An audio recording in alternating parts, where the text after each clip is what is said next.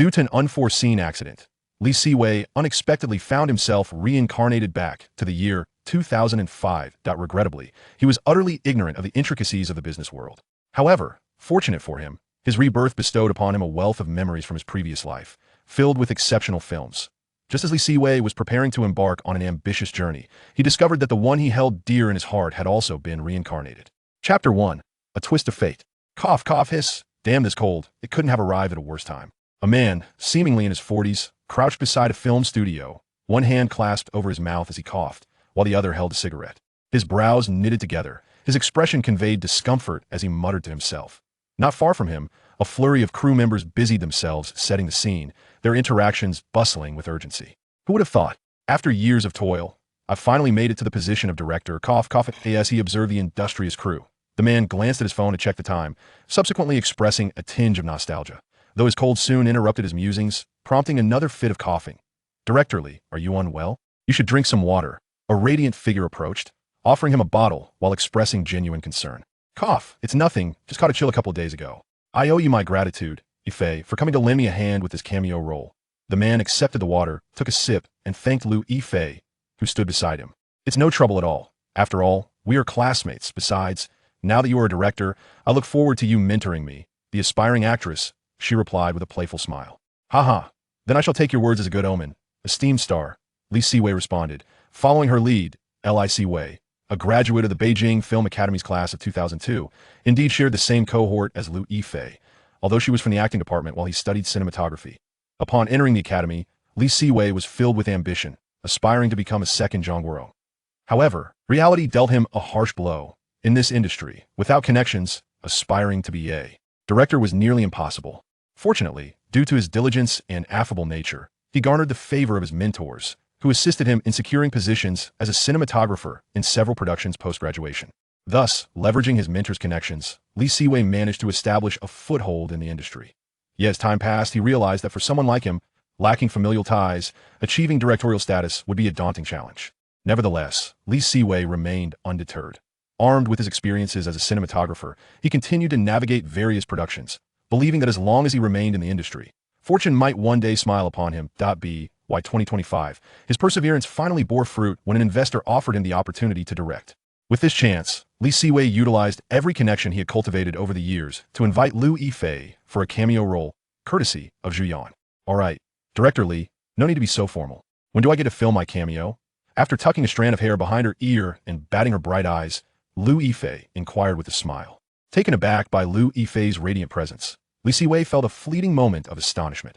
Even after encountering countless stars in the entertainment industry, he could not deny Lu Yifei's striking beauty.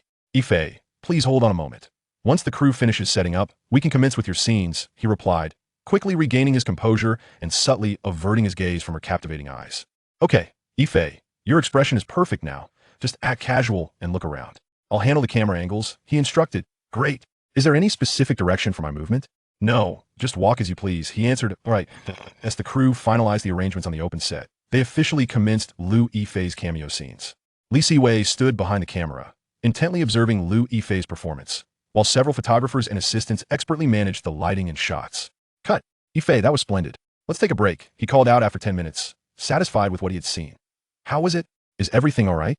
Hearing Siwei's command, Lu Yifei approached him, her voice soft. Focused on reviewing the previous footage, Siwei gave her a thumbs up.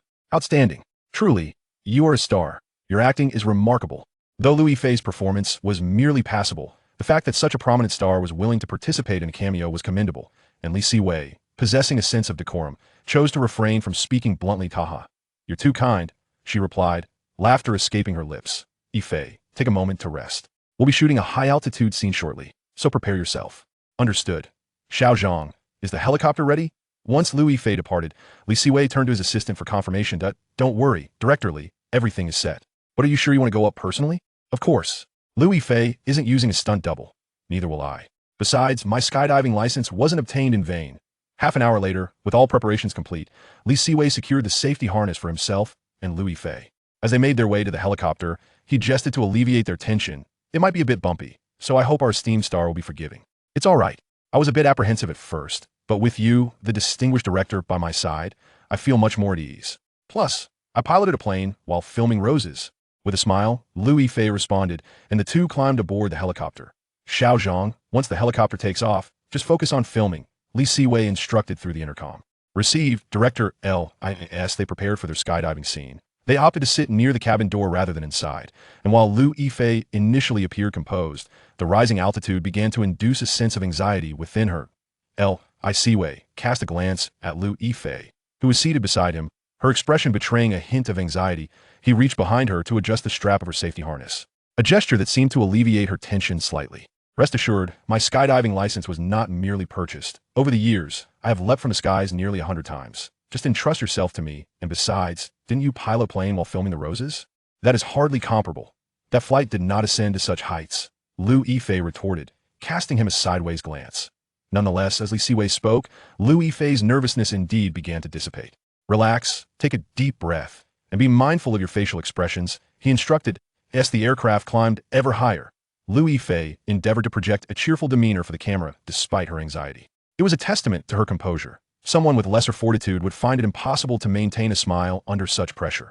With the plane continuing its ascent, Li Siwei glanced at his watch and began to double-check their equipment as they were nearing the predetermined altitude. Moments later, the aircraft reached the designated height. Li Siwei tightened their gear and softly murmured in Lu Yifei's ear, "Prepare yourself. We are about to jump. Just lean against me." At this moment, enveloped in tension, Lu Yifei nodded and leaned back firmly against him.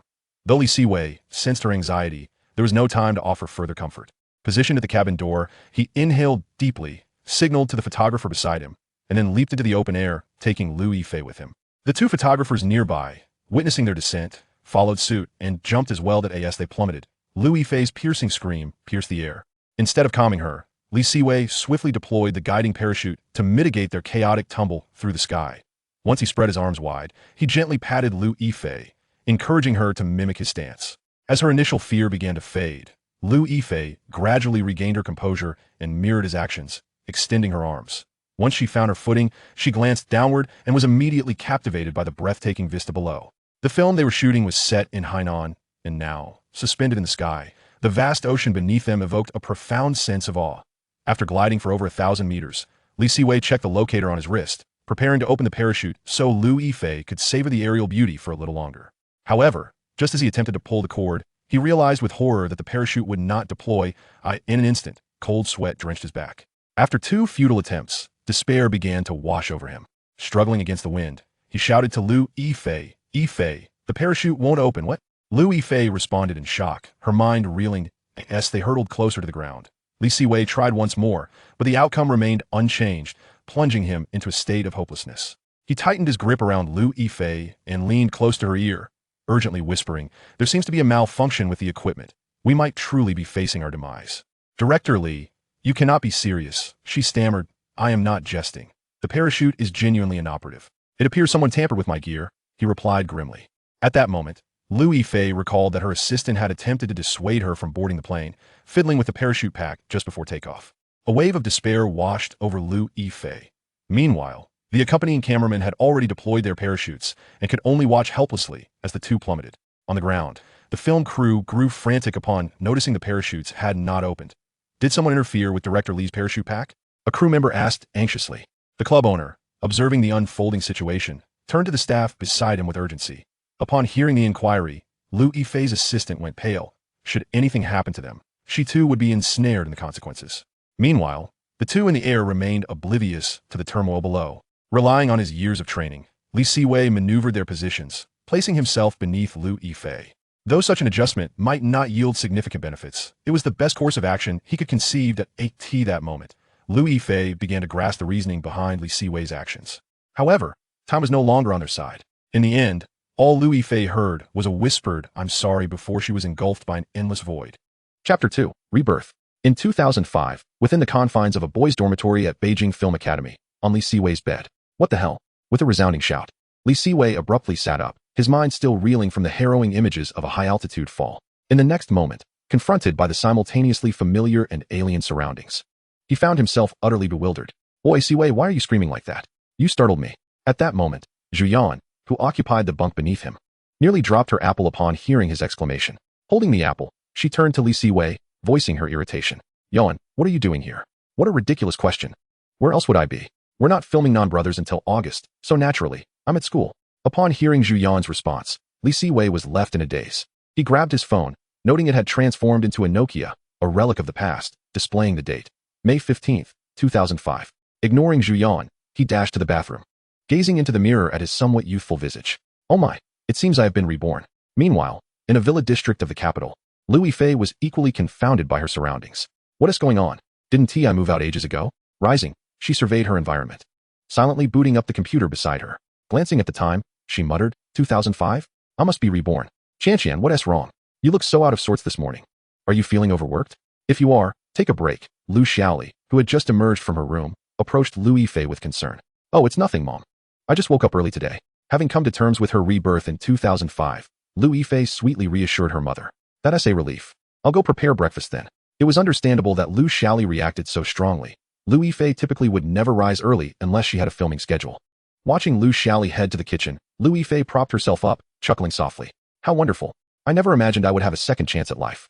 It was fortunate that in her previous life, Lu Yifei had watched a plethora of rebirth dramas, enabling her to quickly accept her current situation. Yet, the memory of the figure who had shielded her during the fall lingered in her mind, leaving her wondering if he had also returned.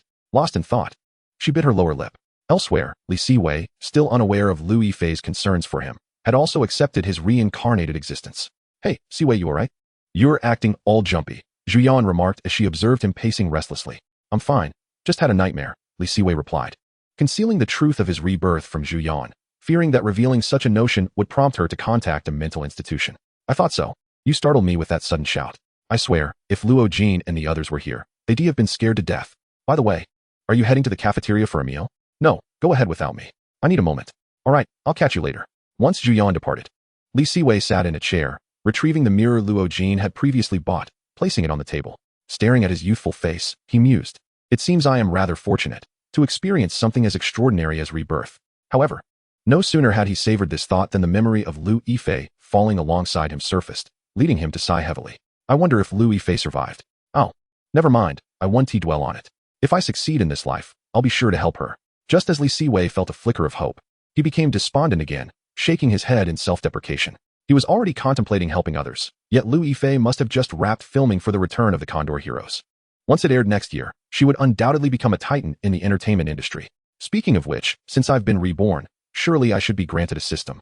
Right? System, are you there? Alas, despite calling out for an eternity, he was met with silence. If only I had known I would be reborn. I should have paid more attention to financial news. Li Siwei lamented, for in his previous life, he had little knowledge of stock markets. Even if he had known which stocks might rise, he lacked the precise timing. Must I once again tread the same path as before? Just as Li Siwei succumbed to despair, he suddenly felt a surge of knowledge flooding into his mind.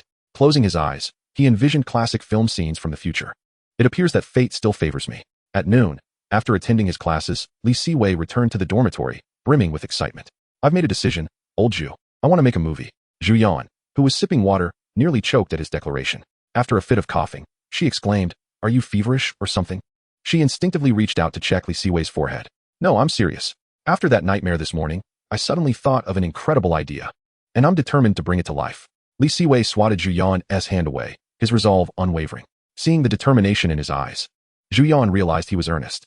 Alright then, if you're set on making a film, I'll support you. But even if you have a script, what about funding, directing, and the production team? Where do you intend to find those? I plan to direct it myself. As for the production team, we have no shortage of resources at Beijing Film Academy. I'm confident many seniors will be willing to assist. Regarding funding, I intend to approach teacher Tian Zhuang once the script is ready. That does sound feasible. As long as teacher Tian is willing to help, we might just secure some funding. This plan had been meticulously crafted by Li Siwei after hours of contemplation. Tian Zhuang was a highly regarded figure among China's fifth-generation directors, and had it not been for his prior ban from directing, his accomplishments would have been even greater. Moreover, winning his endorsement would be a significant step toward success. Li Siwei was certain that Tian Zhuang would be inclined to assist him, having built a rapport with him during his initial enrollment when Tian was teaching at the academy.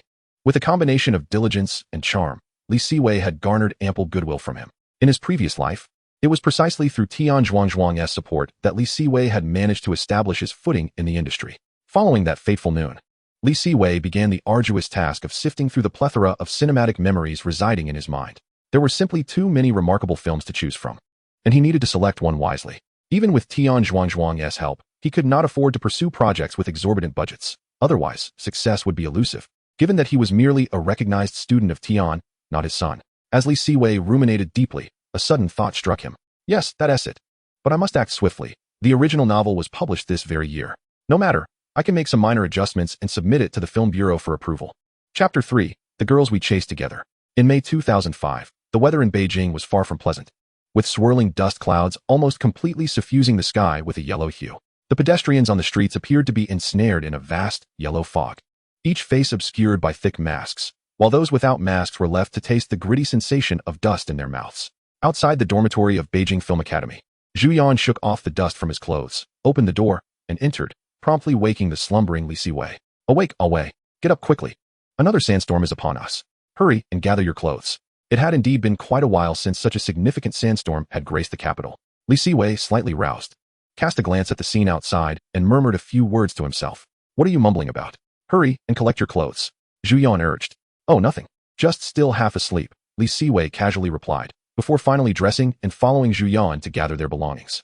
Thank goodness I returned early, otherwise our dorm would have been buried in sand. You were out last night, weren't you? After they finished tidying up, Zhu Yan's sharp tongue was once again on display as he teased Li Siwei. With looks like mine, who needs to sneak around? It's always others who come looking for me. If you weren't such a braggart, you'd be all right. By the way, I brought you some roast duck. Having long been accustomed to Li Siwei's audacity, Zhu Yan chuckled derisively, then retrieved a bag from the side, producing a roast duck to hand to Li Siwei. Thanks. I'm just famished, Li Siwei replied, feeling at ease with Zhu Yan due to their close friendship, and given that he had been busy writing scripts these past few days. He truly was hungry. Ah, delightful. I must say, this roast duck is far more authentic than those from 20 years in the future. By the way, aren't you supposed to be filming Non-Brothers in August? Where have you been these past few days? That film I was previously involved with encountered some issues, so I went back to reshoot a few scenes. How is your script coming along? Almost finished. I plan to consult teacher Tian Zhuang this afternoon. Wiping his mouth, Li Siwei cheerfully brandished the notebook on the table at Zhu Yan. Impressive. Zhu Yan had initially thought Li Siwei was joking, but was taken aback to see him actually produce a script, giving him a thumbs up. You've got it all figured out. By the way, aren't you supposed to visit Louis Fei on set? When are you going? I want to broaden my horizons, Li Siwei replied, his pride swelling at the thought of Liu Yifei, given their shared experiences. However, Zhu Yan rolled his eyes at Li Siwei's words. Please, the Condor Heroes wrapped filming ages ago. I invited you to come with me before, but you weren't keen. Now that you wish to go, there's no chance left. Wrapped? So soon? Li Siwei was indeed aware that the Condor Heroes had concluded filming in the first half of the year, but was surprised to learn it had finished so early. Yes. It wrapped up nearly a month ago. After exchanging banter for a while longer, Zhu Yan was called away by members of their performance class.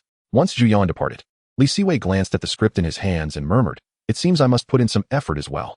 In a certain office within the administrative building of Beijing Film Academy, Li Siwei knocked on the door and, upon hearing an invitation to enter, pushed the door open. Upon seeing Li Siwei enter, Tian Zhuang showed no surprise. After all, this student was indeed diligent and would often seek his guidance. He gestured to a chair beside him and said, sit for a moment while I finish this. All right, please take your time. In the presence of such a prominent figure as Tian Zhuang, Li Siwei maintained a respectful demeanor and complied with his request. Not in a hurry, I presume? What question do you have this time? After a brief pause, Tian Zhuang, having finished reading the script in his hand, looked up at Li Siwei and inquired, Teacher, I've come up with a script over the past couple of days and wanted to show it to you. During his writing process, Li Siwei had specifically researched online and discovered that there was no author named Jiu Ba Dao in Taiwan, so he ceased his worries and proceeded to pen the script. Tian Zhuang took the script from Li Siwei, glancing at the title, Those Years We Chased Together, and smiled. By the looks of this title, it must be a coming-of-age film. Indeed, teacher. It draws from some real experiences. Well then, have a drink of water while I take a look. This script is quite good. It's intriguing, and your storytelling ability is commendable, reflecting well on my guidance. However, you should consider refining it further at the literature department. Although Those Years may not belong to the most outstanding category of films, its strength lies in its authenticity, as everyone has experienced youth. Moreover, the film's production challenges are not significant, and its budget remains low, making it the most suitable script for Li Siwei at this juncture. Wow, teacher. Your words wound me deeply. I suppose I shall switch departments tomorrow. Haha, you little charmer. You didn't bring me this script just for me to glance at it, did you? Hee, you see right through me. Teacher, I aspire to direct this film. Tian Zhuang had already surmised Li Siwei's intentions while reviewing the script, so he was not overly surprised by his straightforwardness. I figured as much. You never come to me with good intentions. All right, you may return for now, and I'll inquire on your behalf. Thank you, teacher. It was evident that Tian Zhuang held Li Siwei in high regard. Had it been someone else, he likely would have sent them back without a second thought. However, recognizing the merit in Li Siwei's script, Tian Zhuangzhuang decided to lend a helping hand to this promising student. Through Tian Zhuangzhuang's connections, Li Siwei soon found himself meeting the head of the China Film Group. Undoubtedly, Tian Zhuangzhuang's influence was considerable. No wonder you are Director Tian's prized pupil. This script is quite impressive. Li Siwei could hardly believe that Han Samping, the future head of China Film, had come to meet him. It seemed that old Tian's reputation was indeed substantial. Thank you, Director Han. Li Siwei humbly positioned himself lower, aware that should a butterfly effect not occur, he would inevitably need to interact with Han Samping in the domestic film industry in the future. Seeing Li Siwei's humility, Han Samping chuckled and patted his shoulder, saying, "This script truly lives up to old Tian's praise. It's an excellent piece. So, we're prepared to invest 3.5 million in this project." Upon hearing Han Samping's words, Li Siwei quickly calculated in his mind and immediately broke into a genuine smile. "Thank you, Director Han." To be honest, Han Samping's willingness to give Li Siwei an opportunity primarily stemmed from his respect for Tian Zhuangzhuang, and 3.5 million was not a significant sum for China Film. If Li Siwei succeeded, Han Samping would be recognized as his benefactor. Even if it failed, it would not matter. A fact Li Siwei was well aware of. That same day, Li Siwei signed a contract with China Film, securing the total investment of 3.5 million for the film. Li Siwei, as both director and screenwriter, would receive a salary of 150,000 and retain all copyrights, while China Film would solely manage the film's promotion and all domestic box office revenue. Of course, Li Siwei's ability to retain rights was entirely due to Tian Zhuangzhuang's influence. Chapter 4. Filming begins. That afternoon, the official website of the Film Bureau announced the production of Those Years We Chased Together, which, under the auspices of China Film, swiftly passed approval. In the realm of directing, newcomers like Li Siwei rarely capture anyone's attention, which is why Those Years went largely unnoticed. Of course, the external world showed little interest, except for Beijing Film Academy, where a junior student from the cinematography department successfully secured an investment from China Film and announced his intention to direct a movie, causing quite a stir within the school. While many were curious, most regarded the situation as a mere joke.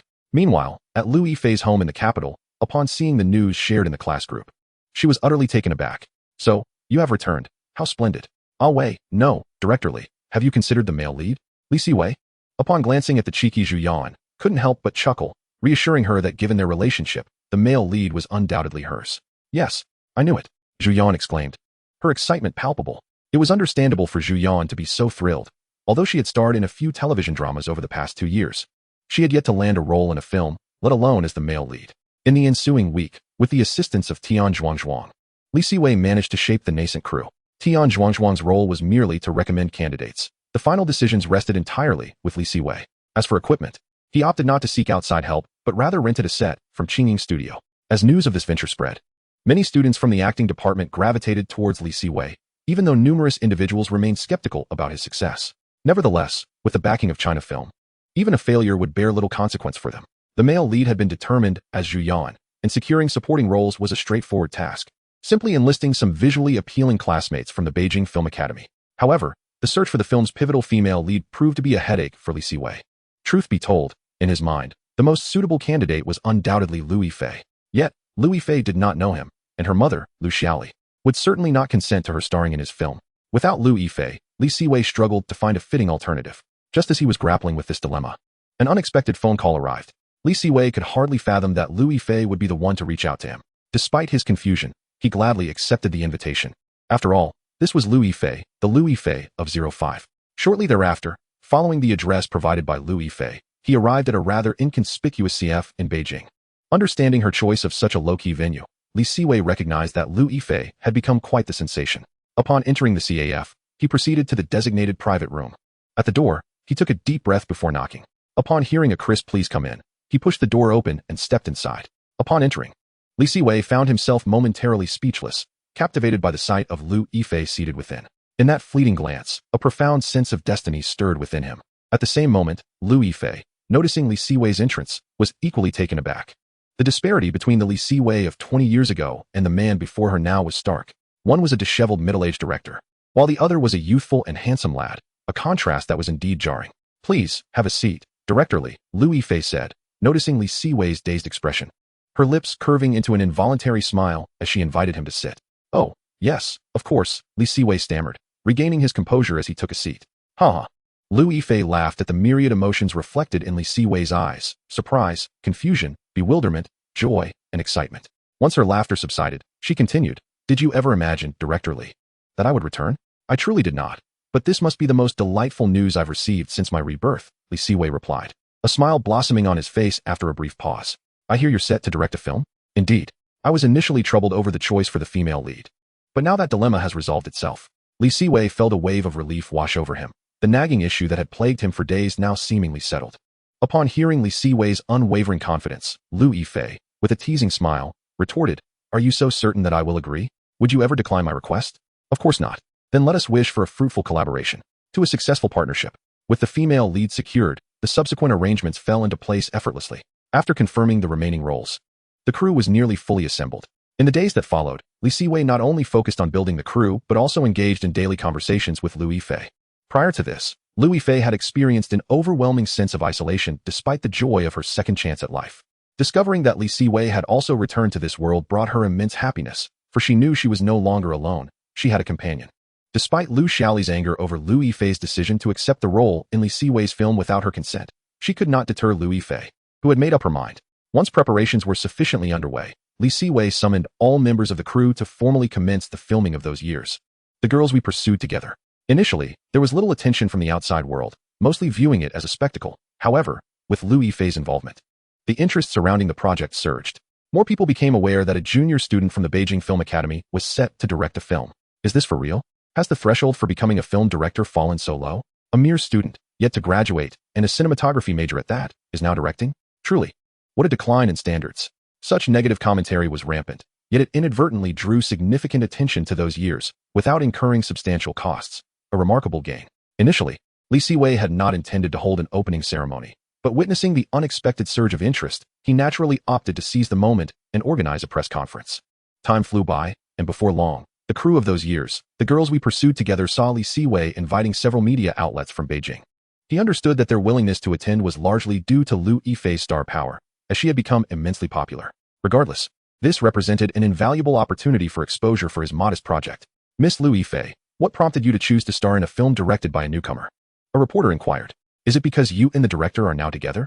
As anticipated, at the onset of the press conference, all the journalists directed their cameras towards Liu Yifei. Lee Siwei cast a glance at the reporter who posed the question, inwardly cursing, receiving payment, yet asking such inquiries. Kyoto Morning News, I shall remember you. The connection between the two of us was merely that of good friends, and after perusing Director Lee's script, I found it commendable. Fortunately, Liu Yifei was no longer an immature girl. Within her resided the seasoned Liu Yifei, enriched with 20 years of experience from the future. With just a couple of succinct statements, she deftly sidestepped the question. Initially, nearly all inquiries were directed at Liu Yifei, and even Zhu Yan managed to garner a few questions, while Lee Siwei, the director, remained largely unnoticed, a mere shadow in the backdrop. To be candid, Lee Siwei felt a strong desire to voice his grievances. After all, he was the director of this film. Thankfully, he had mentally prepared himself for such a scenario. Despite the urge to express his frustrations, he restrained himself, for everything was ultimately for the sake of the film. Hello, Director Lee, I am from Seoul. What are your thoughts on the external evaluations of your work? Fortunately, the journalist did not completely overlook Lee Siwei. After addressing Liu Yifei and Zhu Yan, one reporter finally turned the lens towards him. During this period, I have been immersed in film preparations and have not delved deeply into public critiques. However, I am aware that many may harbor doubts about my capabilities. Yet, every individual possesses dreams, and mine is to become a director akin to Zhang. Thus, I have taken my first step. That afternoon, several media outlets published interviews with the crew of those years. Fortunately, the media retained much of Lee Siwei's words without excessive alteration. Hence, although critiques and mockery persisted, there were still some who expressed their support for him. However, as for the online evaluations, Lee Siwei was oblivious to them. With the conclusion of the press conference, the crew promptly commenced official filming. Yet, not long into the shoot, the atmosphere within the crew shifted dramatically, with Lee Siwei's voice booming in frustration. Zhu Yan, are you a fool?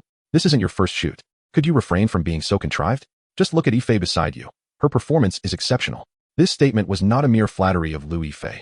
Rather, her acting had genuinely undergone a remarkable transformation. Even Liu Yifei herself could not pinpoint the reasons for her improved skills, but after discussions with Lee Siwei, she ceased to ponder further, attributing it all to the fortuitous blessings of her rebirth. I apologize, Director Lee. Allow me to adjust. Despite Zhu Yan's amicable rapport with Lee Siwei, he was indeed a serious actor. Thus, he took Lee Siwei's critique earnestly, promptly making the necessary adjustments. It must be said, Zhu Yan possessed considerable talent and swiftly got back on track. The entirety of those years commenced with Ke Jingting's mischievous seat switching next to Shin Jiai. leading to an unexpected intersection of their worlds, gradually fostering mutual affection. To demonstrate his bravery, Ku Jingting organized a free fight match, leaving himself battered and bruised. Consequently, after the match, Shen Jiai, infuriated, berated him for his childishness. Ku Jingting, wounded in pride, believed Shen Jiai could not comprehend him and chose to withdraw. Indeed, I said you were immature, which is why I have harbored feelings for you for so long.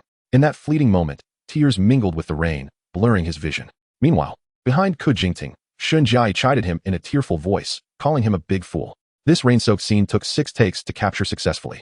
Unfortunately, Zhu Yan's acting still bore a certain naivety. Fortunately, Liu Yifei's performance exceeded Li Siwei's expectations.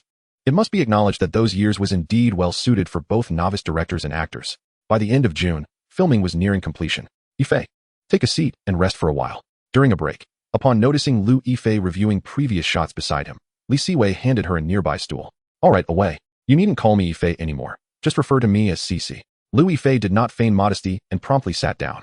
It must be noted that after their shared experiences of life and death, their relationship had taken on a more ambiguous tone. By the way, I recall you mentioned after finishing the Return of the Condor Heroes, you would be heading to Japan to practice singing and dancing, right?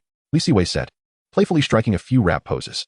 Upon seeing his antics, Liu Yifei chuckled and playfully swatted him. Stop it. I'm only going to practice singing and dancing, not rapping. If it weren't for filming those years, I would have already flown to Japan this month. Hehe, are you still going to Japan this year? Not anymore. I've already discussed it with my mother. This time, I am determined to become a good actress. I support you, Cici. However, since your acting has improved post-rebirth, why not consider joining the National Drama Troupe? Performing in plays would further hone your skills. That is something I've already discussed with my mother.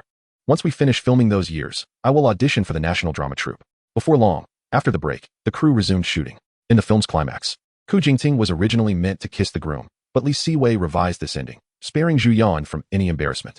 As the scene shifted, the expressions of shock from the cast erupted into laughter, culminating in a close-up of Liu Yifei.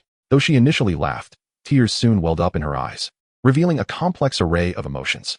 It was precisely because Liu Yifei had improved her acting skills post-rebirth that Li Siwei dared to grant her such an extended shot. Thus, throughout the film, there were no overt kissing scenes. Instead, it was filled with reminiscences and regrets of youth. Li Siwei meticulously eliminated any inappropriate suggestions and limiting visuals, ensuring that with the plot and the actor's stellar performances, he could confidently proclaim this as a remarkable coming-of-age film. The film concluded with an open-ended finale, radiating positivity while addressing the harshness of reality and celebrating the beauty of youth. Chapter 6, Scheduled Release. I hereby declare that the girl we pursued together in those years has officially wrapped. With Li Siwei's exuberant shout, the atmosphere brimmed with excitement and elation. Zhu Yan rushed to Li Siwei's side, enveloping him in a jubilant embrace, exclaiming, yes, we finally wrapped. Although Li Siwei had returned from rebirth, whether in this life or the last, this was his first completed film, making him exceedingly exhilarated. However, despite his excitement, he gently pushed Zhu Yan away. Get off me. Li Siwei playfully scolded, giving Zhu Yan a light kick. Zhu Yan, undeterred, joined others in celebration. Congratulations, Director Li, on taking the first step towards your dream. After Zhu Yan joined others in celebration, Liu Yifei approached Li Siwei, smiling to congratulate him. Indeed, this is my first step as well. But I must express my gratitude to you, Cici, for agreeing to be my leading lady. To speak candidly, Li Siwei felt immense gratitude towards Liu Yifei for her willingness to portray the lead female role. Although he held considerable confidence in those years, he harbored genuine uncertainty regarding its potential success. Nevertheless, with Liu Yifei's involvement, the film's box office bottom line was at least secured. There was no need for us to dwell on such matters. You may simply seek me out for future film projects. Haha, absolutely no problem. That evening, following the wrap party, everyone departed directly, as the entire film was shot in the capital and the crew resided there. After bidding farewell to Liu Yifei, Li Siwei returned to the Beijing Film Academy dormitory with Zhu Yan. The following morning, upon rising, Li Siwei promptly called Han Samping to report on the situation. Recognizing him as the investor, Han Samping expressed his satisfaction with Li Siwei's efficiency, showering him with praise before concluding the call. After the telephone conversation, Li Siwei proceeded to the editing room at the academy. He had entrusted the editing of those years to the Beijing Film Academy. For one must seize opportunities when they arise, and the crew consisted of senior students from the institution, making it more convenient for all involved. Moreover, given that the film staff and cast were predominantly composed of Beijing Film Academy students, it could effectively serve as a promotional piece for the school. As for those years we pursued together, the film primarily emphasized its narrative, lacking extravagant special effects. The post-production process was relatively straightforward, with the seniors confidently assuring that they could complete it within 2 weeks. Once all matters were settled, The only remaining tasks were the film's review and the acquisition of release permits. However, Li Siwei was untroubled by these aspects, for with China Film Group in the mix, he felt assured that complications were unlikely. Now, he merely awaited the completion of post-production to consider the film's release date. After a brief tour of the editing room, Li Siwei sought out Tian Zhuangzhuang. The film is complete. Yes, teacher, the post-production should be finished in about 2 weeks. Li Siwei's visit served both to update Tian Zhuangzhuang on the film's status and to inquire about the final examinations. As he had been preoccupied with film preparations since his rebirth, I knew you had ulterior motives in seeking me out. Leniency is out of the question. If you were an ordinary student, it might be a different story, but now that the film is completed, you should use this holiday to prepare well for the supplementary exams when the new semester begins. Subsequently, Tian Zhuangzhuang feigned ignorance of Li Siwei's crestfallen expression, adding languidly, additionally, your grades in all subjects must reach 90. Is that so? What makes you think I would treat you to a meal? After exiting Tian Zhuangzhuang's office, Li Siwei received a call from Lu Yifei, inviting him to lunch. Naturally, he had no reason to decline her invitation. What's wrong? Is treating you to a meal unacceptable? Of course not. To be invited by a goddess brings me nothing but joy. Your fans would surely envy me if they knew. You certainly know how to flatter. By the way, is something amiss? Your voice sounded off during our call. Lu Yifei was quite pleased with Li Siwei's compliments, playfully responding with a few teasing hums. Haha, I never imagined our esteemed director Li would fear examinations. Upon hearing Li Siwei's explanation, Lu Yifei couldn't help but burst into laughter. Gazing at her radiant smile, Li Siwei found it utterly delightful. After some time had passed without a response from Li Siwei, Lu Yifei looked up, puzzled by his intense gaze, causing her cheeks to flush crimson. Recognizing her glance, Li Siwei awkwardly averted his eyes. Upon noticing his withdrawal, Lu Yifei softly muttered fool, though her voice was too faint for him to catch. Logically, both of them had been reborn from 2 decades hence and should not exhibit such innocence, yet perhaps due to their return to youth. Despite possessing the experiences of 20 years, their personalities gradually reverted to a more youthful demeanor. After lunch, the two strolled around before parting ways. By mid-July, the film's editing was completed, and Li Siwei brought Tian Zhuangzhuang along to China Film Group. In the projection room, Li Siwei had previously released the theme song for those years, which had generated considerable anticipation for the film. Haha, not bad.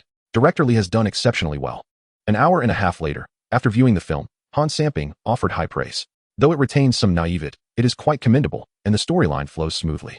While Tian Zhuangzhuang also believed the film was well crafted, he refrained from excessive praise in the presence of others. Director Li, I found the film quite impressive. The review process should proceed swiftly. When do you plan to release it? Li Siwei had already contemplated this query. In 2005, there was no concept of a National Day release window, and the period from October to December was generally considered a less favorable time for box office performance. Additionally, with the release of Harry Potter in November, Li Siwei intended to schedule the release for August. Director Han, how does an August release sound? Although Li Siwei was unfazed by Seven Swords due to his past life experience, Han Samping was unaware of this and hesitated, stating, are you certain? A substantial promotional campaign will be required for Seven Swords. No worries. I have confidence in those years. Haha. Well, since Director Li is confident, let us settle on mid-August. Ultimately, Han Samping confirmed the film's release date for August 10th, Chapter 7, Opening Day Box Office. Li, do you have confidence? Seven Swords can be regarded as Su Ke's ambitious endeavor, aimed at achieving box office success akin to Hero. However, given that this is your debut film, it's understandable if the box office does not meet expectations. After leaving China Film Group, Li Siwei and Tian Zhuangzhuang discussed matters further, with Tian Zhuangzhuang feeling compelled to comfort his promising student. Teacher, rest assured, I have faith in my film. Li Siwei felt genuinely touched by Tian Zhuangzhuang's encouragement. It was evident that he truly cared for him. Your confidence is reassuring. Were it not for Li Siwei's rebirth, he would not have dared to place those years in this time slot, as Su Ke is currently one of the most prominent directors in the country. However, having returned from 20 years in the future, Li Siwei understood that Su Ke's ambitious work Seven Swords would not only fail to surpass Hero, but would ultimately struggle to even reach the billion mark. With its reputation rapidly declining, it is crucial to recognize that a film's potential is primarily determined by its reputation. Ning Hao's The Stone serves as a prime example. Initially performing poorly at the box office, but later experiencing a resurgence due to positive word of mouth. Conversely, Su Ke's film faced a disastrous reception from the outset, which contributed to its failure to break the billion threshold. Moreover, starting last year, a concept akin to a film protection month emerged for domestic films in July, as exemplified by Zhang Guoshir's Curse of the Golden Flower, which reaped the initial benefits. Even a mediocre film garnered close to $1.5 billion at the box office. In 2004, a staggering box office revenue of $1.5 billion was achieved, instilling Li Siwei with profound confidence regarding this release period. Once the schedule was confirmed, given the tight timeline, China Film promptly arranged an interview for Li Siwei and his team starting the very next day. After discussing with Lu Yifei, Li Siwei sought out a group of online promoters, primarily focusing on marketing around Lu Yifei, for it was evident that her popularity far outshone that of the entire cast of those years. Furthermore, the promotional posters prominently featured Lu Yifei, emphasizing her striking beauty, a strategy that would undoubtedly attract a considerable number of admirers to the cinemas. Having completed the promotional arrangements, Li Siwei found himself with some leisure time and decided to call Lu Yifei, inviting her to a movie outing. Coincidentally, Lu Yifei was idly at home, and upon receiving the invitation, she promptly agreed to join him. "Are you not planning to hold a coming-of-age ceremony this time?" Li Siwei inquired as they settled into the cinema. Lu Yifei responded, "Indeed, unlike in my past life when I found it intriguing, I now deem it rather meaningless. It's far better to quietly celebrate with family and friends." Li Siwei expressed his support for her decision, asking, "Does your mother approve of this?" Lu Yifei replied, "Since I took on those years, I've had an in-depth discussion with my mother, and now she supports my thoughts. You must come, of course. Rest assured, I shall be there promptly." In the ensuing days, while awaiting the official release of the film, Li Siwei contemplated renting an apartment outside the university, as residing in the dormitory proved inconvenient. Despite the relatively low housing prices in the capital during that era, Li Siwei found himself unable to purchase property. However, with modest requirements and the assistance of acquaintances, he swiftly secured a two-bedroom apartment near Beijing Film Academy. With a director's fee of 150,000, while he couldn't afford to buy a house, renting was comfortably within reach. After settling the rental payment, Li Siwei suddenly remembered the necessity of establishing a studio. The rationale for not launching a full-fledged company was straightforward. Li Siwei was financially constrained and could only set up a personal studio. After spending several days collaborating with China Film to apply for a business license, his personal studio was officially established. Though lacking a physical storefront, which rendered it somewhat humble, Li Siwei remained undeterred, confident that he would rectify these shortcomings once success was attained. Having addressed the studio's affairs, Li Siwei chose to return to the dormitory before heading back to his rental. "Wow, you're back, go!" exclaimed Zhu Yan. "Why aren't you out filming?" Li Siwei had assumed the dormitory would be empty, given it was summer vacation, but to his surprise, both Zhu Yan and Luo Jin were present. "I'm back away. I didn't expect you to make such a significant move and start directing your own film," Zhu Yan remarked. "My TV drama encountered some issues, and filming won't commence until the end of August. By the way, take a look at this." Zhu Yan handed Li Siwei a newspaper. Upon receiving it, Li Siwei's eyes fell upon a striking headline. "Critical reception is irrelevant. Su suggests that as long as box office expectations are met, Seven Swords sequels will be produced." Suku's reputation remained commendable, with the film's opening week box office soaring to 26 million, bolstered by impressive earnings in Southeast Asia, reaching 40 million. This remarkable start explains Suku's buoyant mood. Furthermore, during an interview, Suku announced that 6 sequels to Seven Swords had already been scripted, implying that the current release was merely the tip of the iceberg, with all audience inquiries to be addressed in the sequels. Such is the confidence of a great director. Nevertheless, Li Siwei understood that Suku's elation would soon fade, as the film's reputation was destined to deteriorate, leading to a significant decline in box office performance. As August 10th arrived, China Film hosted the premiere of those years at Wanda Cinemas. During the early 2000s, premieres served not only as promotional events, but also as opportunities to gauge audience reactions, which would influence subsequent screenings. Throughout this period, the online promoters Li Siwei had enlisted were in full swing, and with the stunning Lu Yifei gracing the posters, the majority of attendees at the premiere were male. After the host, invited by China Film, delivered the opening remarks, it was Li Siwei's turn to address the audience. "Hello everyone. I am the director of those years. I am aware that many harbor doubts regarding my abilities, yet I firmly believe that today's film will alter your perceptions." Li Siwei's speech was succinct. After a brief statement, he stepped down, and the lights in the screening room dimmed. As the opening credits rolled, the film commenced. Having watched it multiple times in both this life and the last, Li Siwei was already well-versed in the plot and visuals. Nevertheless, as the story unfolded, he found himself laughing along with the audience. The audience's enthusiastic reactions confirmed that those years was indeed a triumph.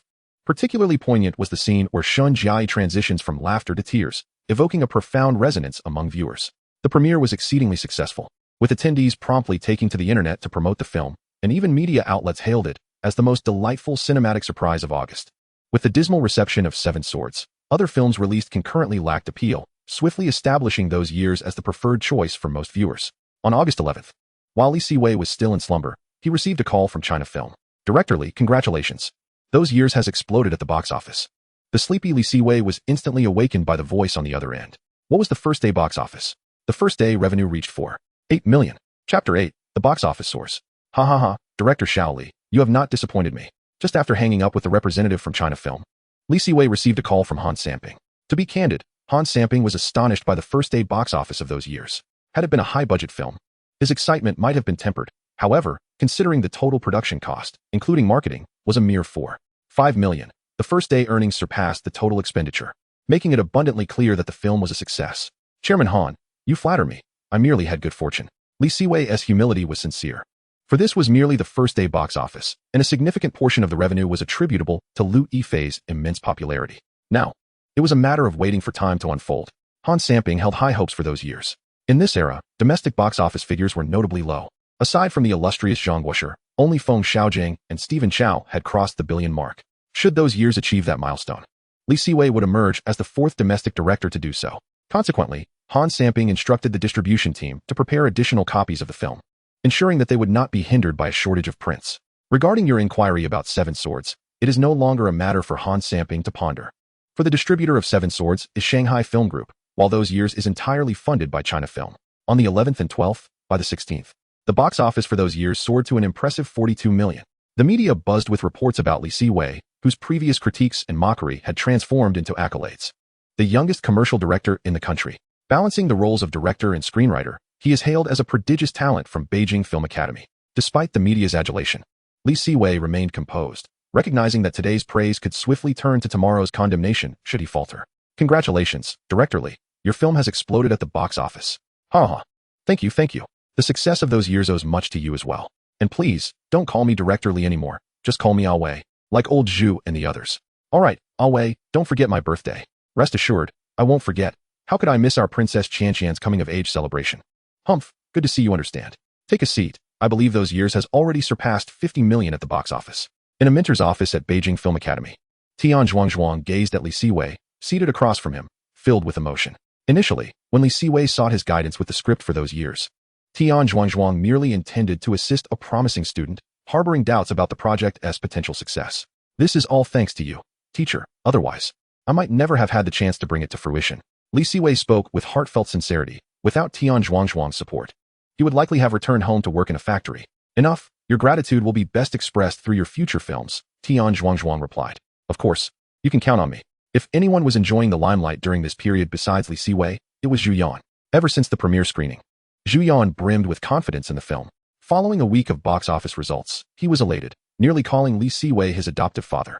It was hard to fault Zhu Yan's exuberance. He was the male lead, and this could already be deemed his signature work. Hey, Awei, what made you choose Yan? I believe I would also be quite suitable for the role of Ku Jingting. In their dormitory, Luo Jin, unable to tolerate Zhu Yan's gloating, approached Li Siwei upon his return. Perhaps next time. Li Siwei held no objections. After all, he had shared a close friendship with both Zhu Yan and Luo Jin, who had generously looked after him in his past life. Upon returning to campus, Li Siwei was soon surrounded by his classmates, leaving him no choice but to retreat to his rental apartment to study. For despite the film's success, he still faced makeup examinations with the onset of the new semester. Unbeknownst to him, while he immersed himself in his studies, he had captured the attention of Su Ku. This summer's box office featured only two high-profile films, Seven Swords, buoyed by Su Ku's reputation, and those years, which excelled purely due to its own merits. When reporters failed to locate Li Siwei, they redirected their inquiries towards Su Ku, seeking to salvage his own film's box office performance. Director Su, with those years achieving such remarkable box office and acclaim, what are your thoughts? Do you believe reputation truly matters? These probing questions left Su Ku flustered as he grappled with the fallout from Seven Swords' critical failure. On the morning of the 25th, Li Siwei was roused from slumber by the insistent ringing of his phone. Groggily opening his eyes and glancing at the caller ID, he felt a rush of energy. Hello, Qianqian, what is up? Why are you calling so early? Liu Yifei, perceptive as ever, immediately sensed that Li Siwei was still in the throes of sleep. Awei, you haven't forgotten what day it is, have you? How could I? I've been running around for days, either promoting the film or reviewing last semester's knowledge. By the way, when did you return to the capital? To maximize box office potential, Li Siwei and China Film had divided the entire crew into two teams for promotional activities, though he had initially intended to forego promotional efforts. The prospect of those years breaking the billion mark invigorated him, leading to his decision to participate, much to the approval of the rest of the crew. I just got back yesterday afternoon. Chong is here, so I'll hang up now. Don't forget to come over. Okay. With the ongoing promotional activities, those years had reached a staggering 88 million at the box office, and hitting the billion mark seemed inevitable. The thought filled Li Siwei with exhilaration. When he arrived at Liu Yifei's home that afternoon, she answered the door, and he was utterly captivated by her appearance. Clad in a delicate pink and white princess dress, her hair cascading to her waist and loosely tied with a pink satin ribbon, she looked as though she had stepped out of a fairy tale. Stop staring, silly. Come in already. Lu Yifei playfully chided him, though her radiant smile revealed her delight at his reaction.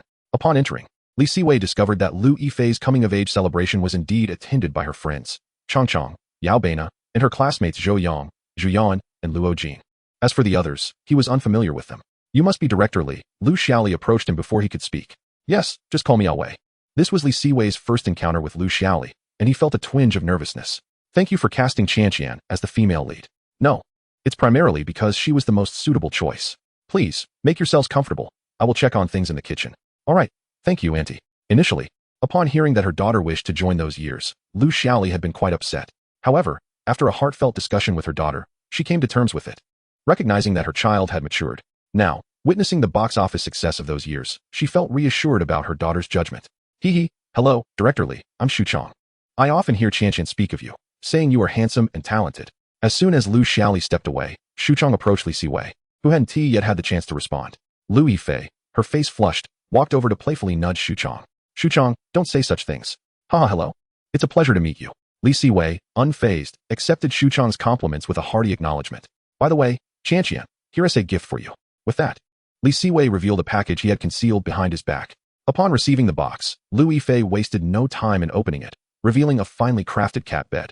Inside, a charming orange tabby lay sprawled, gazing curiously at Lu Yifei as the box opened. Wow, what an adorable little cat. Lu Yifei was instantly smitten by the kitten's cuteness. The little feline, undeterred, nestled comfortably in Lu Yifei's embrace once she lifted it out.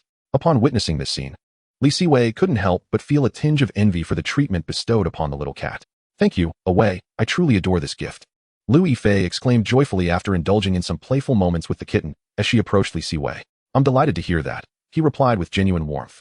Though Lu Yifei's coming-of-age ceremony in this life was not as grand as that of her previous one, it was evident that she was exceptionally happy today. Happy birthday to our Princess Qianqian. Happy birthday. Chapter 9, Breaking 1 Billion, Gaining Renown. Following the remarkable achievement of those years grossing 88 million, its daily box office began to decline, particularly after Lu Yifei's birthday, when the earnings started to plummet drastically. However, Li Siwei was already quite satisfied with this outcome. The film's surpassing of the 1 billion mark was now inevitable. From the 26th onwards, the box office dropped below 3 million, with figures of over 2 million on the 27th, and just over 1 million by the 28th. By the 30th, it hovered around the 1 million mark. This was quite normal, considering that the summer holidays would soon conclude in September, and the main audience for those years had returned to school. Just as Li Siwei was finally recovering from the stress of retaking exams, he received a phone call from Han Samping, bearing good news that required his presence at China Film. Upon arriving, he confirmed the good news. Due to the overwhelming popularity of those years domestically, film distributors from Korea, Japan, and Southeast Asia were eager to acquire the rights for distribution. I have no objections. Exports are beneficial, and I wholeheartedly support this. However, we must negotiate the copyright fees and box office sharing carefully. Li Siwei was opposed to a one-time buyout based on his knowledge from the future. He understood that both Japan and Korea, as well as Southeast Asia, had an affinity for films of this nature. China Film recognized this potential as well, agreeing to handle the distribution while sharing the profits. As for the rights to remake the film, the situation was even simpler. Since China Film had not sought the copyright during their initial investment, the rights remained solely with Li Siwei. China Film expressed regret over this oversight. But who could have anticipated that a low-budget film would achieve such monumental success? At the time, they had opted not to acquire the rights both out of respect for Tianzhuang Zhuang and due to their disbelief that those years would become such a hit. Ultimately, after negotiating with several distributors, Li Siwei sold the rights for those years for a sum of $180,000. Li Siwei was in a state of elation. At the current exchange rate, he had directly earned nearly 10 million. Thankfully, he had previously established a personal studio, which allowed him to secure such a significant amount. As September 5th arrived, those years was only earning a few $100,000 each day. Finally, on September 10th, as the film concluded its run, according to data obtained by China Film from the theaters and official sources, those years had accumulated a total box office of 100 million and 2,000 after a full month of screening. Fortunately, due to the lackluster performance of Seven Swords during the summer season, no noteworthy films had been released, allowing those years to maintain its run for a complete month. Otherwise, it might have been pulled after just 25 days. However, none of this mattered anymore. Following Zhang Guoshi, Feng Xiaojing, and Stephen Chow, the fourth director of a billion-dollar commercial film in the country had emerged, Li Siwei, a student from the 2002 photography department at Beijing Film Academy. With the success of those years, Li Siwei ascended to the ranks of a first-tier director. Although this status felt somewhat tenuous at present, it was irrelevant. Box office success was the most compelling proof and validation. As the film's male and female leads, Zhu Yan and Lu Yifei basked in their newfound glory, particularly Liu Yifei. Although she had already gained considerable fame from Tianlong Babu and Xianjian, her age had led many filmmakers to doubt her ability to carry a film. Yet, with the triumph of those years, Liu Yifei had successfully proven her worth. As she mentioned herself, numerous producers had recently reached out to her, with many being coal magnates, as this had been a golden period for them over the past 2 years. However, there was another individual who was equally elated, Zhang Dehuzi. With the return of the Condor heroes yet to air, the surge in popularity for those years reignited interest in his project, leaving Zhang Dehuzi thrilled.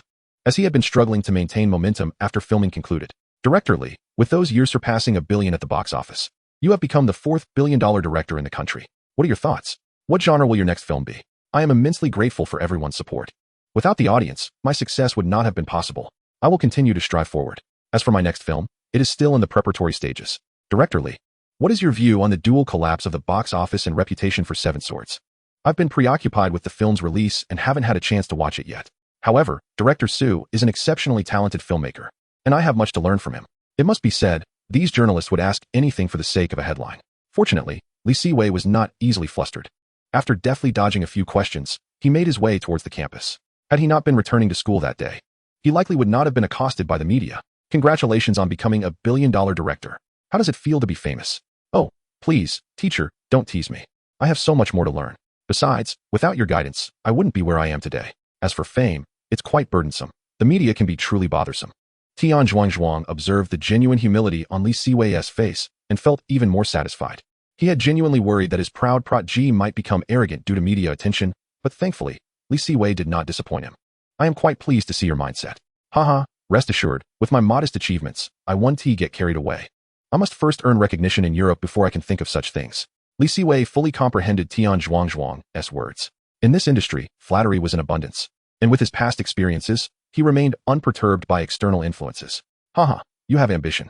I won't be attending the celebration banquet this afternoon. It's too lively for my taste. Indeed, Li Siwei's return to school was not solely to heed Tian Zhuangzhuang's guidance. He also wished to invite him to the celebration banquet organized by China Film. Upon arriving, it was already 5 in the afternoon. Director Li, do we need to intercept those reporters? A security guard approached him just as he arrived. No need. Allow those with invitations to enter. Understood. Now, let us welcome our star of the evening, the newly minted billion-dollar director, Director Li. This industry was remarkably genuine. Observing the familiar faces applauding below, Li Siwei felt a wave of nostalgia.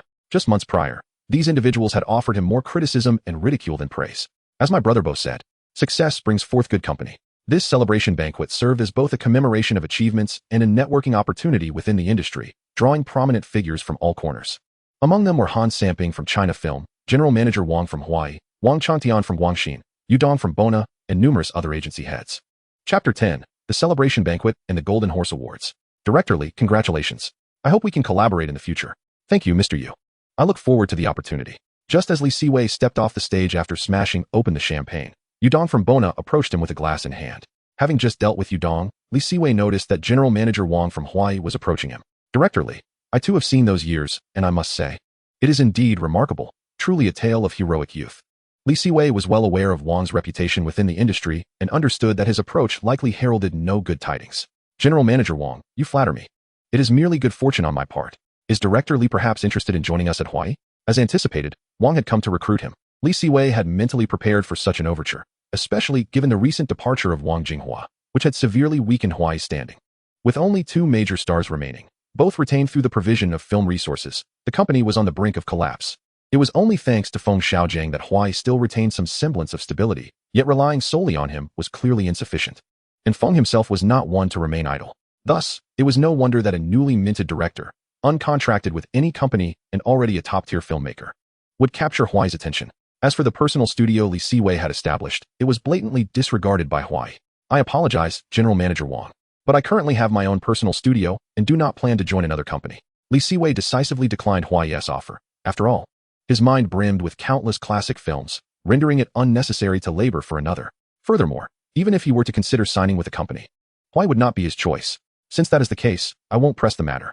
I merely hope that when Director Li embarks on new projects in the future, you might consider Hawaii, whether for investment or talent. Wang was astute. Recognizing Li Siwei's firm refusal, he chose not to escalate the situation. After all, with Li Siwei now a burgeoning director, many would be eager to collaborate with him. Hawaii, despite any attempts to force the issue, would find it challenging to coerce Li Siwei. It was far more prudent to seek collaboration as profitability held paramount importance in this industry, rendering matters of face irrelevant. Indeed. General Manager Wang, I appreciate your understanding. Should an opportunity arise, I will certainly consider collaboration. Just as Li Siwei and Wang were exchanging pleasantries, Huang Xiaoming, having approached unbeknownst to them, chimed in with a smile. Junior brother, if you have any new films, do keep me in mind. I can offer my services at a reduced rate. Li Siwei held Huang Xiaoming in high regard. Despite the criticisms directed at him, he was undeniably a person of considerable emotional intelligence and loyalty. Thus, Li Siwei responded warmly, of course, brother Xiaoming. Should a suitable role arise, I will definitely reach out to you. His promise to Huang Xiaoming was sincere, unlike his earlier perfunctory response to Wang. Li Siwei genuinely intended to collaborate with Huang. Presently, Xiaoming had achieved considerable fame, having starred in 3 installments of The Emperor of Han, with this year marking the release of the third. Coupled with Feng Xiaozhang's The Banquet and the yet-to-air The Condor Heroes, it was clear that although Huang Xiaoming had not yet joined Huai, the company was already contemplating leveraging this opportunity to entice his affiliation. It could be said that Huang Xiaoming was among the most popular young actors in mainland China in recent years. I shall eagerly await good news from you, junior brother. By the way, you hail from Shandong as well, correct? Indeed, my family is also from Shandong. We are indeed fellow countrymen. Then I would appreciate it if you could look out for this old compatriot of yours. Certainly, certainly. As Li Siwei and Huang Xiaoming engaged in friendly banter, he caught sight of Han Samping beckoning to him. Brother Xiaoming, Chairman Han is calling for me. I must attend to him, but we shall continue our conversation later. Understood. Junior brother, take your time. Indeed, seeing truly is believing. Prior to their meeting, Li Siwei had felt that the industry's praise of Huang Xiaoming was somewhat exaggerated. Yet after their conversation, he found the accolades to be well-deserved. Huang's emotional intelligence was genuinely impressive, and conversing with him was a pleasure. Director Li, what is your perspective on the current state of domestic blockbusters? After a brief exchange, Han Samping directly inquired about Li Siwei's views on large-scale films. Li Siwei was not surprised. Those familiar with Han knew that he was a fervent advocate for grand productions. Before this year, China film had lacked its own blockbuster, which is why Han had exerted considerable effort in courting Chen Kaiga to produce The Promise at great expense. Although Li Siwei recognized it as a cinematic disaster, Han remained blissfully unaware, brimming with confidence that it would surpass Hero. This confidence was not entirely unfounded. At this year's Cannes, The Promise had garnered attention through the release of a teaser, further bolstering Han's optimism. Additionally, the success of those years had yielded substantial profits for China film, prompting Han to encourage Li Siwei to create a blockbuster of his own. However, Li Siwei harbored reservations regarding multi-million-dollar projects, given the current landscape of the domestic market. Nevertheless, when Han Samping inquired, Li Siwei refrained from voicing his skepticism, instead responding with a smile. Chairman Han, I remain optimistic about our domestic blockbusters. Films like Crouching Tiger, Hidden Dragon and Hero have proven that we are capable of producing excellent works. Do you have any plans to create a blockbuster? Han Samping, pleased with Li Siwei's response, directly broached his thoughts. Chairman Han, I currently do not plan to embark on a blockbuster, as I have only completed one film and still need to accumulate experience. True, I was perhaps too hasty. However, if you ever do have such intentions, do not hesitate to approach me.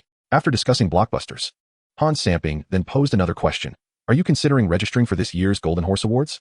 Li Siwei was indeed intrigued by the upcoming Golden Horse. Unlike the Hong Kong Film Awards, which often favored local productions, the Golden Horse still held a semblance of fairness, and there was a chance of winning an award. Thus, Li Siwei readily agreed. I appreciate your assistance, Chairman Han. No trouble at all. Director Li, at long last, you have managed to satisfy everyone. After finally navigating through the myriad of industry heavyweights, Li Siwei found a moment to eat. Just then, Zhu Yan approached him, teasingly remarking, I've been starving all day. Are you not going to share some food? Seeing Li Siwei enjoying his meal, Zhu Yan joined in, as he too had not eaten all day, being one of the stars of the celebratory banquet. Ah, you two seem to be enjoying yourselves and hiding. What, are you avoiding us? Hiding? No. I was just finishing up with some matters. Come join us, Qianqian. All right, Yan, make some room. Once Zhu Yan moved aside, Qianqian settled next to Li Siwei, exclaiming, I'm so exhausted. Haha, who told you our film to be a success? That is true. What are your plans for your next film? I have some ideas, but I will refine them in a few days. Upon hearing this, Lu Yifei turned to Li Siwei and asked, what about the female lead? It will definitely be you. Hee. What about me? Zhu Yan interjected, unable to contain his curiosity. Rest assured, I won't forget you. All right, my foster father. Scram. Haha. Chapter 11, An Unexpected Encounter with Demi Me. Having received a satisfactory response, Zhu Yan swiftly departed, sensing the chemistry between Li Siwei and Lu Yifei and preferring to avoid being a third wheel. What is the matter? Is there an issue? You seem hesitant. If there's something between us, feel free to speak openly. Upon witnessing Zhu Yan's departure, Lu Yifei wore an expression of hesitance, prompting her to directly inquire. What is our relationship? In response to Li Siwei's words, Lu Yifei murmured softly, though her voice was so faint that Li Siwei did not catch it. What did you say? He asked. Nothing. Just a question I've been meaning to ask you, she replied. What question? Observing Lu Yifei's serious demeanor piqued Li Siwei's interest. In that final moment of the parachute jump, what made you think to act as a cushion for me? The chance of survival was slim. Yet you could have abandoned me, perhaps increasing your own odds of survival. Lu Yifei sat up straight, her bright eyes intently fixed on Li Siwei's. This question had lingered in Lu Yifei's mind since her rebirth, and she was determined to scrutinize every flicker of emotion in his gaze. Li Siwei, taken aback by the question, furrowed his brow in contemplation. After a deep breath, he finally replied, To be honest, your question caught me off guard. Lu Yifei remained silent, her gaze unwavering. Seeing her earnest expression, Li Siwei began to ponder the matter seriously. In that situation, I couldn't afford to think too much. Primarily, you were a guest I had invited, and I felt a responsibility towards you. Moreover, it was my parachute that malfunctioned, which inadvertently put you in jeopardy. My foremost thought was to give you a chance to survive. His words were not an attempt to curry favor with Lu Yifei. They were a genuine reflection of his thoughts, as the circumstances had left little room for deliberation. And what about now? Reflecting back, do you regret it? Thinking you acted foolishly? Lu Yifei pressed on. Such a proposition is non-existent. If I were to look back with knowledge of the outcome, I would undoubtedly make the same choice. After all, who wouldn't wish to return to the past? Enough of this. Isn't this the best outcome we could have hoped for? You are right. This indeed is the best outcome. Despite being somewhat dissatisfied with Li Siwei's convoluted response, after all, a girl's heart is typically more intricate than a boy's. Lu Yifei felt a profound sense of joy. In truth, Lu Yifei's fixation on this question was not for a specific answer. She merely desired to see how Li Siwei would respond. The answer itself was of little consequence to her. Thus, she was immensely pleased with Li Siwei's candor that day, smiling as she said, All right, I have my answer. I must return now. Remember, I'm your leading lady. The day after the celebration banquet, Li Siwei, hoping for a leisurely sleep-in, was abruptly awoken by the insistent ringing of his phone. Teacher, what's the matter? Is there something you need? He inquired. It was none other than Tian Zhuangzhuang. And had it been anyone else, Li Siwei's tone would not have been so amiable, for he, like Lu Yifei, was somewhat prone to morning irritability. Is there something happening today? If not, come help with the orientation. Orientation? Isn't the school already in session? No, the start of the term was delayed. So it just began these past days. If you're free, come help with the new students. Teacher, this can't be your idea, can it? Li Siwei was quite familiar with Tian Zhuangzhuang. Yes, the school administration thought it a rare opportunity to have someone as exceptional as you. So they call me to have you make an appearance. All right, I understand. I'll be there shortly. Li Siwei, though reluctant, realized he had no choice but to comply, as he had yet to graduate. On his way back to school, Li Siwei's mind was occupied with thoughts of his new screenplay. Having taken the first step, he was determined to seize the momentum and establish a name for himself, aspiring to become a director with box office appeal. Upon arriving at school, he did not rush to the orientation, as Tian Zhuangzhuang had already mentioned that he was merely there to show face. So Li Siwei headed directly to his dorm. Oh wait, you're back just in time. I have something I want to consult you about. Zhu Yan greeted him as he entered. What is it? Speak up. Let your godfather provide some advice. Ugh, didn't he those years perform exceptionally well? Now Huai wants to sign me. Should I?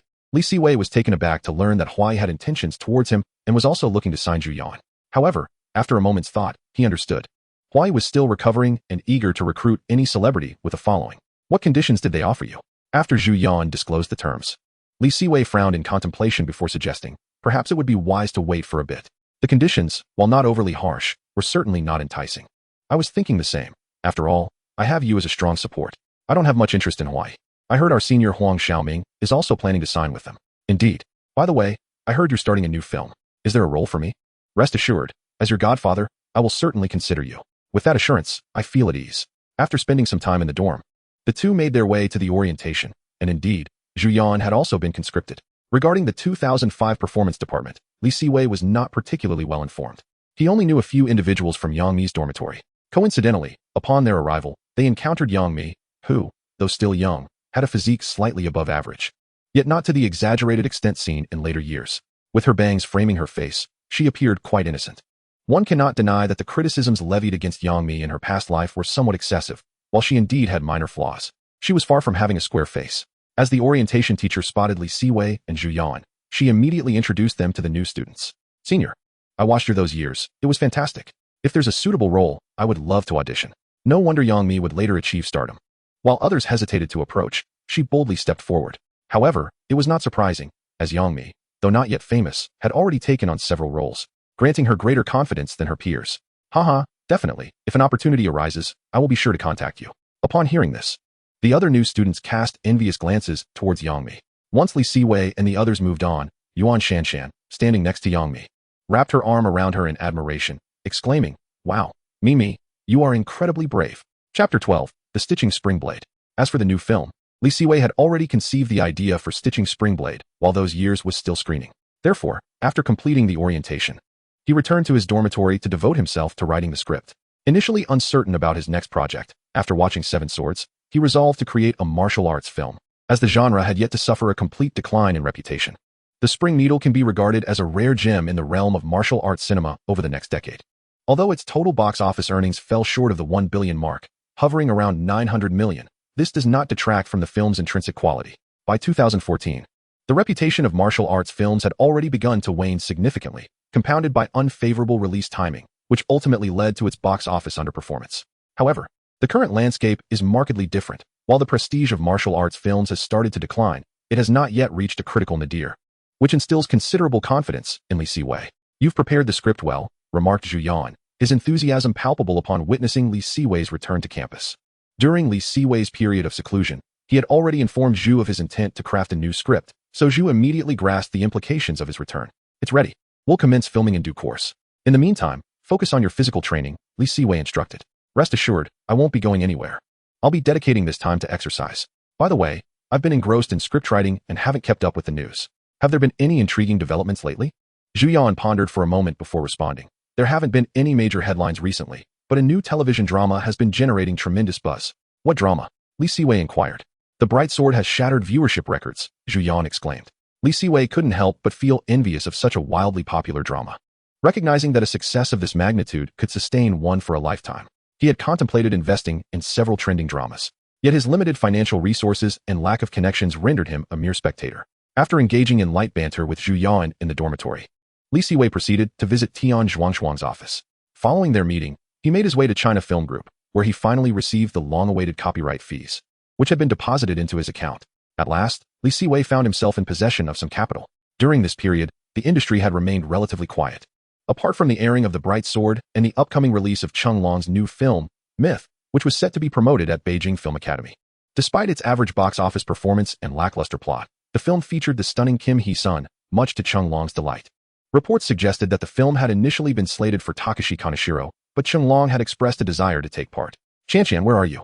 Upon exiting China Film Group, Li Siwei promptly dialed Liu Yifei's number, having previously promised her the lead role in his new project.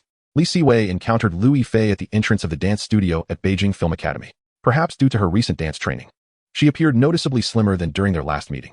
However, despite her slender frame, she still retained a hint of youthful plumpness in her cheeks. "Have you grown taller again?" Li Siwei teased. "Hee, yes, I have indeed gained a bit more height recently." Liu Yifei felt a surge of joy at Li Siwei's attention to such details. Since she had confronted her feelings for him during their last encounter, seeing him now brought her immense happiness, prompting her to playfully rise onto her toes to get closer to him. Li Siwei, initially tempted to pinch her adorable face, found himself unable to resist as she leaned in closer. He gently pinched her cheek, acknowledging its delightful softness. Liu Yifei's face flushed crimson at his unexpected advance. Initially intending to tease him, she was taken aback by his boldness. After ensuring they were alone, she chided him. "You silly boy. Do you not realize we are in school? What would happen if someone saw us?" As she raised her small fist in mock threat, she added, "I have trained in martial arts, you know." "My apologies, fair heroine," Li Siwei responded, playing along. "And what then?" she probed, feigning indignation. "If the fair heroine does not mind, this humble man may offer himself in service," he jested. "Ugh, who wants you to offer yourself? How shameless. Just be more mindful next time. We must be cautious in public to avoid gossip." Liu Yifei, having experienced the industry's duality in her past life, was well aware of the facade some maintained. "Then, Chanshan, does that mean we can be free when in private?" Li Siwei teased. "That depends on your behavior," she replied, rolling her eyes at him. Feeling an exhilarating thrill at Liu Yifei's tacit acceptance, Li Siwei couldn't contain his excitement. In his previous life, he had harbored deep affections for her. Otherwise, he wouldn't have sought her out for a cameo when he first became a director. Thus, the prospect of being with Liu Yifei in this life filled him with elation. "By the way, I have a gift for you." "What is it?" she inquired. "A little something for you," he replied. "Well, I won't hold back then." Liu Yifei prepared to unwrap the gift box. "Wait, let's not open it just yet. We should grab a bite first. I've been wandering around all day without any food," Li Siwei suggested. "All right, I'm a bit hungry too," she agreed, tucking the gift box away as they headed toward the cafeteria. The weather in the capital was pleasantly mild, neither too hot nor too cold. As they walked to the cafeteria, Li Siwei seized the opportunity to take hold of Lu Yifei's small hand. She resisted momentarily, but ultimately allowed him to lead her. By the way, what about your classmates? I haven't seen them in ages, he inquired. Well, you know Zhu Yan and I are inseparable. Zhou Yang and Luo Jin have gone off to shoot a film. As for Jiang Yiyan, I have no idea. After experiencing betrayal from Jiang Yiyan in her previous life, Lu Yifei had chosen to disregard her. Have you spoken to your mother about the national drama program? I've already discussed it with her, and she's on board. However, as you know, getting into the national drama program isn't as simple as it seems. I'll go check it out in a bit. All right. I'll ask teacher Tian Zhuang if he can lend a hand, Li Siwei offered. Thank you, our esteemed director Li, she responded playfully. Such a lack of sincerity. At least throw me a compliment, he joked. To his surprise, Lu Yifei leaned in, whispering, then thank you, big brother. Li Siwei felt a jolt of electricity at her sweet tone. Qianqian, I didn't quite catch that. Could you repeat it? Seeing his flustered expression, Lu Yifei playfully nudged him. Dream on. With a cheeky grin, she instructed, now lower your head. Obediently, Li Siwei complied, oblivious to the mischievous glint in her eyes. Lu Yifei leaned in close and cheekily declared, go dream, before darting away from his grasp. Hey, Qianqian, you tricked me. Don't run. He called out as he chased after her, their laughter echoing in the air. Chapter 13, Creative Symposium. Cici, I have suddenly stumbled upon a perplexing issue. It appears that due to the phenomenon of reincarnation, the timeline has undergone certain alterations. After Li Siwei and Lu Yifei arrived at the cafeteria, Li Siwei shared his recent discoveries with Lu Yifei. In truth, I have also noticed that several novels I had perused in my previous life have now vanished. Indeed, after conducting some research online, I am relieved to find that the changes are minimal. By the way, Cici, do you have any acquaintances in North America? Yes, I have quite a few friends over there. Could you assist me in finding someone reliable within the entertainment industry there? Certainly. Observing Lu Yifei's unwavering focus on her meal, devoid of any inclination to inquire further, Li Siwei understood that her apparent lack of curiosity stemmed from her trust in him. My mind is brimming with numerous scripts, so I intend to register them first. After all, Hollywood remains quite alluring in recent years. Oh, you need not explain, I have faith in you. Although Lu Yifei held immense trust in Li Siwei and did not intend to pry further, she felt genuinely pleased by his candor. Who are we to each other? Just silly. Lu Yifei playfully rolled her eyes at Li Siwei and chose to ignore him. In the entertainment industry, secrets are nearly non-existent. The moment Xiao Chun Dao passed review, the media promptly reported it. According to reports, the newly minted billion-yuan director Li Siwei has personally penned a script entitled Xiao Chun Dao, a period martial arts piece, with funding and casting yet to be determined. This revelation captured the attention of many, though the general sentiment leaned towards skepticism, given the lackluster reputation of martial arts films in recent years, which, while not as dire as a decade later, still left much to be desired. Thus, few anticipated that the nascent directorial star Li Siwei would opt for such an obscure genre. Many peers within the industry, upon hearing this news, uniformly critiqued Li Siwei, deeming him overly ambitious, while some seasoned veterans, emboldened by their age, derided him openly. However, those who had been captivated by those years maintained a wait-and-see attitude, refraining from mocking Li Siwei, instead expressing their intent to watch the film upon its release. This is quite understandable. Young individuals often possess a contrarian mindset. The more they are criticized, the more they desire to witness it for themselves. After finishing their meal, upon returning home, Lu Yifei stumbled upon the online news and comprehended the true nature of the gift Li Siwei had bestowed upon her. He could have just given it to me directly, rather than complicating matters. Upon unwrapping it, she indeed found the script for Xiao Chun Dao and the contract for the female lead. Although Lu Yifei feigned complaints, the slight upward curl of her lips revealed her joyous mood. Noticing her daughter's excitement, Lu Xiaoli approached curiously, asking, what brings you such joy? Oh, nothing, Mom. It's just the script from Away. Lu Xiaoli had already seen the online discourse regarding Li Siwei's new script and resonated with the opinions expressed by netizens. However, having decided not to interfere with her daughter's choices, she opted not to outright dismiss it, instead gently advising Lu Yifei, Cici, please do persuade Xiaoli. Martial arts films have indeed been struggling in recent years. Lu Xiaoli's words were not overly direct. She was perceptive enough to recognize the subtle affection between Li Siwei and Lu Yifei, knowing that young people are particularly sensitive about their pride.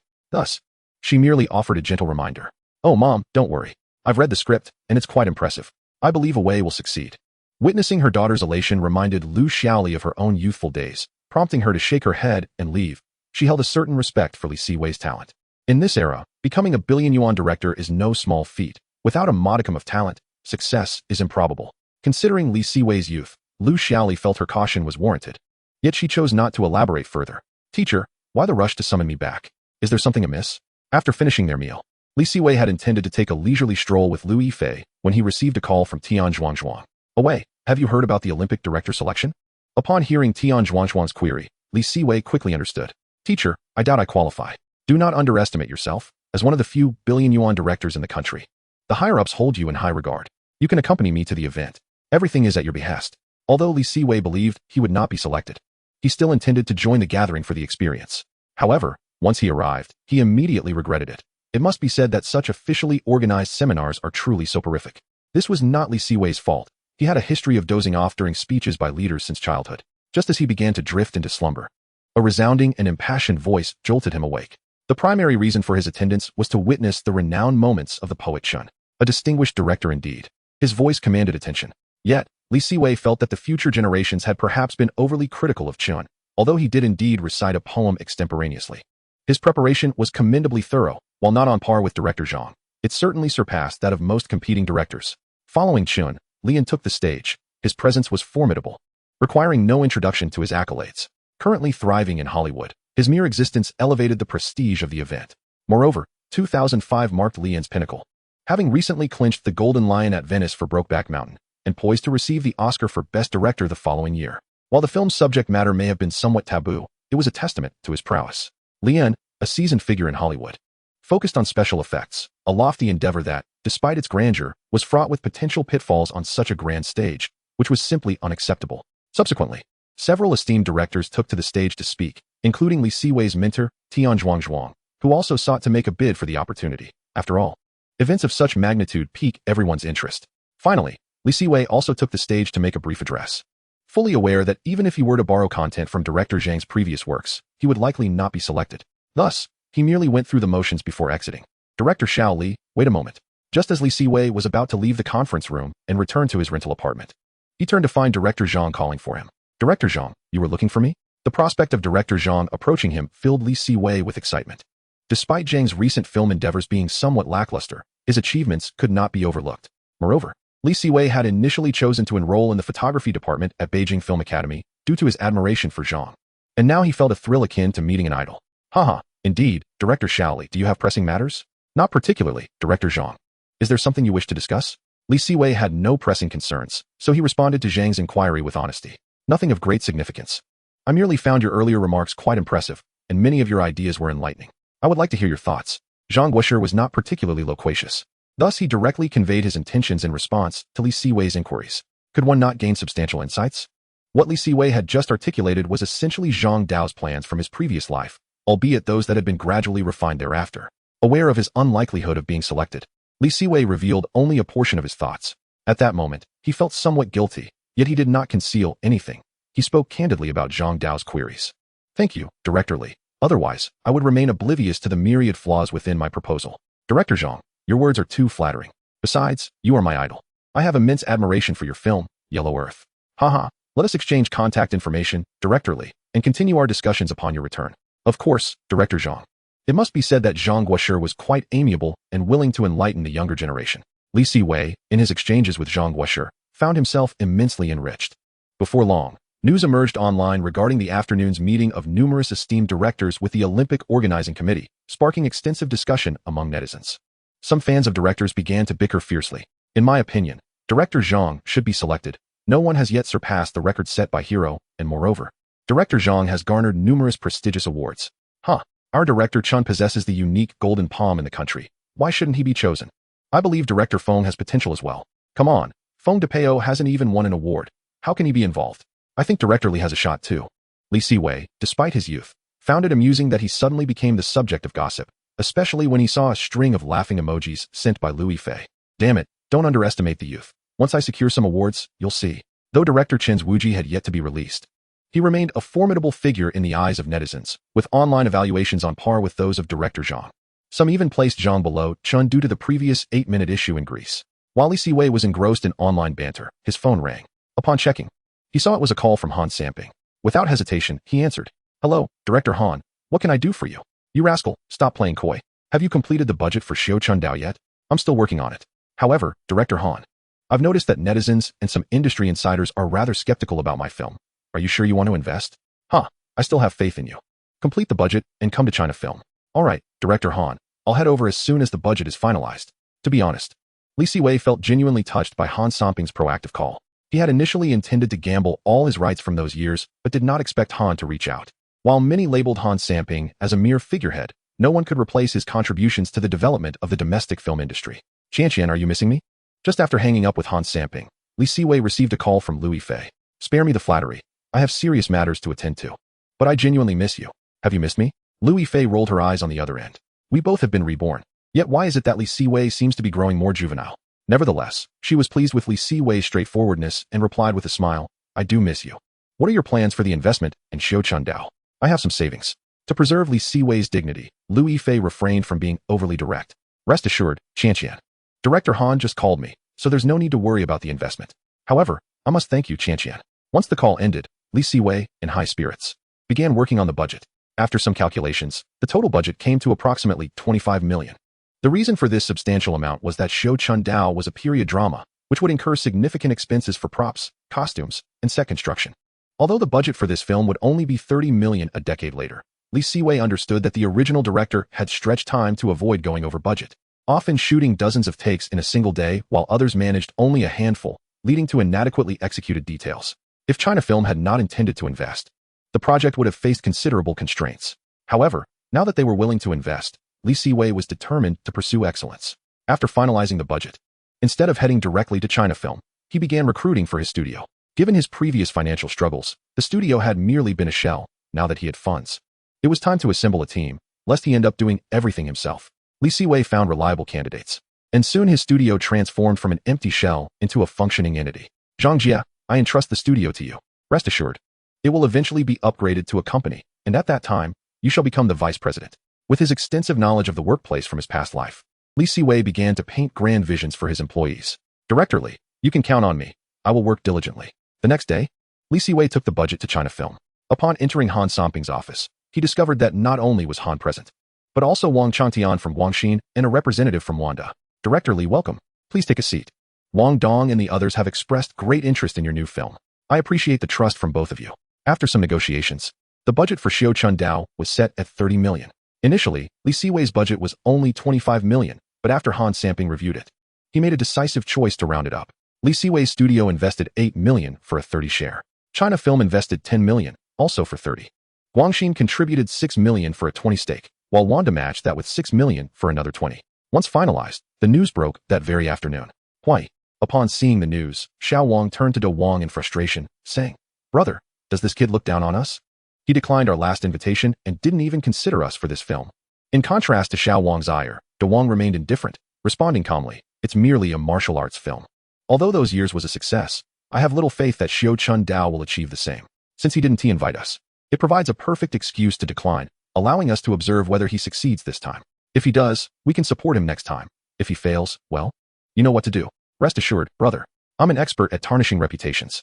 The industry operates on such stark realities. If you succeed, everyone will follow in your footsteps, drawn by the promise of profit. However, should you falter, they will not hesitate to trample you into the ground. Li Siwei remained blissfully unaware of the conversation between the two Wang executives. Nonetheless, even if he had known, he would not have been perturbed. Chapter 15, A Journey to America. After securing the investment shares for Xiu Chundao, Li Siwei entrusted subsequent tasks to Zhang Li and promptly departed for the United States. Of course, Li Siwei's trip to America was not without purpose. Louis Fei's friends in America were quite resourceful, swiftly helping him find a professional manager who specialized in navigating Hollywood. To be perfectly candid, this marks Li Siwei's inaugural journey to the United States. In his previous life, he was perpetually immersed in various film crews, leaving him neither the time nor the financial means to visit America, which has rendered him quite exhilarated. However, once aboard the aircraft, his excitement swiftly waned. After all, a 12-hour flight is undeniably arduous. Upon landing, Li Siwei felt utterly drained.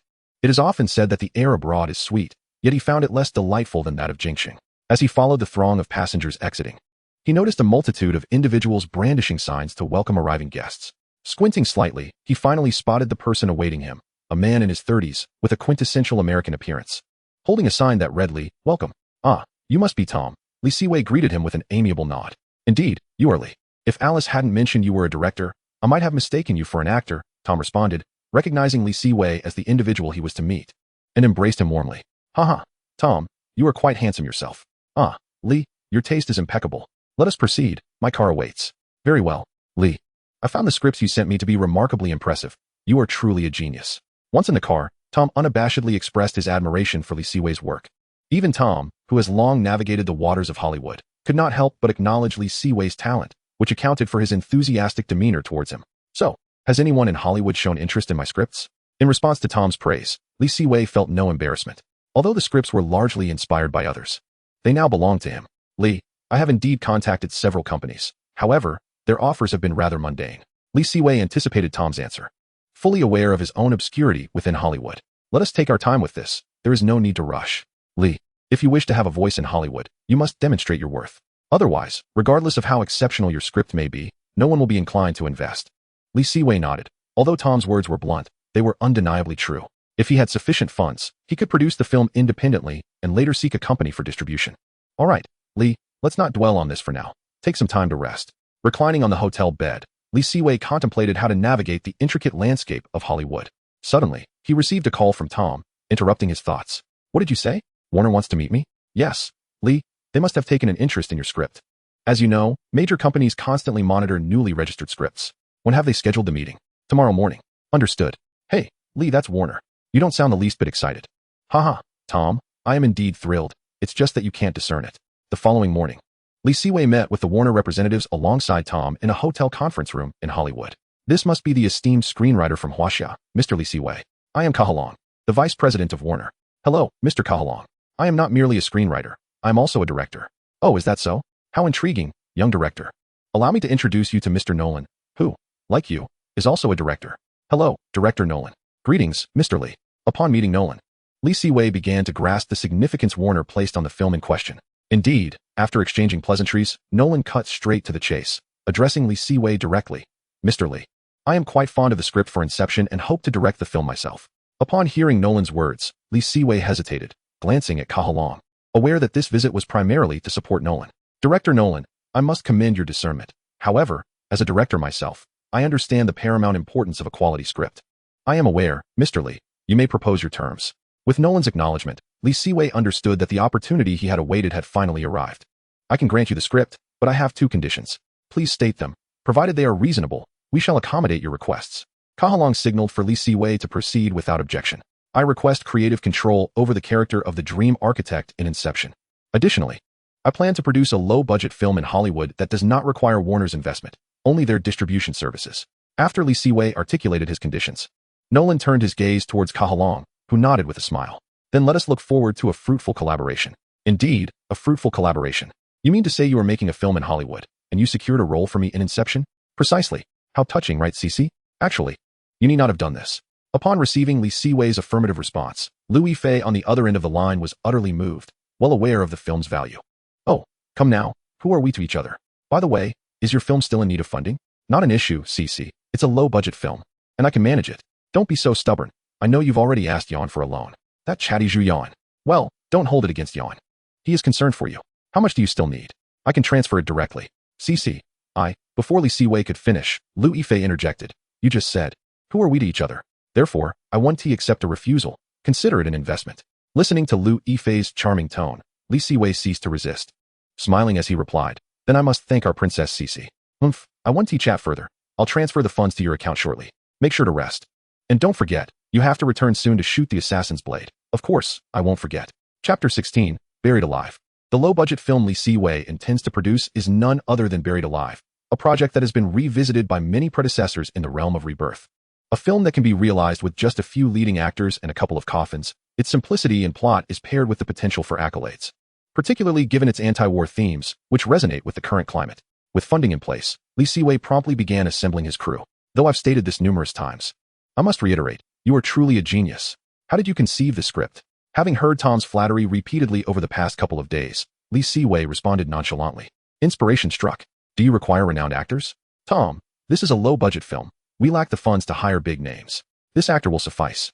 Lee, I believe that even if we don't enlist famous actors, we should at least seek someone with considerable experience. This individual has only appeared in a few minor roles. However, is it not true that his acting is quite commendable? Well, who am I to argue with my superior? I shall defer to your judgment. With the recent developments surrounding Lee Siwei, Tom has made the decision to align himself with Lee Siwei, thus establishing Lee Siwei as his superior. It must be acknowledged that in Hollywood, as long as one possesses wealth, obstacles seem to vanish effortlessly.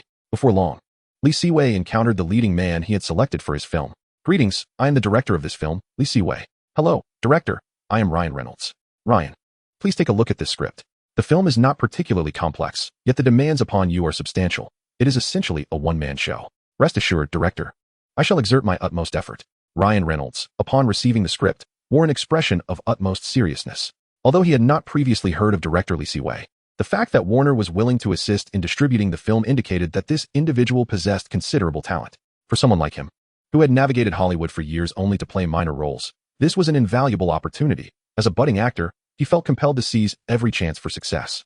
The conference room was enveloped in silence, save for the sound of Ryan leafing through the script. After a moment, he exclaimed, "Director, you truly are a genius. This is the first time I have encountered a film of this nature."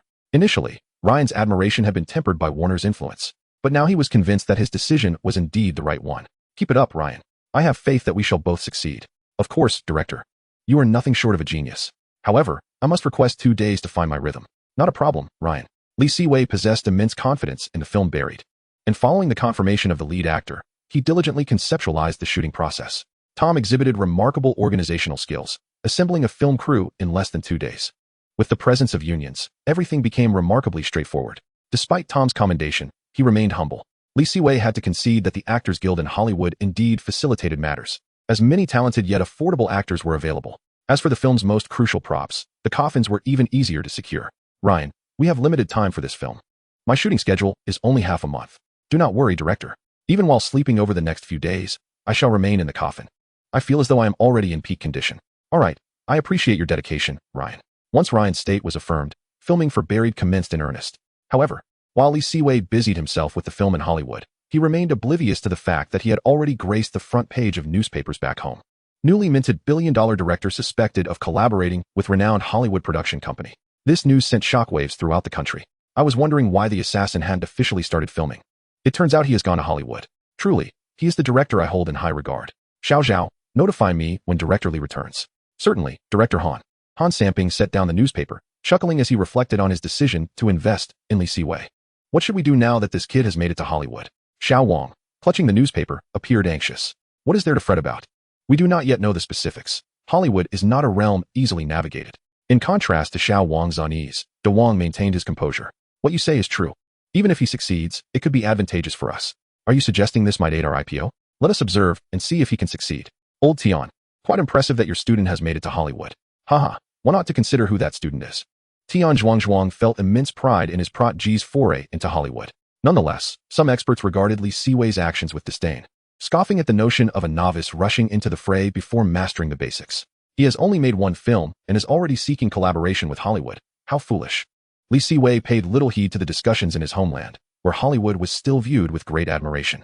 Any news from that realm sparked considerable debate back home. After informing Zhang Li of his return date, he fully immersed himself in the filming of Buried. Observing through the camera, Siwei noted that Ryan Reynolds, despite displaying pallor from oxygen deprivation, continued to perform flawlessly according to the script. It was evident that he had thoroughly embraced his role. "Excellent, Ryan, your performance is superb." "Thank you, director, but I believe I need to rest for a moment." Though Buried was a relatively straightforward film, it proved to be quite taxing for the actors. During a break in filming, Siwei received a call from Louis Fei. "The progress is quite promising. I have retained the actors from the film's previous incarnation, and their performance is exceptional." "That's wonderful. You have no idea. Your name has been circulating throughout the industry these past few days." "I am aware. I imagine many are mocking me." "Humph. Those individuals are merely envious of you. Do not concern yourself with their opinions. I know you are truly remarkable." Louis Fei, concerned that Siwei might be affected by the domestic commentary, offered him gentle reassurances. Listening to her soothing voice, Siwei felt buoyed, replying with a smile, "Rest assured. Qian, I shall not let their evaluations affect me. Your opinion is what matters most to me." "Humph, you only know how to make me happy."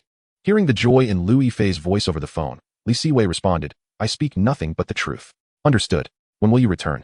"I miss you." "I miss you too, Qian. I shall be home soon." I shall await your return." Chapter 17. Wrap and return. The filming of Buried progressed remarkably well, leaving Siwei with a sense of surrealism. He had anticipated a minimum of 2 weeks for filming, yet it concluded in just over a week. "I hereby declare that our film Buried has officially wrapped. Thank you all for your hard work and cooperation during this period." The crew erupted in cheers at Siwei's announcement, with the exception of the lead actor, Ryan Reynolds. At that moment, Ryan, contrasting sharply with the jubilant crew, approached Siwei with a hint of unease, saying, "Director, Thank you for your trust in me and for granting me this opportunity. This film is extraordinary. It differs entirely from any I have previously worked on, and I shall forever cherish this experience. Ryan, do not say such things. I am the one who should be grateful to you for believing in me. A newcomer director in Hollywood. I firmly believe you will undoubtedly become a Hollywood superstar. Thank you for your kind words, director. But I must take my leave to rest now. Observing Ryan's fatigued demeanor, Siwei felt a twinge of sympathy. He patted Ryan's shoulder with a smile, saying, "Go home and rest well. I look forward to our next collaboration. By the way, Ryan, for your own well-being, it might be wise to consult a psychologist. Rest assured, director, I have already scheduled an appointment." Knowing that Ryan was well prepared, Siwei felt a sense of relief. After all, films like Buried can inflict significant emotional tolls on the actors if they become too immersed in their roles. Perhaps it was due to the fact that Ryan Reynolds had never before been cast as the lead, which made this rare opportunity particularly precious to him. As a result, he became deeply engrossed in his character. Fortunately, despite his earnestness, Ryan had the foresight to consult a psychologist, alleviating any concerns Siwei might have had regarding Ryan's mental well-being. Once the post-production matters of the film were addressed, Siwei turned to Tom and said, "I entrust the editing to you. Please keep a close watch over it during this period at Warner. Rest assured, my boss, I shall handle it diligently. However, are you truly planning to return? I believe you could achieve great success in Hollywood." "Fear not, Tom, I shall return." "Very well. But do not forget that you still have a company here." Having learned from his past experiences, Siwei deliberately booked an early morning flight, allowing him to adjust his body clock during the journey, arriving back in the capital at around 9 o'clock on the morning of the 28th. Our esteemed director Lee has finally returned. Siwei paid little heed to Zhu Yan's teasing. Adjusting his seat, he remarked, "Now that you are a rising star, couldn't you perhaps opt for a more comfortable vehicle?" Zhu Yan rolled his eyes and replied, "Though my car might not be the most comfortable, it drives well enough. Just make do with it. Did you sneak off last night? Why are your eyes so dark?" "Hee, thanks to director Lee's fortune. I've been attending several events lately and haven't had much sleep. In that case, let us head directly to a restaurant. Breakfast is on me." "Good. Then I shall not hold back. No need for formality. Find a decent restaurant. I've nearly had my fill of Western cuisine in Hollywood." As they dined, observing Siwei's hearty appetite, Zhu Yan chuckled, "Is the food over there truly that unpalatable? It's passable, but simply doesn't suit my palate. By the way, how is the film you shot in Hollywood coming along?" "It's going well. It's just a low-budget film currently in post-production at Warner." "That's impressive. You've managed to infiltrate Hollywood. Many have been inquiring about you lately." Recalling her recent experiences, Zhu Yan offered a word of caution to Siwei. "I anticipated this, but it's fine. Ignore those people. By the way, Yan, prepare yourself well. We'll commence filming the Chinese knives in a couple of days." "No problem. I've been ready for a while." In Tian Zhuangzhuang's office at Beijing Film Academy, looking at the student seated across from him, Tian felt a tinge of nostalgia. "Who would have thought that within just a few months, you'd make it to Hollywood? Isn't that what you taught us, teacher? So how do you feel? Are you confident?" "I can't say for certain, but I have faith in my film." "That is good. As for the opinions of others, don't let them bother you. Even if you were to fail, you are still young. Don't worry, teacher, I understand." Had the former Siwei encountered such comments, he would have likely engaged in verbal sparring with his detractors. However, having been reborn, he now comprehended that one need not argue with such buffoons. Success would render them silent, perhaps even leading them to praise him. "I'm reassured by your mindset. By the way, when will you start filming the Chinese knives?" "We are currently in the process of finalizing the cast. Filming will commence shortly after auditions." After leaving Tian Zhuangzhuang's office, Siwei headed straight to Lu Yifei's residence. "Where's Auntie?" Upon arriving at Lu Yifei's home, he noticed Lu Xiaoli was absent. "My mother is out. Did you come specifically to see her?" "Not at all. I'm here to see our Princess Qianqian. By the way, the Chinese knives is about to start filming. Are you prepared?" Upon hearing Siwei's words, Lu Yifei proudly lifted her chin, declaring, "I've been ready. You needn't worry about me." "Huh. I know you had health issues while filming the return of the Condor Heroes. You've been all right during this time, haven't you?" Rest assured. I've been taking care of myself since returning. The severity of my previous condition was due to negligence, but I am much improved now." "That's good to hear." On the second day after returning to the country, Siwei officially began auditions. With the leads already confirmed, and given that the Chinese Knives is a martial arts film, it did not attract excessive attention. Rather, many media outlets were more interested in his Hollywood experiences. Faced with the relentless inquiries from the press, Siwei had no choice but to confirm his collaboration with Warner and the completion of a film, thereby affirming that the emerging director Siwei had indeed entered Hollywood. However, the sole advantage of this media frenzy was that it generated buzz for the Chinese Knives, garnering interest from many who had previously shown little enthusiasm. "Mr. Han, it's merely a low-budget film." "Very well, once auditions conclude in a couple of days, I shall visit China Film." After ending the call with Han Samping, Siwei rubbed his tired eyes. "Director Lee, the actors for the auditions have arrived." "All right, I understand, Sister Zhang." Chapter 18, Filming of the Chinese Knives and the Golden Horse Awards. The auditions concluded swiftly over 2 days, and the cast list for the Chinese Knives was finalized. The 3 male leads, Shun Lian, Lu Jianxing, and Jin Yichuan, would be played by Huang Xiaoming, Wang Qianyuan, and Zhu Yan, respectively. The female lead, Zhou Miaodong, would be portrayed by Lu Yifei, while additional roles were filled by students from Beijing Film Academy. Notably, for the iconic character Ding Xiu, Li Siwei opted for Zhou Yiwei, who, although somewhat inexperienced compared to his previous life, could certainly be refined with guidance. On October 1st, Li Siwei's studio publicly announced the casting list for the Chinese Knives, igniting discussions online. Hooray, we'll see our Zhao Linger in period costume again. What was said above is true. While Lu Yifei looks stunning in modern attire, she is undeniably more enchanting in ancient garb. What Zhao Linger? She is clearly my celestial sister. Even before the return of the Condor heroes aired, Gu Gu and Guier are collaborating again. Additionally, there's a reunion of Ku Jingteng and Shen Jiai. One cannot deny that although Lu Yifei debuted later than others, her rise to stardom through several television dramas and the success of those years had elevated her status to that of a first-tier actress. Many expressed their support for her role as the female lead. In stark contrast, some female stars within the industry felt a twinge of jealousy. On October 2nd, shortly after the casting announcement, the Chinese Knives crew held an opening press conference at Hengyan Film City. Director Li, could you tell us when your film shot in Hollywood will be released? Director, what other collaborations have you established with Warner? In response to the reporter's inquiries, Li Siwei replied nonchalantly, I apologize, but today is the press conference for the Chinese Knives. However, I understand your curiosity. My film is still in post-production. Director, why did you choose to make a martial arts film, considering the genre has not been well received in recent years? Upon realizing the futility of probing into Hollywood's intricacies, the journalists, with commendable tact, promptly redirected their inquiries to the matter at hand. It is quite elementary. Every youth has once harbored a dream of martial arts, and I am no exception. Thus, may I inquire, Miss Lu Yifei, how were you selected by Director Li as the leading lady, regardless of past lives or this one? Lu Yifei, well acquainted with the media's scrutiny, smiled and replied, Director Li and I are both students of Beijing Film Academy, and we previously collaborated on those years. Are you two in a romantic relationship? No, we are merely classmates. At least for now, Li Siwei thought to himself, adding silently. Is it possible that Director Li is still pursuing Miss Lu Yifei? Otherwise, why would he choose her as the lead in both films? Observing the reporter's relentless questioning, Li Siwei felt a tinge of exasperation, further exacerbated by Lu Yifei's amused demeanor beside him. Let me clarify once more. Cici and I are just classmates. The reason I chose Cici is simply that she is the most suitable for this role. Now, let us refocus our attention on the film. With Li Siwei's assertion, the journalists deemed it inappropriate to press further and shifted their gaze to other attendees. Following the press conference, the cast of The Spring Knife officially commenced filming. However, while Li Siwei was engrossed in the film's production, rumors of his affair with Lu Yifei began circulating online. I knew it. Why else would Li Siwei cast Lu Yifei as the lead in both films if they weren't involved? Please refrain from spreading falsehoods. They have already stated they are merely classmates. Don't deceive yourselves. Do you honestly believe they are just classmates? Why not? Our CC wouldn't even glance at Li Siwei. Exactly. Directors can be quite the philanderers, especially the prominent ones.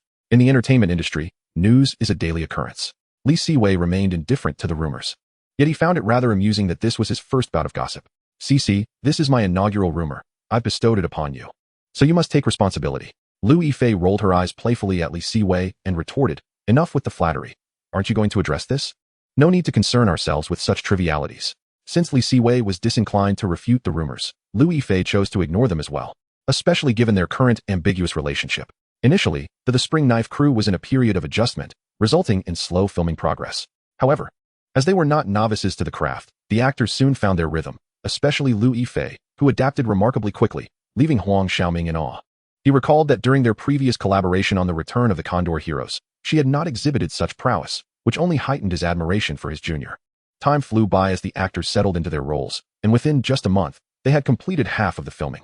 Yet, as the crew began to find their footing and the pace of production quickened, an unexpected hiatus was mandated. Reluctantly, Li Siwei complied, as the Golden Horse Awards were approaching, necessitating the attendance of the director and principal cast. The Golden Horse Awards are renowned as one of the most prestigious awards in the country, often broadcasted even by state television, holding significant sway throughout East Asia, though its reputation would later suffer due to unfortunate events. The awards graciously nominated those years in several categories, with Li Siwei contending for Best Director and Best Screenplay, while Lu Yifei received a nod for Best Actress. However, both were acutely aware that the film's most probable accolade would be Best Screenplay, rendering the chances for Best Director and Best Actress quite slim. Since the crew was on hiatus, Zhu Yan, despite lacking a nomination, decided to accompany them, recognizing it as an opportunity for exposure. Arriving a day early, Li Siwei took Lu Yifei and Zhu Yan out to savor the local delicacies, recalling the hardships he faced in his previous life. Initially, Li Siwei had not intended to bring Zhu Yan along, yet considering the abundant paparazzi in the area, he decided it would be prudent to include him, ensuring that any public appearances would be less scrutinized. The culinary delights of the region were indeed a revelation. Observing Zhu Yan's less than dignified demeanor, both Li Siwei and Lu Yifei exchanged disapproving glances. Though it was Li Siwei's first time indulging in these dishes, he maintained an air of sophistication. "Come on, you two are being excessive," Zhu Yan protested. "Yan, mind your manners. You are, after all, a rising star and should be mindful of your public image." Indeed, Li Siwei wholeheartedly endorsed Lu Yifei's sentiments. "Ah, you two have become quite the pair," Zhu Yan quipped, eliciting a blush from both. "Just enjoy your meal," Li Siwei retorted. Chapter 19, Golden Horse Awards and a Return to America. Ahem, I apologize, I shall remain silent. Li Siwei, how many awards do you think our crew will secure at this year's Golden Horse? Noticing the harmonious banter between Li Siwei and Lu Yifei, Zhu Yan cleverly pivoted the conversation. Who can say? The judge's inclinations are notoriously unpredictable. Li Siwei shook his head, harboring little expectation for the Golden Horse this year. Despite those years achieving remarkable box office success, grossing over 40 million in Taiwan and solidifying its place among the top 3 films of the year, I genuinely believe your chances of winning are substantial. The Golden Horse has a penchant for films with high box office returns. Lu Yifei, familiar with the film from her previous life, recognized that despite Li Siwei's revisions, it had garnered immense popularity in Taiwan. Let us hope for the best.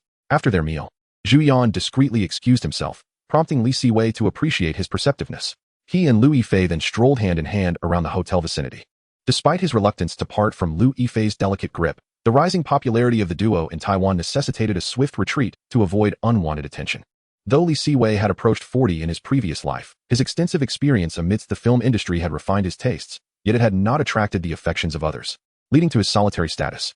The following evening, at 7 o'clock, the crew of those years was already positioned in the waiting area. Such award ceremonies, particularly for nominated films, present a splendid opportunity for exposure, primarily through the red carpet. Although the term carpet star had yet to emerge, the red carpet served as a prime avenue for publicity. In his previous life, Li Siwei had witnessed numerous actresses linger on the carpet, intentionally prolonging their exposure for greater media attention, even orchestrating mishaps such as tripping over their gowns. However, Li Siwei and his companions had no intention of lingering. They swiftly traversed the red carpet and engaged in a few interviews before proceeding to the main event. After taking a seat, Li Siwei observed the close-knit duo of Zhou Jiluan and Ho Peitzen, feeling a wave of sentimentality wash over him. Their relationship blossomed into a fervent romance. Yet the vicissitudes of life loomed, as they would part ways the following year. Once the awards ceremony commenced, Li Siwei's expectations were met. Kung Fu undoubtedly claimed the accolades for Best Sound, Best Visual Effects, and Best Supporting Actress, leaving the audience with little choice but to applaud. Even the final awards for Best Director and Best Film were bestowed upon Kung Fu. Li Siwei, however, bore no resentment, acknowledging the film's undeniable merit. When it came to the award for Best Original Screenplay, the presenter was none other than Ah Jiao from Twins, which signified that her film, The Princess's Revenge, had been eliminated from contention. At this moment, Li Siwei straightened in his seat, realizing that this was the only award he could hope to receive that evening. The Best Original Screenplay award went to those years, Li Siwei's creation. As the camera panned to him, he snapped back to reality, recognizing that this was his first award across 2 lifetimes. "Nas, Awei has won," exclaimed Zhu Yan, who was already bubbling with excitement, as though the award were his. Beside him, Lu Yifei exhibited greater composure, having already attended numerous award ceremonies in her previous life. She stood up, embraced Li Siwei, and whispered, "Congratulations, Awei." After thanking Lu Yifei in return, he ascended the stage to accept his award.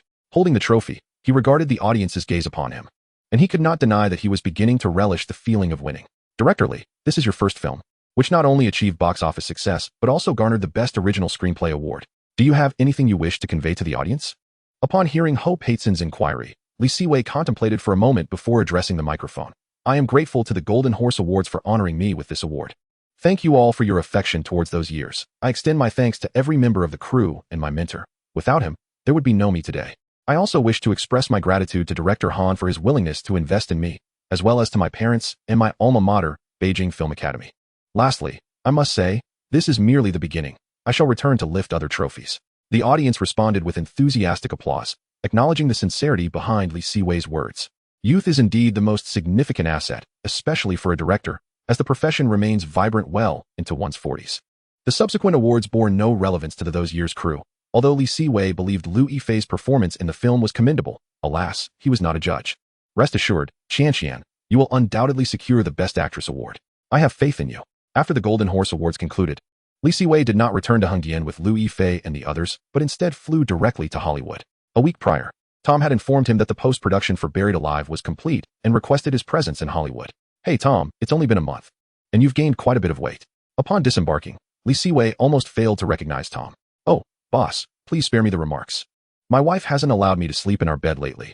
Let us not dwell on such disheartening matters. Welcome back to Hollywood. Tom clearly felt disheartened about his physique. Li Siwei opted not to check into a hotel first, but instead accompanied Tom to the Warner editing room to view the entire film. Warner proved to be remarkably reliable. Seeing Buried Alive closely resemble its previous iteration, Li Siwei finally felt a sense of relief. The remaining task was to coordinate the film's release date with Warner. Boss, when do you plan to release it? I think Christmas would be an excellent choice. Let me ponder that for a moment. Regarding the film's release, Li Siwei and Tom were in agreement, both believing that the Christmas slot was optimal. However, Li Siwei was contemplating whether to submit Buried Alive to a film festival.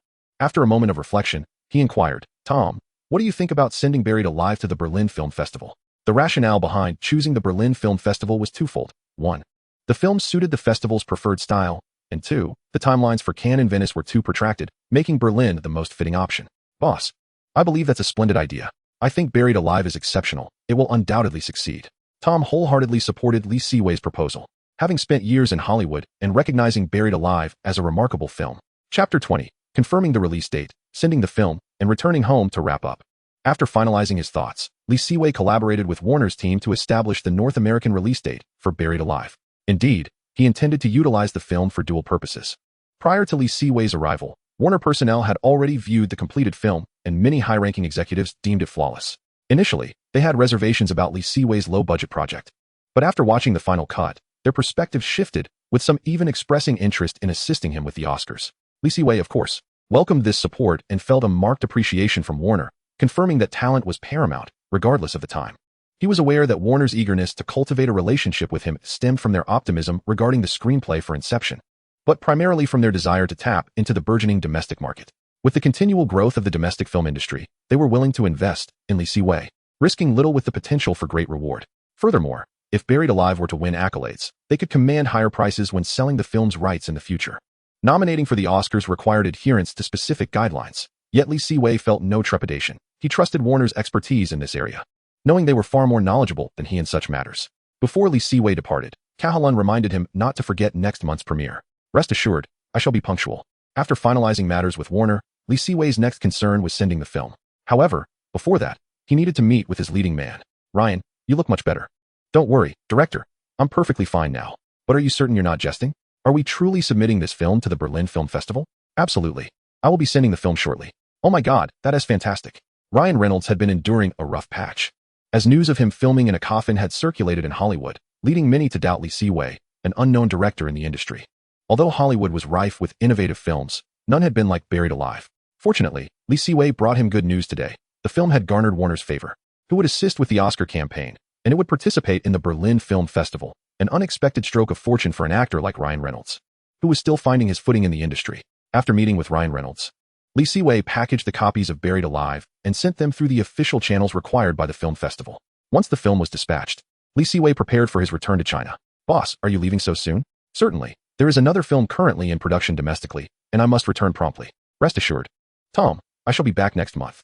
Well, this is indeed splendid. This scene has been successfully completed. With Li Siwei's declaration of completion, the filming progress of the movie The Assassin has dwindled to less than a quarter, essentially entering its concluding phase. Alright, everyone, let's take a brief respite. How about it? Away? When is that Hollywood film set to premiere? Both Liu Yifei and Zhu Yan are well aware of Li Siwei's purpose for his trip to Hollywood. Thus, as soon as Li Siwei mentioned taking a break, Zhu Yan eagerly approached him. Although Liu Yifei did not voice her inquiry, she subtly shifted her chair to hear better. It is slated for release during the Christmas season next month. Upon hearing Li Siwei's response, Zhu Yan became ecstatic. My goodness, Away, you are simply incredible. Though Liu Yifei remained silent, she too was filled with excitement. Their exhilaration is hardly surprising. Hollywood's reputation remains formidable, and many domestic stars aspire fervently to break into it. Now that Li Siwei's film is set to debut in Hollywood, Zhu Yan and the others are understandably thrilled. Alright, calm down. Just keep this to yourselves and refrain from spreading the news until the box office results are in. While Li Siwei believes that Buried Alive may garner awards, he harbors little confidence regarding its box office performance. This is why he wishes to keep the information under wraps if the film fails to perform well. He anticipates heavy criticism. Rest assured, away, I understand. Good. This scene has been approved. Siwei picked up the walkie-talkie, rising from behind the camera. With his movement, all crew members turned their attention towards him. I hereby declare, the assassin has officially wrapped. This film commenced shooting in October and, with December now upon us, it has been precisely 2 months. Thankfully, the assassin features experienced actors. Otherwise, they would not have completed filming so swiftly. Hooray, we have wrapped. Long live the director. News of the assassin crew wrapping up in Hongdian spread rapidly, and articles began to surface online. However, the outlook for the assassin is not particularly optimistic. The decline of martial arts films is a well-established fact. Even prominent directors like Su Ku have faced failures, making it unlikely that a newcomer like Siwei will receive acknowledgement. Siwei, however, did not take offense. The pessimistic sentiments surrounding the assassin have lingered since the project's inception, and he has long grown accustomed to them. Moreover, while these voices of discontent may be disheartening, they also generate buzz for the film, which can ultimately be beneficial. Following the completion of The Assassin, Siwei chose not to send the editing work to Beijing as he had previously. Instead, he opted to undertake the editing directly at his own studio.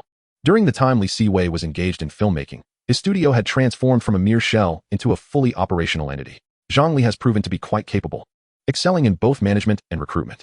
Thank you, Sister Zhang. Without you, our studio might still be a mere facade. Mr. Li, you flatter me. This is simply my duty. Sister Zhang, I shall refrain from further platitudes. Once our studio evolves into a company, I will ensure you receive a salary increase. I shall express my gratitude in advance. Mr. Li. In the ensuing days, Siwei dedicated all his time to post-production editing. He plans to release The Assassin around January of next year. By then, Buried Alive will have already premiered, and with Warner's involvement, it is likely to secure an Oscar nomination, providing The Assassin with a timely surge in popularity. Consequently, the timeline has grown rather tight, compelling Siwei to work overtime on the editing. Fortunately, Zhang Li has been incredibly supportive, having recruited several post-production staff. Alright, you all may proceed with the editing according to this approach. I must attend the premiere of The Promise. Although Siwei is aware that The Promise is a subpar film, he has no choice but to attend since Han Samping personally extended the invitation. Chapter 21, The Festive December and the Premiere of The Promise. Unlike a decade ago, the most lucrative film period now commences with the December holiday releases. Feng Xiaojiang has established himself as the king of holiday films, thanks to stellar box office performances during this season. However, this year's holiday lineup lacks a film by Feng Xiaojiang. He, having achieved no accolades in recent awards, has decided to focus on filming The Banquet instead. This December has been dubbed the Trojan War of holiday films by the media, with renowned domestic directors participating. The films by Chun Kai, Zhang Yimou, Chen Kursen, and Liu Xunwei all vie for attention during this period. Nowadays, audiences often choose films based on the director's reputation, making the gathering of such esteemed directors an exhilarating spectacle for viewers. If You Love was the first film to enter the fray. Having premiered in Hong Kong back in September, Siwei knew that, although the box office results were modest, it had garnered numerous awards, qualifying it as a relatively standard art film. When it was released in mainland China, Siwei was invited to the premiere. However, in a bid to expedite the post-production of The Assassin, he opted not to attend, delegating the task to Zhang Li to maintain Chen Kursen's reputation. Nevertheless, while Siwei could abstain from attending the premiere of If You Love, he could not decline The Promise. Both Han Samping and Chun Kai had invited him, leaving him no avenue for avoidance. Siwei understood that their insistence on his presence was aimed at generating buzz for The Promise. As a rising director with a billion-yuan box office record and a film shot in Hollywood, Siwei's fame is considerable, given the high investment in The Promise. With China Film as the primary investor, Han Samping was determined to employ all means necessary to amplify the film's visibility. Despite Chun Kai's established reputation attracting many viewers, the flourishing mainland market, coupled with the expansion of cinemas, has resulted in soaring box office figures, particularly during this festive season when audiences are eager to flock to theaters. However, due to the fierce competition during this time, it has become a battleground for major directors. To avoid any mishaps, Han Samping utilized every promotional strategy at his disposal. If The Promise maintains its reputation, it could potentially break the record set by Hero. Unfortunately, Siwei knows that The Promise is unequivocally a terrible film. In his previous life, Siwei had already endured The Promise once and is loath to subject himself to such torment again. However, certain social obligations cannot be evaded, particularly in the entertainment industry where maintaining appearances is paramount. Not only has Siwei's film wrapped, but even directors like Feng Xiaojiang, who are still shooting new films, have committed to attending, leaving Siwei with no excuses. Soon, the day of The Promise premiere arrived. As the event was scheduled for the afternoon, Siwei was not in a rush and instead continued working diligently in his studio. Director Li, here are today's newspapers. Please take a look. To ensure he does not miss any significant happenings in the industry, Siwei had arranged for newspapers to be delivered to his studio. Wow, indeed. A major director knows how to select a premiere venue. They certainly have a flair for it. Upon receiving the newspaper, Siwei couldn't help but voice his criticism. Brother Chen Kai had directly chosen the Great Hall of the Chinese People's Political Consultative Conference for the premiere, and a rehearsal had even been conducted for the event. Siwei could only exclaim how playful this was. It must be said that China Film Group had indeed invested heavily. The newspaper was practically filled with news about the promise. As the male lead, Xie Tingfeng was undeniably in the spotlight, featuring in 2 films during this year's Lunar New Year release period, with one as the lead and the other as the third male lead, truly a testament to his status as a favored actor by Emperor Entertainment. Alright, you all continue with the post-production. Work a little harder during this period. Once the post-production is completed, you'll be granted a holiday, and your salary during this time will be tripled. Hooray! Thank you, Mr. Li. Rest assured, Mr. Li, we will ensure the task is completed. After providing a motivational boost to the post-production staff, Siwei left the studio and headed to Beijing Film Academy. As a member of the 5th generation of directors and a classmate of Brother Chen Kai, Tian Zhuangzhuang was naturally also attending the premiere of The Promise. How is the post-production coming along? Tian Zhuangzhuang was aware that Siwei intended for The Assassin to be released in January. Everything is proceeding smoothly. The post-production staff we hired are quite competent. However, I considered that even if we can't make it by January, we can release it in February. Perhaps the promotional impact will be even greater. The Berlin Film Festival's closing ceremony is in February, and if Buried Alive wins an award in Berlin, it could certainly provide a promotional boost for The Assassin. It's a good thing you're so confident. Filmmaking is always a meticulous endeavor, and one mustn't be too hasty. I understand, teacher. To be honest, Siwei had indeed felt a bit anxious about The Assassin being released in January. By the way, I must remind you, during interviews, don't say everything that comes to mind. Upon hearing Tian Zhuangzhuang's seemingly cryptic remark, Siwei instantly grasped the implication. You're referring to that brother Liu, aren't you? Who else could it be? His series of actions have already impacted the school. Although Siwei was busy with post-production, he had seen reports regarding Lu Chuan in the newspaper. Due to the chaotic happenings surrounding the Golden Rooster Awards, Lu Chuan had been vocally criticizing the awards, claiming issues with the judging panel in every interview. Fortunately, Siwei had not participated in the Golden Rooster, which he held in low regard. However, he was aware that the judges held considerable influence within the industry and would not permit Lu Chuan to continuously attack the Golden Rooster in the media, thus exerting some pressure on the Beijing Film Academy. When you attend the premiere today, there will surely be media inquiries about this matter. Avoid it if you can. Don't worry, teacher, I'm quite discreet. I trust you on that. Also, I want to be attending the premiere today. Didn't you say you would go to support your old classmate? Tian Zhuangzhuang didn't respond directly to Siwei, but, after sipping his tea, said nonchalantly. I initially intended to support him, but I watched the film at China Film 2 days ago. It felt overly contrived and superficial. Brother Kai is becoming increasingly adept at creating illusions. Siwei opened his mouth, but ultimately refrained from commenting. As a junior, he felt it inappropriate to critique his elder, especially since Tian Zhuangzhuang was a classmate of Chen Kai. Alright, since you're not going, I'll go alone. With Tian Zhuangzhuang opting out, Siwei set off on his own. Chapter 22, The Extravagant Premiere. At 5 in the afternoon, Siwei arrived at the Great Hall alone. From a distance, he spotted nearly 100 soldiers clad in red robes, armed with swords and spears, standing in formation outside the hall. The red carpet, nearly 100 meters long, was flanked by dense rows of begonia trees, adorned with white lanterns overhead, while 2 enormous banners for the promise hung prominently at the entrance of the hall. Surrounding the area was a throng of enthusiastic fans, brandishing various signs, including one that read, Zhang Dongjian International Film Friends Society, charming and alluring. As Siwei stepped onto the red carpet and gazed at the begonia trees on either side, he was momentarily taken aback, marveling at the flowers that appeared to be crafted from silk. He could only lament the extravagance of Director Chun. This way, Director Li beckoned a welcoming hostess, guiding him into the interior of the hall.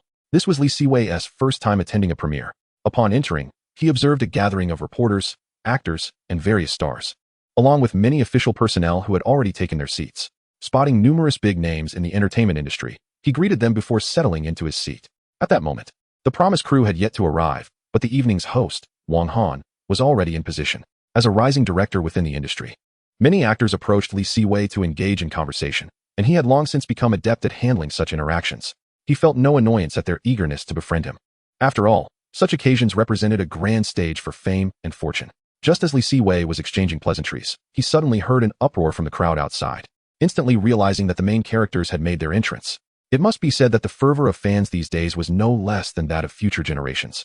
At one moment, Tingfeng overshadowed Dongjian, only to be eclipsed by Baiji in the next. Emotions ran high among the fans. As Siwei exited the hall alongside the crowd, he beheld the Gate of the Promise, where the host stood at the entrance.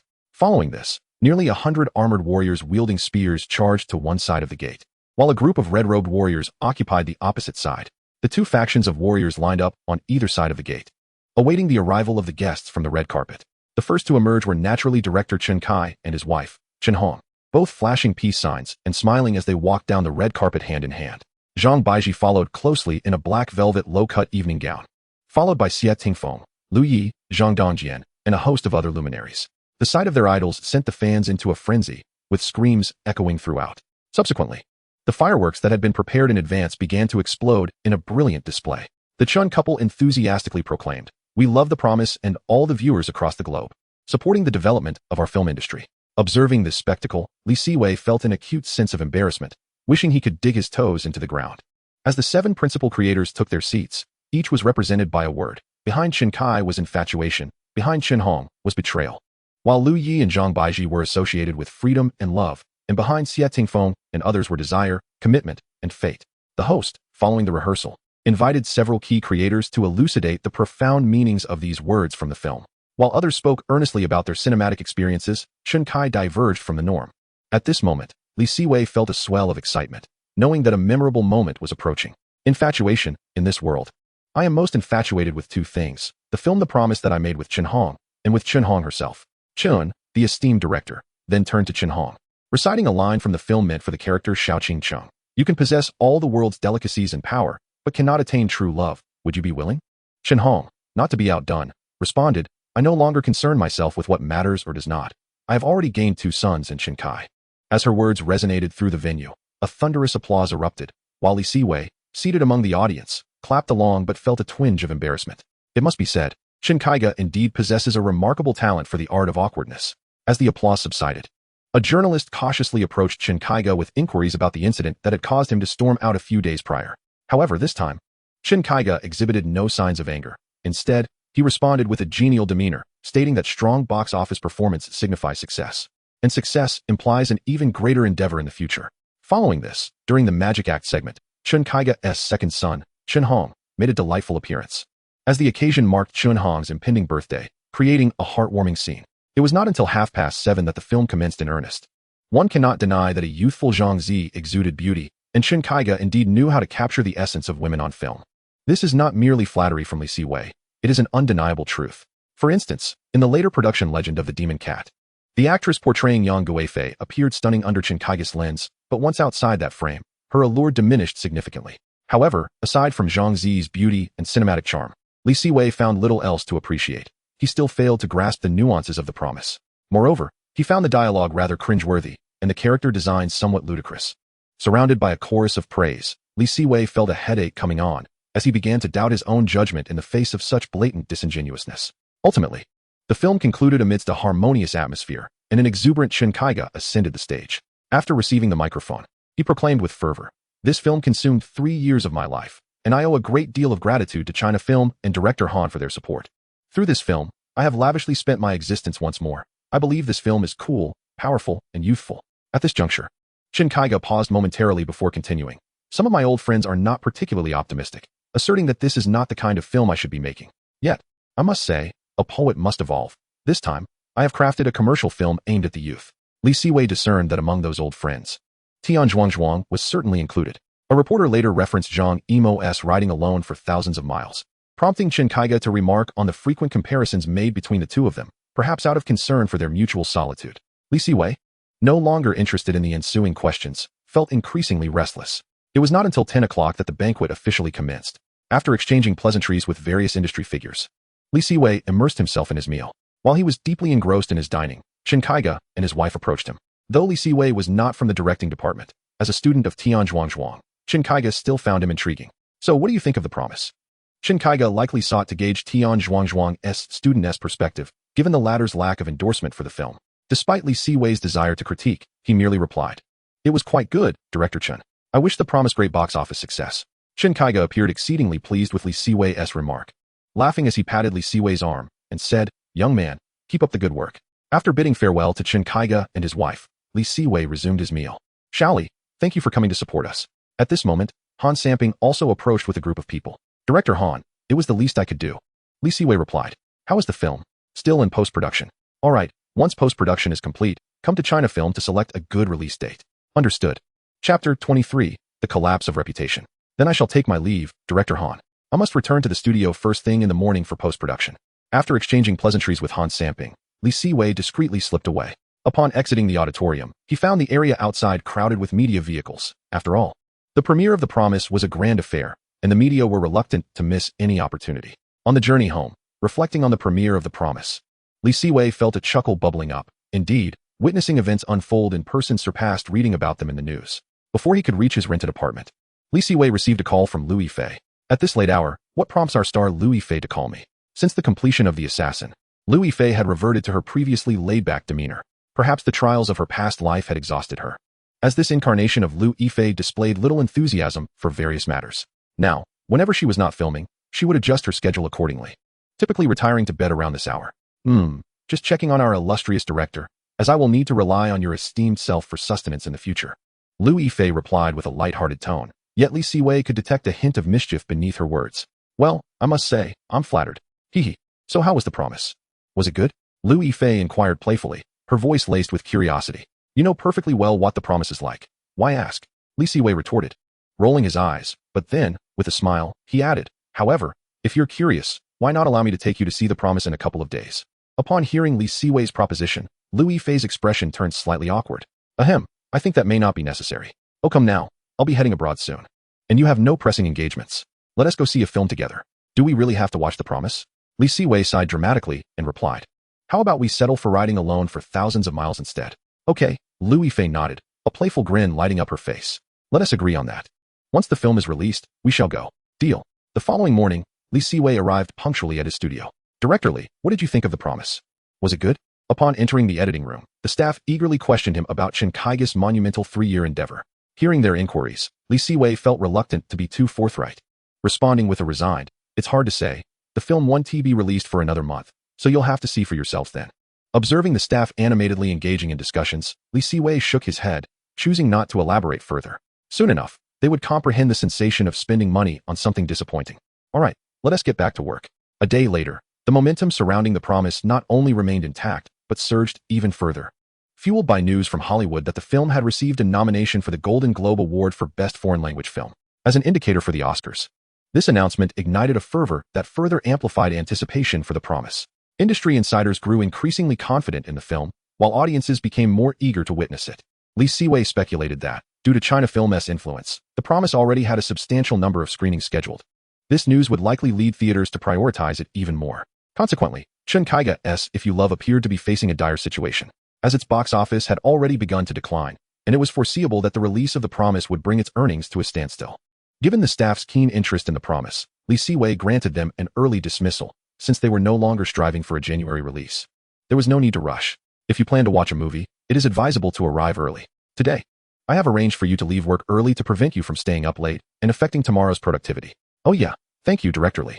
Director Li is quite generous. Would you like to join us? Upon receiving the invitation from the employees, Siwei did not hesitate for a moment and promptly declined, saying with a hint of malice, you all go ahead and watch. Just come back and tell me your thoughts. Since the employees were going to the cinema, Siwei decided against continuing his work and instead turned to the news. It is undeniable that the influence accumulated by director Chen Kai had come to the fore. As his first commercial film, the audience responded with tremendous enthusiasm. The advanced screening box office shattered records, and by the end of its opening day, it had already broken the domestic first-day box office record, greatly encouraging industry insiders, as a larger market equates to greater profits. As a primary investor in The Promise, China Film spared no effort in its promotion, with Han Samping's smile becoming somewhat rigid. On the first day of the film's release, there were virtually no negative reviews. With the release of Riding Alone for Thousands of Miles the following day, audience excitement surged. The two top directors in the country commenced a direct competition. When Siwei arrived at the studio the next day, he noticed several post-production staff members looking utterly lost in thought. So how was the film? In response to Siwei's inquiry, they glanced at one another, unable to articulate their thoughts, finally managing to say, Director Li, to be honest, we didn't understand it. Siwei was not surprised by their reaction. After all, according to Director Chen, this film would only be comprehensible a decade later. Director Li, you should look at what the newspapers are saying. Siwei took the newspaper and examined the reviews for The Promise. Some rather blunt critics showed no mercy to Chen Kai, declaring the entire film to be hollow and devoid of logic. Some print media were more tactful, merely stating that the film had grand ambitions and was visually striking, yet the plot was somewhat chaotic and the performances overly exaggerated. What do the audiences say?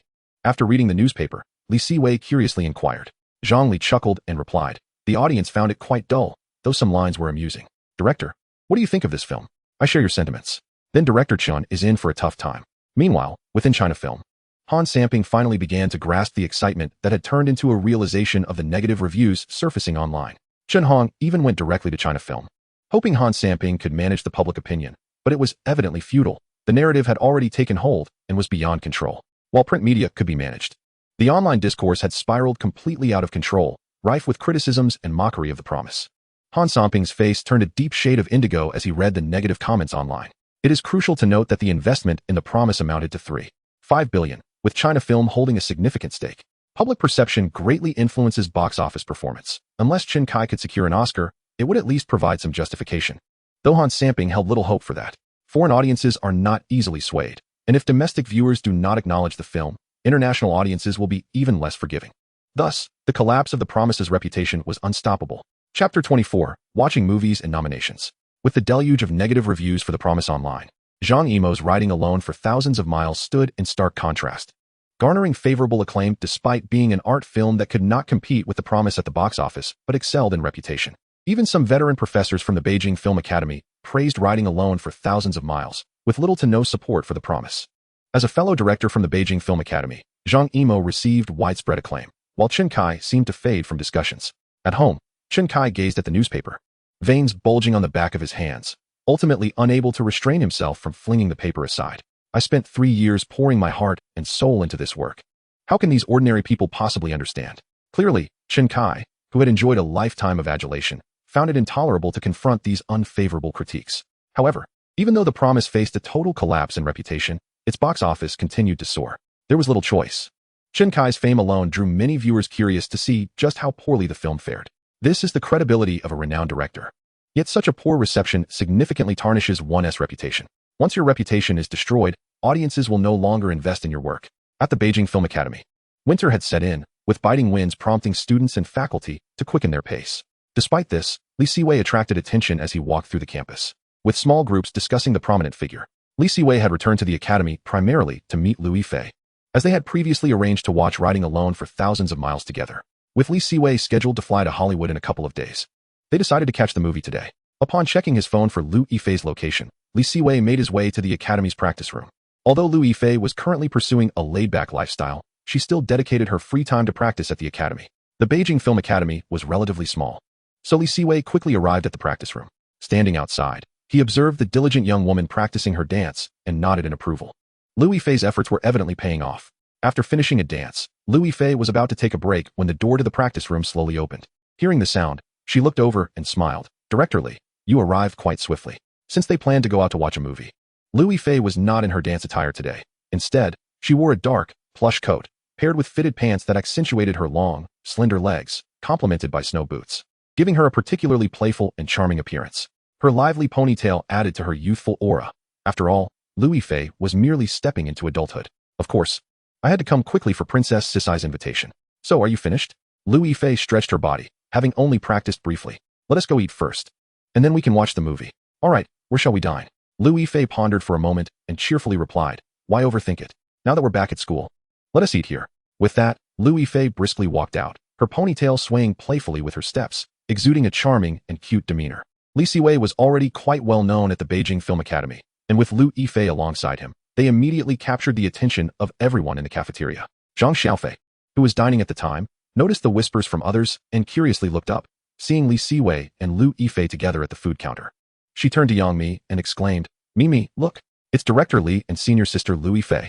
Yang Mi raised her head, observing the intimate demeanor of the pair, and remarked with a complex expression, "Having a renowned director as a friend certainly has its perks."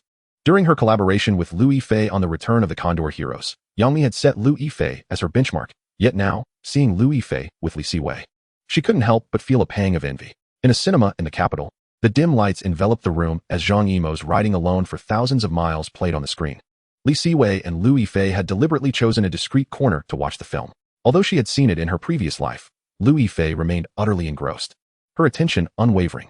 At particularly poignant moments, she would gently bite her lip, exuding an undeniable charm. In contrast, Siwei, who had watched this film several times before, found himself less captivated by the movie than by Liu Yifei's endearing gestures. As she watched the film intently, she instinctively reached for the bucket of popcorn placed between them, only to accidentally brush against Siwei's hand. Despite having held hands before, the fleeting contact sent both of them recoiling as if jolted by an electric shock. It seemed that after spending a considerable time reborn, Liu Yifei exhibited none of the maturity from her past life. Instead, she appeared as bashful as a young girl. Her cheeks flushed with embarrassment. Siwei, on the other hand, had grown considerably bolder. He chuckled as he lifted a handful of popcorn to Liu Yifei's lips, encouraging her to eat. Having just experienced a blush, Liu Yifei quickly regained her composure, playfully refusing. "No, you touched it, I won't eat." Her teasing response was deliberate, eliciting a knowing smile from Siwei, who replied, "Then I shall eat it myself." However, before he could retract his hand, Liu Yifei opened her mouth wide and popped the popcorn in. Seeing the bewilderment in Siwei's eyes, she couldn't help but stifle a laugh. "Weren't you just saying you wouldn't eat?" he remarked, to which she retorted, "Humph, that's none of your business." With a playful glint in her eye, she grabbed a handful of popcorn and began to munch, though the upward curve of her lips betrayed her delight. Upon completing their viewing of Riding Alone for Thousands of Miles, they proceeded to watch If You Love, reveling in the peak performance of Zhou Sun. Throughout the screening, they exchanged whispered thoughts on the film, fostering an atmosphere of effortless warmth and ease. However, as they observed the sparse audience in the screening room, Siwei couldn't help but feel a pang of regret. If You Love was nearing the end of its box office run. After the two films, darkness enveloped the sky. Given the brevity of winter days, coupled with the extended duration of the films, they decided to grab a meal before Siwei escorted Liu Yifei home. The following day, the official website of the Berlin Film Festival announced the first batch of films nominated for the main competition, leading with the opening film Snow Season Passengers. A total of 12 films were listed, among which Buried Alive prominently featured. Upon seeing the news, Siwei leaped in exhilaration. Just then, a call from Tom interrupted his celebration. "Oh, boss, did you see? We made it into the main competition." "I did, Tom. This is truly unbelievable. You really are a genius." Siwei chuckled in appreciation of Tom's praise. "All right, Tom, I already know I'm a genius. You've mentioned it countless times. However, we need to revise the release plan for Buried Alive. Don't worry, boss, I'll handle that." Initially, Siwei and Warner Brothers had planned for Buried Alive to have a wide release in North America on Christmas, not expecting it to be nominated for the Berlin main competition. Now, given its nomination, they decided against a wide release, opting instead for a limited 7-day screening in North American theaters to avoid any conflicts ahead of the Oscars. "Okay, Tom, I'm entrusting the limited screening of Buried Alive to you. We'll go for a full release after the Oscars." "Understood, boss, I'll take care of it." Chapter 25, A Bun That Sparked a Bloodbath. Warner Brothers had no objections to Siwei's request.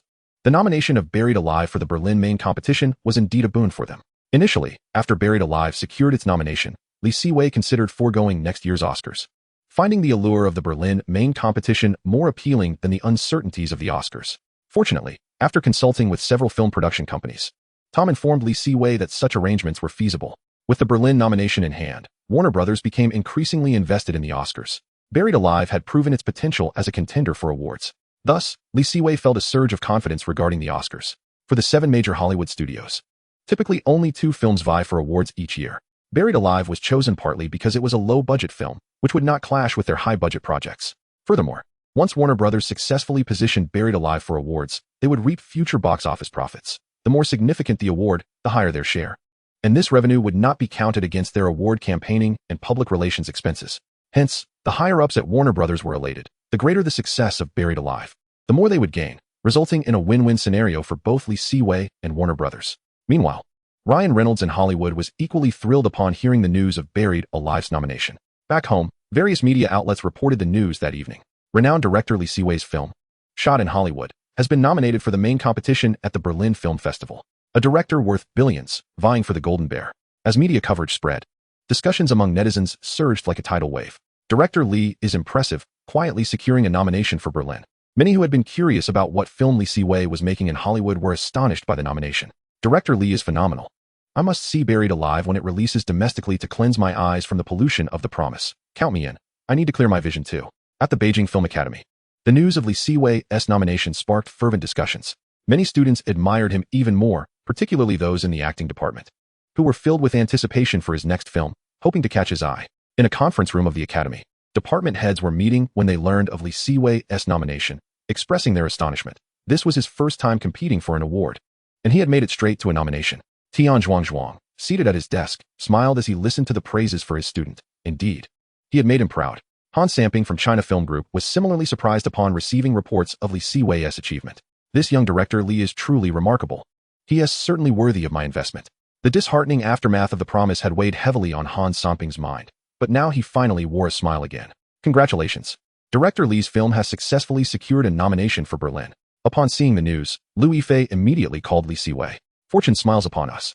Listening to Li Siwei's attempts to suppress his elation on the other end of the line, she stifled a giggle before saying, "Let us wish our director Li success in winning an award.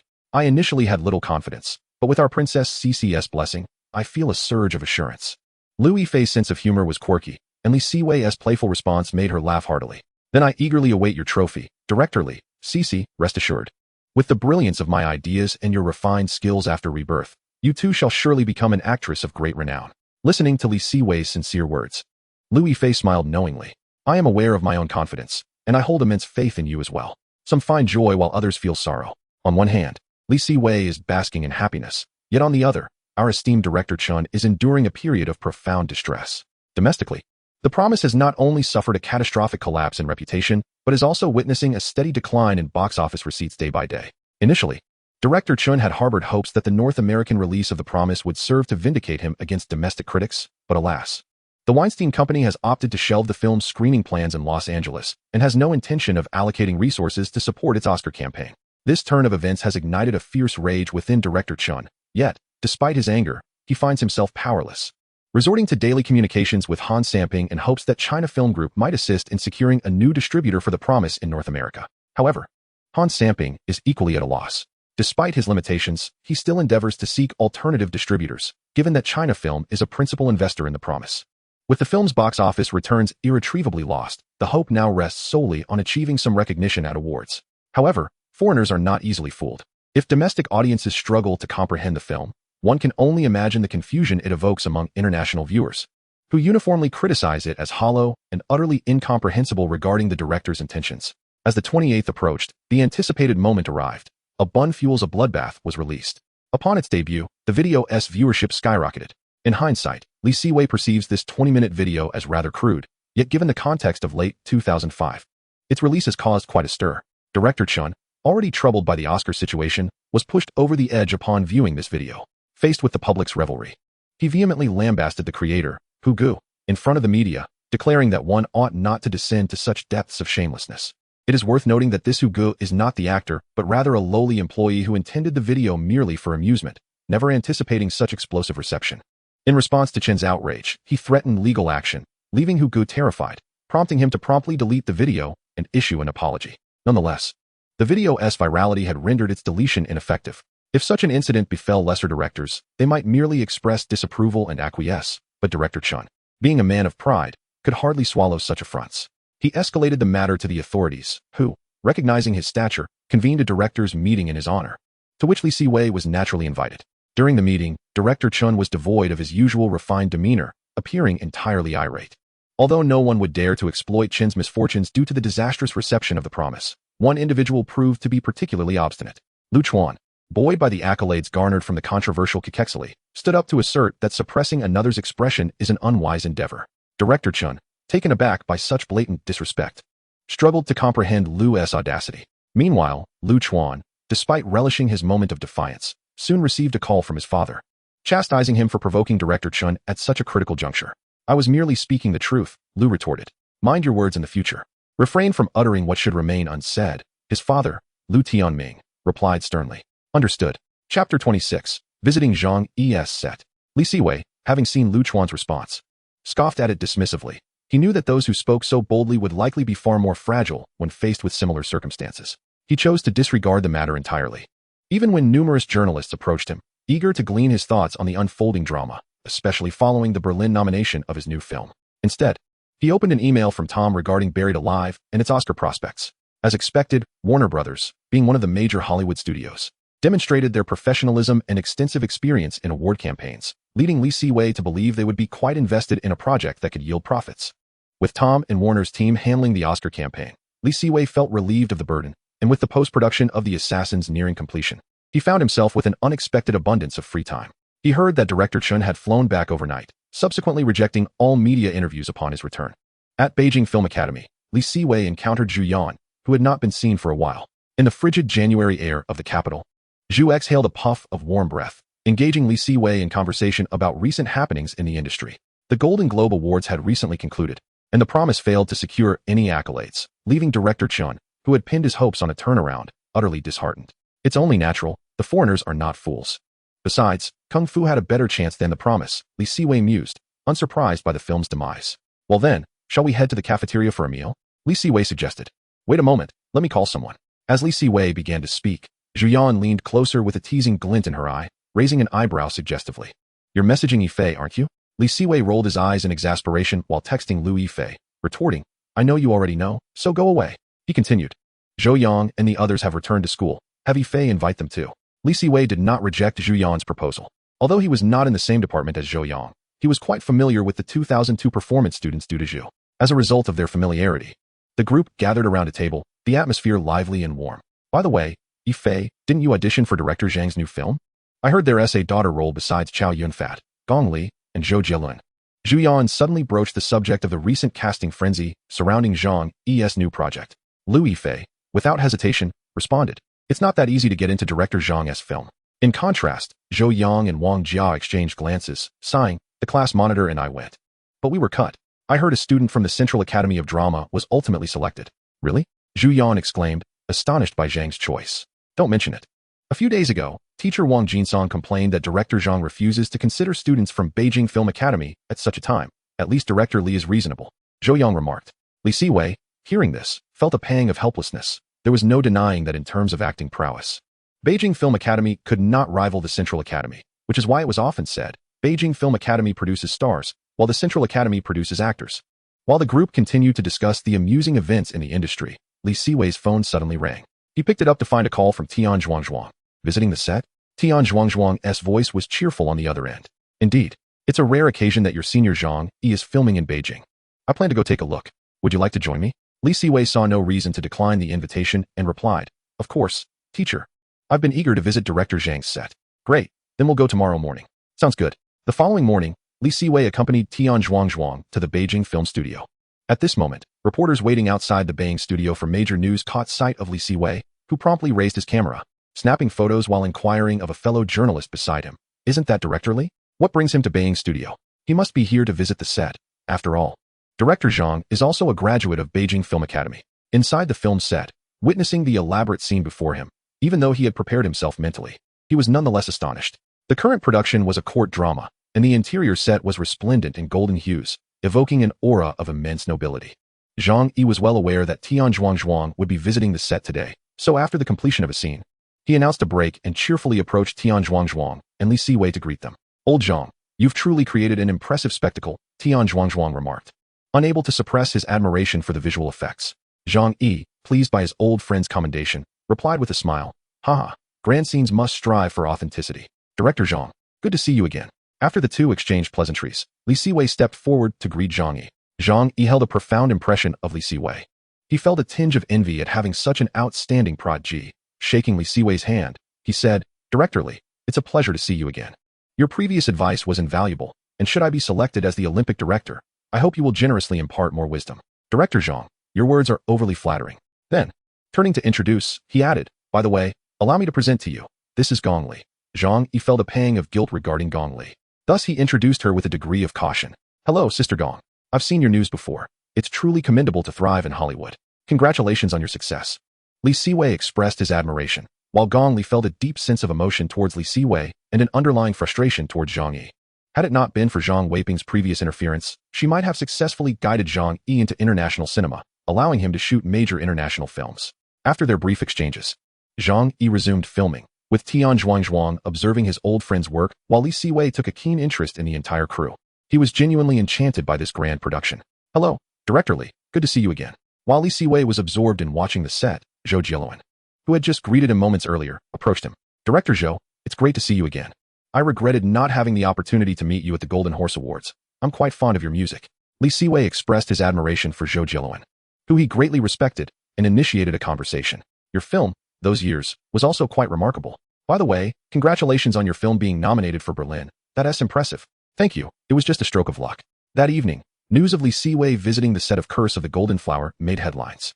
However, while a single visit could make the news, frequent visits would soon lose their novelty. Indeed, ever since his initial visit with Tian Zhuangzhuang, Li Siwei had been making regular trips to Bing's studio, seeking Zhang Yi's guidance on various directorial matters during breaks, and when Zhang Yi was preoccupied, Li Siwei observed, learning the intricacies of shooting large-scale productions. During this period, Li Siwei also grew closer to Zhou Jieluan. After their initial conversation, they discovered they shared a great rapport.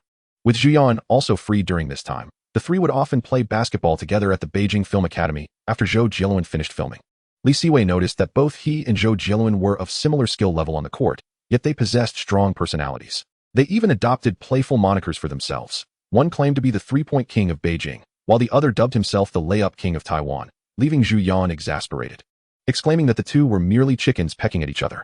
Chapter 27. Celebrating the New Year and the Berlin premiere. Goodness, your basketball skills are truly dreadful. Wow. Quit copying my phrasing, you rascal. These were the two most frequently overheard remarks by Liu Yifei upon arriving at the basketball court. One was an emerging director, and the other a renowned singer, yet they bantered like school children, playfully sparring while playing ball. Liu Yifei was already accustomed to their dynamic, having witnessed their playful exchanges over the past few weeks, as they frequently gathered to play basketball whenever they had free time. Qin, when did you arrive?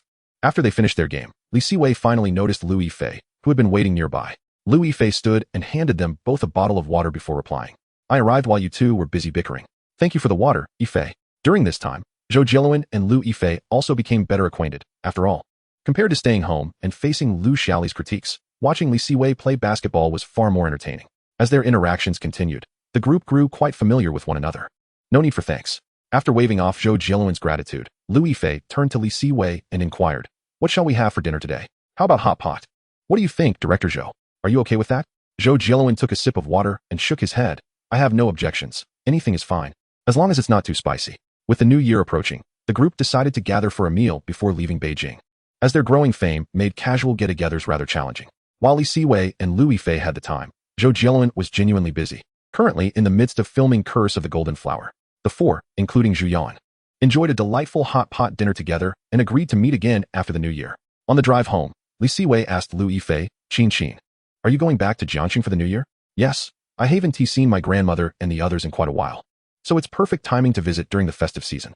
After dropping Liu Yifei off at her home, Li Siwei barely had time for a sip of water before receiving a call from Han Samping. Director Han, what's the matter? The post-production of The Assassin has been completed. Let us schedule its release for after the new year. If it wins an award in Berlin, we can leverage the publicity.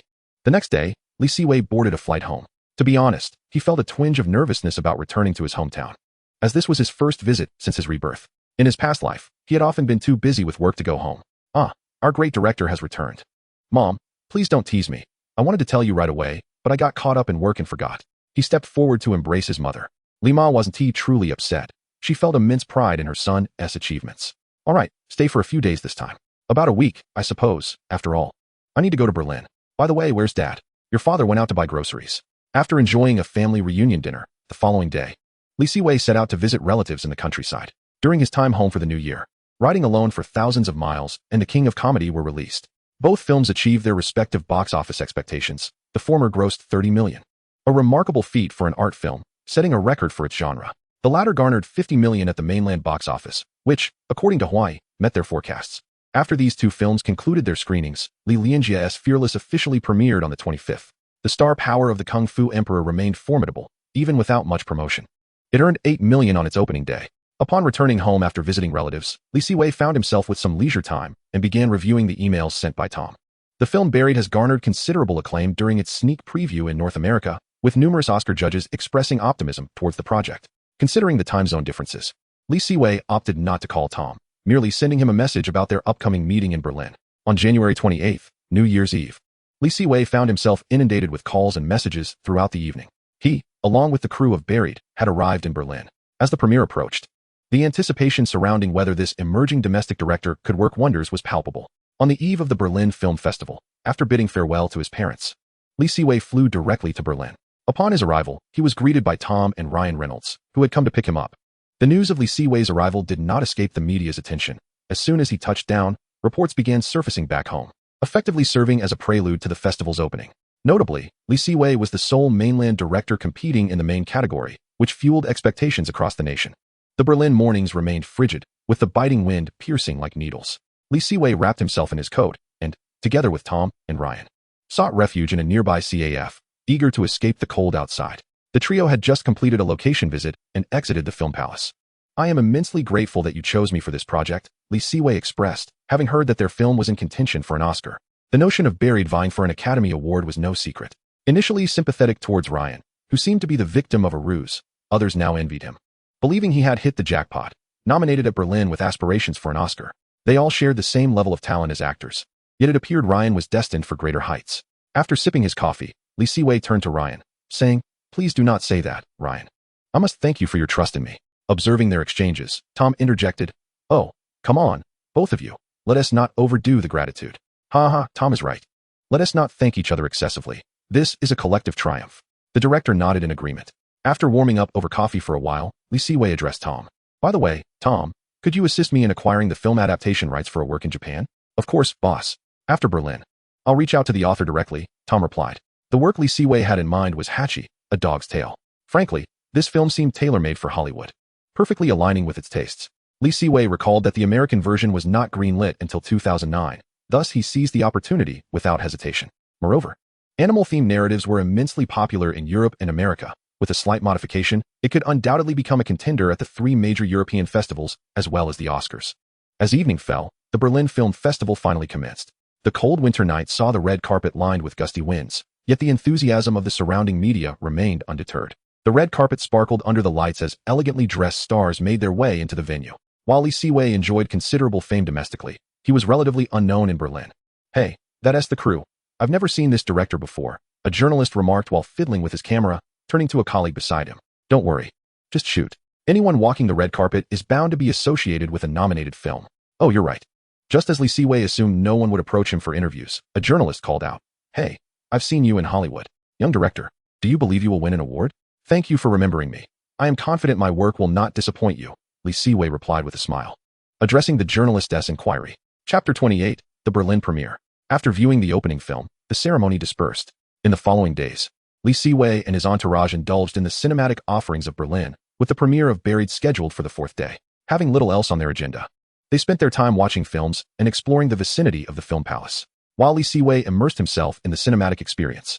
Domestic media continued to report on the happenings of the Berlin Film Festival. As the premiere of Buried approached, Siwei leisurely enjoyed watching films. As the 56th Berlin Film Festival unfolded, Siwei faced the press with unwavering confidence. This year, he was the only director from the mainland competing in the main category, which meant the media coverage was predominantly centered around him. In Jiangcheng, Liu Yifei glanced at the newspaper featuring reports on Siwei, chuckling to herself. "This guy really doesn't know how to keep a low profile." Just then, Liu Xiaoli returned home to find her daughter smiling at the paper, and she instinctively knew who had captured her attention. With a resigned smile, she chose not to comment further. Her daughter was now an adult, free to pursue her interests. On February 13th, the 4th day of the 56th Berlin Film Festival had arrived, and Siwei's Buried was set to premiere that evening. Despite the biting cold, the fervor of journalists and film enthusiasts remained undiminished. With the premiere scheduled for that night, by late afternoon, reporters and fans had already gathered along the red carpet. Although they knew little about Siwei, his youth intrigued them. They had never encountered a director so young at a film festival. Coupled with the eye-catching poster for Buried, the excitement was palpable. As Siwei, Ryan Reynolds, and Tom emerged from their vehicle, they confidently walked the red carpet. Despite the chilly weather, their pace remained steady, waving to reporters and fans lining both sides. The presence of the main figures ignited excitement among the journalists, and flashes from cameras filled the air as some shouted, "Hey, Lee, look at the camera." After traversing the red carpet, they ascended the stage in the Film Palace's Grand Hall, which was already filled to capacity with filmmakers from around the globe. The jury chairman and other members of the jury were also present, expressing high hopes for the film, particularly the chairman, who was witnessing such an innovative film for the first time. "Hey, Ryan, I heard you were buried for half a month." An actor familiar with Ryan approached him as he stepped off the stage, patting him on the shoulder. "Indeed, Jimmy, you'll see soon enough," Ryan replied, exuding confidence. "I thought there wouldn't be many people here today," whispered a domestic journalist seated in the back row to a colleague. "That's to be expected. Director Lee's youth speaks for itself, and the poster is captivating enough to draw a crowd," the colleague replied, not surprised. Everyone was eager to see what kind of film this young director would unveil.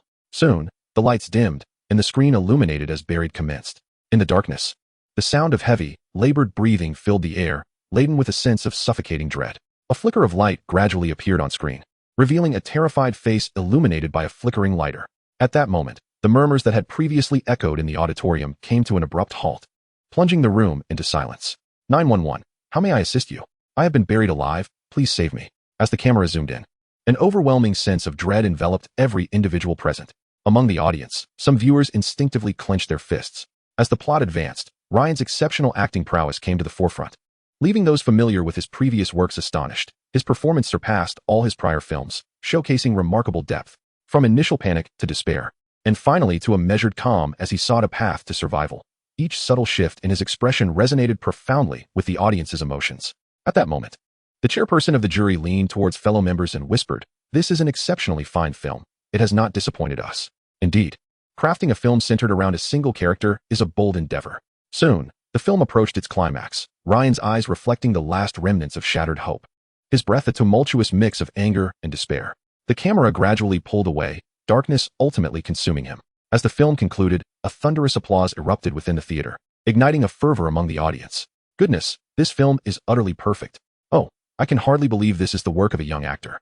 It's astonishing that this film was accomplished by just one actor. He could have survived. What a pity. Siwei and his companions exchanged amused glances at the audience's enthusiastic discussions, a testament to their film's recognition. That very evening, reviews and reports regarding Buried Alive flooded the media. It was truly unimaginable that a film could be crafted by a single individual. Even renowned French media extolled Buried Alive, praising Siwei for his masterful directorial skills in creating a captivating cinematic experience. In addition to the media, critics were equally generous in their admiration for Buried Alive. The director's use of a confined space to evoke intense claustrophobia, coupled with the actor's struggle within the coffin, tested the will to survive while serving as a metaphor for the curvature and despair of modern individuals. Siwei's portrayal of a desperate fight for survival imbued the narrative with depth. The struggles within the confined coffin mirrored societal apathy and systemic flaws, prompting profound new insights. In comparison to the opening film, I found myself more enamored with Lee's work. His technique was remarkably adept, crafting an exquisite scene from the simplest of settings.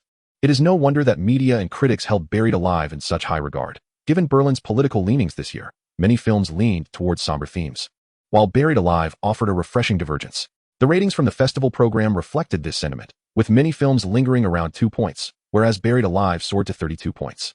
This was an impressive score, surpassing the vast majority of the films in competition. "Oh, boss, it seems we are on the brink of success," Tom exclaimed, his excitement palpable as he observed the accolades from media and critics. Though Ryan Reynolds remained silent, his expression betrayed his own exhilaration. Siwei, while equally pleased, maintained his composure and remarked, "Tom, let's remain grounded. While the media and critics shower us with praise, remember that sometimes these reviewers may intentionally take a contrary stance to assert their expertise." Accustomed to such remarks in Hollywood, Tom nodded in agreement. "You're right, boss. These reviewers can indeed be infuriating. Fortune favors the bold, so let's remain optimistic." Although Siwei felt a sense of confidence regarding potential accolades, he understood that until the final moment, certainty was elusive. Chapter 29, Award Ceremony. The day following the premiere of Buried Alive in Berlin, major domestic media outlets eagerly relayed the praise from foreign critics. Siwei's new film garnered significant acclaim, with the most fervent discussions centering on the astonishing fact that he completed the film in merely 2 weeks. This revelation sparked heated debates among domestic media and netizens, particularly since no new films had been released during this period, making Buried Alive the focal point of conversation. The fervor surrounding Buried Alive was amplified by the fact that nearly all jury members attended the premiere, an honor typically reserved for seasoned directors. Siwei himself was puzzled by this, until he received a phone call from his mentor, Tian Zhuangzhuang. "Teacher, are you saying Director Zhang spoke on my behalf?" "Indeed. He holds you in high regard. Moreover, you are the sole domestic entrant in this year's Berlin main competition, so he lent you his support." Upon learning of Director Zhang's assistance, Siwei felt profoundly grateful. Earlier, he had frequently sought guidance from Zhang Yimou on the set of Curse of the Golden Flower, and this act of support was enough for Siwei to remember for a lifetime. Just as he set down the phone, Tom burst into the room, exclaiming, "My goodness. Boss, we are about to strike it rich. You won't believe the offers coming from European distributors." Siwei, accustomed to Tom's exuberance, replied calmly, "Tom, let us not get ahead of ourselves. We should wait until after the closing ceremony."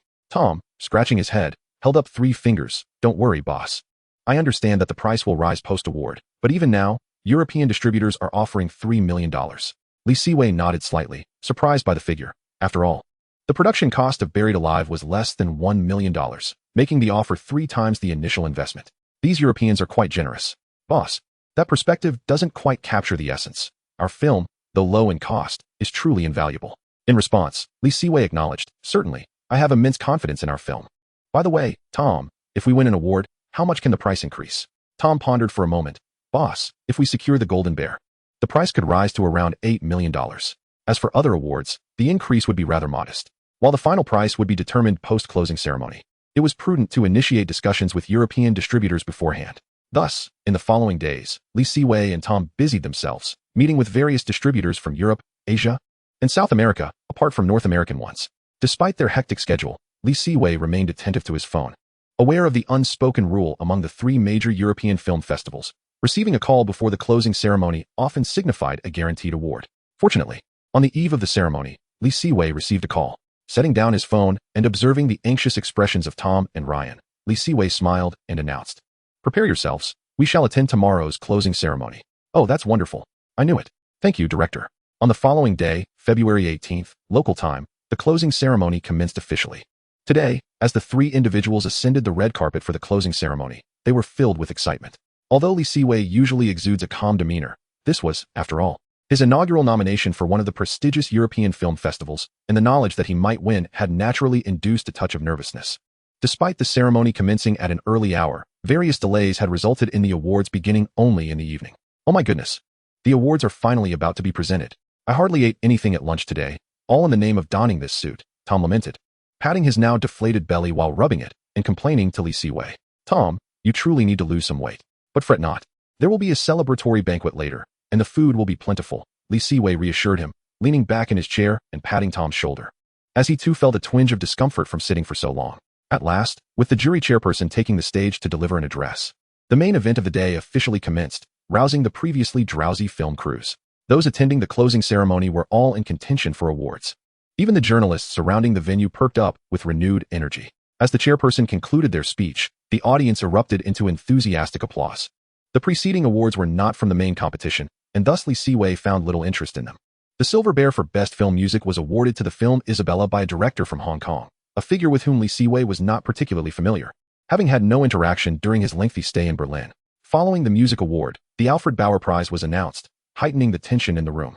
As the awards from this point on carried significant weight, the award ultimately went to the film The Guardians, a collaboration between Argentina, Spain, and Germany. The Outstanding Artistic Contribution Award was also claimed by a local German director. Next up was the award for Best Actress, which elicited a collective intake of breath from the audience. However, for the crew of Buried, it was of little consequence, as the film featured no female lead. The Best Actress award ultimately went to Sandra Wheeler for her role in Requiem. At this moment, the crew of Buried felt a surge of anxiety, particularly Ryan, who became visibly tense. Ryan Reynolds, for Buried, congratulations. Upon hearing his name, Ryan leaped up in exuberance and immediately embraced Li Siwei. Director Li, thank you. If it weren't for you, I would never have had the chance to win this award. Li Siwei returned the embrace, saying, congratulations, Ryan, you truly deserve this accolade. As Ryan made his way to the stage to accept his award, Li Siwei too felt a wave of nervousness wash over him. As Ryan's victory indicated that Buried had lost its guaranteed award, Ryan approached the podium and, still in disbelief, held the trophy with trembling hands as he expressed, "Thank you to the jury for bestowing this honor upon me. Most importantly, I must thank my director, Li. You are the best director. Thank you for choosing me." Meanwhile, domestic journalists had their cameras trained on Ryan, for though he was not a foreigner, the director was Li Siwei, who had just produced a Berlin film emperor. Following the Best Actor award came the Best Director accolade, and Li Siwei felt a surge of tension. This was the award he was most likely to win. As for the Golden Bear, he did not believe he would secure that honor. The recipient of the Silver Bear for Best Director was announced. The presenter deliberately paused, and Li Siwei sensed a fleeting glance directed his way, igniting a thrill within him. Li Siwei, for Buried, congratulations to you, a young director from the East. Upon hearing his name, Li Siwei was momentarily taken aback, until Tom enveloped him in a congratulatory embrace, bringing him back to reality. Boss, congratulations. Director, I knew it. Congratulations. After sharing hugs with Tom and Ryan, Li Siwei made his way to the stage. Meanwhile, domestic reporters had already turned their cameras to him. Wow, Director Li actually won. This is incredible. He must be the youngest Best Director ever. It's Li. Unfortunately, Buried was not classified as a domestic film. Oh well, let's not get caught up in the details. The fact that the Best Director is Li is sufficient. Quick, take the photo. On stage, upon receiving the trophy, Li Siwei felt somewhat dazed. Listening to the thunderous applause, he approached the microphone and took a deep breath. I am profoundly grateful to the jury for awarding this honor to me.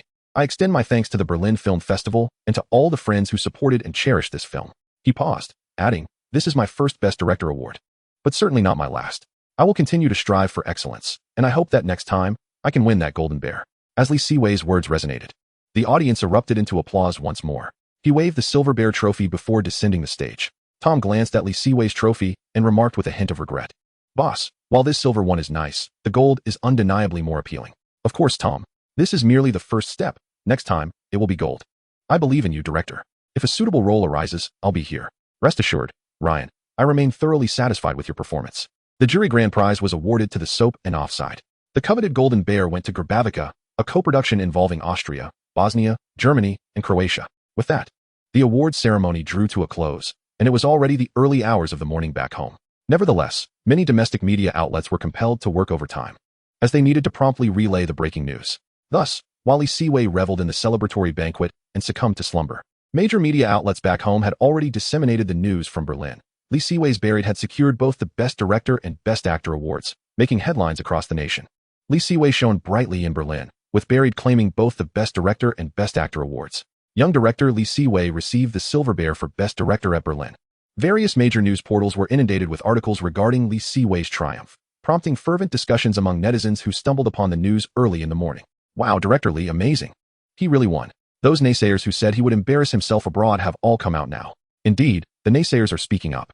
Simultaneously, within the China Film Group building, Han Samping gazed at the newspaper headlines, filled with emotion as he remarked to his secretary, "This young director, Li, is truly remarkable. I did not misjudge him. Chairman Han, you truly have an eye for talent.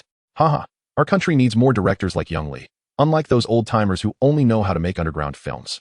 Most exuberantly, however, was the Beijing Film Academy. Though it was still morning, a banner had already been unfurled in front of the school. Warmest congratulations to our outstanding student Li Siwei for winning the Silver Bear for Best Director at Berlin. Meanwhile, Tian Zhuangzhuang, sitting in his office, raised his head proudly, thinking, so what if I have been banned? My student has still won an award. Director Li is truly formidable. His first award-seeking work has already achieved success. Lu Xiaoli gazed at the news in the newspaper, her heart a tumult of emotions. To be candid, she initially held a certain disdain for Li Siwei. However, her daughter seemed utterly enchanted, insisting on participating in his film. Consequently, the mother and daughter engaged in lengthy discussions. Of course, Mom, Lu Yifei affirmed, I have told you, Wei is exceptionally talented. Lu Yifei looked at the spirited young man gracing the newspaper and felt genuine joy for him. Although she was tempted to call and congratulate him immediately, she refrained, considering the issue of time zones. Simultaneously, within Hawaii, upon seeing the news of Li Siwei's award, Feng Xiaojing wore an expression of envy. Damn it, I need to create an award-winning film as well. Relying on these people in the domestic industry to grant me accolades seems utterly unattainable. As this thought crossed his mind, he recalled his own film, The Banquet, and was suddenly filled with fervor.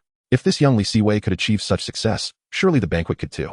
Meanwhile, far away in Berlin, Li Siwei remained oblivious to the domestic news, engrossed in negotiations over prices with film distributors.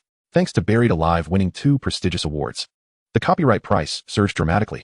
Ultimately, aside from North America and overseas, the total copyright fee reached an impressive $6.5 million, significantly padding Li Siwei's pockets, liberating him from reliance on Lu Yifei's financial support. After resolving the copyright matters, Li Siwei returned to his homeland. Frankly, while German cuisine was palatable, indulging in it excessively became tiresome. Despite his efforts to remain inconspicuous, upon his arrival at the airport, he found himself surrounded by reporters. Director Li, congratulations on your Berlin win. Do you have any ideas for your next film? Director Li, when will The Blade of the Needle be released? After briefly addressing the questions from the reporters, Li Siwei managed to escape under the cover of airport security, rather than heading directly to his studio. Li Siwei made his way to Beijing Film Academy. Upon seeing the banner hanging at the entrance, even though his confidence had grown considerably, he still felt a tinge of embarrassment. Upon entering Tian Zhuangzhuang's office, Li Siwei promptly presented the trophy to him. Tian Zhuangzhuang accepted the trophy, caressing it with a smile. Not bad. This can be considered the first of its kind from the mainland. Although Zhang Yi had already won a Golden Bear, this was indeed the first Silver Bear for Best Director from the mainland. Previously, only directors from Taiwan and Hong Kong had received such accolades twice. Now that Buried Alive had also garnered awards, Tian Zhuangzhuang inquired, when will The Blade of the Needle be released? Teacher, I have already discussed this with Director Han. The premiere will be tomorrow. After leaving Beijing Film Academy, Li Siwei headed straight to China Film Group. Director Li, congratulations on winning 2 prestigious awards. Upon entering Han Samping's office, he was met with warm congratulations. Just a stroke of luck, Li Siwei humbly replied. Observing Li Siwei's modest demeanor, Han Samping felt even more pleased with him. Let us set the premiere for The Blade of the Needle tomorrow. Indeed, we should seize the momentum. The media is already reporting on me, providing free publicity for us. Fortunately, Siwei had already discussed the premiere with Han Samping beforehand, so even with the last-minute arrangement, it did not seem rushed. China Film Group was well prepared. After further deliberating on the blade of the needle, Siwei graciously declined Han Samping's invitation to dinner and made his way to his studio. Congratulations, Director Li. You are truly amazing.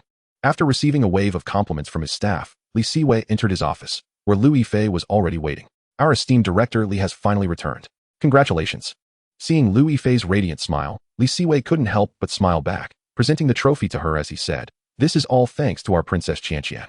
Otherwise, Buried Alive would not have come out so swiftly." "Humph, no need for thanks. This is merely the cost of my sponsorship," Liu Yifei retorted playfully.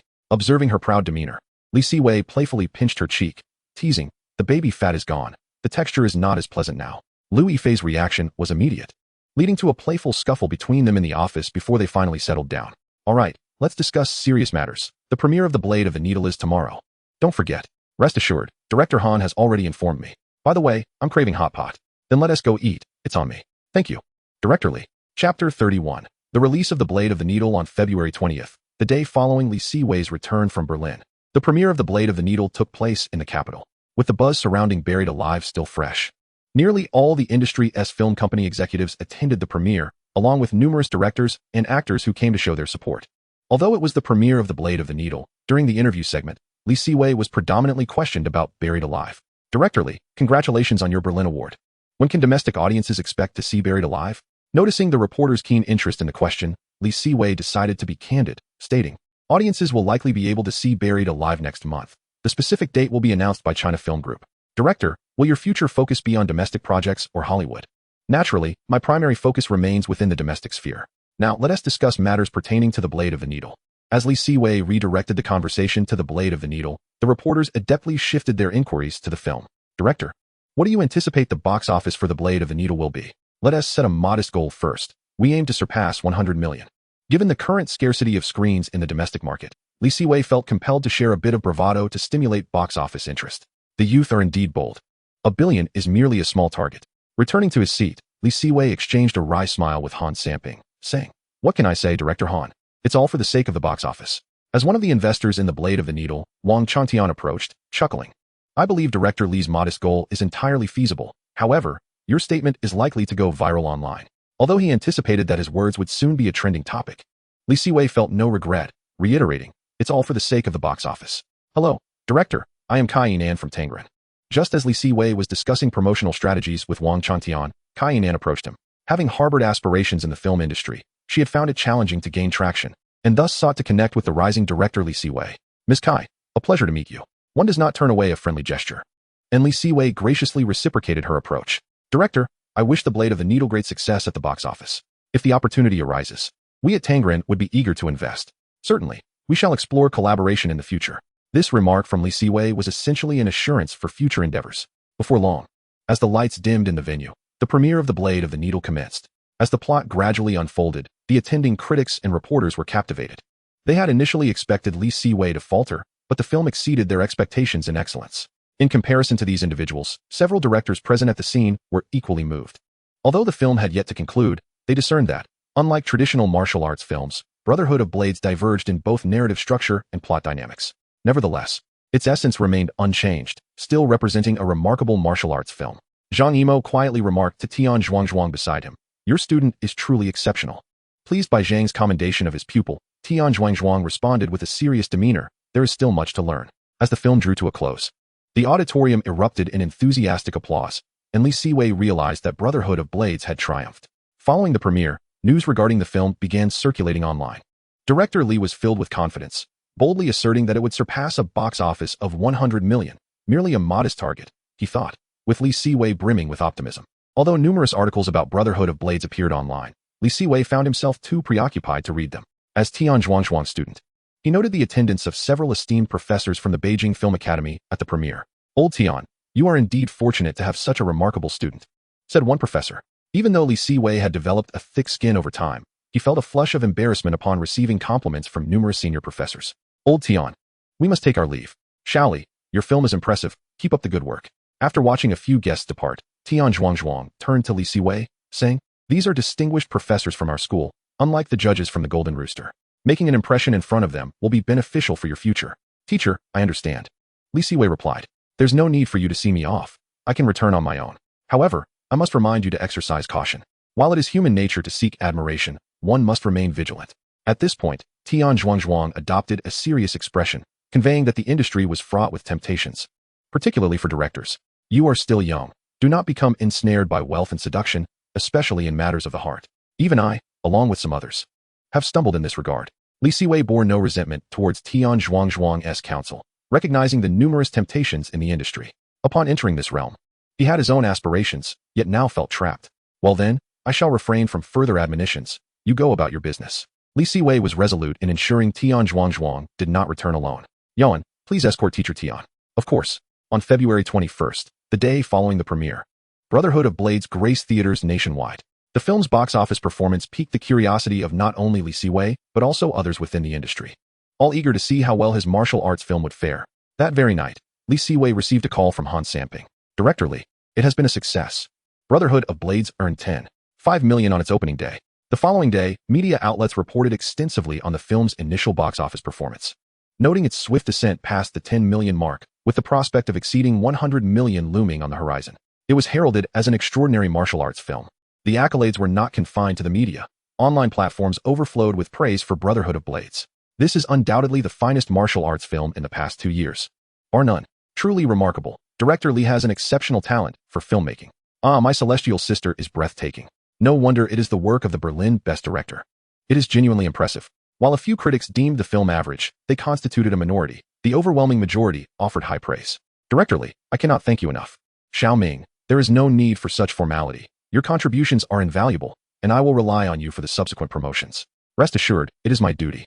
Just as Li Siwei concluded a call of gratitude with Huang Xiaoming, Zhu Yan rushed over, exclaiming, Godfather, get lost. Li Siwei had long since grown accustomed to Zhu Yan's shamelessness, pushing her away. Despite the promising opening day figures, further promotional efforts were essential. Don't worry. Chapter 32, Box Office Triumph and Oscar Nominations. To bolster future box office performance, Li Siwei divided the Brotherhood of Blades crew into 2 groups for a promotional tour. While exhausting, it was necessary for achieving high box office returns. The following day, the film reported a box office intake of 12 million, indicating a steady rise rather than a decline, confirming the film's solid standing. Just as Brotherhood of Blades was experiencing a surge in box office numbers, news from Hollywood ignited even greater excitement surrounding the film. Reports indicated that Li Siwei's Buried was to receive nominations for Best Original Screenplay, Best Cinematography, and Best Director at the Oscars.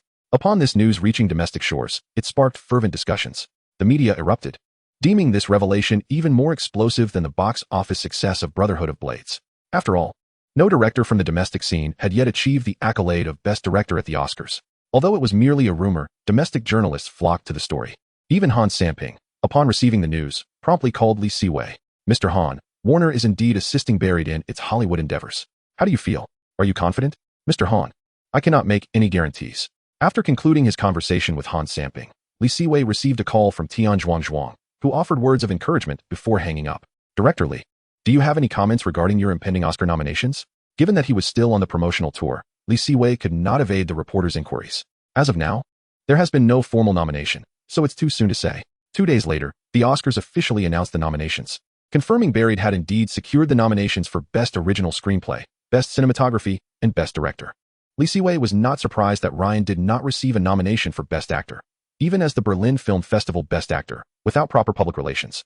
Such recognition eluded him. Although Ryan felt a tinge of disappointment, having already won the Berlin accolade rendered it inconsequential. In contrast, Lian's Brokeback Mountain garnered an impressive 8 Oscar nominations, including Best Actor, Best Director, and Best Picture. As for The Promise, it failed to secure a nomination for Best Foreign Language Film, having long been deemed ineligible. Chen Kai's hopes had already been dashed. However, when the official nominations were announced, Chen Kai was still left infuriated. With the Oscar nominations under his belt, Li Siwei became a hot commodity. Although he sought to evade reporters, the ongoing promotional efforts for Brotherhood of Blades rendered escape impossible. Director, do you have anything to say regarding your Oscar nomination for Best Director? Do you feel confident about winning? I am delighted. As for winning, that depends on the judges. What are your thoughts on The Promise not receiving a nomination for Best Foreign Language Film? This question seemed intended as a trap for Li Siwei. Given that Chen Kai was still Tian Zhuangzhuang's classmate, Li Siwei preferred not to sever ties with him. Consequently, he offered a brief, evasive response before swiftly shifting the conversation. The media frenzy was only compounded by the online discussions. Director Li is truly phenomenal. He has secured an Oscar nomination. This year's Oscars might just see him winning. And not only Li Siwei, but also Lian has received an Oscar nomination. Both directors are truly remarkable.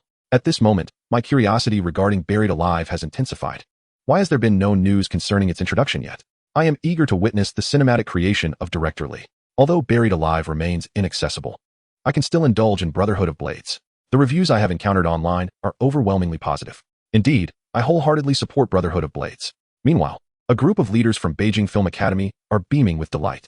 Old Tian, I genuinely envy you for having such an exceptional student. Haha. It is entirely due to his own diligence. As for this student, Tian Zhuang is truly satisfied. The recent Oscar nominations have inadvertently provided Brotherhood of Blades with a wave of free publicity, propelling its already impressive box office performance even higher. On February 27th, the first week box office figures for Brotherhood of Blades were released, achieving an astounding 86 million, thereby shattering the domestic record for first week box office. Had it not been for the Oscar nominations, while the first week box office for Brotherhood of Blades would still have been considerable, it would certainly not have reached such heights. After a week of continuous roadshows, Li Siwei resolved to cease further promotional efforts, as the current fervor surrounding the film was already exceptionally high, and its box office performance would remain unaffected. Just as he returned to the capital, Li Siwei had intended to escort Liu Yifei home before making a trip back to Beijing Film Academy. However, upon landing, he was summoned by Han Samping with a phone call. Congratulations, Director Li, on your Oscar nomination. Upon entering the room, Han Samping was quick to extend his congratulations. Director Han, you are well aware of the nature of the Oscars. It is merely a result of Warner's adept operations, Li Siwei replied. Haha. Yet it requires a film of sufficient excellence to garner such recognition. So let us not be overly modest, Director Li. With Han Samping so eager to summon him, Li Siwei inquired if there was an urgent matter at hand. To be frank, Li Siwei had grown weary of the accolades over the past few days. Ever since he received the Oscar nomination, he had been inundated with congratulatory calls from industry peers, including even Lao Mozi, who had reached out personally.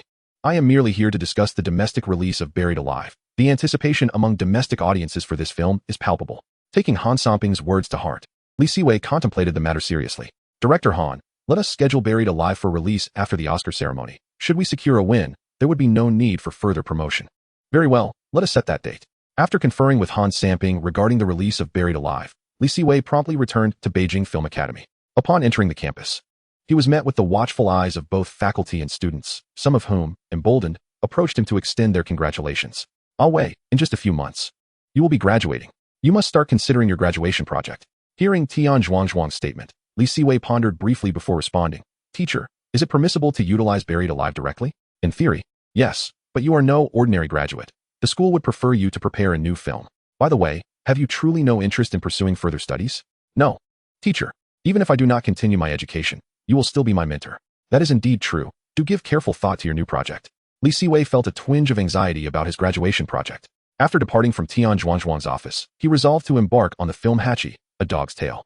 Tom had previously acquired the rights to Hachi, and now it merely required some adaptation. Li Siwei had a profound impression of the American version of Hachi, which he regarded as a classic. Thus he intended to seize the opportunity to film his own version ahead of time. Is this to be your next film? Liu Yifei, who had also seen the American version of Hachi, remarked, it is indeed a classic. Yes, what do you think? Is the script similar to what you saw in your previous life? Liu Yifei casually flipped through the script, expressing her envy towards Li Siwei. It is quite similar. Your fortunate circumstances are truly remarkable. Hee, we each have our areas of expertise. Your acting has also improved significantly. However, there are no roles suitable for you should we proceed with this film. No matter, it is a good opportunity for me to rest. Besides, there is still Inception to look forward to. That is true. Once Nolan completes his current projects, Inception will be set in motion. Moreover, Chanqian, I have made modifications to the script, and your role is on par with that of the female lead. Liu Yifei was delighted by Li Siwei's favoritism. To be honest, in her previous life, she had not held any particular affection for him, but perhaps due to their shared experiences of life and death, or perhaps through the passage of time. Although neither had openly confessed their feelings, they were both acutely aware of the unspoken bond between them, having ensnared each other's hearts.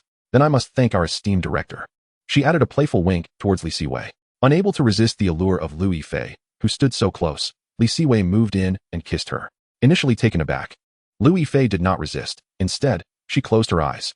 Chapter 33, Box Office Surpasses 100 Million. As Li Siwei's hands began to wander, Liu Yifei pushed him away. While adjusting her attire, she playfully chided, your hands must have GPS, right? Hee, I cannot be blamed. It was merely an instinctive reaction. Observing Li Siwei's shameless demeanor, Lu Yifei retorted, "Do not overthink it. This is merely a reward for you." Watching Lu Yifei blush as she tidied her clothes, Li Siwei could not help but embrace her once more. "What are you doing?" Lu Yifei, startled by his sudden embrace, did not resist but instead playfully looked up at him. As she tilted her head slightly, Li Siwei rested his forehead against hers and softly declared, "Qianqian, I truly cherish your reward." "Umph, is that the only reason you are holding me?" "Certainly not." Before Lu Yifei could respond, Li Siwei kissed her again. After a considerable duration, Lu Yifei, breathless from the kiss, was finally released. Once freed, she shot a glance at Li Siwei and began to touch up her makeup with her lipstick. "Behave yourself, you've practically devoured my lipstick."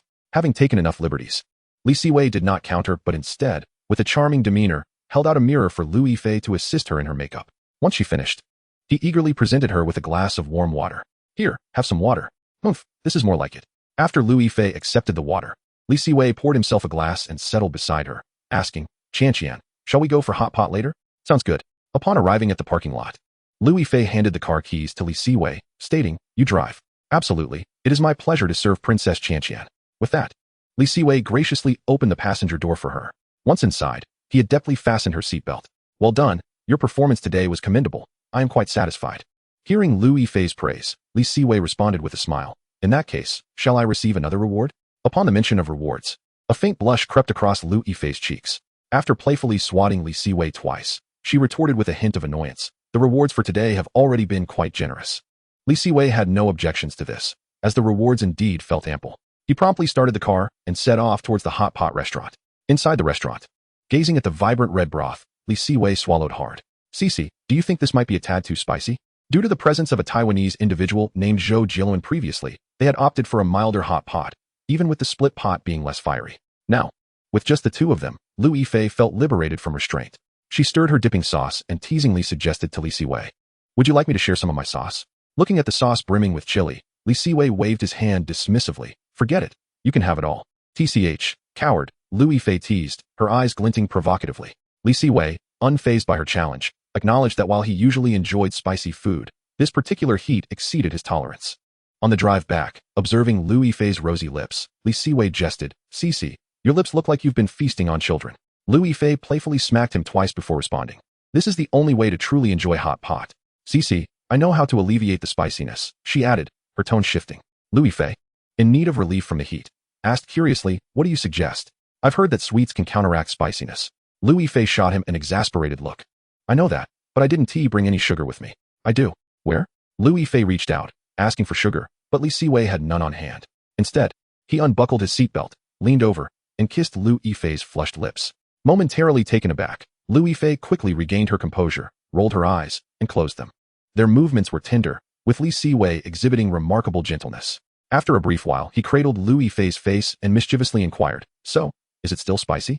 Her eyes sparkled like a pool of spring water, captivating and enchanting. Lu Yifei blinked and replied, "Just a little." With that, she leaned in and kissed Li Siwei again. Minutes later, they finally parted. Lu Yifei took a sip of water and playfully chided, "You're full of tricks. Drive now, I want to go home." Having savored the sweetness, Li Siwei complied obediently, starting the car towards Lu Yifei's residence. In its second week, the box office for The Blade of the Spring saw a slight decline compared to its inaugural week, yet the drop was minimal, raking in 62 million, bringing its total box office to 1.4 billion. At this moment, Li Siwei had achieved the small target he had set during the premiere. This box office success elicited envy from many in the industry, as numerous films struggled to break the 100 million mark even by the time they were pulled from theaters. In just 2 weeks, The Blade of the Spring had surpassed that milestone, and it was evident to discerning eyes that this was not the film's final box office figure, which left many studio heads feeling envious. In contrast to the envy of others, Han Samping from China Film was reveling in satisfaction. The shadow cast by the failure of The Promise had long since dissipated. Observing the box office figures for The Blade of the Spring, Han Samping felt increasingly pleased and remarked to his secretary, "Look, Director Li is indeed reliable. If we had more directors like him in the country, how could we not anticipate the resurgence of the film industry?" "You're right, Mr. Han. If it weren't for your investment in Director Li's debut film, he wouldn't have achieved success so swiftly," came the secretary's reply. "Haha, that's a fair point, but with Director Li's talent, success was inevitable. Make sure to expedite the script reviews for him in the future," Han Samping instructed. "Understood, Mr. Han," the secretary acknowledged. Similarly, Wang Changtian was in high spirits. At this juncture, Wang Xin had just begun to venture into the film industry, with no opportunities to collaborate with established directors. His earlier investment in Li Siwei was a calculated move for the future, given the current state of martial arts films. Yet, he had not anticipated such a delightful surprise from Li Siwei. "Mr. Wang, you played your cards right," remarked Li Xiaoping, who was visibly excited by the box office success of The Blade of the Spring. As Wang Changtian's confidant, she was well aware of Guangxin's forthcoming focus. "Indeed, Director Li is impressive. It seems we must cultivate a good relationship with him," she added. "Uncle Lu, will I have the chance to act in Director Li's films?" inquired the starry-eyed Tian Tian, gazing longingly at Lu Zhang. "Rest assured, Tian Tian, our collaboration with Director Li will surely yield opportunities in the future," he assured her. However, amidst the joy of some, others were less than pleased. As the box office for The Blade of the Spring continued to rise, inching closer to the 200 million mark, Wang Zhonglei watched with envy, particularly since Li Siwei had not sought out Huai during the project's inception. "I never expected this kid to succeed," he remarked. Wang Zhongjuan, more composed than his brother, replied calmly, "Keep an eye on him. He is now closely aligned with Han Samping, making it difficult for us to take action. Moreover, he has been nominated for an Oscar. We should seek to align with him if possible. Are you suggesting he could assist us in going public?" Wang Zhonglei asked. "Certainly," was the assured response. Meanwhile, Zhang Weiping, now settled in Hengdian with the Curse of the Golden Flower crew, scoffed while reading a newspaper. Once Curse of the Golden Flower hits the screens, these people will understand what a true blockbuster is. Zhang Weiping was brimming with confidence, primarily due to his collaboration with Zhang Yimou. Chapter 34, The Oscar Awards Ceremony. As the box office for The Blade of the Spring continued to soar, Li Siwei dedicated his main focus to the script for Hachi, A Dog's Tale. Fortuitously, having reinforced his memory, he was well versed in the intricacies of the American version of Hachi, allowing for a smooth scriptwriting process. However, amidst his concentrated efforts on the Hachi screenplay, he received an unexpected phone call. "Haha, Director Li, I hope I'm not interrupting anything." The voice on the other end belonged to Zhang Jizhong, leaving Li Siwei perplexed. He could not fathom what connection they might have, wondering if it was about filming a Jin Yong adaptation. "No, Producer Zhang, may I ask the purpose of your call?" Li Siwei inquired. "Director Li, with The Legend of the Condor Heroes about to air, I was wondering if you might join Yifei in promoting it." Hearing this, Li Siwei nearly rolled his eyes to the heavens. It was remarkable how thick-skinned veterans in the industry could be. He had only encountered Zhang Jizhong a handful of times at premieres without any substantial interaction, yet here he was, attempting to rope Li Siwei into promoting his project. "Apologies, Producer Zhang. I would love to assist Yifei and Xiaoming with the promotion, but I have to head to Hollywood in a few days, leaving me little time." To Li Siwei's polite decline, Zhang Jizhong responded with a cheerful tone, "Hollywood is indeed important. I want to take up more of your time, Director Li." In truth, Zhang Jizhong had approached the call with a casual attitude. The industry was rife with gossip, and the relationship between Li Siwei and Liu Yifei had long since circulated among their peers. Zhang Jizhong was merely testing the waters, hoping to generate some buzz for The Legend of the Condor Heroes. If successful, it would undoubtedly add to the show's hype. If not, it was merely a phone call with no significant repercussions. After putting down his phone, Li Siwei had come to understand Zhang Jizhong's intentions. He was indeed a master of generating buzz, leaving no opportunity unexploited. Li Siwei chose to dismiss this minor episode, for Zhang Jizhong was merely a television producer, and their paths seldom crossed in the realm of cinema. The following day, when Liu Yifei visited Li Siwei's studio, he recounted the incident to her. Liu Yifei shook her head in resignation and remarked, "This is certainly a feat Zhang would accomplish. Just a couple of days ago, he subtly suggested that I should take you to the premiere of the Condor Heroes. He is quite astute, but his plans are bound to be thwarted. I must head to Hollywood. By the way, would you like to accompany me?" In response to Li Siwei's inquiry, Liu Yifei playfully tossed her hair and replied softly, "I have no role in Buried Alive, and as the lead, I must attend the premiere of the Condor Heroes." Liu Yifei was well aware that Li Siwei's invitation to Hollywood was, in essence, an attempt to elevate the profile of the Condor Heroes. Li Siwei understood that Liu Yifei had grasped the subtext of his words. With her refusal, there was no need for further discussion. Time swiftly passed, and soon it was the day of the Oscar ceremony. "Oh, boss, you should have arrived earlier," Tom, who came to pick him up, remarked. Once settled in Tom's car, Li Siwei replied nonchalantly, "There was no choice. I've been busy crafting new scripts while also overseeing the release of my latest film." "All right, boss, is your next film the Japanese one?" Tom inquired. "Indeed. After the Oscars, I would appreciate your assistance in assembling the crew." Li Siwei shook his head, although this was not his first visit to Hollywood. The lengthy flight had left him somewhat uneasy. "No problem, boss. What about the cast?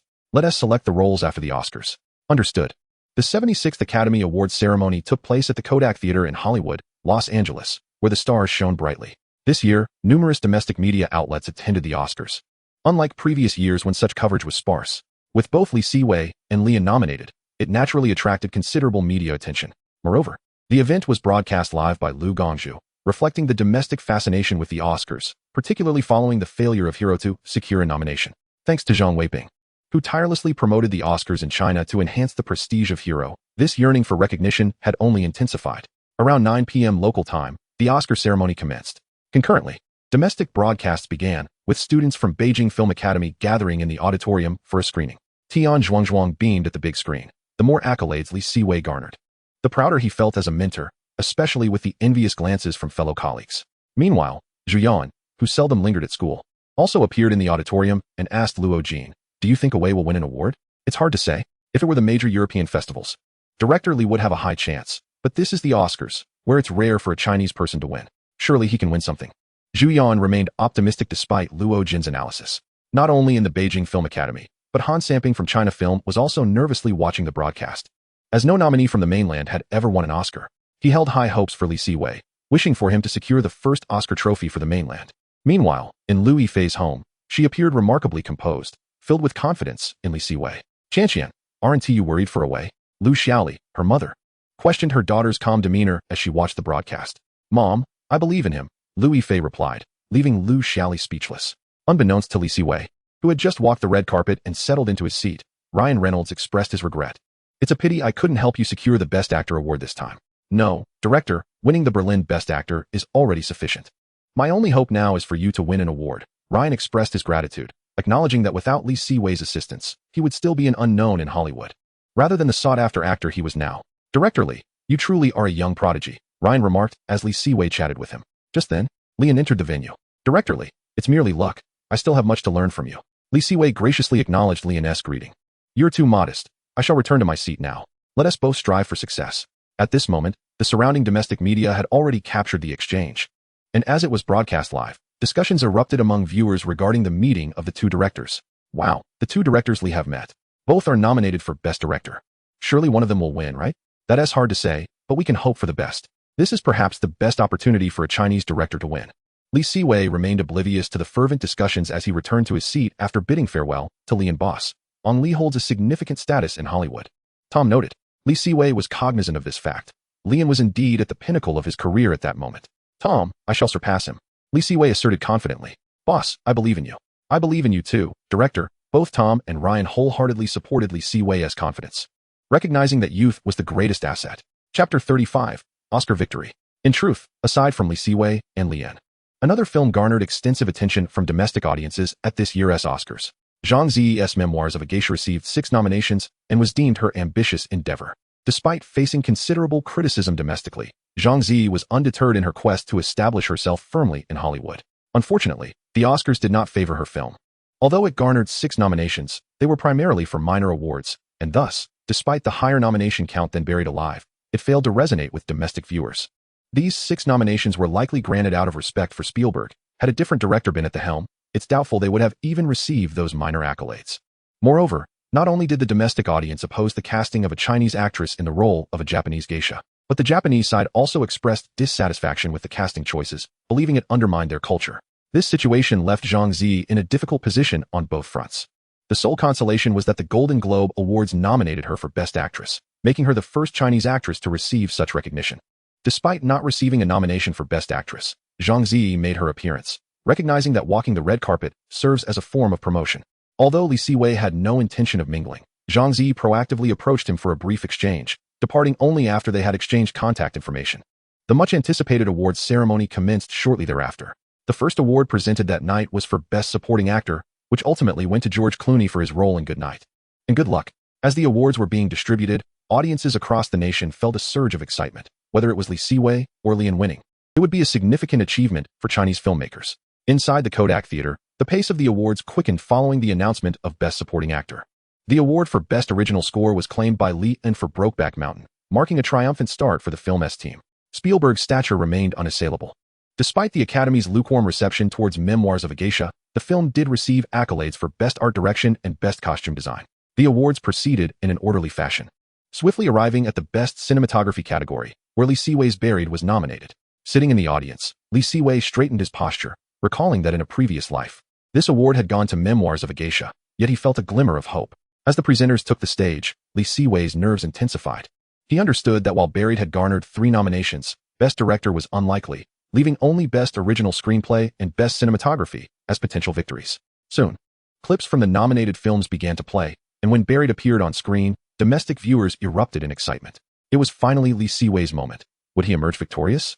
Brokeback Mountain had already set a precedent. Would Lee Siwei also secure an opening triumph? The tension was palpable. The presenter opened the envelope and announced into the microphone, "The Oscar for Best Cinematography goes to Buried. Congratulations." As the words resonated in the air, Lee Siwei leapt to his feet. Though it was merely a minor award, it marked the first Little Golden Man for mainland China, and let us not forget, Lee Siwei had studied cinematography at the Beijing Film Academy. This accolade was significant for the cinematography department, especially as such an award was absent from the triad of European Film Awards. After embracing Tom Ryan, Lee Siwei ascended the stage to accept his award. Upon receiving the trophy from the presenter, he confidently addressed the audience. "I am grateful to the Academy for this honor, and to every individual who cherished this film. In fact, I have prepared 2 acceptance speeches for tonight, and I hope to share them." As his words concluded, applause and laughter erupted throughout the venue. The image of Lee Siwei holding the Little Golden Man was broadcasted back home, igniting fervor among domestic viewers. Woohoo! The first award. This must be the first Little Golden Man for the mainland. Indeed, it was the first. Although Zhang Yimou and Chun Kaiga had been nominated for Best Foreign Language Film, neither had secured a win. What a pity, it's just a small award. Please, this is the Oscars. The Academy has historically been unkind to films from Asia. Any award is a monumental achievement. Absolutely, Director Lee is remarkable. Meanwhile, in the auditorium of the Beijing Film Academy, students watching the live broadcast erupted in cheer. Although Tian Zhuangzhuang did not display overt exuberance, the slight upward curve of his lips revealed his undisguised joy. The cinematography department was equally elated. It was important to note that while Lee Siwei was Tian Zhuangzhuang's student, he was also a member of their department, and he had won the Best Cinematography Award. Returning to his seat, Lee Siwei handed the Little Golden Man to Tom and the others. Tom, clutching the award, exclaimed with enthusiasm, "Boss. This certainly counts as an opening triumph." Since deciding to follow Lee Siwei, Tom had begun learning Chinese, and had picked up quite a few phrases. Indeed, this is an opening triumph. Following the Best Cinematography Award, the Best Adapted Screenplay Award was announced, which was awarded to Brokeback Mountain, prompting cheers from its cast and crew. As several more awards were distributed, the next category was Best Original Screenplay, for which Lee Siwei was also nominated. The presenter stepped onto the stage, opened the envelope, and announced, "The Oscar for Best Original Screenplay goes to Buried. Congratulations, Lee. Wow, boss, that's the second award." This time, Tom was even more animated than Lee Siwei, enveloping him in a hug. Once again, cheers erupted across the nation. The audience had initially speculated Lee Siwei might win only one award, but now they began to dream of a Best Director win. Lee Siwei approached the stage with a beaming smile, yet deep down, he felt a twinge of regret, as the Best Director award now seemed nearly unattainable. Accepting the Little Golden Man from the presenter, he began his second acceptance speech. "Thank you to the Academy for this honor, granting me the opportunity to share my second acceptance speech." Another wave of applause filled the room. This is a film about solitude. If even despair is confined to a cubic meter, how does humanity resonate? I am grateful to all who believed in this premise. Lastly, I would like to express my gratitude to my school. Observing the spirited figure on stage clutching the Little Golden Man, Zhang Yimou couldn't help but sigh. He had received numerous international accolades, but had never won an Oscar. Unaware of Zhang Yimou's sentiments, Lee Siwei had returned to his seat, awaiting the announcement for Best Director. Chapter 36, The Launch of a New Film. At that moment, the presenters for Best Director had taken the stage, and behind them, the 5 nominated films flashed on screen. Leanne's Brokeback Mountain, Bennett Miller's Capote, Paul Haggis's Crash, George Clooney's Good Night, and Good Luck, and Lee Siwei's Buried. Even knowing the outcome from a previous life, Lee Siwei inhaled deeply. After all, no one would disdain an abundance of awards. Like Lee Siwei, Leon was equally anxious, his gaze fixed intently on the presenter. The prestigious award was within reach, and neither could remain composed. Domestic viewers, observing the tense expressions of Lee Siwei and Leon, also felt their hearts race. Contemplating the odds of 2 out of 5, who would claim the coveted prize, the presenter wasted no time. Swiftly opening the envelope and reading from the small paper, "The Oscar for Best Director goes to Lee and for Brokeback Mountain." With the announcement, the Best Director award was settled, and the room erupted in enthusiastic applause. Although the result was anticipated, a sense of disappointment lingered. The feeling of being overlooked for a nomination was undeniably disheartening. Watching the broadcast, a slightly forlorn Lee Siwei evoked empathy from Liu Yifei, though she quickly regained her composure. Confident that Lee Siwei would eventually secure the title of Best Director, the final award for Best Picture went to Crash, a conclusion that surprised no one. Even before the Oscars commenced, many had predicted that Crash would triumph, for the film was undeniably impactful. As the Oscar ceremony draws to a close, reporters are fervently crafting their pieces for tomorrow's publication, given the wealth of material from the evening's events. During the gala, representatives from Warner Brothers began to console Lee Siwei. Recognizing the immense potential of this emerging director, Warner is keenly aware that they cannot afford to lose Lee to one of the other major Hollywood studios. Lee Siwei, with a modest smile, indicated that he was unperturbed by the evening's outcomes. Once the Warner representatives departed, Zhang Zi, who had been observing Lee, approached him directly. "Director Lee, congratulations on winning 2 awards tonight." "Thank you," he replied. Despite feeling a twinge of dissatisfaction at Lee's nonchalant demeanor, Zhang Zi maintained her composure. After all, as a director, Lee Siwei is a prized asset in Hollywood, and if she wishes to further her career, she needs his support. After bidding Zhang Zi farewell, Lee Siwei let out a sigh. He found Zhang Zi's tactics overwhelming. He felt ill-equipped to handle them. "Hey, Lee, we meet again," said director Nolan. "Indeed, Nolan.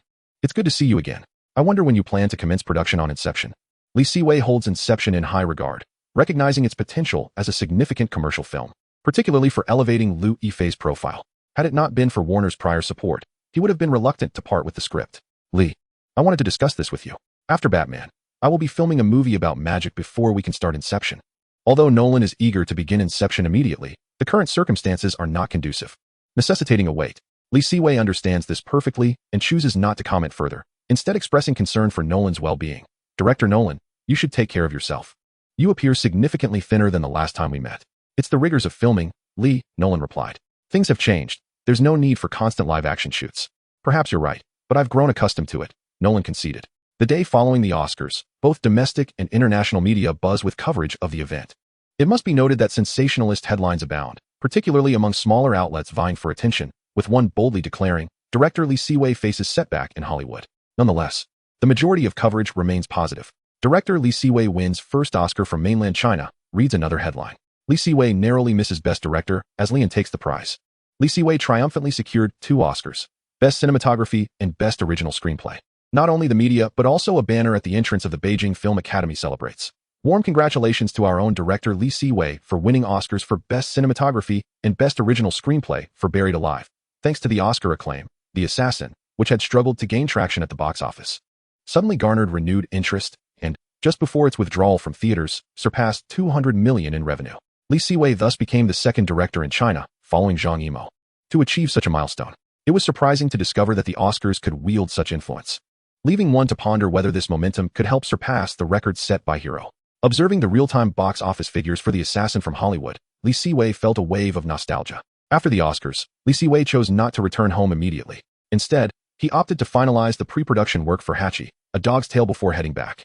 Furthermore, Buried Alive had only been screened in North America, without a wide release. Now that the Oscars were concluded, it was time for a broader launch.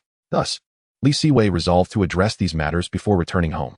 Upon arriving at Warner Brothers, Lee Siwei found the studio's executives eagerly awaiting him, accompanied by their screenwriters.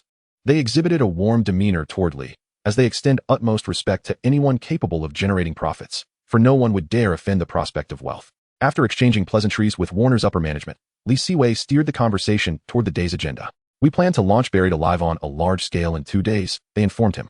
While the Warner screenwriters reviewed the script, Lee Siwei initiated discussions about the upcoming wide release. No issues there. Warner excels in this regard. Lee Siwei harbored no concerns in this matter, as the 2 Oscars would ensure Warner received a share of Buried Alive's box office earnings. The Warner screenwriters, displaying a high level of professionalism, posed various inquiries as they perused the script. "Lee, the adaptation you crafted is remarkable. It surpasses the original film in brilliance. It's a fine film to begin with. I've merely made slight modifications," Lee Siwei humbly replied. "Who do you plan to cast?" "That shouldn't be difficult. Hollywood has a plethora of talented actors. The crucial aspect is finding a clever dog to portray Hachi. In Europe and America, animals hold a significant status, so Lee Siwei delegated this responsibility to Warner. "No problem, Lee. We'll take care of the dog. What about the film's budget? Let's set it at $15 million. "Okay. No issue. Warner can contribute $8 million, plus an additional 40% for marketing. How about 35%? You know I also have a company in Hollywood that needs to support its staff." "Very well." Although Warner was reluctant, they acquiesced to these terms, unwilling to let Lee Siwei, their golden goose, slip away. Chapter 37. The wide release of Buried Alive. After concluding discussions regarding Hachi, A Dog's Tale with Warner, Lee Siwei prepared to return home. With Warner overseeing the large-scale release of Buried Alive, there was no need for him to linger in Hollywood. "Boss, are you certain you want to return home?" "Of course. With Warner's team monitoring Buried Alive, we need not worry. You can focus on assembling the crew in the coming days." Although Lee Siwei would have preferred to avoid the back-and-forth travel, he had no choice. The Assassin was about to leave theaters, and as the director of the second film in China to surpass 200 million. China Film Group intended to host a grand celebration banquet, which Li Siwei was expected to attend. Furthermore, there was no urgency for Hachi, a dog's tail, to begin shooting. And Li Siwei had grown weary of the daily routine in Hollywood. Rest assured, I'm well versed in this area. Li Siwei had initially believed that his return to China would go unnoticed by the media, but to his surprise, as soon as he stepped out of the airport, he was encircled by a throng of reporters. Director Li, congratulations on winning 2 Oscars. What type of film do you plan to make next? Director Li, having missed out on Best Director, do you have any comments? Director Li, do you intend to remain in Hollywood for your next project, or will you return to China? A barrage of questions bombarded Li Siwei. Eventually, he managed to address a few inquiries before hastily departing, guided by airport staff. Yoan, aren't you going to pick up Director Li today? Asked Luo Jin, observing the news online in Zhu Yan's dormitory at the Beijing Film Academy. Awei doesn't require my assistance. Upon hearing Zhu Yan's words, Luo Jin immediately grasped the situation. It appeared that Lu Yifei had gone to pick up Li Siwei. Their relationship had long ceased to be a secret within the circle, particularly among their peers at Beijing Film Academy. Meanwhile, in a parking lot near the airport, Lu Yifei sat in her car, her petite face flushed with a hint of color, and the lipstick on her lips had faded considerably. Glancing at the grinning Li Siwei beside her, Lu Yifei playfully swatted him a couple of times, though her strikes lacked any real force. After the playful reprimand, she feigned annoyance and chided him. Are you out of your mind? This is a parking lot. Are you not afraid of being seen? It's just that I couldn't help myself after not seeing our Princess Qianqian for such a long time, Li Siwei replied, his tone lighthearted. At his whimsical remark, Lu Yifei's stern facade crumbled, and she burst into laughter, having initially intended to scold him. All right then, behave yourself. I need to drive. Sure thing. As Li Siwei gazed at the banner hanging at the entrance of Beijing Film Academy, he couldn't help but smile, feeling a mix of embarrassment and a touch of joy. There was something rather delightful about the attention he was receiving. I'll head to the teacher's office first. Go ahead. I need to meet Zhou Yang and the others. After arriving at Beijing Film Academy, Li Siwei parted ways with Lu Yifei and made his way directly to Tian Zhuangshuang's office. Upon seeing the 2 small golden statuettes Li Siwei retrieved from his bag, Tian Zhuangshuang clapped him on the shoulder, his eyes gleaming with approval. Not bad. These little awards are quite charming. It's all thanks to your guidance, teacher. Li Siwei replied modestly. Humility is commendable, but at your age, you should also possess a bit of youthful exuberance, Tian Zhuangshuang advised. Li Siwei felt a twinge of grievance at his teacher's words. But teacher, you know how things are with some of the older folks in the industry. If I were to act too flamboyantly, they would write scathing articles about me in the newspapers every day. Indeed, the older generation had become somewhat excessive. Li Siwei had no personal grievances with them, but his decision not to participate in last year's Golden Rooster Awards had left them quite displeased. We may not give you an award, but you cannot simply opt out of entering. The following day, at the Beijing Hotel, a celebration banquet was held by China Film Group for the film The Painted Skin. Although the film had yet to conclude its theatrical run, its daily box office had dwindled to around 1 million, prompting an early celebration. As the second domestic film to surpass 200 million in box office revenue, the industry's bigwigs showed up out of respect, especially since the film's director had just won an Oscar. Not only film companies attended, but even those specializing in television productions were present, including Tang Ren. Director Li, congratulations on the Oscar win and the success of The Painted Skin. Thank you. With so many prominent figures from the industry in attendance, various media outlets seized the opportunity, and the next day, the celebration banquet made headlines across numerous platforms. On the day following the celebration, Buried Alive began its large-scale release in North America, having garnered accolades at both the Berlin Film Festival and the Oscars. Coupled with Warner Brothers handling its distribution, Buried Alive launched across 4,000 screens. The day after its Hollywood debut, major media outlets began reporting on it. This is a breathtaking psychological thriller. Li Siwei has astonished audiences with his innovative concepts. It is a rare gem of a film. Li Siwei's bold creativity has introduced a fresh perspective to the public. Even the 2 leading film rating websites in Hollywood awarded Buried Alive high scores, with Rotten Tomatoes boasting a freshness rating of 89. This indicated that both media and audiences held the film in high regard. Moreover, many viewers in Hollywood forums praised the film. Oh my gosh, I can hardly believe this is a work by a Chinese director. Truly astonishing. No wonder it won the Oscar for Best Original Screenplay. It's magnificent. This one-man film is pure genius. Of course, Li Siwei was oblivious to these comments. However, he did receive a phone call from Tom that very evening. Boss, guess how much box office revenue Buried Alive made on its first day of widespread release? Given your tone, it must be quite popular. Li Siwei sensed from Tom's excited tone that the film's box office must be impressive. Indeed, it's very well received. The first day's box office reached 4.8 million. Upon hearing this figure, Li Siwei exhaled in relief. It signified that he had established a foothold in Hollywood. Had Buried Alive performed poorly, even if it received awards, he would have been relegated to the status of an art film director. And Hollywood might appreciate his talent, but would never trust him with big-budget productions again. The following day, Buried Alive grossed 8.6 million, and on the third day, it rose again to 10.2 million, culminating in a weekend total of approximately 25 million. This box office success sparked considerable discussion back home. Wow, when will it be released domestically? My curiosity is growing. Goodness, 25 million in 3 days is astonishing. I recall Hero only grossed just over 50 million in North America. Director Lee is incredible. In Chapter 38, a gathering of friends unfolded in the office of Huai brothers, where the Wong brothers and Feng Xiaojing were seated on the sofa. Observing the North American box office for Buried Alive, a glimmer of surprise crossed their faces. Brother, I never expected this kid would actually make it, Wang Zhonglei remarked. Genuinely envious of Li Siwei's success in North America. If only this were a Huai film. Enough, Li Siwei has now made a name for himself. We should avoid opposing him and see if he is interested in purchasing shares in Huai, suggested Wang Zhongjuan. Presently, Huai was seeking to go public, and a renowned international director like Li Siwei was precisely the type of figure they wished to attract. Meanwhile, Feng Xiaojing remained unusually silent, his heart racing with excitement. If a young talent like Li Siwei could achieve success, then surely his own The Banquet could also find its place. In the ensuing days, Buried Alive continued to soar at the box office, with its first week revenue reaching 56 million. According to Warner Brothers' predictions, the film's final box office was expected to exceed 100 million, garnering even more admiration from the higher-ups, who favored directors capable of generating profits. They eagerly anticipated Li Siwei's next project. As Buried Alive thrived in North America, Li Siwei went incognito, much to the dismay of many media outlets eager to interview him. Aware that the film's success would attract considerable media attention, he discreetly whisked Liu Yifei away. You said you'd take me on a trip. And yet here we are in Hongdian, Liu Yifei remarked, standing at the outskirts of Hongdian, her expression one of disbelief. Initially thrilled at the prospect of a getaway, Liu Yifei's excitement diminished upon realizing the destination. She had visited Hongdian countless times in her previous life and was more familiar with it than her own home. Confronted with Liu Yifei's inquiry, Li Siwei hesitantly replied, Hasn't Curse of the Golden Flower already shifted its filming location to Hongdian? I merely wish to come and take a look. Since I'm here, where's Director Zhang's crew? Rest assured, I inquired thoroughly with Jieluan before coming. Just follow me.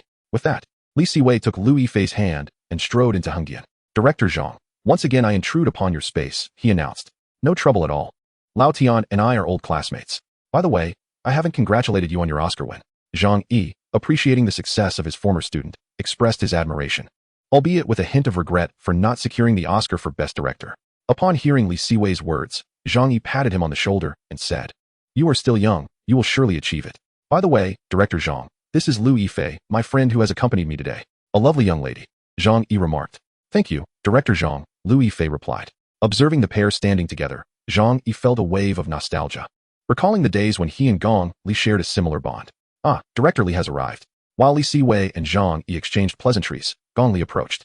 Pleasantly surprised to see Li Siwei visiting the set. As a star accustomed to Hollywood, she understood just how sought after Li Siwei had become. Sister Gong, this is Liu Yifei, a great admirer of yours. Hello, Sister Gong, I am Liu Yifei. Greetings, Yifei. Your performances in the Condor Heroes and Brotherhood of Blades were exceptional. After a brief exchange of niceties, the Curse of the Golden Flower crew resumed their normal filming. Zhang Yi, now confirmed as the chief director for the Olympics, had a demanding schedule, if not for Zhang Weiping's insistence. He would have preferred not to direct Curse of the Golden Flower at all. Was that your friend? No, just a classmate from Beijing Film Academy. We've only met twice. You should have mentioned it sooner. I wouldn't have hidden. What? You were hiding and still giving autographs. Indeed, the individual conversing with Li Siwei was Zhou Jieluan, who, having finished early with Curse of the Golden Flower, had arranged to dine out with Li Siwei. Honestly, I'm not that popular, Li Siwei rolled his eyes, ignoring Zhou Jieluan's flattery. But you truly are impressive, even snagging an Oscar. To Zhou Jieluan's praise, Li Siwei retorted, Enough already, you've mentioned it several times. Spit it out if you have something to say. Li, I must say, you really get me. Cut it out, just tell me. You know, in the latter half of the year, I plan to terminate my contract with my current company and establish a new one with some musicians from Taiwan. Upon hearing this, Li Siwei interrupted, You're not expecting me to join, are you? Of course not. We couldn't accommodate you. I have a script in mind that I want to shoot. Since you won the Oscar for Best Original Screenplay, could you take a look at it? Sure, just send it to me after dinner. If it were anyone else, Li Siwei would have ignored the request entirely, but for Zhou Jieluan, he was willing to assist, as they genuinely clicked. Regarding friends, Li Siwei was always ready to lend a hand, and he had already surmised that the script Zhou Jieluan referred to was likely secret that cannot be told. To be frank, the film was quite decent, far superior to many lackluster productions. Zhou Jieluan, moved by Li Siwei's unhesitating agreement, refrained from expressing his gratitude directly, knowing that if Li Siwei ever needed anything, he would respond without hesitation. Regaining his composure, Zhou Jieluan suggested, Li, I know a great milk tea shop nearby. Would you like some? Perhaps you should drink less milk tea. It can lead to weight gain. Li Siwei was surprised that Zhou Jieluan had developed a fondness for milk tea so early, and to prevent him from becoming a milk tea addict. Li Siwei declined the suggestion. Sitting in the booth, Lu Yifei remarked with exasperation as she saw Li Siwei and Zhou Jieluan enter. Could you two be any more tedious? Come on, it's not my fault. It's all Jieluan's fault for being so famous. Oh please, it was clearly you chatting with Director Zhang and losing track of time. Zhou Jieluan was unwilling to shoulder the blame. All right, take a seat. Lu Yifei had long grown accustomed to their antics. Before the new year, they behaved this way daily. Li Siwei promptly sat beside Lu Yifei, while Zhou Jieluan settled on Li Siwei's other side. By the way, where's your manager? Zhou Jieluan started to ask. But Li Siwei interjected. Danny is dealing with their company on his behalf. Jieluan intends to terminate his contract in the latter half of the year. Lu Yifei had heard of Zhou Jieluan's intention to part ways with his original company, albeit she didn't know much about it. After their meal, the group chose not to return to the hotel for rest, but rather to stroll around the vicinity. Didn't you want milk tea? There's a stall up ahead. Zhou Jieluan followed Li Siwei's pointed direction and indeed spotted a stall selling milk tea, its sign proclaiming it as Taiwanese milk tea. I've never tried this. What if it's awful? Li Siwei rolled his eyes at Zhou Jieluan and pulled him towards the stall. Whether it's good or not, we'll find out by tasting it. Trust me, the flavors of the street vendors differ from those of the chain stores. Observing Li Siwei and Zhou Jieluan walking arm in arm, Lu Yifei felt a touch of exasperation. She genuinely wished to ask Li Siwei who his girlfriend truly was. Fortunately, Li Siwei didn't forget Lu Yifei. As they walked, he turned back to her and asked, Yifei, what would you like to drink? Do they have coffee? I haven't had it in ages. Coffee at this hour? I'll pick you a delicious milk tea instead. All right, I'll go with what you choose. Lu Yifei was indifferent about the beverage. Since Li Siwei insisted she forego coffee, she complied. In contrast to the soaring popularity of Zhou Jieluan and Lu Yifei, Li Siwei, as a director, remained relatively obscure. Thus, the responsibility of purchasing milk tea naturally fell to him. Here, the milk tea is ready. Give it a try. After handing the drinks to both of them, Li Siwei inserted a straw and took a sip. Frankly speaking, it tasted rather inauthentic. If Li Siwei found it lacking, it was no surprise that Zhou Jieluan, after tasting it, criticized, this is truly mediocre. When you all visit Taiwan next, I'll treat you to the real deal. Although Li Siwei also felt it was not particularly enjoyable, he stubbornly remarked, actually, I think it's not bad. Hearing Li Siwei mimic his manner of speaking, Zhou Jieluan nearly choked on the milk tea he had just sipped. After a difficult swallow, Zhou Jieluan retorted, seriously, you're imitating me now? As the two resumed their playful banter, Lu Yifei helplessly rubbed her temples, bemused by how the two, typically composed, devolved into childish antics whenever together. Noticing that neither seemed inclined to cease their bickering, Lu Yifei stepped forward and gently patted them, exclaiming, all right, how old are you both, still acting so immature?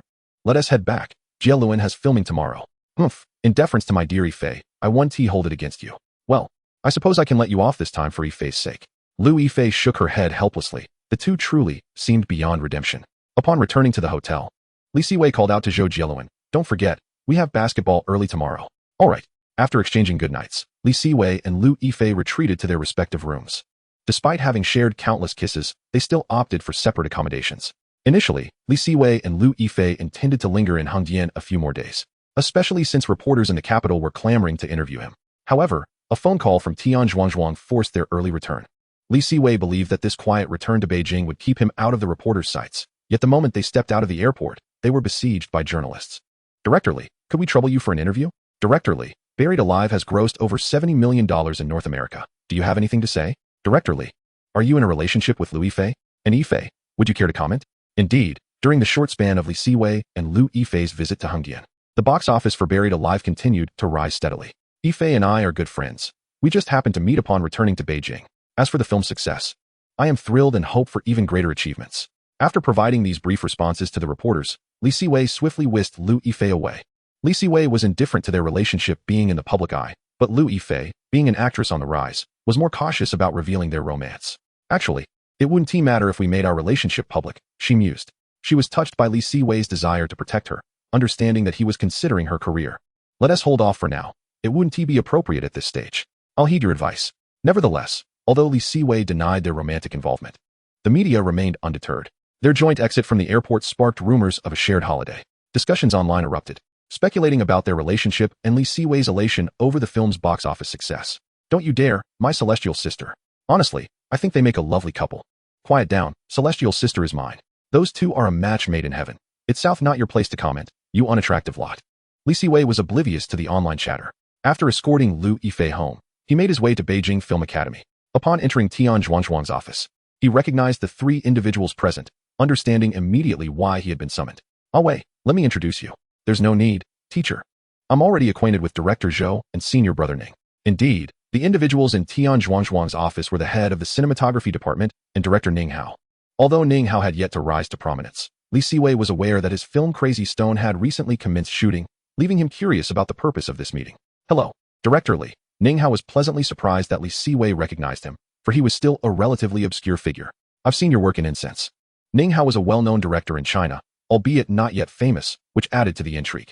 It was notable that Beijing Film Academy had produced few prominent directors. Instead, many successful filmmakers emerged from other departments.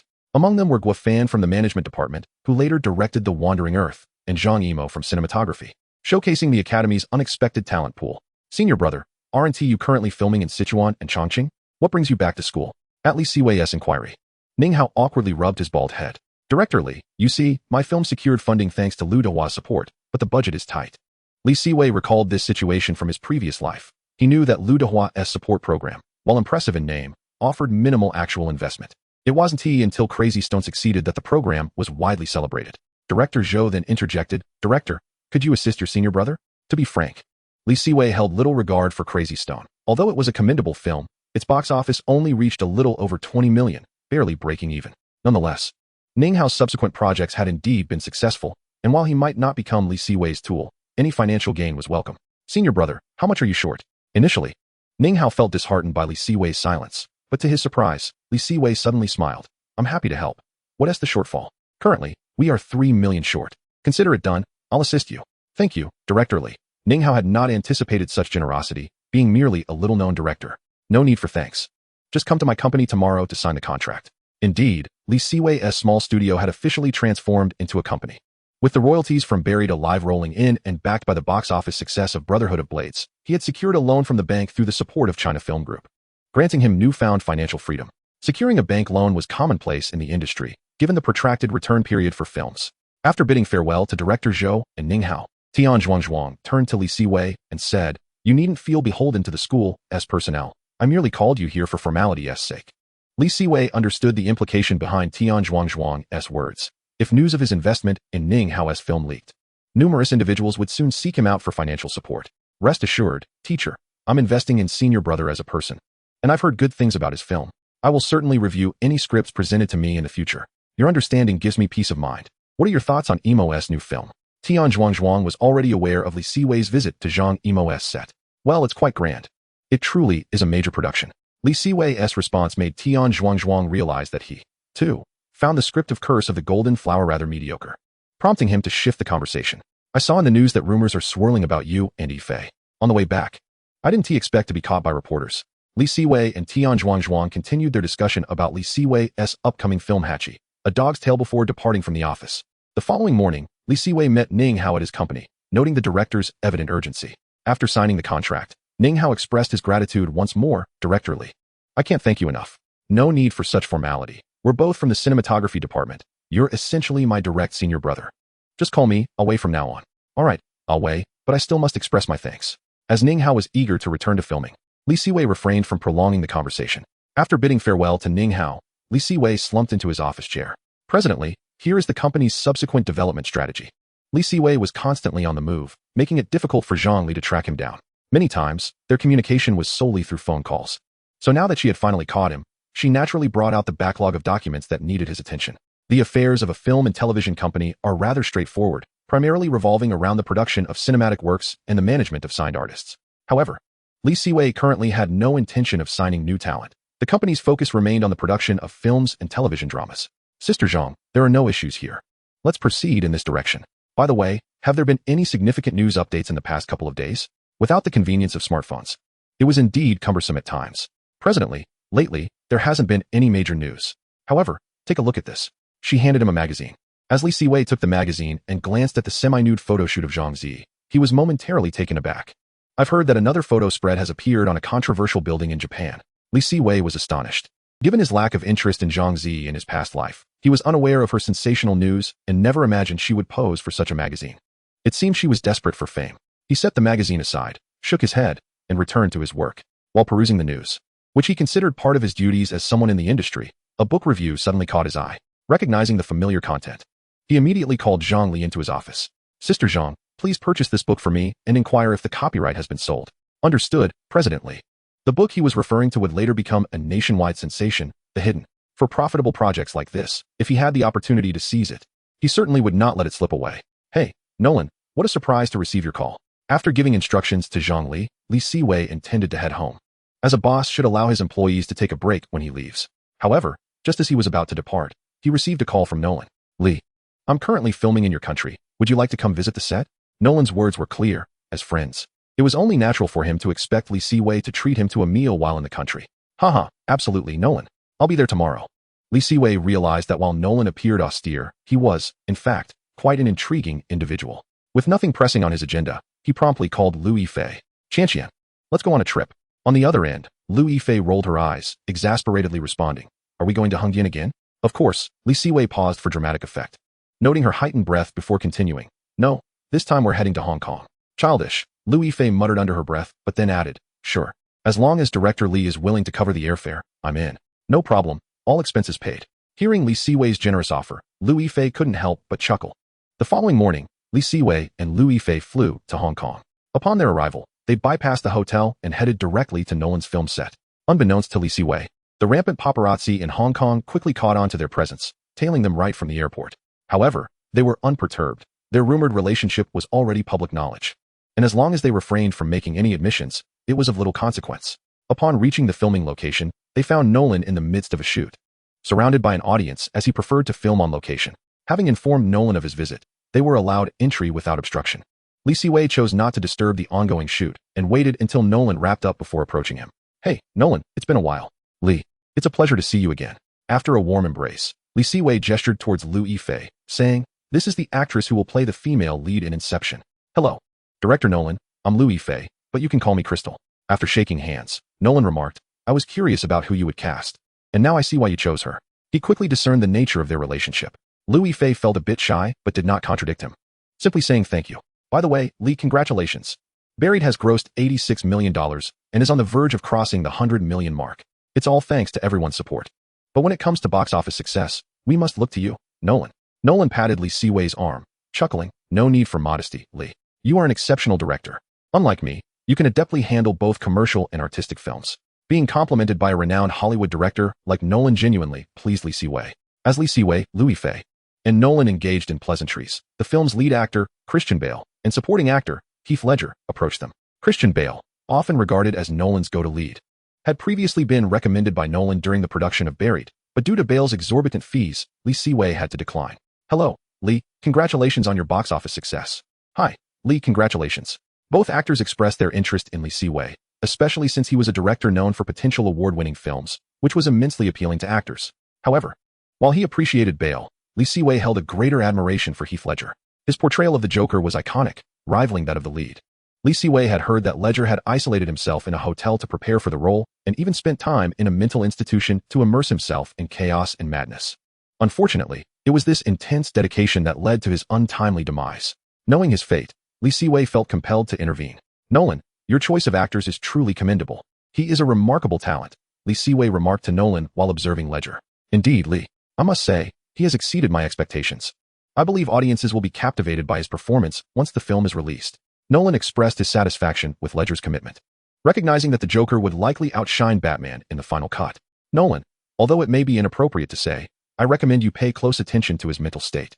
He seems to be deeply engrossed in his role. Upon hearing this, Nolan seemed to sense the urgency in Siwei's words and nodded, replying, thank you for your advice.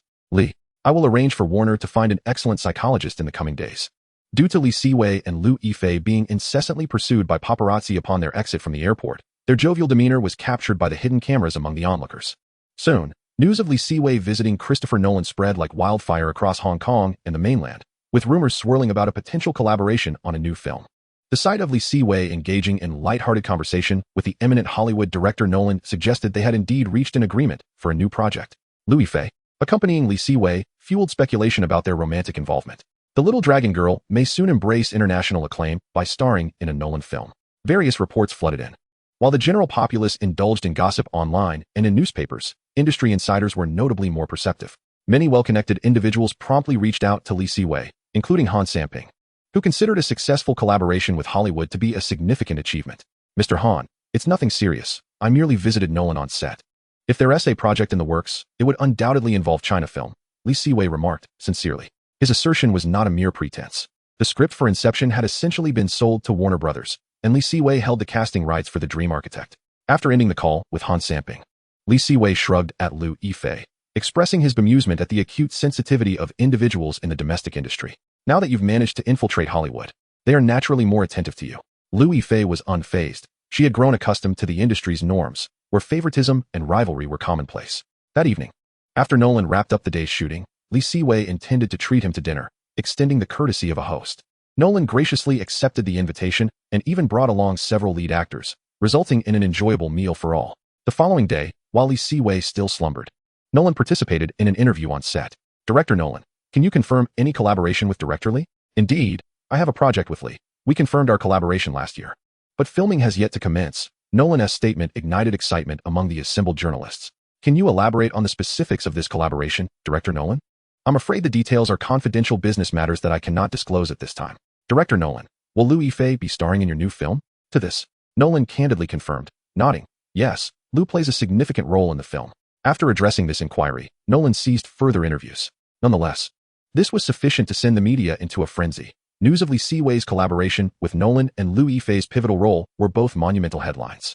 While the industry could comprehend Li Siwei's partnership with Nolan, given their favorable relationship with Warner Brothers, Liu Yifei's involvement sparked envy, particularly among female actors.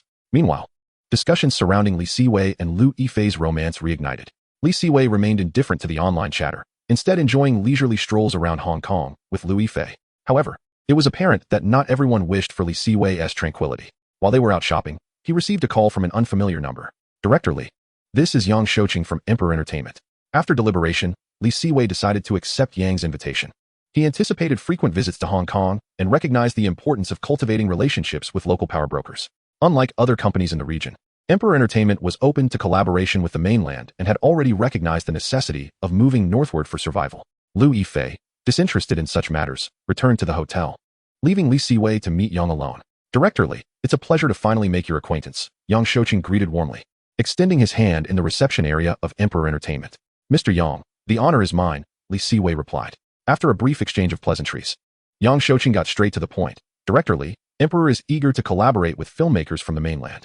Should you have any suitable projects in the future, we would be keen to invest. Rest assured, Mr. Yang, if a fitting script arises, I will certainly consider partnering with Emperor. In truth, Li Siwei had numerous projects better suited for production in Hong Kong rather than on the mainland, making collaboration with a local powerhouse like Emperor advantageous in navigating potential challenges. Excellent. I look forward to our collaboration, Yang concluded. Chapter 42. A visit to the set of Ning Hao and Zhou Jiluan's script. After politely declining Yang Shouqing's invitation to dinner, Li Siwei and Liu Yifei spent another day enjoying Hong Kong before returning to Beijing. Upon their arrival, before Li Siwei could even reach his company, he was summoned to China Film by Han Samping. Mr. Han, your sources are remarkably astute. I've only just returned to Beijing, Li Siwei remarked. This isn't merely keen observation. You are now a renowned director, and your every move is under scrutiny by the media. I summoned you to inquire about the status of your collaboration with Nolan. As anticipated, Li Siwei knew the reason for Han Samping's summons and thus spoke candidly. Mr. Han, during my recent visit to Hollywood, I penned a script that caught Nolan's eye. For a project of this magnitude, Warner would never relinquish their share. Hearing this, Han Samping refrained from pressing further and instead shifted the topic. I heard you invested in a film recently. Mr. Han, you're the first to ask. Indeed, I did invest in a film by my senior from Beijing Film Academy. Crazy Stone, despite receiving funding support from Liu Dehua, attracted little attention due to Ning Hao's status as a lesser-known director. It wasn't until Li Siwei's involvement that the film began to garner some media coverage. Han Samping, who typically favored blockbuster films, was dismissive of low-budget projects. Yet he brought it up to change the subject. Since you have such confidence in your senior, perhaps once filming is completed, you could entrust its promotion to China Film. On behalf of my senior, I extend my gratitude, Mr. Han. The next day, Li Siwei boarded a flight to Chongqing, as Ning Hao had designated Crazy Stone as his breakout project. To generate buzz, Ning Hao invited Li Siwei to visit the set. Recognizing him as the most prominent acquaintance he had, Li Siwei graciously accepted, understanding that his involvement as a primary investor would enhance the film's box office potential. Seizing the opportunity during his free time, Li Siwei promptly flew to Chongqing. With the intent to boost Ning Hao's film's visibility, Li Siwei was transparent about his itinerary. making a grand entrance to the Stone production team. Since you're here, why not join me inside?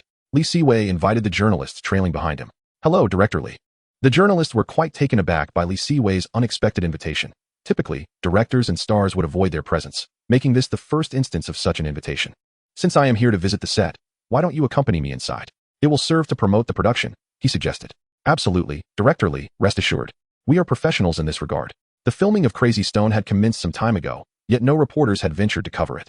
The arrival of Li Siwei, accompanied by journalists, profoundly touched Ning Hao, who had been uncertain whether Li Siwei would actually come. Hello, Director, he greeted, introducing himself as Huang Bo. At that moment, the cast of Stone did not boast any prominent actors. Even Huang Bo, who would later achieve acclaim, was merely a budding actor, lacking in notoriety. After a brief exchange with the journalists, Li Siwei entrusted the proceedings to Ning Hao, as it was he who held the directorial reins. Director, why are you giving them so many red envelopes? Ning Hao inquired perplexedly upon observing Li Siwei discreetly bestowing gifts upon the reporters, prompting their departure. Providing them with a little extra is never a disadvantage. In our line of work, fostering relationships with the media is paramount, Li Siwei explained succinctly, as this practice was not yet in vogue. By the way, my senior, I have arranged with Director Han for the promotion and distribution of the film, he added. Thank you so much, Director. You can count on me to capture the essence of the film, Ning Hao responded with gratitude. Without lingering, Li Siwei departed back to the capital that evening, aware that their familiarity was still nascent and his presence made others somewhat uncomfortable. As Li Siwei returned to Beijing, news of his visit to the set was disseminated, garnering significant attention for the otherwise obscure Stone crew. The following day, Li Siwei received an email from Zhou Jieluan. He was intrigued by the script Zhou had crafted. However, upon reading it, a frown creased his brow. How is it, Away? Have you read my script? Isn't it remarkable? Zhou's enthusiastic voice echoed through the phone. May I inquire if this film is intended to be that particular genre? A time-traveling, magical, romantic campus story. Zhou elaborated. Listening to Zhou's description, Li Siwei rubbed his temples, regretting his agreement to review the film. Don't you think that the mere mention of this genre exudes a strong scent of failure? He queried candidly. Is it truly that dreadful? Zhou asked, a hint of embarrassment creeping into his tone. It's not just ordinary bad, it is extraordinarily poor. Upon hearing Li Siwei's blunt assessment, Zhou hesitantly inquired, is there any hope for redemption? It's not entirely beyond saving. Revisions can certainly be made, Li Siwei replied.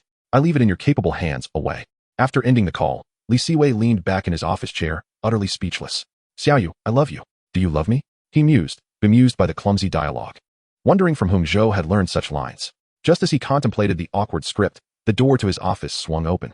It seems I've arrived at an inopportune moment. Interrupting our esteemed director Li's declaration of affection, entered Lu Yifei, who never felt the need to knock when visiting Li Siwei's office. Although her tone bore no turbulence, Li Siwei, well acquainted with her demeanor, recognized that she was on the verge of annoyance. He quickly interjected, wait, don't misunderstand. I was merely reading the script. As he spoke, he stood and guided reluctant Lu Yifei to his chair, urging her to view his computer screen. Upon seeing the script displayed, Lu Yifei realized her misjudgment, her cheeks flushing with embarrassment. Nevertheless, maintaining her pride, she retorted, if you had been clearer, I wouldn't have jumped to conclusions. Reading the script is one thing, but reciting lines like I love you is quite another. I've never heard you say that to me. In response, Li Siwei swiveled his chair to face her directly, leaning slightly so that their gazes met at eye level. Under the intensity of his gaze, Lu Yifei held her ground, her eyes locked onto his. Gently cupping her face, Li Siwei declared, I love you, Qianqian. Without uttering a word, Lu Yifei leaned forward and kissed him. After what felt like an eternity, they finally parted. Though their positions had shifted, Li Siwei now occupied the chair while Lu Yifei sat upon his lap, her arms draped around his neck.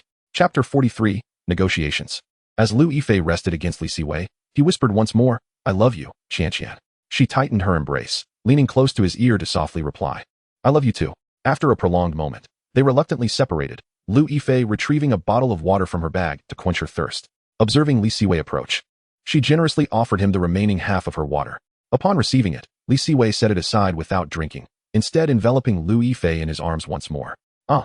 She exclaimed, startled by his sudden gesture, instinctively wrapping her legs around his waist. With her newfound height, she found herself towering over him. Playfully, she swatted him lightly, teasing, What's the matter? Aren't you going to drink? Not thirsty. He shook his head, lifting her onto the desk. Once positioned atop the desk, Lu Yifei showed no sign of displeasure. Rather, she affectionately ruffled Li Siwei's hair. Li Siwei, in turn, tilted his head, inhaling the fragrant scent emanating from her neck. Hee, what are you doing? That tickles.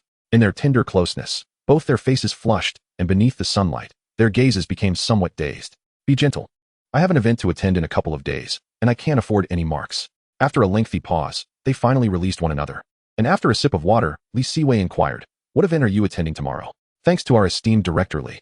Due to the successes of those years in Brotherhood of Blades, a few international luxury brands are keen to have me as their spokesperson," Lu Yifei replied, adjusting her attire.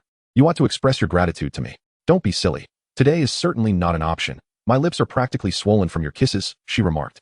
Feeling a bit embarrassed, Siwei scratched his head, muttering, "It's simply because my Qianqian is too beautiful." The following morning, after several reminders from Tom, Siwei once again boarded a flight bound for Hollywood. As he made his appearance at the airport, media outlets quickly reported on his journey. Renowned director Siwei embarks for Hollywood today, suspected of commencing a new film project. Upon seeing the news, Han Samping from China Film was about to call Siwei when his secretary interjected, "Director Han, Li is just boarding the plane. Even if you call, he won't be able to answer." Upon a gentle reminder from his secretary, Han Samping finally came to his senses, chuckling to himself and shaking his head in amusement. "Look at me. I've been so busy these past few days that I've become quite muddled. Well, I suppose we can discuss it when he returns." Naturally, Siwei, who was already aboard the plane, was unaware of Han Samping's gestures. "Hey, boss, you finally arrived. You have no idea how many calls I've received from the folks at Lionsgate these past few days. I'm here now, Tom. You must understand that Lionsgate is currently in need of our assistance, so it's prudent to delay matters a bit. This will benefit our negotiations later." Tom, a seasoned veteran of nearly a decade in Hollywood, comprehended Siwei's reasoning, yet, as Siwei's subordinate, he feigned ignorance. "By the way, Tom, how is the crew for Hachi, A Dog's Tale coming along?" "Boss, it's already fully assembled, just waiting for your return to commence filming." Siwei acknowledged Tom's efficiency with a nod, replying, "Once Hachi wraps up, I'll treat you to a lavish reward." "Oh, it is my honor to work for the boss. Well, perhaps we should forget about it." "No, boss. You can't say that." "Ha ha, I was merely jesting." The next day, Tom arrived early at the hotel where Siwei was staying. "Boss, everything has been arranged on Lionsgate's end. Then let us set forth." Once Siwei had fastened his seatbelt, Tom started the vehicle, driving towards Santa Monica. Throughout the journey, Siwei contemplated how to approach the negotiations with Lionsgate. Although not one of the big six of Hollywood, Lionsgate was a formidable independent film company, adept at turning modest investments into substantial returns. "Welcome, Director Siwei. Your film Buried was truly remarkable." Lionsgate held Siwei in high regard, even sending out their prominent director, James Wan, to greet him. It was also possible that Wan was particularly interested in the script Siwei had in hand. "Hello, Director Wan. Your Saw series is equally impressive. I have watched it numerous times." As a Chinese national, Siwei's address was entirely appropriate. At this moment, another Lionsgate executive approached, remarking, "Li, Buried was truly exceptional. Such low-budget films are tailor-made for us at Lionsgate. It's a pity you ultimately chose Warner Brothers." "I apologize, inspiration struck at the right moment." In truth, when Siwei first arrived in Hollywood, Lionsgate had shown keen interest in him. However, at that time, Siwei lacked any significant reputation. And though Lionsgate was optimistic about his scripts, they were not as urgent as they were with Nolan. "No, this was entirely our oversight. Please, come in, Li." In the Lionsgate conference room, Siwei and Tom sat together, facing the executives and James Wan. "Li, let's get straight to the point. We are very interested in the horror scripts you possess." Siwei nodded, signaling them to continue. These scripts were indeed future projects for Lionsgate, and their interest was understandable. "We previously offered $1.5 million, but you declined. You must know that many scripts in Hollywood fetch only a few $100,000 at most. In fact, before Buried found success, Lionsgate's offer had merely been $500,000. It was only after Buried won awards in Berlin and Hollywood that Lionsgate began to increase their bid. Of course, I am aware of Hollywood's market. In truth, I could forego the script fee." "Li, you are seeking a share." Upon hearing this, the Lionsgate executives quickly grasped Siwei's intentions, their voices rising with curiosity. "Precisely. I trust you are aware of my deep collaboration with Warner Brothers. I also own a small company in Hollywood. We can easily produce these horror films ourselves." Siwei understood a fundamental principle. One must not place all their eggs in a single basket. Even though Warner Brothers currently maintained a favorable stance, he could not limit himself to just that partnership, which was precisely why he was negotiating with Lionsgate today. The Lionsgate executives, unaware of Siwei's strategic intentions, found themselves at a loss for a counterargument, despite their desire to refute him. Furthermore, while horror may not be the mainstream genre, it boasts a dedicated audience, particularly in Hollywood. If the script is right, the box office will surely thrive. I am confident Warner Brothers will be very interested. Watching the Lionsgate executives contemplate, Siwei spoke again, subtly reinforcing his position. The executives recognized that Siwei was not merely a fledgling screenwriter. He was a director with multiple options. However, Lionsgate was desperate for the scripts he held, as their foundation was built upon horror films. To put it plainly, Hollywood is not lacking in film companies. What it truly lacks are exceptional scripts. Lionsgate had risen to be the second largest independent film company after the Big Six by leveraging low-budget horror films. And other companies could do the same. If these scripts fell into the hands of their competitors, Lionsgate would face a rival on the same battlefield. Realizing this, the Lionsgate executives exchanged glances, and one executive spoke up. "All right, Lee, you are not just a director. You are a competent businessman. What percentage are you seeking?" With this acknowledgement, Tom's perception of Lee Siwei shifted dramatically. Previously, he had regarded him solely as a brilliant director, but now he recognized him as a capable businessman. And he felt immensely grateful for his earlier decision. Lee Siwei had awaited this moment. Although he maintained a composed demeanor, stating, "In truth, we can establish a long-term partnership, as Lionsgate possesses greater expertise in the horror genre." Lee Siwei's words did not elicit smiles from the Lionsgate executives. Rather, their expressions grew more serious. "Lee, please state your demands." 25%. After all, this is our first collaboration, and I can afford to take a hit. After Lee Siwei proposed his terms, the two Lionsgate executives whispered among themselves before one of them slowly replied, "Lee, congratulations. You have succeeded. We agree to your terms. I trust you will not regret this decision." "Indeed, Lee. Our agreement is based not only on your words, but also on the fact that you are sufficiently young, making you a worthy investment. Rest assured, you will not regret your choice today." Lee Siwei remained non-committal to the Lionsgate executive's comments, fully aware that his youth was his greatest asset. "Pleasure doing business with you, Lee. I hope we will become long-term partners." To avoid prolonged deliberations, the following day, Lionsgate's representatives signed the contract with Lee Siwei, accompanied by numerous media outlets. The signing representative addressed the media, stating, "I believe many of you are familiar with the esteemed director Lee. Today, we are entering into a collaboration with him, wherein Lee will utilize the scripts for Dead Silence and Insidious Parts 1 and 2 as investment, securing a 25% stake in the films." Lee Siwei was not a minor figure in Hollywood, especially as Buried had already grossed over $100 million in North America and continued to grow. Not to mention, he had received an Oscar. The media in attendance eagerly snapped photos of Lee Siwei alongside the Lionsgate executives. On the day the news of Lee Siwei's collaboration with Lionsgate spread throughout Hollywood, it also reverberated back to the domestic sphere. The media in our country instantly buzzed with excitement, as they sensed that Lee Siwei's venture to Hollywood was anything but ordinary. The esteemed director Lee Siwei, renowned for his directorial prowess, had forged a partnership with the illustrious Lionsgate Film Company. Beyond being a director, Lee Siwei is also a remarkable screenwriter. Such news was plentiful, and once again, Lee Siwei found himself at the center of national attention. Had there been Weibo at that time, one could only imagine how he would have dominated the trending topics. Director Lee, indeed. The Oscar for Best Original Screenplay was no mere accolade. It was a testament to his exceptional talent. The discussions among netizens were fervent, while other industry giants were equally stirred. Although horror films cannot be introduced domestically, this marked Lee Siwei's entry into Hollywood, potentially paving the way for him to venture abroad, especially with a plethora of actors who held aspirations for Hollywood stardom. Han Samping initially contemplated calling Lee Siwei, but after some deliberation, he ultimately refrained, recognizing that a horror film was not suitable for China film. Unbeknownst to Lee Siwei, who was currently engaged in discussions with Warner, the domestic chatter was rife. While he indeed considered diversifying his projects, such matters were best kept discreet, particularly during his honeymoon phase with Warner. At that moment, Warner's representatives were perplexed, as they had been collaborating seamlessly with Lee Siwei, only to discover his sudden contract with Lionsgate. After extensive explanations, Lee Siwei finally managed to reassure Warner. However, the following day, Warner organized a press conference to officially announce the Project Hachi, A Dog's Tale. They affirmed their long-standing partnership with Lee Siwei and revealed that this film project had been established for some time, with a total investment of approximately $20 million. Originally, Lee Siwei had negotiated an investment of $15 million with Warner, but upon further calculations, he realized it was insufficient. Warner graciously agreed to cover the additional $5 million, bringing the total investment to $20 million. As news of Hachi, A Dog's Tale returned to the domestic audience, they were taken aback. Many were eager to know when Lee Siwei's next project would commence, only to find it announced so suddenly. While $20 million may pale in comparison to major Hollywood productions, domestically, it equates to nearly 200 million yuan, igniting envy among various film companies. The general public's reaction was straightforward. Wow, Director Lee is impressive. I wouldn't even know how to spend 200 million. Is this considered a blockbuster? In Hollywood, it's merely a B-grade production, yet still quite remarkable. At Beijing Film Academy, upon receiving news of Lee Siwei's project, Tian Zhuangzhuang smiled at the dean, exclaiming, "Confirmed. Awei intends to use this film as his graduation project." Laughter ensued. Wonderful. We need more outstanding students like him at Beijing Film Academy.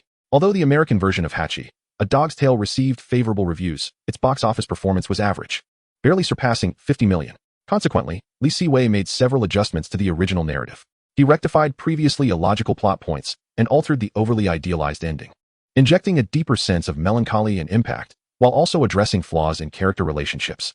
Li Siwei's modifications heightened the film's social critique. The film inherently resonated with Western sensibilities, and with the added social commentary, it aligned perfectly with the expectations of major European film festivals and the Oscars.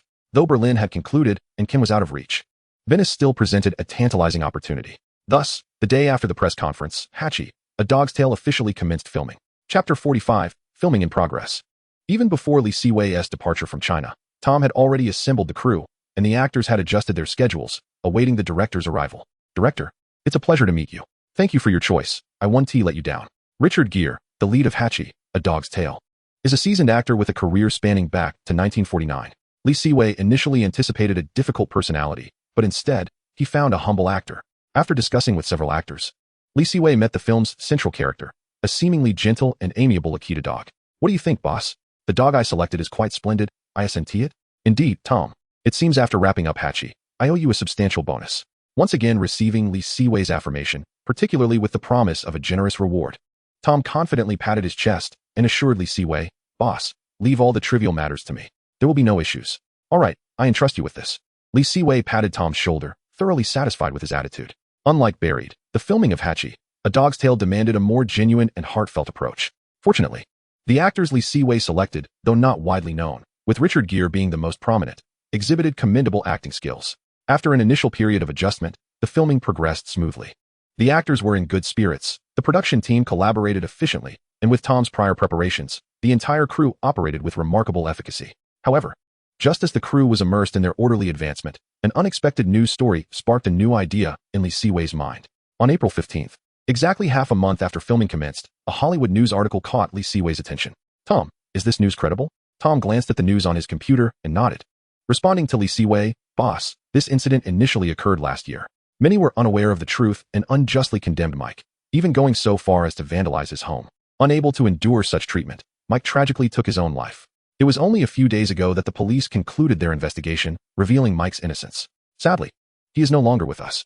Although the individual involved had passed, the incident ignited fervent discussions. Many believe that it was the harsh words from those ignorant of the truth that led to Mike's demise. We think of ourselves as the Good Samaritans, yet perhaps we are not. Observing a statement from the affected party on the computer screen, a classic film materialized in Li Siwei's mind. The Hunt, directed by Danish filmmaker Thomas Vinterberg 12 years prior, bore an uncanny resemblance to this situation. This film had garnered numerous accolades, including a nomination at Cannes and the Best Actor Award, as well as an Oscar nomination for Best Foreign Language Film, alongside a plethora of awards from various European film festivals.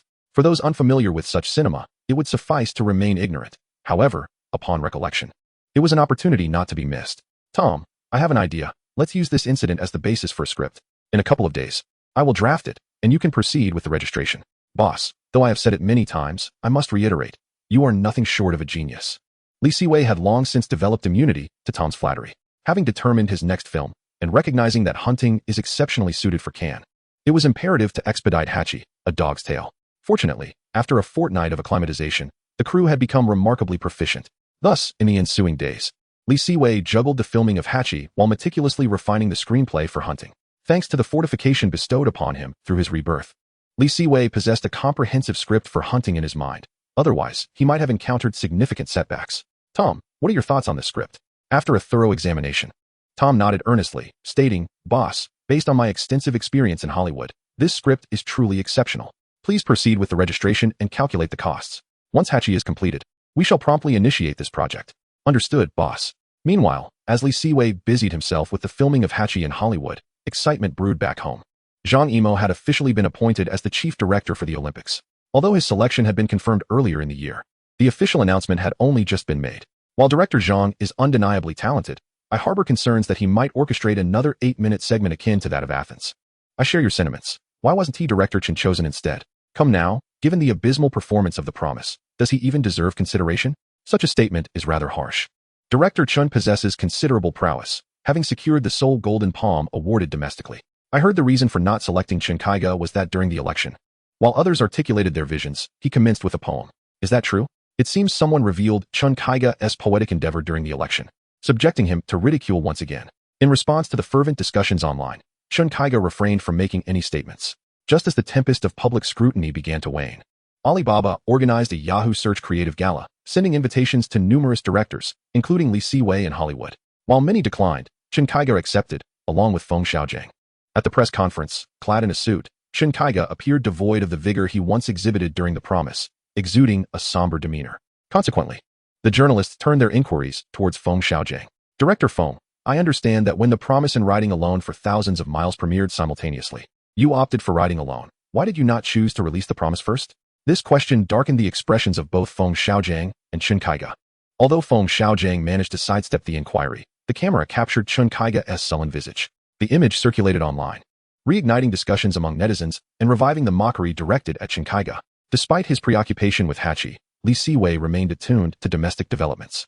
Observing the derision aimed at Chen Kaiga, he felt a twinge of sympathy for the poet, though it was tinged with amusement, as his earlier bravado had inadvertently invited such scorn. However, Li Siwei soon found little reason to smile. The most pivotal role in Hachi was, of course, the Akita dog.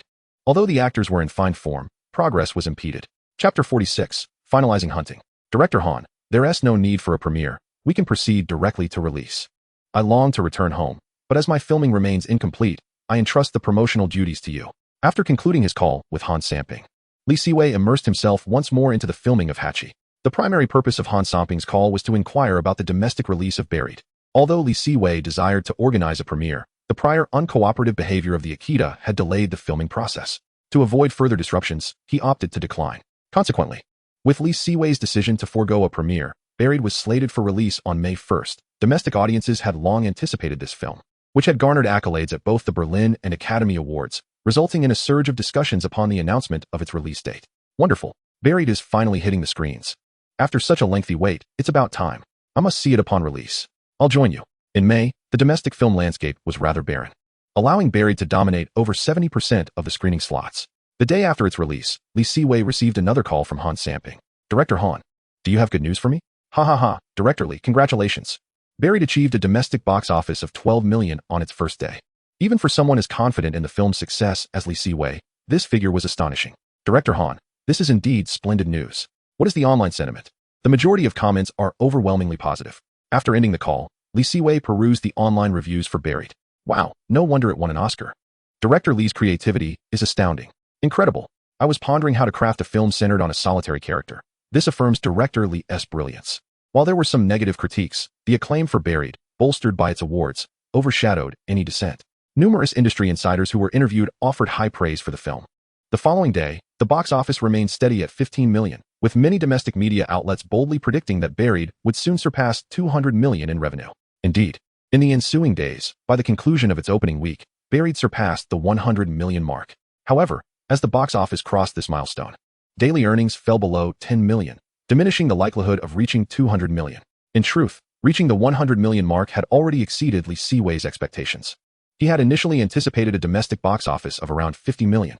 The prospect of 200 million had never crossed his mind, especially considering the current state of the domestic film market, where pirated versions emerged swiftly. The success of Brotherhood of Blades in surpassing 200 million was solely attributed to the momentum provided by its international accolades. Almost a month after Buried premiered domestically, Hachi finally approached its conclusion. On set, Li Siwei stood behind the monitor, his gaze revealing a blend of tension and anticipation. This particular scene was the most challenging to film, as it required not only the portrayal of Hachi's unwavering vigil day after day, but also the nuanced expression of the profound bond between humans and dogs that transcends life and death, a formidable challenge for both the actors and the canine. With a decisive command from Li Siwei, filming commenced. Although he had cleared the set, the winter scenes proved troublesome, as Hachi was perpetually distracted by the falling snowflakes, hindering the progress of the shoot. Fortunately, after several takes, Hachi gradually acclimated to the environment and became increasingly cooperative. Ultimately, as Li Siwei focused the camera on Hachi, he observed the dog's demeanor. Hachi's eyes drooped, and his tail, no longer wagging joyfully, hung quietly behind him. Perfect. That was an impeccable performance from Hachi. As Li Siwei's voice faded, a fervent cheer erupted from the audience. Richard Gere immediately embraced Hachi, leaping with excitement. Li Siwei approached and affectionately patted its head. This performance was made possible largely due to its cooperation, or else they might have been filming indefinitely. It is worth noting that this was supposed to be a winter scene, yet it was already June. To create a winter ambience, Li Siwei had procured numerous snow machines. And if they delayed even a few days longer, they would likely exceed their budget. Alright, folks, it's party time tonight. Long live the director. I want plenty of drinks. The crew members cheered exuberantly at Li Siwei. In response to their demands, Li Siwei waved his hand grandly, declaring, "Tonight, the drinks are on me. Hooray." The next day, Li Siwei did not awaken until noon. "Apologies, Tom, I overslept." "Boss, it seems you had quite the fun last night," Tom teased, raising his eyebrows. Li Siwei retorted, "Oh, spare me. I merely indulged a bit too much. Unlike you, I won TB dying at the hands of women." "Oh, come on, boss, you can't say that. I'm actually quite the honest man." Not engaging further in banter with Tom, Li Siwei led him to Warner Brothers. In Hollywood, there exists an unwritten rule. Directors typically lack final cut privileges. However, this was of little consequence to Li Siwei, as he was also an investor in this film. And Warner had no objections. His visit was primarily to discuss hunting. Initially, Li Siwei had not intended to involve Warner, but Tom's loose tongue had inadvertently revealed plans. Warner, recognizing Li Siwei as a lucrative asset, had reached out while Hachi was still in production, eager to discuss hunting. "Li, sometimes I wish I could peek inside your head to see what it's like. You must be aiming for the Oscars with this one." The Warner executives, upon reviewing the script, offered high praise. "Indeed, but the investment cost will not be exorbitant." Li Siwei's response did not surprise Warner's executives. "Li, these are minor issues. Even without our share, we can assist with publicity." The total budget for hunting was around $5 million, which did not necessitate Warner's involvement, but for Oscar campaigning, there was no better ally than Warner. Thus, Li Siwei, without further consideration, replied with a smile, "No problem." After finalizing the editing discussions for Hachi with Warner's team, Li Siwei departed with Tom. "Tom, you can begin assembling the crew. Rest assured, boss, by the time you return, we will be ready to shoot." Indeed, Li Siwei needed to return to his homeland. He had initially planned to shoot continuously, but as soon as Hachi wrapped, he received numerous calls from China, starting with Liu Yifei. Following her, Han Samping and Ning Hao also reached out. With Crazy Stone completed as one of the primary investors, Li Siwei felt compelled to return to support Ning Hao. Chapter 47, Returning Home. In the evening, a plane from Los Angeles gradually descended onto the runway of Beijing International Airport. Although it was merely June, Beijing had already embraced the warmth of summer. Upon exiting the airport, Li Siwei couldn't help but exclaim, "I had to wear a coat when I left, and now I'm sweating in a short-sleeved shirt." Outside the airport, Zhu Yan and Zhou Jieluan had been eagerly awaiting his arrival in the car. The filming of Curse of the Golden Flower had entered its final phase, and the crew had relocated back to Beijing from Hongyan. Tonight, Zhou Jieluan had no scenes to shoot, so upon learning of Li Siwei's return, he and Zhu Yan came to pick him up. As Zhu Yan started the car, she inquired, "Why didn't Yifei come to pick you up today?" "I only informed the two of you about my return to surprise Qianqian. By the way, how have you both been?" "I haven't taken on any roles recently. Just waiting for graduation. Since starring in You Are the Apple of My Eye and Brotherhood of Blades, Zhu Yan had ascended to a first-tier status. Thus was not short of opportunities." Sigh, away, Yan, "I must tell you, Director Zhang is truly strict. Thankfully, we are nearing the end. Otherwise, I might have lost my mind." Although Zhou Jieluan is unparalleled in singing, his acting skills are rather mediocre. "Hey, you shouldn't complain. Not everyone gets to work with Director Zhang in our country," Li Siwei remarked, before Zhu Yan chimed in, her tone dripping with sarcasm. "Oh, so you're implying you look down on me? You should VE said so sooner. I want to ask you again. Jieluan, you can take my place." "Don't say that. Director Li, how could I possibly look down on you?" The trio erupted into laughter, with even Zhu Yan unable to contain herself. Their jovial banter continued as they made their way to Beijing Film Academy. "Yan, you take Jieluan around while I go find Qianqian. Let us meet up for dinner later." "Go ahead, we'll explore on our own." "Right, just a stroll with Yan will suffice." Back in the training room at Beijing Film Academy, Liu Yifei had enlisted a teacher to hone her skills in conveying emotion through her eyes, practicing diligently over the past few days. To be frank, mastering the art of eye expression is notoriously challenging. Many rising stars from previous generations struggled with it. Not only those born in the 90s and 95s, but even those from the 85 cohort. That's a wonderful expression. We'll conclude today's session here. Thank you, teacher. As Liu Yifei prepared to rise, the door to the training room was gently pushed open.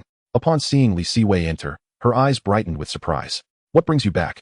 "Thank you for your assistance during this time, teacher." Li Siwei first expressed his gratitude to the teacher before turning to Liu Yifei, akin to a parent greeting their child. "No need for formalities. Yifei is very dedicated. I want to intrude further." Once the teacher left, Li Siwei approached Liu Yifei, extending his hand. "So, are you not happy to see me back?" Liu Yifei took hold of his hand and stood, playfully retorting, "Oh, I'm absolutely thrilled. You come back without a word and expect to surprise me." Although her tone was feigned annoyance, Liu Yifei did not release Li Siwei's hand. Instead, they intertwined their fingers. "I intended to give you a surprise. Now, let us go. Yan and Jieluan are waiting for us. It's time for dinner." At the school gate, the four of them refrained from excessive pleasantries to avoid being recognized and promptly settled into Zhu Yan's car. "What shall we eat?" Zhu Yan asked, igniting a question of monumental significance as she started the engine. "I'm not familiar with the options in Beijing, So Away and Yifei, you decide, Zhou Jielun suggested, shifting the responsibility onto others.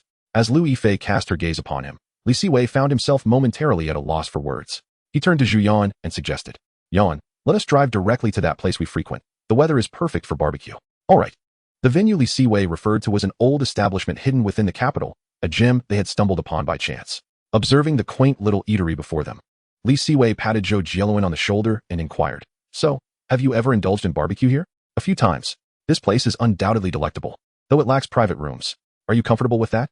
Neither you nor Yifei seemed to mind, so I certainly won tea. Among the four of them, only Li Siwei, as the director, was free from the constraints of weight management, hence he refrained from ordering an excessive amount of dishes, opting instead to sample a variety of offerings. As actors, maintaining their physique was imperative, particularly during the day when they had to limit their intake, let alone in the evening. Fortunately for me, as the director, such matters are of no concern. Amused by Li Siwei's smug demeanor, Lu Yifei playfully smacked him twice.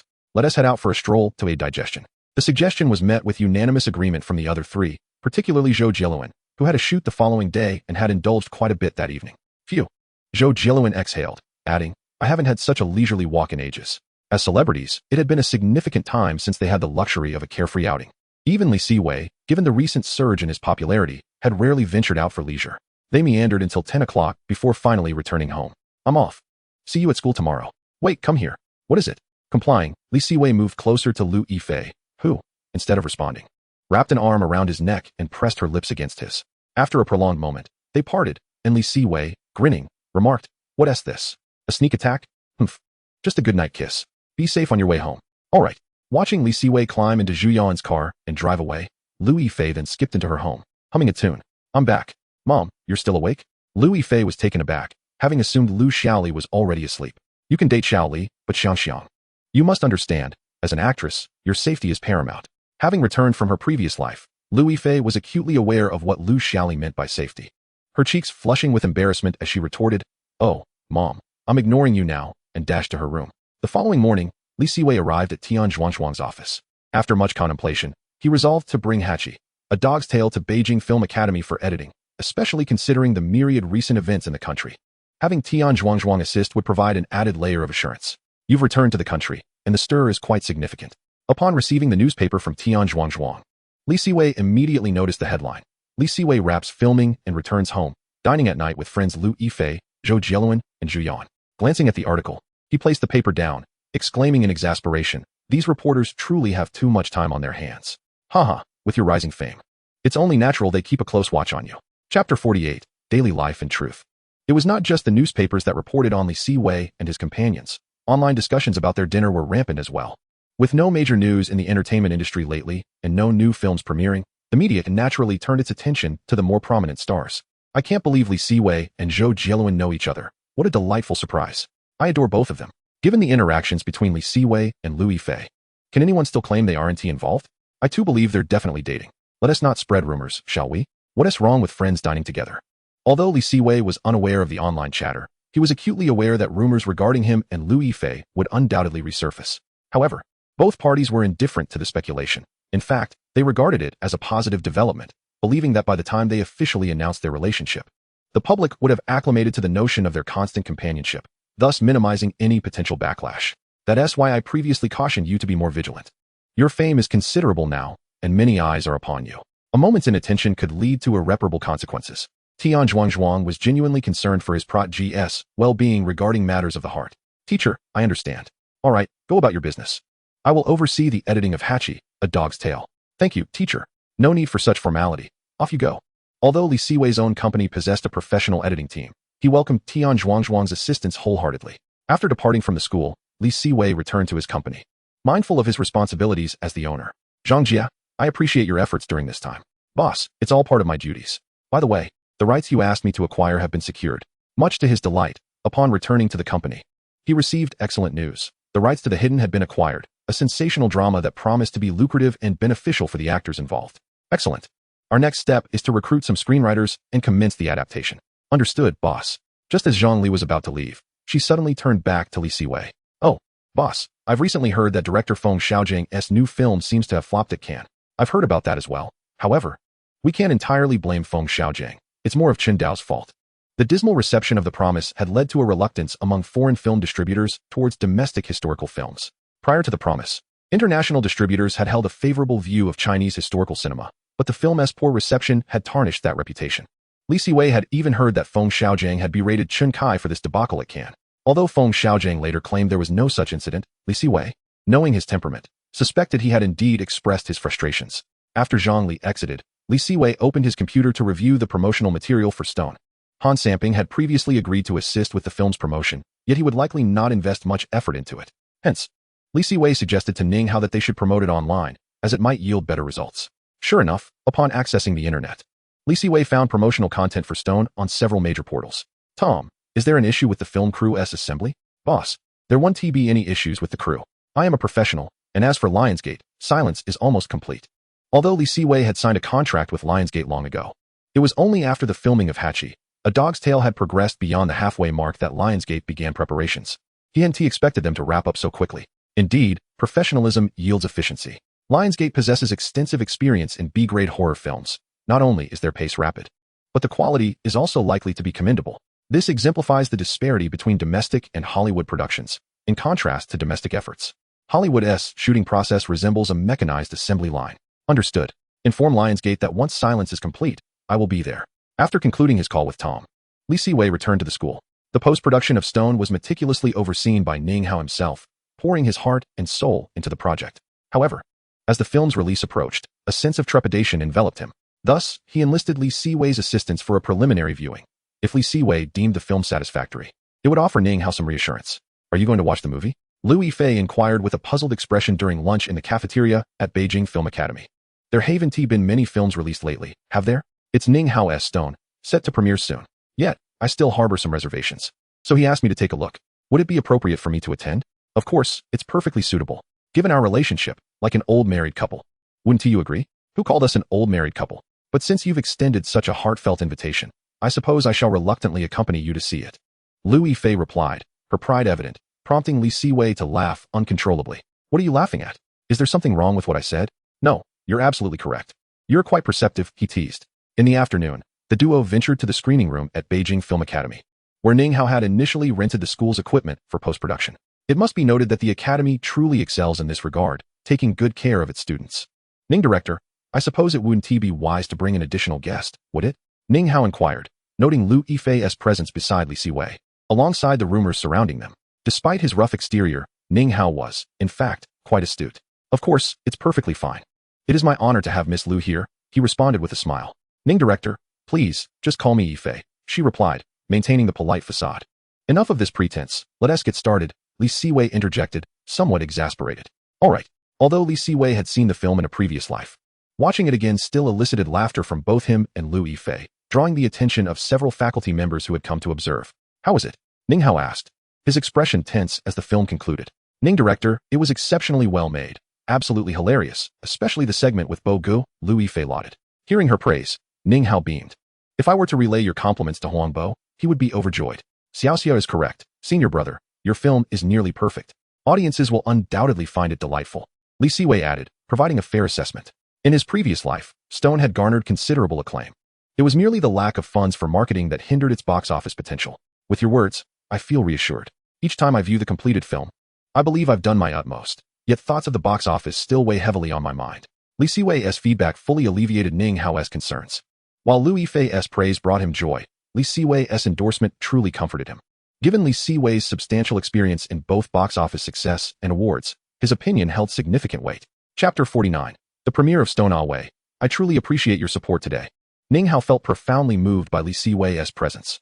Although Ning Hao had secured investment from Liu Dehua's star program, he still faced skepticism from many. Senior brother, I have faith that Stone will be a triumph, and soon you won't lack for investors, Li Siwei asserted.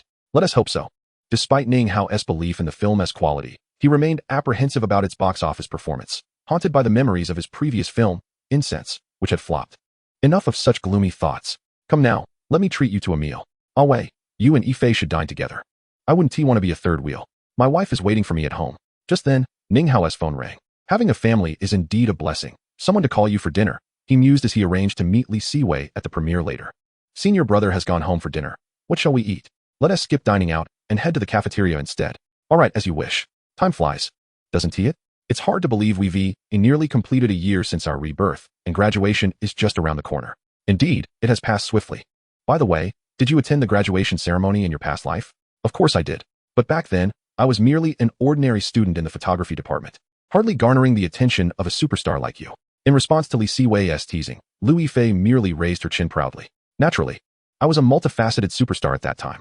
I seem to recall that our Superstar S2 films didn't fare too well, he quipped. How dare you? Though it wasn't a weekday, and some students had already completed their finals, many teachers still conducted private lessons, with aspiring artists attending weekend classes. Hence, the cafeteria remained bustling with activity. As Li Siwei and Lu Yifei entered the cafeteria, they drew the gaze of numerous onlookers. One, a young director, and the other, a prominent star. It was impossible not to attract attention. Despite Li Siwei's thick skin, he felt somewhat intimidated by the stares and opted for a relatively secluded corner of the cafeteria. In the days that followed, Li Siwei and Lu Yifei frequently visited the school cafeteria, as one needed to focus on post-production while the other honed her acting skills. They preferred not to eat out, making the cafeteria their ideal choice. Soon enough, the day of Stone's premiere arrived. As the film's director, Ning Hao arrived early with the main creative team. Welcoming the celebrity guests and industry heavyweights, he couldn't help but feel a mix of emotions. He understood that these individuals were not there for him, but rather for Li Siwei. In truth, Ning Hao was reluctant to hold a premiere, fearing that, as a lesser-known director, it might be embarrassing if no one showed up. Thankfully, Li Siwei had assured him of his attendance, which eased his worries. The premiere was scheduled for noon, so Li Siwei didn't arrive too early, recognizing that Ning Hao and his team were the true protagonists of the day. At 12 p.m., he departed from Beijing Film Academy toward the premiere. The venue for the premiere was modest, reflecting Ning Hao's current lack of fame. However, upon Li Siwei's arrival, he was surprised to find a considerable turnout. Director Ning, you've arrived. Director. Many from the industry approached him with friendly greetings as he stepped into the hotel. Seeing Li Siwei, Ning Hao quickly made his way over. Wei, you're finally here. Senior brother, you are the star of the day. I must ensure you have ample stage time. To Li Siwei's surprise, even Lu Dehua had come. Brother Hua, it's an honor to meet you at last. Director Ning, I wanted to meet you during my last visit to Hong Kong. But unfortunately, I didn't get the chance. In regard to the film Stone, Lu Dehua harbored reservations, particularly given that Ning Hao had previously directed only art films, all of which had performed poorly at the box office. He had invested a modest sum primarily due to his appreciation for the script, and was taken aback when Li Siwei also opted to invest in the project. After a brief exchange of pleasantries, the premiere commenced. As the film gradually unfolded, its clever humor elicited laughter even from those merely attending for the sake of appearances. How do you feel now, senior brother? Are you at ease? With the sound of laughter echoing behind him, Ning Hao finally felt a wave of relief. As the film concluded, the interview segment began. Though the reporters primarily focused their attention on the two investors, Li Siwei and Lu Dehua. Director Li, what prompted you to invest in this film? The principal reason, of course, was the exceptional quality of the script. I remain keen to invest in well-crafted narratives. After answering a few questions succinctly, Li Siwei redirected the inquiries towards Ning Hao. I am immensely grateful to Mr. Lu Dehua and Wei for granting me this opportunity to bring Stone to fruition. Without their support, today's success would not have been possible. Following the interview, Lu Dehua prepared to depart. During this busy period, his attendance at the premiere was primarily motivated by the desire to connect with Li Siwei. Director Li, I hope we can collaborate in the future. No problem, Hua Ge. I will certainly reach out if a suitable script arises. That evening, reports of Stone's premiere appeared in various newspapers, and numerous online articles praised the event.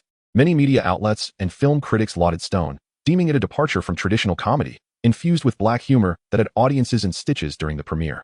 This sparked considerable curiosity among netizens. With such glowing reviews online, I'll have to support it in a couple of days. There aren't many films releasing recently, and a comedy sounds delightful. I'm genuinely intrigued by a movie co-produced by Li Siwei and Lu Dehua. 2 days later, Stone had its full release, benefiting from a lack of competing films in June, which resulted in extensive showings across cinemas. Many industry professionals who attended the premiere expressed confidence that the film would perform well at the box office and potentially yield surprising results. On the second day post-release, Li Siwei received a call from Ning Hao before he had fully awakened. Wei, the first day box office reached 3.2 million. Hearing Ning Hao's excited voice on the other end of the line jolted Li Siwei awake. Congratulations, senior brother. You won't have to struggle for investment in your future projects anymore. I must thank you. Without your promotional efforts, Stone wouldn't have achieved this success. All right, senior brother. Let us not get overly sentimental. After all, I am also an investor, and a high box office means profit for me as well. Chapter 50, Graduation. After ending the call with Ning Hao, Li Siwei had no intention of returning to slumber. Instead, he opened his computer to peruse online reviews of Stone. As anticipated, the film maintained its predecessor's acclaim, with numerous netizens expressing their admiration. I was in stitches. Many of the jokes were new to me. Highly recommended. The dialogue is so relatable. It feels incredibly familiar. The lines are hilarious, like the first P of 2002. Simply brilliant. With such comments flooding in, Siwei nodded in satisfaction. Realizing that the investment in marketing had not been in vain, the box office figures were set to surpass those of the past. Though the extent of that success would depend on the film's ongoing reception. In the days that followed, Stone's box office continued to soar, buoyed by the avalanche of positive reviews, and director Ning Hao began to emerge in the public eye as the film's financial success grew. Numerous production companies reached out to Ning Hao on the very first day of the box office results, eager to invest in his next project. Siwei encountered Ning Hao again a week after the film's release, by which time Stone's box office had reached 45 million. Ning Hao, now beaming with confidence, appeared a transformed man compared to his earlier demeanor. Wei, you wouldn't believe it. Many industry executives, even some coal magnates, have contacted me over the past few days, eager to invest in my next film. Some have even brought scripts, hoping I will direct their projects. With a broad smile, Ning Hao recounted his recent experiences, embodying a mix of happiness and the burdens of newfound attention. Congratulations, senior brother. However, I must advise you to be discerning with the scripts you accept. Siwei felt genuine delight. In just a week, Stone's box office had already doubled that of its predecessor.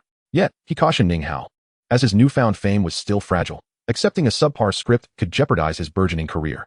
Ning Hao, instead of taking offense at Siwei's advice, nodded in agreement.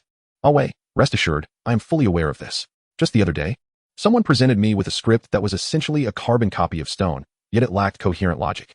Rising from his seat, Ning Hao earnestly expressed, Wei, I truly must thank you. Without your assistance, even if Stone had been completed, it would not have achieved such impressive box office results.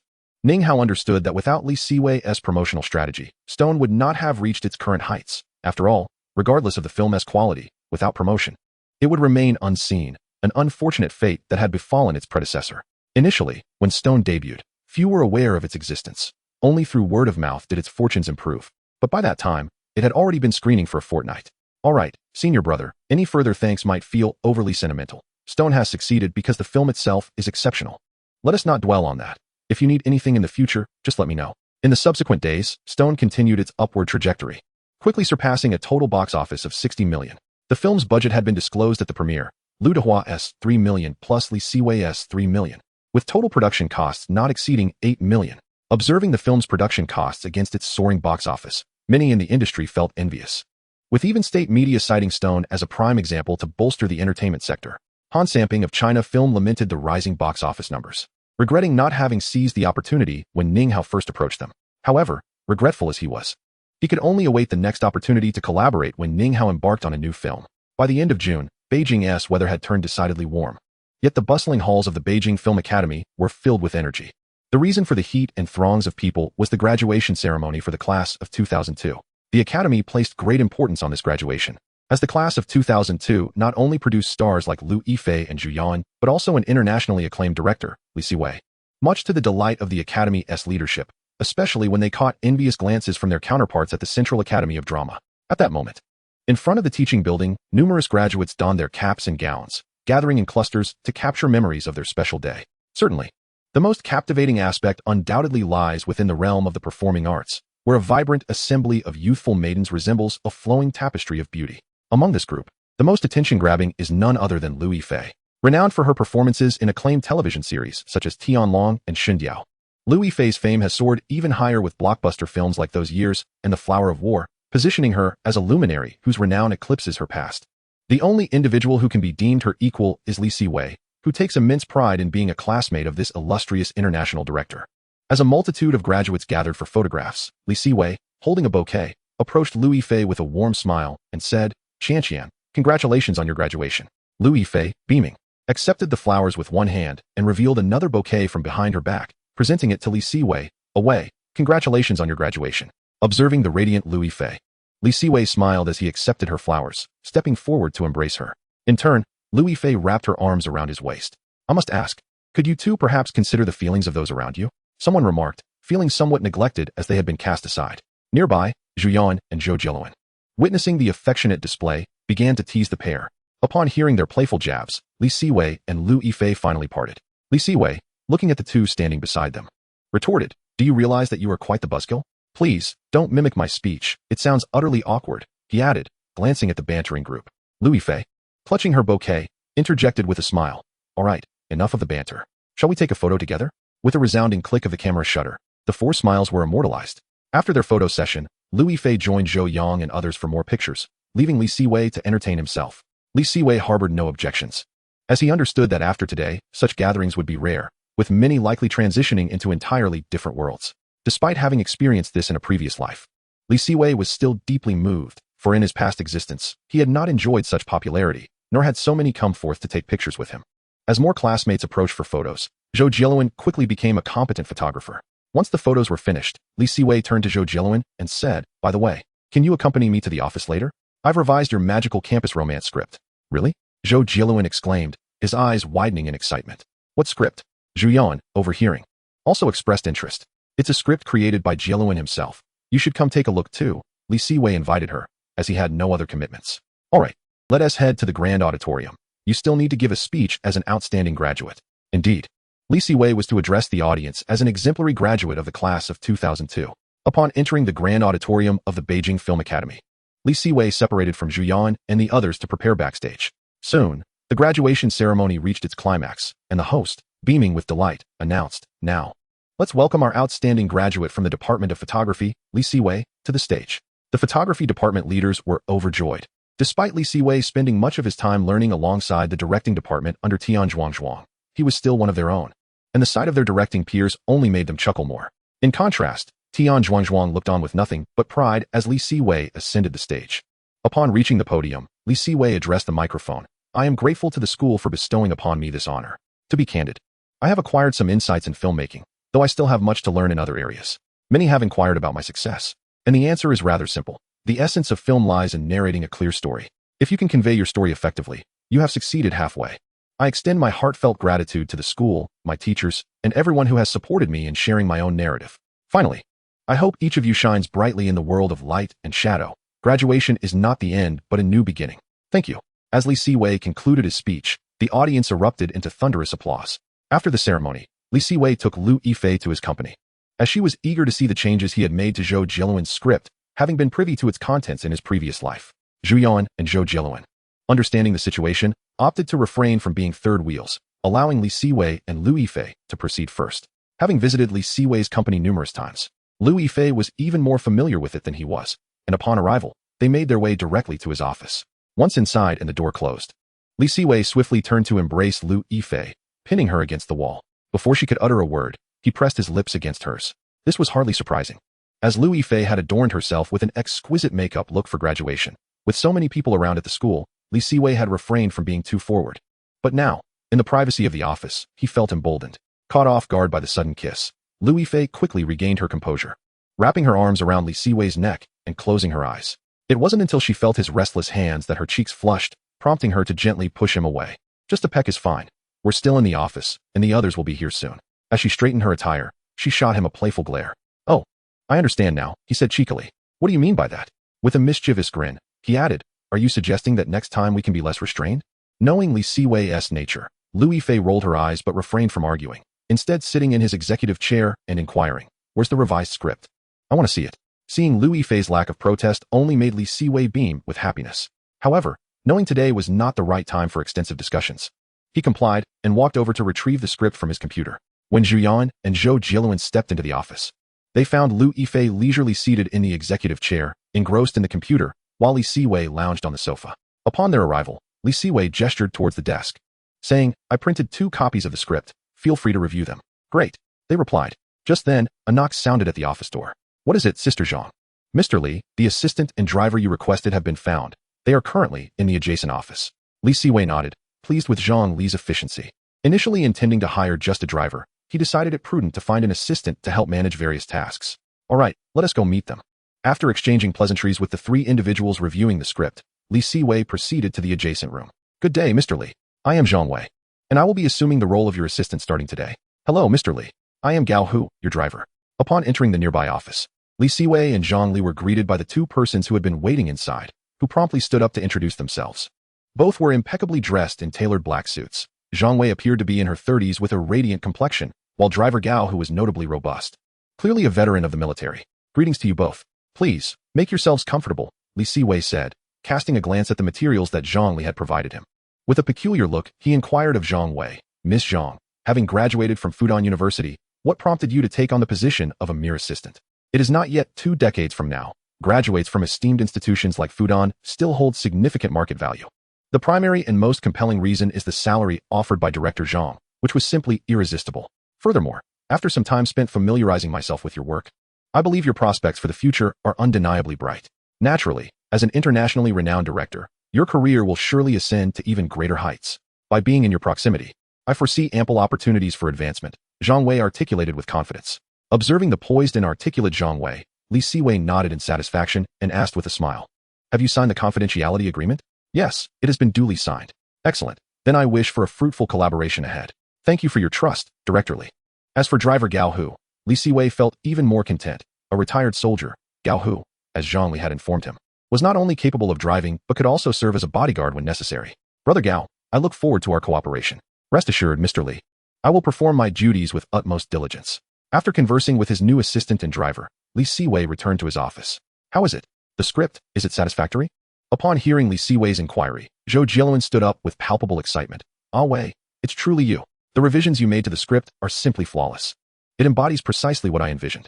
Lu Yifei and Zhu Yan, standing nearby, nodded in agreement, both expressing their admiration for the script, especially Lu Yifei, who felt that Siwei's modifications had elevated it beyond its previous iteration. Receiving Zhou Jialuan's praise, Siwei proudly lifted his chin. Of course. One must consider who I am. You call yourself fat, yet you seem to be out of breath. Come, let us dine. I am quite famished. Very well. Let us go eat. Both Zhu Yan and Zhou Jialuan were equally ravenous, having scarcely eaten during lunch. Chapter 52, The Seminar. Upon exiting the office, Siwei addressed the company's staff. Today marks my graduation, so I shall grant everyone an early dismissal. As it was nearly the end of the workday, Siwei seized the opportunity to win the goodwill of his employees. Hooray! Long live the boss. The boss is the most handsome.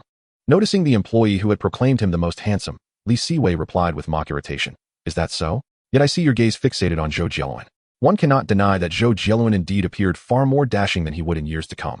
Oh no, boss, you are the most handsome. After leaving the company, they headed towards the barbecue stall with Gao Hu at the wheel. In the ensuing days, Siwei dedicated most of his energy to the editing of Hachi, A Dog's Tale. Meanwhile, the box office for Stone began to plummet after reaching 80 million, with daily earnings dwindling to around 1 million, sometimes even dropping to 500,000. Despite the bleak prospect of surpassing 100 million, both Siwei and Ning Hao felt immensely satisfied, a sentiment echoed by Lu Dehua, who was far away in Hong Kong. Notably, the 80 million was merely from the mainland. Stone also performed well in Hong Kong and Taiwan, combined contributing to a total box office exceeding 100 million. The success of Stone catapulted the previously inconspicuous Ning Hao into the limelight, even earning him an invitation to the Shanghai International Film Festival. Although designated as an A-list festival by the International Federation of Film Producers Associations in 1994, it had suffered a series of missteps over the years, losing much of its prestige. Domestic filmmakers were increasingly disenchanted, especially in recent years as foreign films received accolades, often in absentia, while deserving domestic films went unnoticed. Notably, figures like Zhang Yimou and Feng Xiaojiang were reluctant to attend this festival. Nonetheless, despite its diminished reputation, it remained an A-list festival. Yet, Ning Hao was engrossed in promoting the film in the Sichuan-Chongqing region, leaving him no time to attend. As for Siwei, he was even less inclined to go, wishing to avoid any unpleasantness. Moreover, he had pressing editing work to complete, and the incessant phone calls he received became quite bothersome. Fortunately, with Zhang Wei as his assistant, he found some respite. The success of Stone not only benefited Ning Hao, but also brought considerable gains to Siwei. Huai had established itself as one of the most successful private enterprises in the film industry in recent years, yet Siwei, as an emerging talent, shone even brighter. His own achievements were commendable, but the triumph of the films he invested in surpassed expectations, garnering envy from peers within the industry. Following the success of Stone, numerous calls flooded in, with many expressing interest in investing in Siwei's next film, and some even contemplating investing in his company. This influx of calls explained why Siwei was inundated with communications each day. While some calls could be directed to Zhang Wei, others, like the one from Han Samping, required Siwei's personal attention. Director Han, may I skip the seminar? You know I am still engrossed in post-production. In light of Stone's success, the higher-ups decided to hold a seminar. In recent years, as the domestic film industry evolved, such seminars had become increasingly common. It seemed that whenever a film achieved success, a seminar was mandated. In earlier instances, Siwei managed to evade participation by focusing on filming, but this time, he found no viable excuses. Director Li, this is a positive opportunity. I understand that you young people may not relish such events, but consider this. Appearing before the leaders can be beneficial for your future. Please refrain from viewing it as a mere inconvenience. With Han Somping's insistence, Li Siwei found himself devoid of excuses and had no choice but to respond. Very well. Director Han, rest assured, I shall attend. A couple of days later, the seminar commenced, with Li Siwei attending alongside Ning Hao. Wei, have you ever participated in a seminar before? This is my first time, and I feel a bit anxious. Previously, Ning Hao had been an unknown, thus lacking the opportunity to attend such events. What a coincidence, senior brother, it is my first time as well. I missed the previous ones. You must not be nervous today, you are the star of the show. Ning Hao's unease only intensified in response to Li Siwei's teasing. As they conversed, the attendees for the seminar began to gather, with the leaders expected to be the last to arrive. Li Siwei cast a glance around the room, noting that most attendees were actors and directors with affiliations, while only a handful were private enterprise owners and filmmakers. It seemed that Chen Kai had finally emerged from the setback of the promise, regaining his previous vigor during his speech, while also interspersing personal insights as he discussed his upcoming film. Today's theme is not particularly grand, but rather revolves around a singular focus: money. The representatives from various cinema chains exuded a sense of extravagance, particularly Wanda, which expressed intentions to continue expanding its scale over the next few years, a statement that elicited broad smiles from the leadership. Observing the curious demeanor of Wanda's spokesperson, Li Siwei felt a pang of nostalgia. Who would have imagined that Wanda would falter in just over a decade? As the speeches from the cinema representatives concluded, it was time for Ning Hao, the nominal protagonist, to take the stage. Sitting beside Ning Hao, Li Siwei made a concerted effort to minimize his presence, wishing to avoid drawing the leader's attention. Despite claiming to feel nervous moments ago, Ning Hao appeared utterly composed during his speech, primarily lamenting the insufficient support for novice directors and arguing that backing should not be reserved solely for established filmmakers. Although his words were blunt, they garnered the leader's admiration. Director Li, why don't you share your thoughts? Called the leader, prompting Li Siwei to realize he could no longer remain in the shadows. Initially, Li Siwei had intended to speak briefly and then step aside, but as he spoke, he found himself unable to stop, turning his focus squarely on the Golden Rooster Awards. I firmly believe that domestic awards should not solely celebrate films favored by a select few, while dismissing commercially successful blockbusters. The leaders on stage nodded in agreement, yet their expressions remained inscrutable. Meanwhile, many directors in the audience were taken aback by Li Siwei's audacity, although they found his sentiments resonant. Feng Xiaojing especially concurred, acknowledging the numerous controversies surrounding the Golden Rooster. In contrast, the faces of several elder association members were less than pleased. Once Li Siwei returned to his seat, Ning Hao leaned in to whisper, "Aren't you worried about offending the Golden Rooster?" Li Siwei replied, "Even if I don't speak up, they wouldn't regard me with any warmth." The Golden Rooster judges were particularly displeased that those years did not submit an entry last year. After all, their mantra was clear: while they could withhold accolades, attendance was non-negotiable. Lunch was resolved in the bustling cafeteria, which boasted an impressive variety of dishes. As the afternoon meeting concluded, Li Siwei and Ning Hao discreetly slipped away. After an entire day of symposiums, Li Siwei's head was throbbing. Chapter 53, Internal Screening and Returning Home. In a North Film editing room, Li Siwei stretched languidly, exhaling deeply. After a month of labor, the post-production of Hachi, A Dog's Tale was finally complete. Just as he intended to call Tian Zhuang to share the news, he received a call from him instead. "Thanks to your guidance, we completed the post-production much sooner than expected." "All right, enough of that flattery," Tian Zhuang chuckled. "Now that post-production is finished, let's arrange an internal screening at North Film. Everyone else's graduation projects have been submitted, and you're the last one standing. But don't worry, only a few teachers will attend, no outsiders." Li Siwei was taken aback by Tian Zhuang's words. According to protocol, graduating students were generally permitted to view each other's works. Sensing Li Siwei's confusion, Tian Zhuang continued, "We're primarily concerned about potential gossip. Even though your film is adapted from a Japanese original, significant alterations have been made, so it's best not to expose it to too large an audience. Consider this a special privilege." "I understand, teacher," Li Siwei replied. "However, don't get too excited. This privilege isn't without strings attached. If you don't win any awards, you may owe a favor." "Haha, rest assured, teacher, I doubt I'll owe you anything." It must be said that the school's leadership were quite astute, their calculations almost palpable to Li Siwei. The following morning, Li Siwei boarded Gao Hu's vehicle en route to North Film. As he arrived, he found himself besieged by a throng of reporters who had evidently caught wind of the news. "Director Li, can you disclose how your new film differs from the original Japanese version?" "I'm afraid I cannot reveal that information just yet." Fortunately, North Film's security personnel were efficient, swiftly intervening to escort Li Siwei inside the premises. As they barred reporters from following, they announced, "Apologies, but today is an internal screening. Unauthorized personnel are not allowed entry."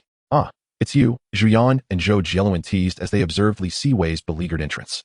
"Your graduation project has attracted quite the attention." Indeed, the fanfare was substantial.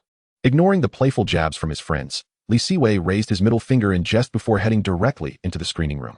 Zhu Yan and Zhou Jiluan were the only classmates permitted to attend, as Lu Yifei was occupied with endorsements and magazine shoots. Soon, Hachi, A Dog's Tale commenced. Many in attendance were familiar with the original, yet Li Siwei's adaptation surprised them with its crisp execution and innovative use of flashbacks, imbuing the narrative with heightened emotional resonance. Particularly in the film's latter half, the poignant bond between human and dog moved many teachers to tears. Zhu Yan and Zhou Jiluan discreetly wiped their eyes, pretending nonchalance when caught by Li Siwei's gaze. Old Tian, this student of yours is truly exceptional. With Li Siwei, it may be challenging to find another talent of his caliber, one teacher remarked after the film concluded, eliciting a constant smile from Tian Zhuangzhuang. Once the other educators departed, Tian Zhuangzhuang clapped Li Siwei on the shoulder, cheerfully stating, "Now you can consider yourself officially graduated. Bringing you over from the photography department was undoubtedly my wisest decision. Though you hail from the photography program, you will forever be my student. Teacher, I owe you my gratitude. Without your guidance, I could not have achieved this success." Li Siwei expressed earnestly. His appreciation for Tian Zhuangzhuang was genuine. Without his support, Li Siwei's journey would have been far more arduous. After Tian Zhuangzhuang left, Li Siwei did not linger at North Film. He retrieved his copy and promptly returned to the company with Zhu Yan and Zhou Jiluan. The next day, Li Siwei instructed Zhang Li to send Hachi, A Dog's Tale to Venice. He felt an overwhelming sense of confidence regarding this revised version of the film. After managing company affairs that day, he took his assistant Zhang Wei and driver Gao Hu back to his hometown. Since the new year, Li Siwei had been too preoccupied to return home, and his parents had been considerate, refraining from calling too frequently. Thus, before heading to Hollywood, he decided it was time for a visit. "All right, you two enjoy yourselves. I'll head home without you," he announced. "Understood, Mr. Li," they replied. As he watched Zhang Wei and Gao Hu depart, Li Siwei turned to enter his residential community, skillfully retrieving his keys. Upon opening the door, a delightful aroma wafted into his nostrils. He returned home and promptly set down his suitcase, for dinner would soon be served. Prior to Li Siwei's return, he had already informed his mother, which ensured that a meal awaited him upon his arrival. Otherwise, his mother would have likely ventured out shopping long ago. "All right, my son is back. When did you arrive?" Just as Li Siwei finished stowing his luggage, his father entered, carrying a bottle of soy sauce. "Just moments apart from you. You've made quite a name for yourself now. I have little to say, but I must remind you that despite the chaos in your industry, should you engage in any reckless behavior, I shall ensure you face dire consequences." Since Li Siwei was accepted into Beijing Film Academy, his father had taken a keen interest in the entertainment realm, particularly after Li Siwei became a director. "Enough. Our son has just returned. Why bring this up now? Come, wash your hands. Dinner is ready." In their household, the words of Li's mother held the most weight, and upon her interjection, Li's father fell silent. At the dinner table, while serving Li Siwei some dishes, his mother inquired, "How long will you be staying this time?" "Just 2 days. I need to make a trip to Hollywood." "Only 2 days? You truly treat our home like a hotel, don't you?" Upon hearing Li Siwei's response, his mother immediately disapproved. "Now, dear, this is his work. At his age, he should be focused on his career," Li's father interjected, providing timely support for Li Siwei. Li's mother understood that her son's endeavors were for work, so she only voiced her concerns, though she felt a tinge of reluctance. "Well, you have made some progress in your career, but when will you find a partner? I often see news about you and the little dragon girl. Are you two together?" Li Siwei had no intention of concealing the truth from his mother and nodded affirmatively. "Indeed. We are together." Upon receiving her son's confirmation, Li's mother beamed. "Oh, that's wonderful. I always thought that young lady was quite lovely. However, I must remind you, should you ever wrong her, I shall take it upon myself to ensure you face severe repercussions." "Indeed, mother is correct. Rest assured, I am well aware." After issuing her warning regarding Lu Yifei, Li's mother returned to her earlier sentiment of reluctance to let her son go. However, Li Siwei understood that despite his mother's current affection, if he were to stay at home for an entire week, he would likely become a source of annoyance. After all, friends studying away from home understand that a parent's love for their child typically lasts only 3 days. On the first day, one is treated like royalty, allowed to indulge in any desired delicacies. By the second day, one's standing diminishes slightly, and on the third day, one may still have some say in the meal choices.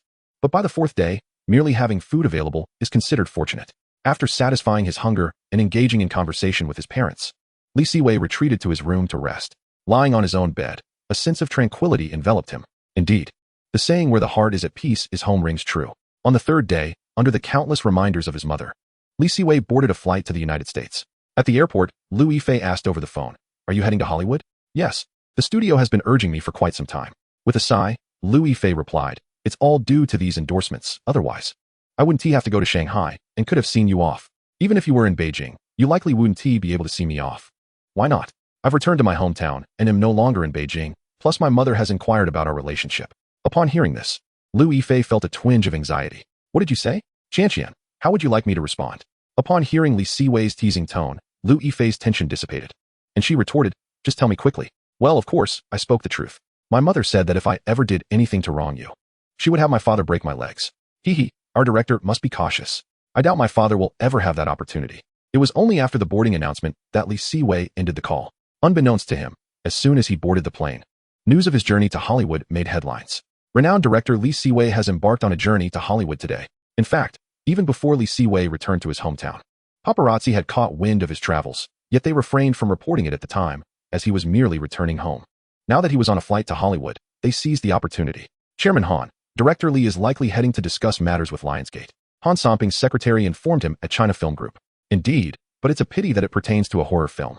Han Samping placed great importance on collaboration with Hollywood, for successful partnerships could yield significant accolades. Meanwhile, in the office of Huai's Wang Zhongjuan, Wang Zhonglei remarked while reading the newspaper, Brother, that kid is off to Hollywood again. It should be for that horror film. It's not worth our attention. Brother, that Li fellow truly lacks appreciation. We reached out to him in goodwill, yet he refuses to collaborate with us.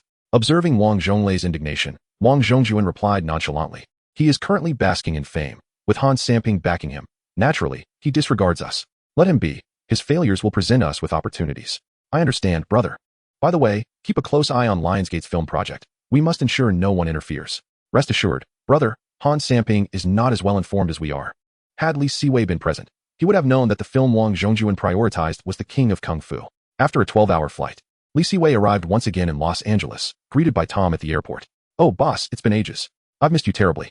With that, Tom embraced Li Siwei warmly. Tom, you seem to have gained some weight.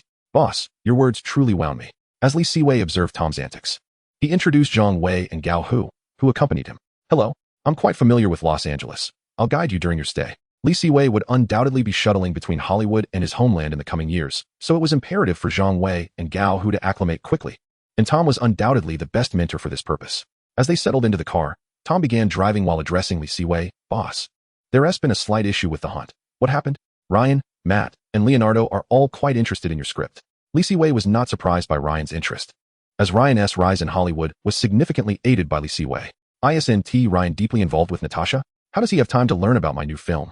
Boss, to be honest, I genuinely envy Ryan. However, while I have a good relationship with him, I must say that Matt and Leonardo are superior choices. Li Siwei wholeheartedly agreed with Tom's assessment. Both Leonardo and Matt were among Hollywood's top-tier actors, capable of drawing substantial box office returns, alleviating any concerns regarding ticket sales. However, their fees were not to be trifled with. Tom, I comprehend your sentiments. However, you must understand that the remuneration for Leon and Matt is far beyond the financial capabilities of our modest production team. Boss, you need not fret over this matter. Both Leon and Matt have expressed their willingness to reduce their fees, and they are even open to investing in our film. Very well. Let us arrange for them to visit our company, and as for Ryan, I shall speak with him. Tom's words ignited a spark within Li Siwei. Collaborating with such top-tier superstars would undoubtedly be advantageous for him. As Li Siwei and Tom deliberated on hunting, the vehicle had already arrived at the headquarters of Lionsgate. Li, you have finally arrived. No sooner had Li Siwei stepped out of the car than a senior executive from Lionsgate approached him. They had already screened the completed version of Silence, and after viewing it, their interest in Li Siwei had only intensified. I apologize for my tardiness. I had to address my graduation matters, as I was still a student. Ah, how dreadfully unfair. Your accomplishments easily overshadow your age. Please, come with me. They are already awaiting your presence. Upon entering Lionsgate's screening room, James Wan stepped forward to greet him. Welcome back to Hollywood. Thank you. After exchanging pleasantries with Wan, another high-ranking official from Lionsgate approached Li Siwei, saying, It is a pleasure to meet you, the genius director. We have a project that I wonder if you might be interested in. Curiosity piqued, Li Siwei inquired, What project? The executive began to elaborate. One of our executives has conceived an idea to feature Jackie and Jet Li from your country in the same film. I believe this is a stroke of genius. Instantly, Li Siwei recognized the project being discussed. It was none other than the Double J plan. Although the film did not fare well in terms of reputation domestically, it had performed admirably at the box office, particularly in North America. By the way, there's someone named Wang in your country who seems quite interested. Initially indifferent, Li Siwei found himself intrigued. If Huai had already secured an agreement with Lionsgate, it would not concern him. However, since Huai had yet to negotiate, he began to contemplate the possibilities. Chapter 55, The Double J Plan. Li, do you not think this is a marvelous idea? It was evident that the Lionsgate executive harbored great optimism for the project. You must understand, both of them possess immense global appeal. particularly in the Asian market where their influence is irreplaceable. Moreover, this will mark their inaugural collaboration on film. The familiar Lionsgate executive chimed in, continuing, Li Siwei, your endorsement of our proposal would be greatly valued. Li Siwei nodded slowly, acknowledging their assertions.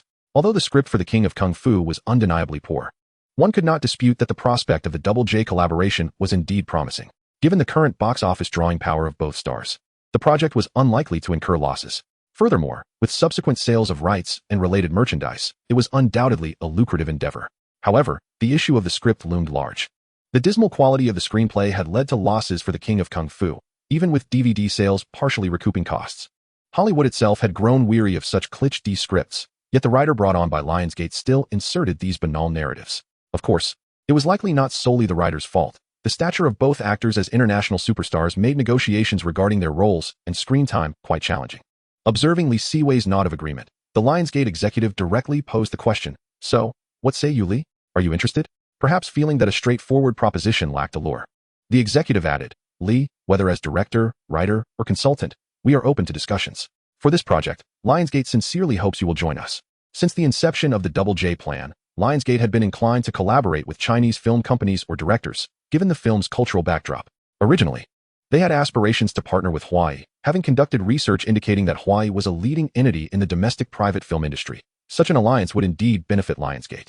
However, Li Siwei's unexpected rise prompted a shift in their considerations, especially following the success of Silence, which led Lionsgate executives to believe that Li Siwei might be a more suitable candidate than Hawaii. Moreover, if Li Siwei were to take the helm as director, it would provide greater assurance for box office success, given his achievements in Hollywood, which Hawaii could not rival. I regret to inform you that while this project is indeed enticing, I am currently engaged with other commitments and may lack the time. Ultimately, Li Siwei politely declined. Despite the project's allure, he firmly believed that without a script overhaul, it would be doomed to mediocrity. The executives at Lionsgate appeared astonished by Li Siwei's refusal, as it was evident to anyone that the project's prospects were promising. Very well, since you are pressed for time, let us proceed to view our film. Although they were puzzled by Li Siwei's decision to decline such a promising venture, the purpose of his visit was not solely to discuss this matter. And thus Lionsgate executives swiftly changed the subject. At this juncture, James Wan also approached, stating, Gentlemen, the preparations are complete. Let us commence. As the film unfolded, Li Siwei nodded in satisfaction. Indeed, one was adept at crafting horror films, which explained the esteem in which Lionsgate held him. The 100-minute runtime felt neither lengthy nor tedious. Rather, the seamless transitions between scenes left the audience yearning for more once the credits rolled. Director Wan, that was truly spectacular. Following the film's conclusion, Li Siwei offered high praise to Wan, who responded, If even you, the writer, express such sentiments, I find solace in that. We have already screened it once. Yet without your endorsement, I felt something was amiss. Now that you are satisfied, my confidence in our film has only grown. By the way, when does Lionsgate plan to release it? Li Siwei inquired, to which the executive replied, We have arranged for a full release this weekend, and for other countries and regions. It will not exceed 2 weeks. Well then, here as to our box office success. Upon departing Lionsgate, Tom eagerly posed the question that had been on his mind. Boss, I believe Lionsgate's project is fantastic. With proper management, it could undoubtedly be a profitable film. I understand, but I truly lack the energy for it. Li Siwei refrained from divulging the specific reasons for his decision, as he could not simply inform Tom that the film had ultimately floundered due to its subpar script, particularly since it remained merely a proposal with no script finalized. However, what Li Siwei withheld from Tom was that while he did not intend to engage in the project, he would not allow Hawaii an easy entry either. Given the pre-existing tensions between Liu Yifei and Hawaii, particularly during the releases of Those Years and The Assassin, Li Siwei would ensure that they faced challenges ahead. Moreover, the Wong brothers' reputation within the industry is indeed quite tarnished. Li Siwei has even heard rumors that Wang Zhonglei is indiscriminate in his pursuits. Thus, upon returning to the hotel, Li Siwei promptly called Liu Yifei. Have you resolved the issues regarding the film? There is no problem with Silence, Cici. Let me tell you, I heard something intriguing at Lionsgate today. Upon hearing Li Siwei's deliberately enigmatic tone, Liu Yifei remained intrigued and responded with a smile. What is it? What has piqued the interest of our esteemed director Li? Lionsgate is planning to initiate the Double J project. Liu Yifei's expression shifted dramatically upon hearing the mention of the Double J project. Although Liu Xiaoli's unscrupulous maneuvering had prompted Hawaii to consider blacklisting Liu Yifei, Hawaii itself is not without its own flaws. Not to mention Wang Zhonglei's penchant for meddling with his own artists, even the film Kung Fu King saw Hawaii only wielding advisory power, with the ultimate casting decisions resting with Lionsgate, which was also exploiting this opportunity for their own gain. So Lionsgate has had this plan in the works for quite some time. Indeed, they even wanted me to join the project, but I declined. You were right to refuse. That project didn't turn a profit due to script issues and reportedly faced some losses. I understand. However, by not joining, we can still cause Huai some distress. Upon hearing Li Siwei's words, Lu Yifei's eyes lit up, and she excitedly asked, "Are you suggesting we leak this project?" "Precisely. And to be frank, the project has potential. With some script revisions, it might even surpass its original iteration." Yes, I support you." Lu Yifei was particularly eager to vex Huai. For had it not been for them, she would not have found herself relegated to the twilight of her career in Hong Kong in her previous life. Chapter 56, The Premiere of Silence. After discussing ways to irritate Huai, Lu Yifei lamented to Li Siwei about her hectic schedule over the past few days. Meanwhile, as Li Siwei and Lu Yifei indulged in their lengthy phone conversation, news of Silence set to premiere in North America had already reached the domestic media. Hollywood moves remarkably swiftly. It's been just over 2 months, and it's about to be released. What a pity it's a horror film. It won't be screened domestically. Otherwise, I would genuinely like to see what kind of film has captured Lionsgate's attention so fervently. No wonder there were reports a few days ago of Li Siwei flying to Hollywood. It turns out the film's release was imminent. As online discussions erupted among netizens, media outlets in Hollywood began circulating several photographs, capturing Li Siwei alongside Tom as they exited Lionsgate, accompanied by a few executives from the studio. The netizens found nothing amiss in these photographs, merely expressing that Li Siwei had finally established a foothold in Hollywood. However, upon seeing the photos online, Wang Zhonglei furrowed his brow. One of the executives accompanying Li Siwei was the very person with whom he had been negotiating the Double J project. This revelation made Wang Zhonglei uneasy, prompting him to grab a newspaper and head straight to Wang Zhongjuan's office. "Brother, take a look at this newspaper." Receiving the paper from Wang Zhonglei, Wang Zhongjuan frowned as well, though he possessed a deeper level of composure than his brother. "Let us not panic just yet. It could simply be discussions regarding that horror film. You should engage more with the Lionsgate team in the meantime." Unlike the Wang brothers, others in the industry were hoping for Silence to achieve monumental success. After all, the more successful Li Siwei became in Hollywood, the more opportunities would arise for them, perhaps even allowing them to break into the Hollywood scene through Li Siwei's coattails. Thus, Lu Yifei and Zhu Yan, who maintained close ties with Li Siwei, found themselves inundated with phone calls from industry insiders over the next few days, particularly for Lu Yifei.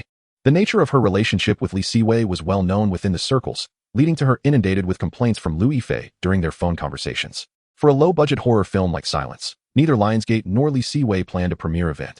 Consequently, in the early hours of Friday, Silence was released across various theaters in North America. Although it was likely that Silence would succeed, Li Siwei felt a twinge of uncertainty until the box office results were in. Therefore, he remained in Santa Monica for the past few days to better monitor the film's performance. Although the opening box office figures for Silence had yet to be revealed, Li Siwei could discern from the excited expressions of the Lionsgate staff that the film's data should not be too disheartening. "Li, you won't believe it. We've already received data from the theaters. Silence has an impressively high attendance rate. Then it seems we are on the path to success."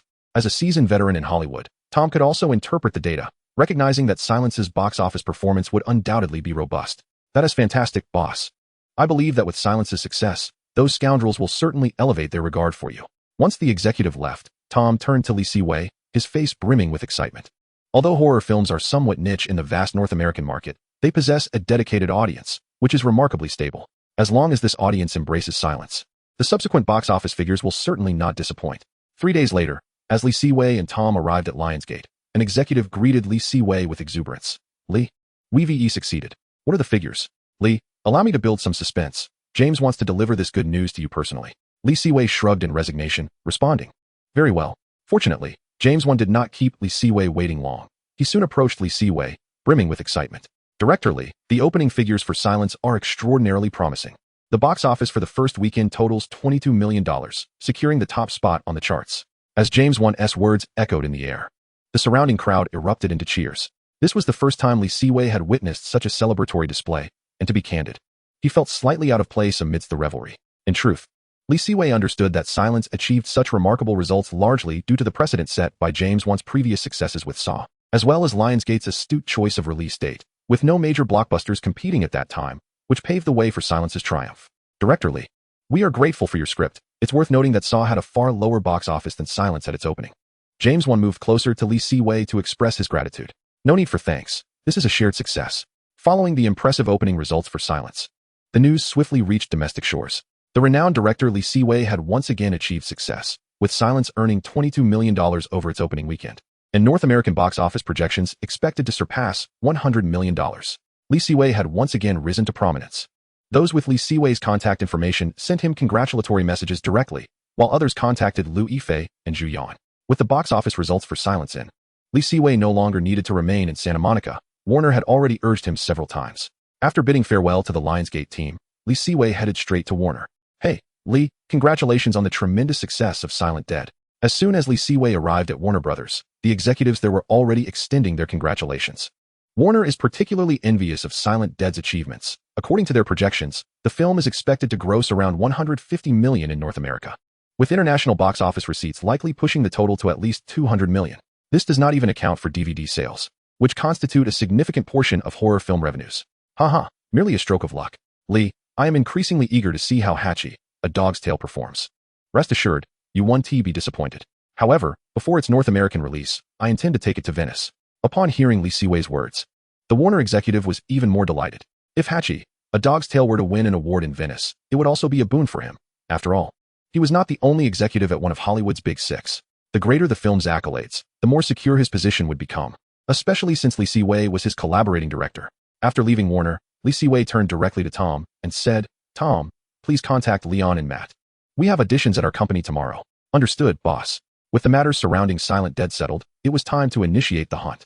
After instructing Tom, Li Siwei returned to his rented home in Los Angeles. Indeed, it was a rental, as his true base was back in his homeland.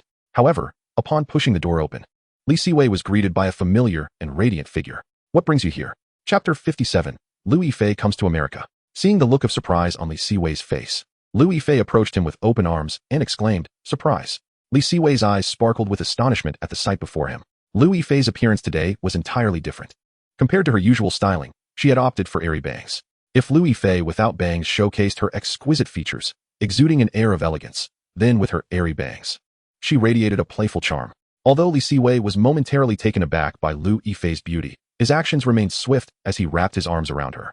Liu Yifei, suddenly embraced, did not panic. Instead, she wrapped her arms around his neck, gazing up at him with a beaming smile. So, surprised? Li Siwei did not respond verbally, but lowered his head, answering her question through his actions. After a considerable time, when both were slightly breathless, Li Siwei released Liu Yifei. Yet, she did not let go of his neck. Instead, she leaped up, wrapping her long legs around his waist, and playfully demanded, I'm tired. You must carry me to the sofa. At your command, I am delighted to serve our Princess Qian. To be honest, Liu Yifei's unexpected appearance had filled Li Siwei with an abundance of joy. Her current playful demeanor was indeed a rarity. Have you finished your work back home? On the sofa, as Li Siwei played with Liu Yifei's hair, he curiously inquired. He recalled that when he had first arrived in America, Liu Yifei had complained over the phone about her overwhelming schedule. Largely yes, there are a few magazine shoots left, but those will have to wait until the end of the month. Since I'm going back to Beijing to do nothing, I thought it best to come and see if our director Li was secretly courting some other young ladies. Wow, that is quite an accusation. I've been solely focused on my work here, even skipping some film parties. Li Siwei, who had initially sported a cheerful expression, darkened at Liu Yifei's words. Liu Yifei, maintaining eye contact, noticed his swift change in demeanor and burst into laughter, pinching his cheek. Hee, I was just joking. Smile? Ah, a joke, is it? As he spoke, Li Siwei placed his hand on Liu Yifei's waist and began to tickle her. Ha ha ha, I was wrong. Brother, I was wrong. Only after Liu Yifei laughed to the point of exhaustion did Li Siwei withdraw his hand. You're so annoying. My bangs are all messed up now. It took me ages to style them. Our Qian looks beautiful no matter what. Just sweet talking to placate me. Once Liu Yifei had tidied her hair, she turned to Li Siwei with a serious expression and said, on a serious note, although I trust you, the temptations in this industry are plentiful. And Hollywood's allure is even greater than back home. Having navigated the entertainment industry for many years, Liu Yifei was well aware of its intricacies. Observing her earnestness, Li Siwei also adopted a serious demeanor and assured her, rest easy, Qian, I cannot speak for others, but I will certainly not stray. Really? Of course. Then how will you prove it? Without a word, Li Siwei leaned in and kissed Liu Yifei once more, affirming his words through action. As the kiss deepened, Liu Yifei's gaze grew increasingly dazed, her entire being melting into Li Siwei's embrace. It was not until Li Siwei's hand began to wander again that Liu Yifei shyly grasped his hand and murmured, not here. In response, Li Siwei effortlessly lifted her in a princess carry and made his way to the bedroom. After gently placing Liu Yifei on the bed, he leaned down and whispered in her ear, Qian, is it all right?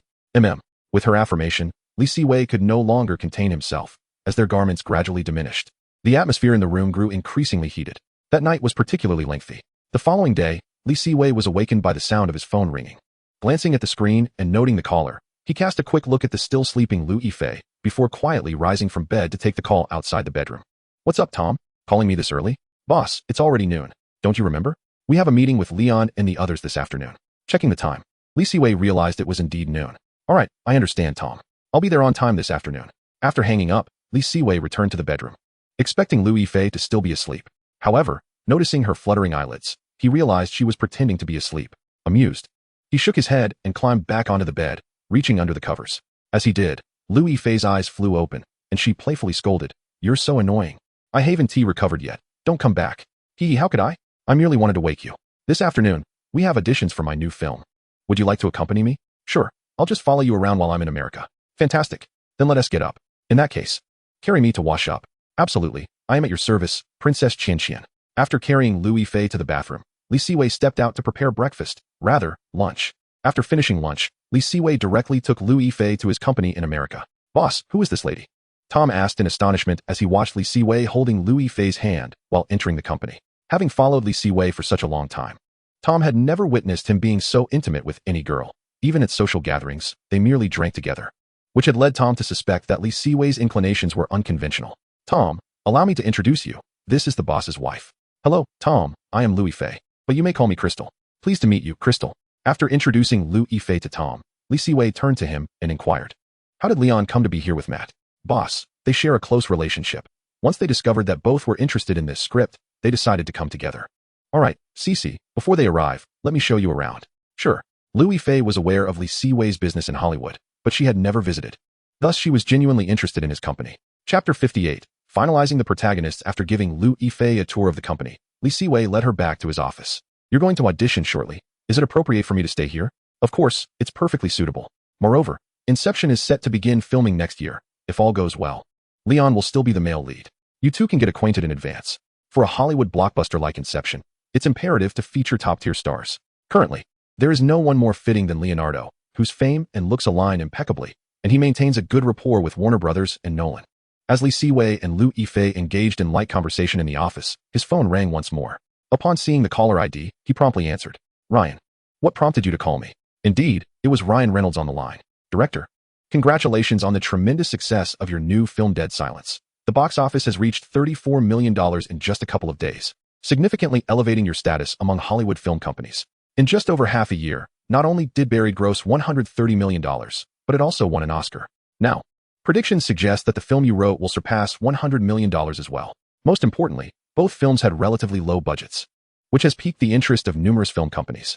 I merely provided the script. The credit primarily goes to James for his excellent direction. By the way, I heard you've been getting close to Scarlett. Yes, director, we met at a cocktail party.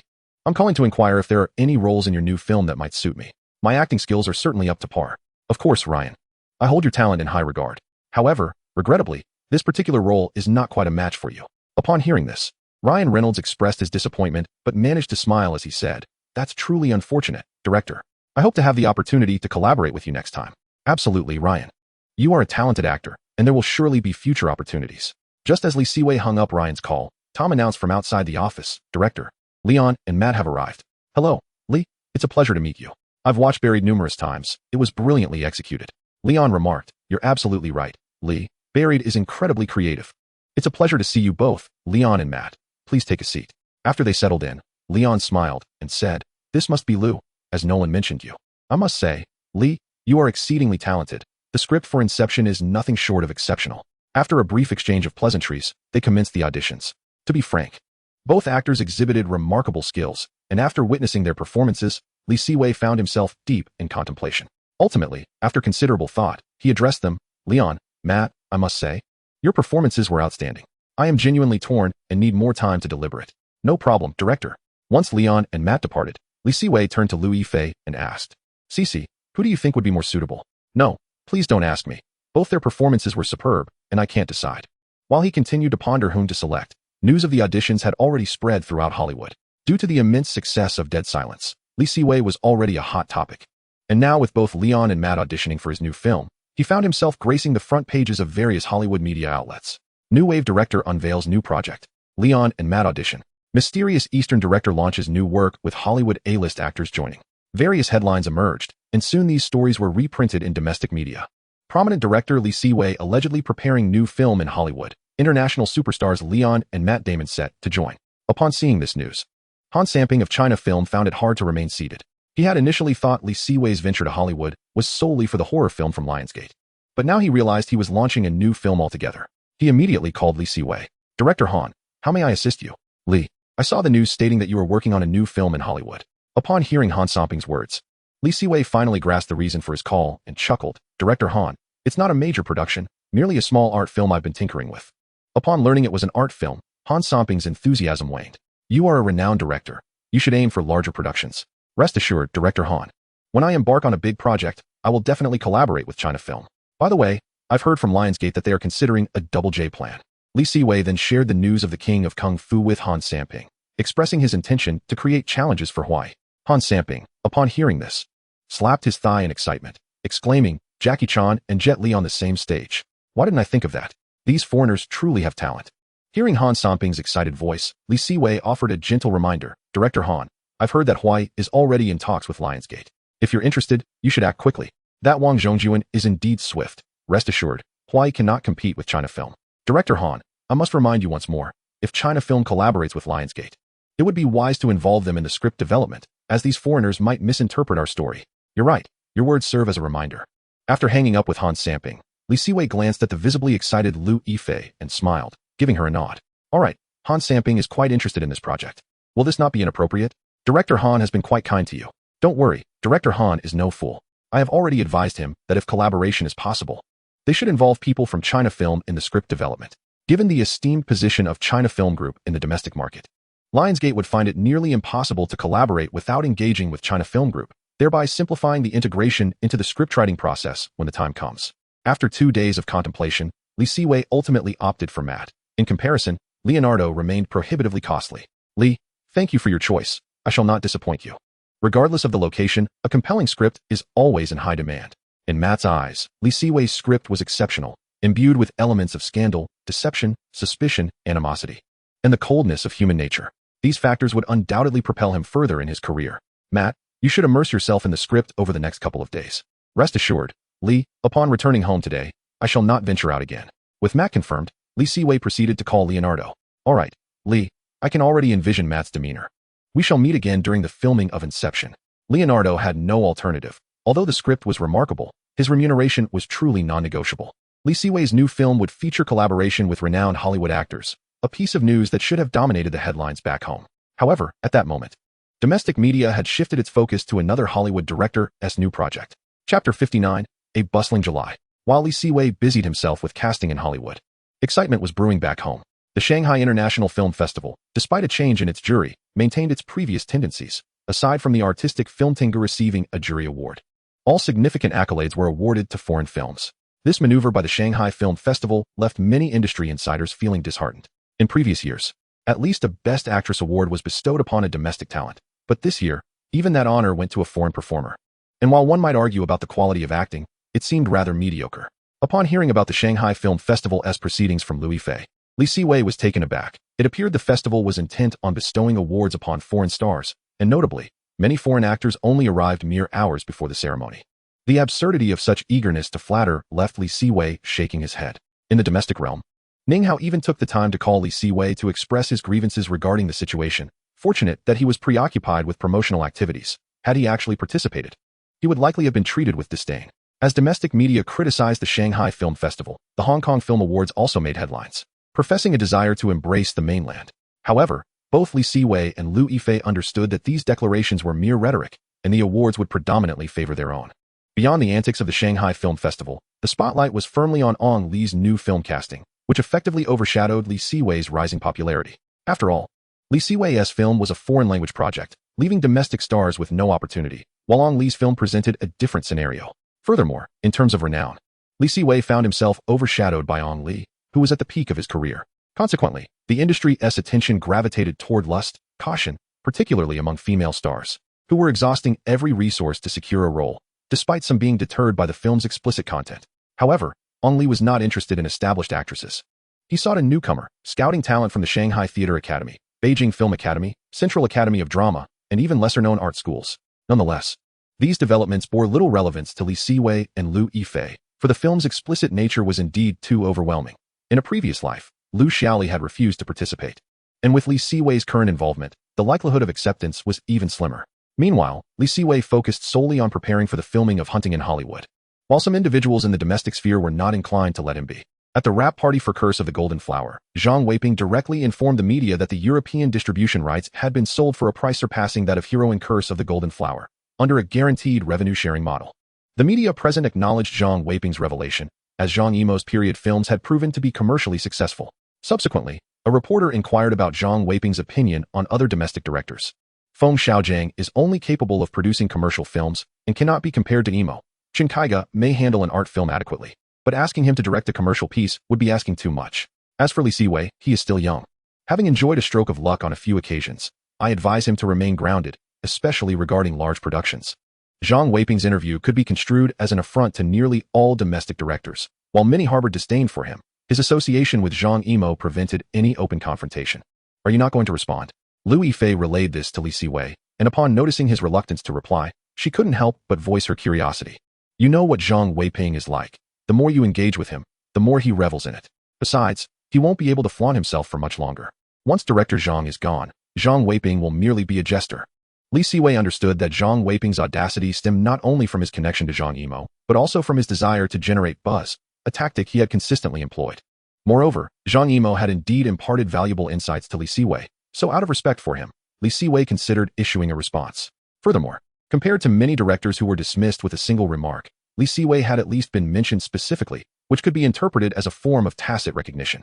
Boss, your competition has arrived this year. What competition? Tom's abrupt statement left Siwei momentarily bewildered. Boss, I am referring to the Oscars. I have learned that Sony has pledged to assist your compatriot Zhang in campaigning for the Academy Award for Best Foreign Language Film, and they will even help with individual awards. As Siwei's representative in North America, Tom was aware that Siwei intended to submit Hachi, A Dog's Tale for next year's Oscars. Take Sony's words with a grain of salt. There's no need for concern. Setting aside Sony's inherent unreliability, the quality of Curse of the Golden Flower itself was rather subpar. Siwei had seen it in a previous life, and could only remark that Zhang Yimou's casting choices had merit, particularly the ensemble of palace maids. During his visit to the set, Siwei had contemplated offering a word of caution, but Zhang Yimou had appeared equally helpless. Ever since the success of Hero, Zhang Weiping had become rather arrogant, attributing all of the film's success to his own efforts, often meddling on set, which ultimately led to their parting of ways. Moreover, with only one slot available for an Oscar nomination from the mainland, Zhang Weiping's comments had incited Feng Xiaojiang's ire. Prior to this, Feng had been vocal about his intentions to submit the banquet for Oscar consideration, and now Zhang Weiping aimed to leap ahead, naturally displeasing Feng, leading to a public spat between the two. However, in terms of international recognition, even 10 Feng Xiaojiangs combined would not match the stature of a single Zhang Yimou. Let us go. It's time to clock out and head home. During their time in North America, Liu Yifei had no other engagements, so she accompanied Siwei, and they returned home together in the evenings. Would you say we are enjoying a taste of married life ahead of schedule? Holding Liu Yifei's delicate hand as they strolled home, Siwei couldn't shake the illusion that they were already wed. Alas, Dongdong was at home, and it would have been even better if they were together. Dongdong was the little cat that Siwei had previously gifted to Liu Yifei. We shall wait until we return to our homeland, and then we can take Dongdong for a walk, Siwei mused, playfully pinching Liu Yifei's smooth cheek. The opportunities to roam freely in their home country would be scarce, and Liu Yifei was acutely aware of her fame there. Being too popular came with its drawbacks. There will be chances in due time, but, Qianqian, have you gained a bit of weight these past few days? Your face has certainly become a tad rounder. Oh, Siwei, you are courting disaster. His words ignited a powder keg of emotions, but fortunately, as soon as he uttered them, he released Liu Yifei's hand and bolted away. In Chapter 60, titled Hunting, Siwei deliberately slowed his pace, and after Liu Yifei chased him down and playfully struck him a couple of times, she felt a sense of relief. I've decided I won't be eating dinner tonight. I must lose weight. Wrapping her arms around Siwei, Liu Yifei touched her own face and realized there was indeed a bit more fullness. Qianqian, I think if you were to forego a couple of bags of chips, the results would be even more impressive. Since arriving in North America, Liu Yifei had indulged herself without the constraints imposed by Liu Xiaoli, casually snacking on chips at every opportunity. Blushing at Siwei's revelation, she retorted, I haven't eaten that many snacks, have I? Seeing the threat in her gaze, Siwei quickly capitulated, I must have misremembered. It was I who consumed them all. You, Qianqian, are inherently beautiful, and you look splendid regardless. Having finally embraced a more indulgent lifestyle, Siwei was reluctant to revert to his previous existence. That's more like it, Liu Yifei said with a proud nod after hearing the satisfactory response. Upon returning home, before Siwei could utter a word, Liu Yifei sprang lightly into the air, her long legs wrapping tightly around his waist, while her hands instinctively encircled his neck. Fortunately, Li Siwei was quick to react, steadying her with both arms. What's this? Not eating dinner? Someone just said I've gained weight. Why would I eat? We must exercise first. Listening to Lu Yifei's almost explicit suggestion, Li Siwei could no longer restrain himself and swiftly leaned in to kiss her. Lu Yifei, far from passive, fervently reciprocated.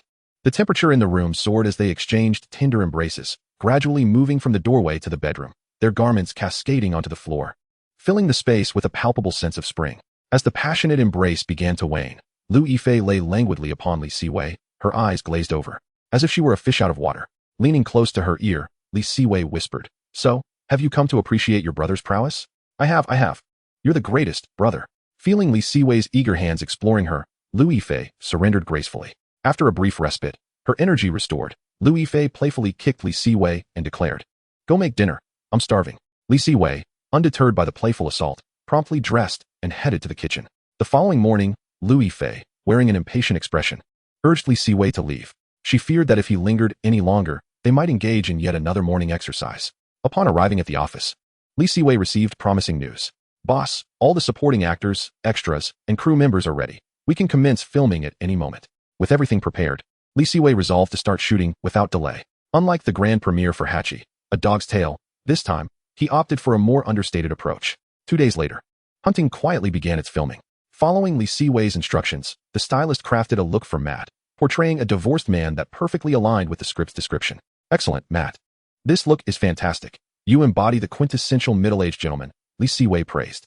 Matt, grinning from ear to ear, replied, "I feel the same. I'm starting to question my own identity. All right, we'll begin shooting shortly. Matt, stay sharp. This film's pace will be brisk. Rest assured, director. I'll prove to Leon that your choice was not in vain." Li Siwei nearly lost his composure upon hearing Matt's response. Their camaraderie was evidently profound. Once all preparations were finalized, with a resounding action from Li Siwei, Matt seamlessly transitioned into character, shifting from a cheerful demeanor to that of a reserved, introverted middle-aged man. This trait enabled him to connect with a group of children, subtly foreshadowing the impending tragedy. Observing Matt's sudden transformation, Lu Yifei wore a look of astonishment. Although her acting skills had improved considerably, she still felt a slight disparity when compared to these seasoned actors. That will be all for today. Thank you for your hard work, Matt. Director, it's all part of the job. Matt's talent was undeniable on just the first day of filming. He faced no issues and consistently entered character with remarkable speed. Once the crew dispersed, Li Siwei departed with Lu Yifei. "How are you holding up? Were you waiting anxiously? For you? I could wait indefinitely." Lu Yifei's unexpected declaration of affection caught Li Siwei off guard, but he soon understood the reason behind it. "Away. I have to return to the homeland. The magazines are starting to pressure me." "No worries. Although filming for Hunting has just begun, with Matt's exceptional acting, we should wrap up in about a month. I'll return home once we're finished." "All right. Enough of the gloom. Since you're heading back tomorrow, let us enjoy a delightful meal tonight. Tom has recommended a fantastic Western restaurant." Noticing Lu Yifei's lingering melancholy, Li Siwei playfully pinched her cheek. "Why are you staring at me? Is there something on my face?" At the restaurant, after placing their order, Lu Yifei glanced up to find Li Siwei intently gazing at her. "Your face is far more beautiful than any flower." His earnest expression made Lu Yifei, who had been downcast, break into a smile. "You just know how to flatter me. Qian, I speak nothing but the truth." As they conversed, the waiter soon arrived with their dishes. "Let us see how it tastes. If it's not to your liking, I'll dock Tom's pay tomorrow." He might genuinely be in tears then. After satisfying their appetites, they returned home. With Lu Yifei set to leave the following day, Li Siwei enveloped her in an embrace and kissed her as soon as they stepped inside, and Lu Yifei responded wholeheartedly. When their lips parted, they found themselves in the bedroom. Lu Yifei gazed into Li Siwei's eyes, her own sparkling with emotion as she softly murmured, "Away." This night felt particularly long and enchanting. The following day, Li Siwei deliberately granted the crew a half-day break. At the airport, he addressed Zhang Wei and Gao Hu, saying, "You two should accompany Qian back home. The training you've received during this period has been more than sufficient." Concerned about Lu Yifei traveling alone, Li Siwei decided to have Zhang Wei and Gao Hu return to the country with her. "Wrap things up quickly. I'll be waiting for you back home. Don't worry. I'll be back soon." Chapter 61, Nominated for Venice. After bidding farewell to Lu Yifei, Li Siwei focused all his energy on the filming of Hunting. On set, they were capturing the moment when Matt's character experiences an unexpected confession from a precocious girl of no more than 10. At this juncture, Matt had fully immersed himself in the role. On camera, he initially appeared taken aback, before smiling and gently rejecting the girl, treating the incident with nonchalance. Yet, this seemingly trivial moment marked the beginning of the protagonist's nightmare. The young girl in the film epitomized the essence of the adage that women are born actresses. Once this scene was completed, Matt turned to Li Siwei, giving him a thumbs up. Li, your script is absolutely brilliant. It's hard to fathom how you consistently conjure such ingenious ideas. The only regret is that we started filming too late. Otherwise, we might have made it to Venice. Rest assured, Matt, our film will undoubtedly make its way to the festival. With Li Siwei's assurance, Matt's performance only improved throughout the ensuing scenes. Faced with the skepticism and inquiries from everyone, including parents, the protagonist played by Matt began to sense something amiss. Fortunately, investigations revealed that there was no basement at the protagonist's home, as claimed by the girl, and all evidence pointed to his innocence. However, just as the protagonist sighed in relief, believing the ordeal was over, he was blissfully unaware that his nightmare was only just commencing. While Li Siwei was busy filming Hunting, Silence had already been released in North America for half a month and was beginning its global rollout. Upon its release, it garnered unanimous acclaim from horror film aficionados, with global box office receipts surpassing 65 million, igniting excitement within Lionsgate. James, congratulations. Director Li, I must express my gratitude for your script. The main reason for this call is that the folks at Lionsgate have taken an interest in another one of your scripts.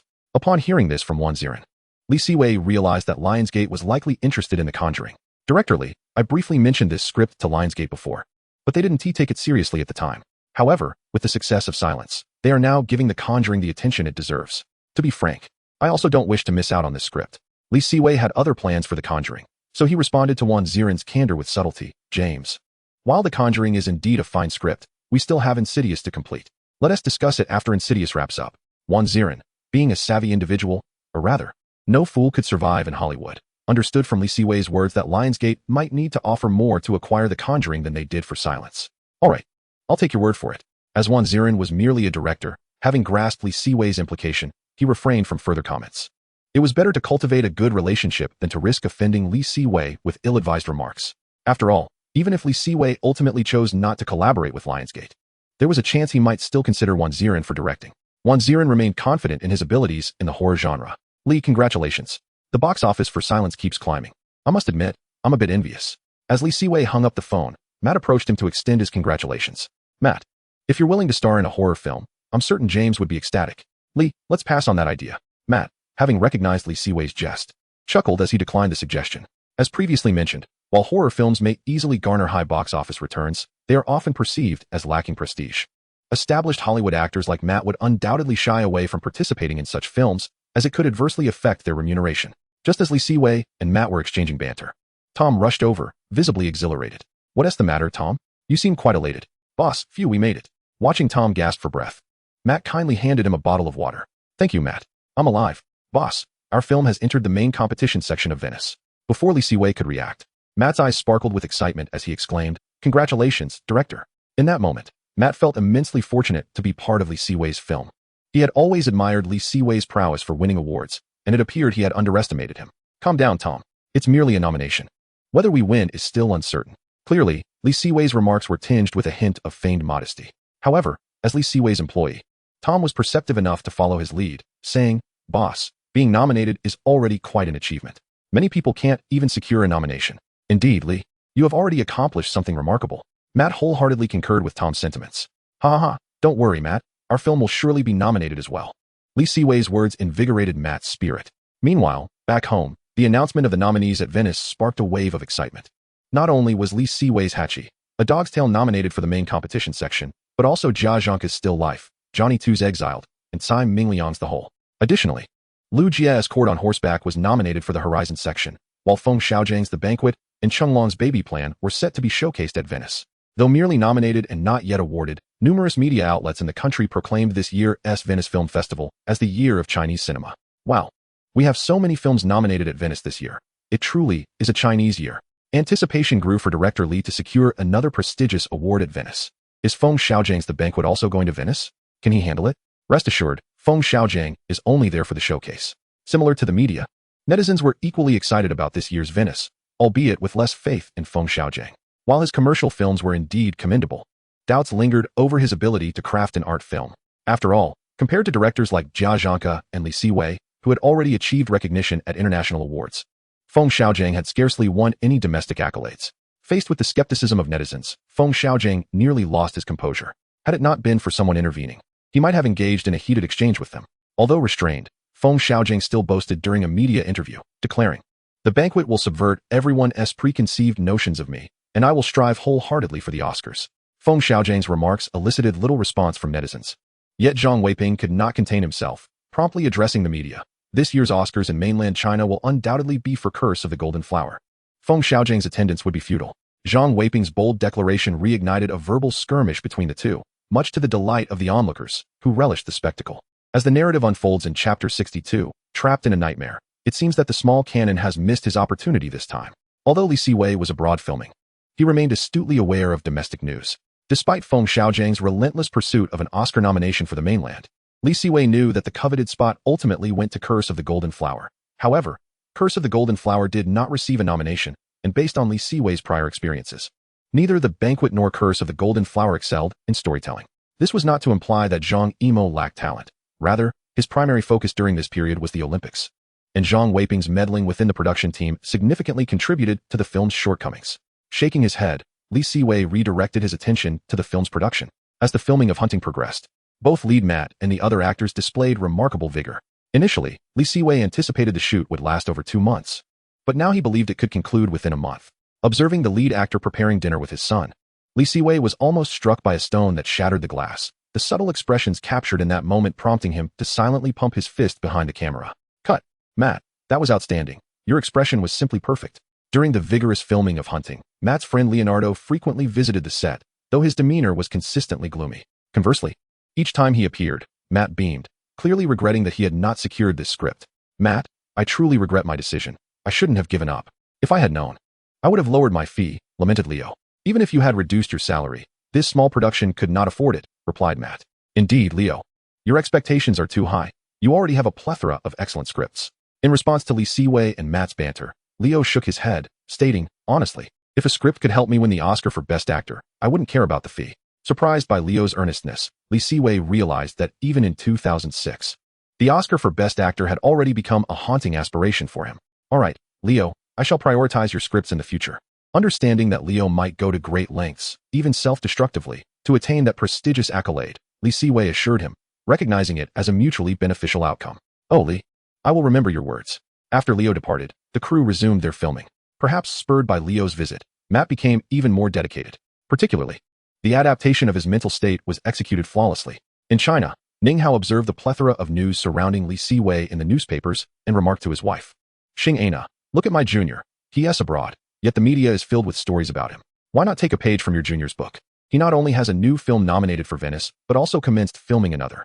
In response to his wife's teasing, Ning Hao reclined on the sofa, admitting, I cannot compare to my junior. However, thanks to his insight, I now understand that I must focus on commercial films. Once I am financially secure, I can pursue artistic endeavors.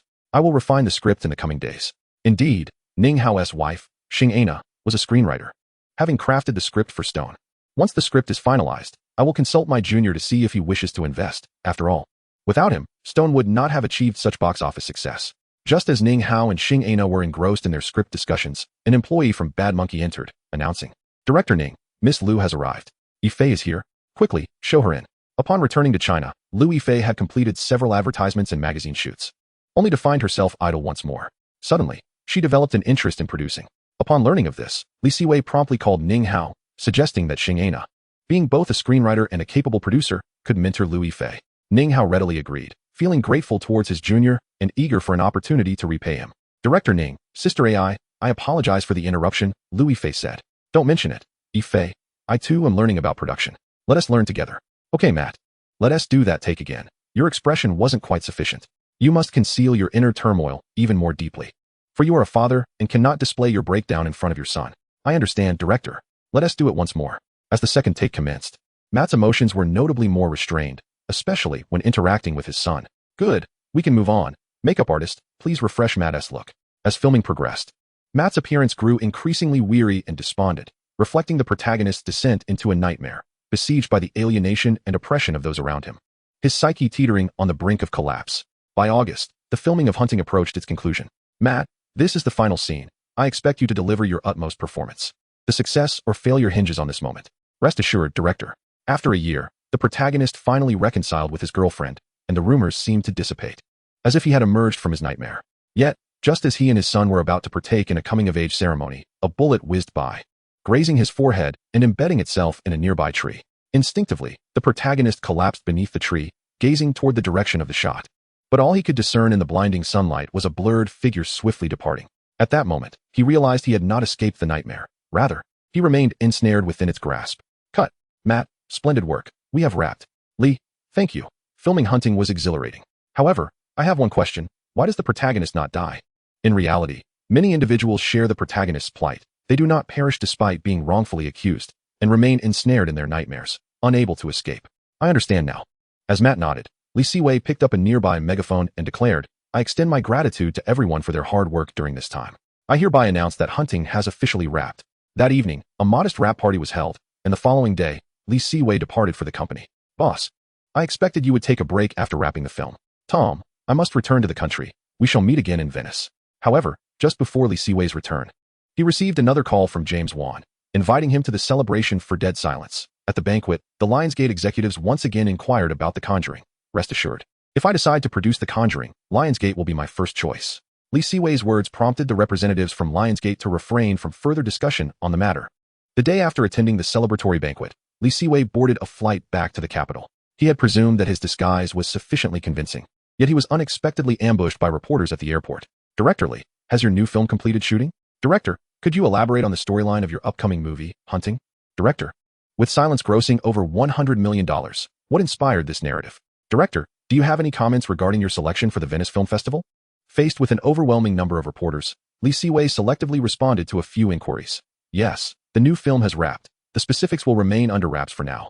And I am honored to be nominated for the Venice Film Festival. After succinctly addressing a handful of questions, Gao Hu finally managed to weave through the crowd to escort Lee Siwei to their vehicle. Is Yifei still with Ning Hao? Indeed. Miss Liu has been accompanying director Ning's wife to learn about production matters during this period. Alright, then let's pay a visit to Bad Monkey. I have yet to see it. Junior brother, allow me to introduce my beloved, Xing Ana. Hello, Director Lee.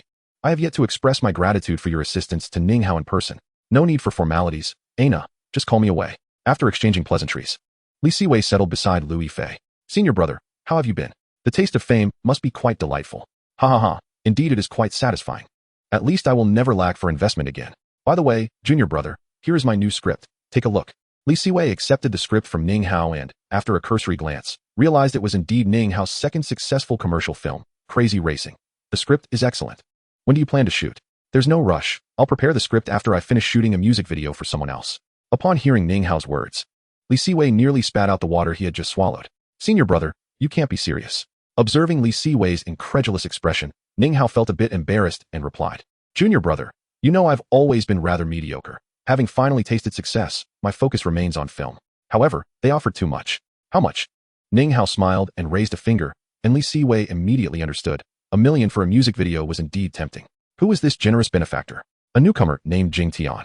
Her family seems quite affluent, and I've heard she has connections with Wanda. Lee Siwei was surprised that Jing Tian had debuted so early. It must be said that her family was indeed powerful. Major productions followed one after another.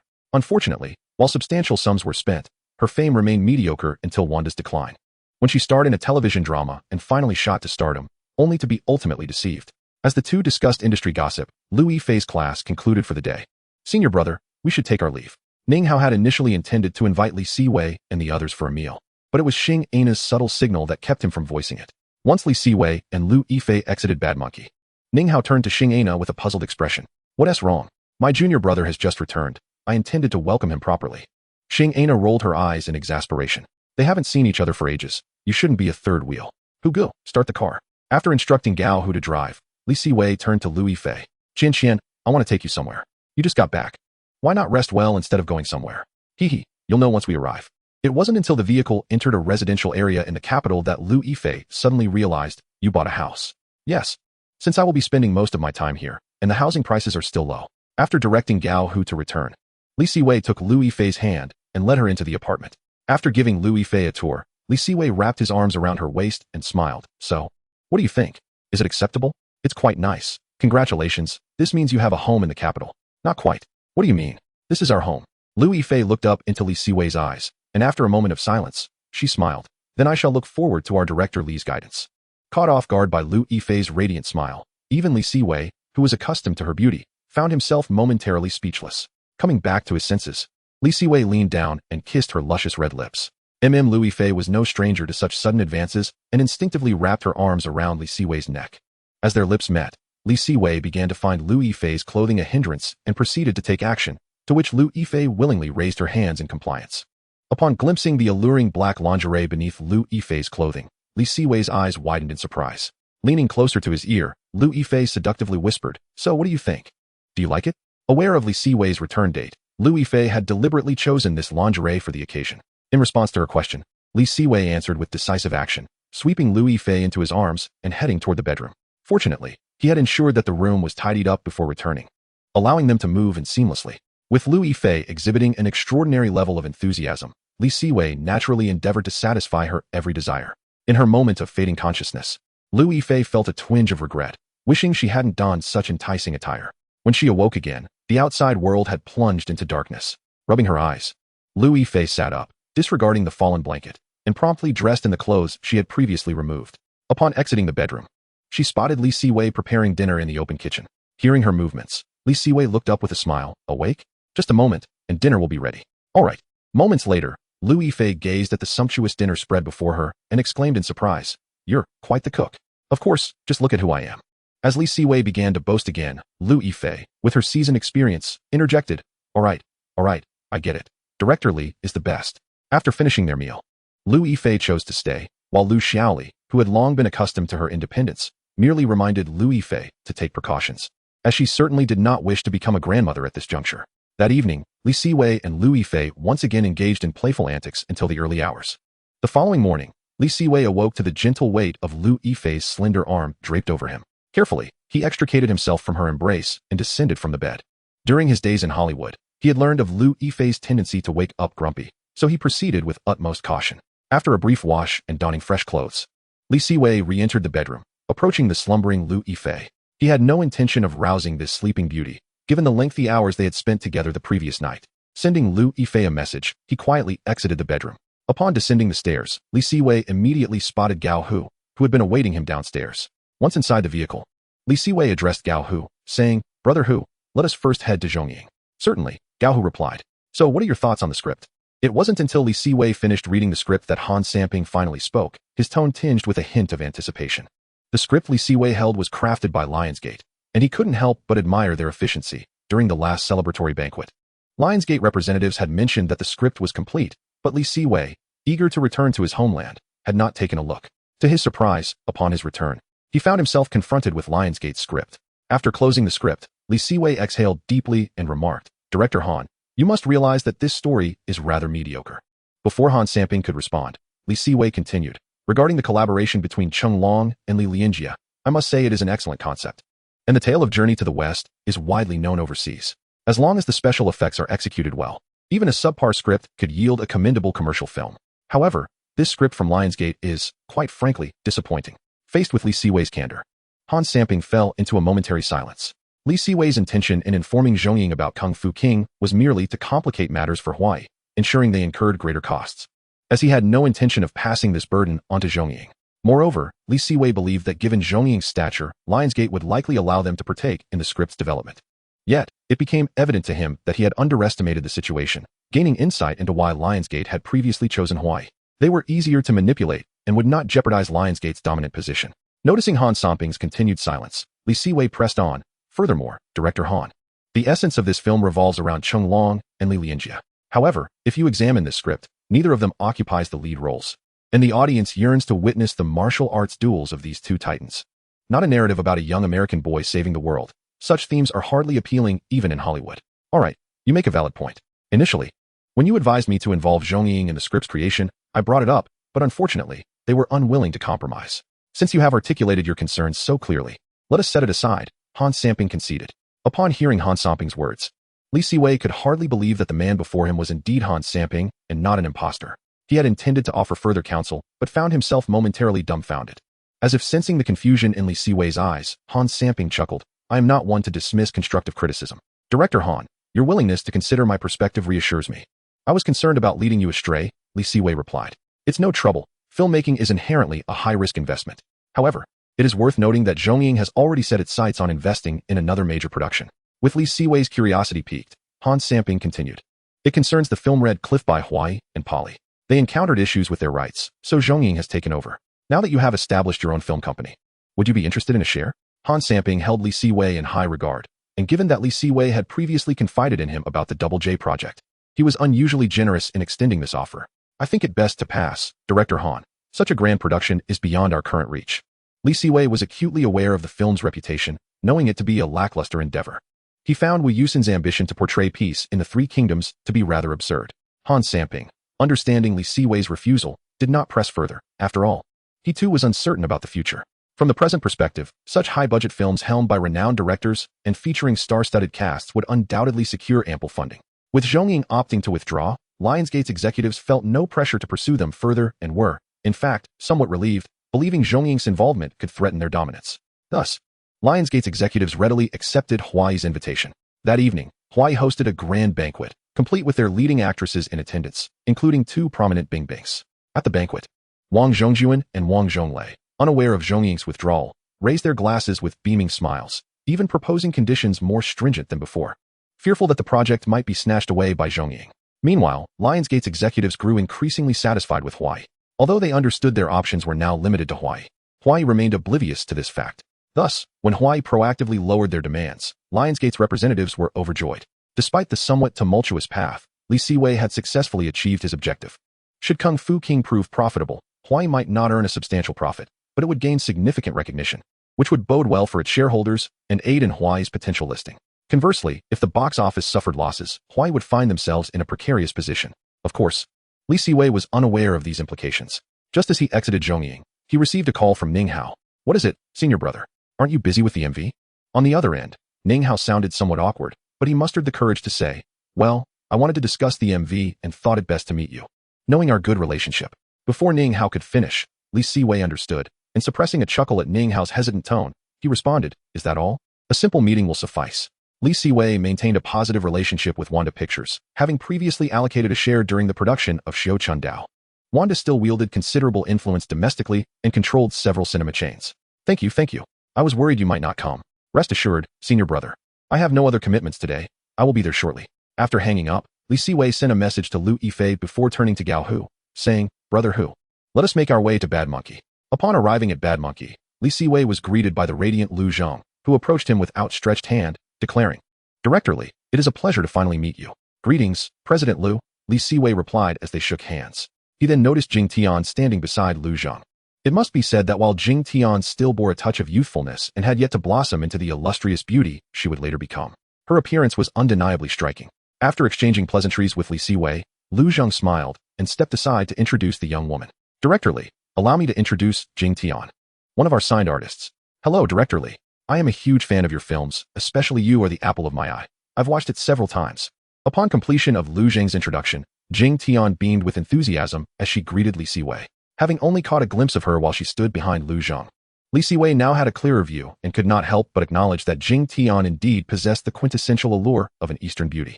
"Thank you for your kind words," Li Siwei replied, giving Jing Tian a gentle handshake before releasing her hand. In truth, Jing Tian bore a striking resemblance to Lu Yifei in their early careers. Both had received considerable support upon debut. However, while Lu Yifei became a cash cow for the entertainment industry through several classic television dramas, Jing Tian, despite her lack of acting prowess, had starred in several major productions, resulting in her career remaining lukewarm. Once seated, Lu Zhong smiled and remarked, "Director Li, Director Yi often speaks highly of you. Our last collaboration was exceptionally enjoyable." The Yidong mentioned by Lu Zhong is the head of Wanda Film, with whom there had been prior collaboration during the production of The Spring Needle. However, due to Li Siwei's continued filming endeavors in Hollywood, further opportunities for collaboration had not arisen. In the ensuing time, Lu Zhong, perhaps intentionally, steered the conversation towards Jing Tian, encouraging her to engage in more discourse with Li Siwei. After all, should Jing Tian secure the lead role in one of Li Siwei's films, it would undoubtedly be advantageous for her career. Jing Tian, genuinely invested in finding common ground, made earnest attempts to converse. And Li Siwei was well aware of Lu Zhong and Jing Tian's intentions, though he refrained from addressing it directly. After all, the illustrious Stardust Productions was indeed financially robust, and future collaborations could very well be on the horizon. Once Lu Zhong departed with Jing Tian, Ning Hao, with a hint of apology, remarked, "I'm sorry, junior brother." Despite his rugged appearance, Ning Hao's thoughts were quite astute, and he had discerned Lu Zheng's motivations for bringing Jing Tian along. "It's quite all right, senior brother. In this industry, we will inevitably cross paths again." Noticing that Li Siwei exhibited no signs of discontent, Ning Hao felt reassured and cheerfully stated, As long as you hold no grudges, junior brother, let us go. Today, I shall treat you to some exquisite home-style cuisine. Sounds good. I shall not be polite then. After bidding farewell to Gao Hu, Li Siwei entered Ning Hao's vehicle. Unbeknownst to him, as soon as he settled into the car, Xing Ana, seated in the passenger seat, discreetly sent a message. Meanwhile, in a quaint villa, Lu Yifei, upon receiving Xing Ana's text, turned to Zhu Yan and others, exclaiming, quickly, Sister Na and the others have set out. Senior brother, are you planning to shoot Crazy Racing next? Yes, after completing the music video, we shall commence filming. Throughout the journey, Li Siwei and Ning Hao engaged in discussions regarding the new film, which kept the atmosphere lively until they entered a villa community. It was then that Li Siwei, slightly perplexed, remarked, Senior brother, is the owner of this restaurant quite affluent, being situated in a villa area? Indeed, quite impressive, Ning Hao replied as he parked the car. Upon alighting, Li Siwei gazed at the charming villa and commented, your friend possesses quite the establishment. Haha, let us go, junior brother. With that, Ning Hao led Li Siwei towards the villa, while Xing Ana seized the moment to send another message when Li Siwei's attention was elsewhere. Upon reaching the entrance, Ning Hao did not immediately push the door open, but instead gestured for Li Siwei to enter first. At that moment, even if Li Siwei were somewhat slow on the uptake, he began to form suspicions. However, he said nothing and cooperatively opened the door. As Li Siwei stepped inside, a dazzling array of colorful confetti erupted above him. Despite being somewhat prepared, the suddenness of the celebration startled him, and as he regained his composure, he observed that the villa was adorned with balloons, and a large screen hung in the center of the room. From their hiding spots, the assembled guests leapt out, exclaiming, Happy birthday! It dawned on Li Siwei that today was indeed his birthday, although he typically did not celebrate it in past years. It had merely consisted of a family gathering over a meal. Dressed in a lovely pink and white party dress, Lu Yifei wheeled out a cake and beamed, Happy birthday! Looking at Lu Yifei, Li Siwei affectionately ruffled her hair and asked, Did you organize this? Of course. Surprised? Extremely surprised. The others also presented their gifts. And Lu Yifei had even arranged for her friend, Zhang Liangying, to sing a song in celebration of Li Siwei's birthday. After Zhang Liangying finished her performance, Zhu Yan dimmed the lights, and the large screen illuminated, showcasing heartfelt messages from friends, including those who could not attend in person. Unfortunately, most of Li Siwei's friends were from the industry. The blessings were brief, concluding in merely 20 minutes. However, the lights did not return. Instead, the candles on the cake flickered to life. Under the watchful gaze of his friends, Li Siwei closed his eyes and made a wish. Thus, he celebrated his birthday amidst the well wishes of friends, indulging in a few more drinks, the festivities continuing until the early hours. Once everyone had departed, Li Siwei turned to Lu Yifei and inquired, It seems I am still missing your gift. Upon hearing his question, Lu Yifei flashed a sweet smile. You should go take a shower. Shortly, you will receive your gift. Initially, Li Siwei intended it as a jest, believing that Lu Yifei's organization of the birthday party was already the best gift he could receive. However, the promise of an unexpected surprise prompted him to hastily retreat to the bathroom. In the villa's bedroom, Lu Yifei had discarded her pink and white dress, revealing her fair skin, which Li Siwei embraced tenderly. Gazing at Lu Yifei, whose cheeks were flushed, Li Siwei stroked her back gently and playfully asked, Xiaoxia, why are you so enthusiastic today? Consider it a birthday gift for you. Do you like it? Listening to her languid tone, Li Siwei tightened his embrace. Leaning closer to whisper in her ear, I adore it immensely. The following morning, as Li Siwei lay beside the still slumbering Lu Yifei, he was awakened by the jarring sound of a phone ringing. Having just drifted into sleep after a long night, he groggily answered the call. Upon seeing the caller ID, he quietly exited the bedroom to take the call outside. Chapter 66. The Resolution of Kung Fu King and Infiltration. James, why are you calling me at this hour? On the other end, Wan Ziren chuckled. Director Li, you would never guess where I am right now. Still groggy, Li Siwei casually replied, You can't possibly be in Beijing. Indeed, Director Li. You guessed correctly. I am in Beijing. The revelation snapped Li Siwei to attention. James, you have come to Beijing. Indeed, not just me. Several executives from Lionsgate have arrived. And they came even earlier than I did to finalize the Double J project. So, they have determined their collaboration partners? Yes, they ultimately chose Hawaii, and by last night, it was practically confirmed. Relieved by this news, Li Siwei felt a weight lift from his shoulders. Thank goodness they did not hand this bomb to China Film. Otherwise, the thought of both Kung Fu King and Red Cliff being liabilities was daunting, even for Han Samping. While the losses from Kung Fu King were not as severe as those from Red Cliff, the stigma of such a misleading project could significantly tarnish reputations. The authorities were currently promoting co-productions vigorously, and if China Film lacked substantial influence in this area, it would not merely be a question of profit and loss, but a matter of face as well. James, your visit to Beijing must not solely be for this matter. That is correct, Director Li. Lionsgate intends to initiate infiltration, and I wish to discuss some script details with you. No problem, James, let us meet shortly. All right. Just as Li Siwei hung up the phone, Lu Yifei approached him and asked, "Who was on the phone?" As he gazed upon Lu Yifei, who was clad only in a white shirt, Li Siwei could not resist the urge to envelop her in his arms, guiding her to the sofa. It was a call from Wenziren. Lionsgate had finalized their collaboration plan with Hawaii, albeit at a greater cost to Hawaii this time. Nestled in Li Siwei's embrace, Lu Yifei comfortably closed her eyes, responding with a soft hum to his words, subsequently falling silent. Had it not been for the intrusive ringtone of Li Siwei's phone, she would have remained blissfully asleep, as the previous night had been quite a revelry. "I have a meeting with Wenziren shortly, and I suspect the Lionsgate team will be present. Would you care to join me?" Li Siwei inquired gently, caressing Lu Yifei's silky hair. "I shall pass. I need to catch up on sleep," she replied. "What of breakfast?" he asked. "I'll forego it," she murmured, her eyes fluttering shut once more. Seeing her drift toward slumber, Li Siwei decided to carry her back to the bedroom, gently placing her on the bed. After covering her with a light blanket and adjusting the air conditioning, he quietly exited the room. When Li Siwei returned to the bedroom, he brought with him a glass of warm water, placing it on the bedside table before slipping away once more. Upon arriving at the company in Gaohu's car, Gaohu cautioned, "Boss, there are reporters lurking nearby. Pay them no mind. They are likely drawn by Wenziren and his crew," Li Siwei replied dismissively. The Lionsgate team had recently arrived in the country and had not been particularly discreet, thus the reporters in the capital were well aware of their movements. "Welcome to Beijing." Li Siwei greeted the Lionsgate entourage at the entrance of the building. The journalists, having witnessed Li Siwei escorting the Lionsgate team inside, erupted in excitement. Capturing photographs of the moment, Li Siwei even struck a pose, not out of vanity, but to provoke Hawaii, for while the Lionsgate visit was not overly ostentatious, the media's awareness of it had been meticulously orchestrated by Hawaii to generate buzz. Hence, Li Siwei had deliberately chosen to wait at the company entrance, inviting the press to snap pictures. After a particularly enthusiastic paparazzo snapped a series of photos, he turned to his senior colleague, asking, "Bro, what's going on? Didn't Hawaii claim that the Lionsgate crew was here solely for collaboration?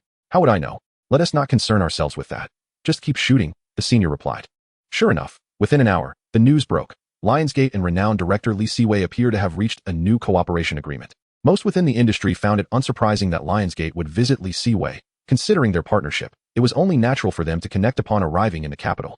However, Wang Zhongjuan and Wang Zhonglei were somewhat distressed. In Wang Zhongjuan's office, Wang Zhonglei, with a grim expression, remarked, "Elder brother, do you think these foreigners might be having second thoughts? Unlikely. We've offered too many concessions for Li Siwei to back down now. However, we must remain vigilant. Later, you should call someone at Lionsgate and subtly gauge the situation," Wang Zhongjuan advised. "I understand, elder brother." This Li Siwei is becoming increasingly audacious, treating us with utter disdain. Does he truly believe Hawaii is a pushover? Let us not dwell on him for now. Our priority is to finalize the collaboration with Lionsgate to facilitate our public listing. Once Hawaii is publicly traded, we can teach him a lesson, Wang Zhongjuan concluded. Unbeknownst to the Wang brothers, Li Siwei was entirely oblivious to their discussions.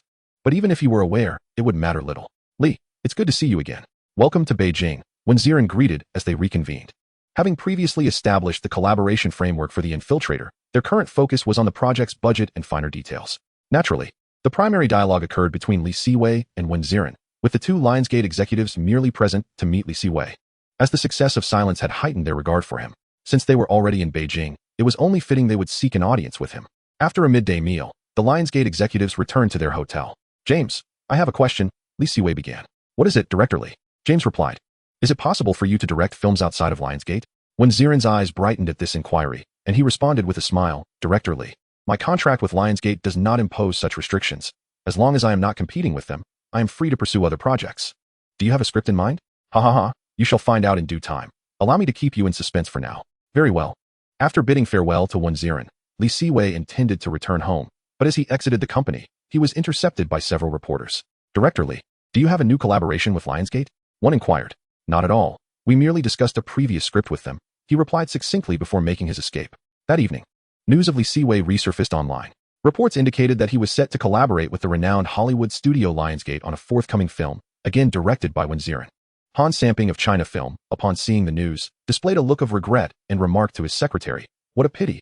They are collaborating on horror films, which are unsuitable for our market. Director Li will certainly have other collaborations in the future," the secretary reassured him. Meanwhile, Li Siwei opted not to return to the villa, instead heading to his new home, where Lu Yifei awaited his arrival. "How did it go today?" she inquired eagerly. "Quite smoothly," he replied. But just as he was about to elaborate, his phone rang. It was Tom. "Tom, what's the matter?" "Boss, I've secured the rights, but I'm not optimistic about it," Tom informed him.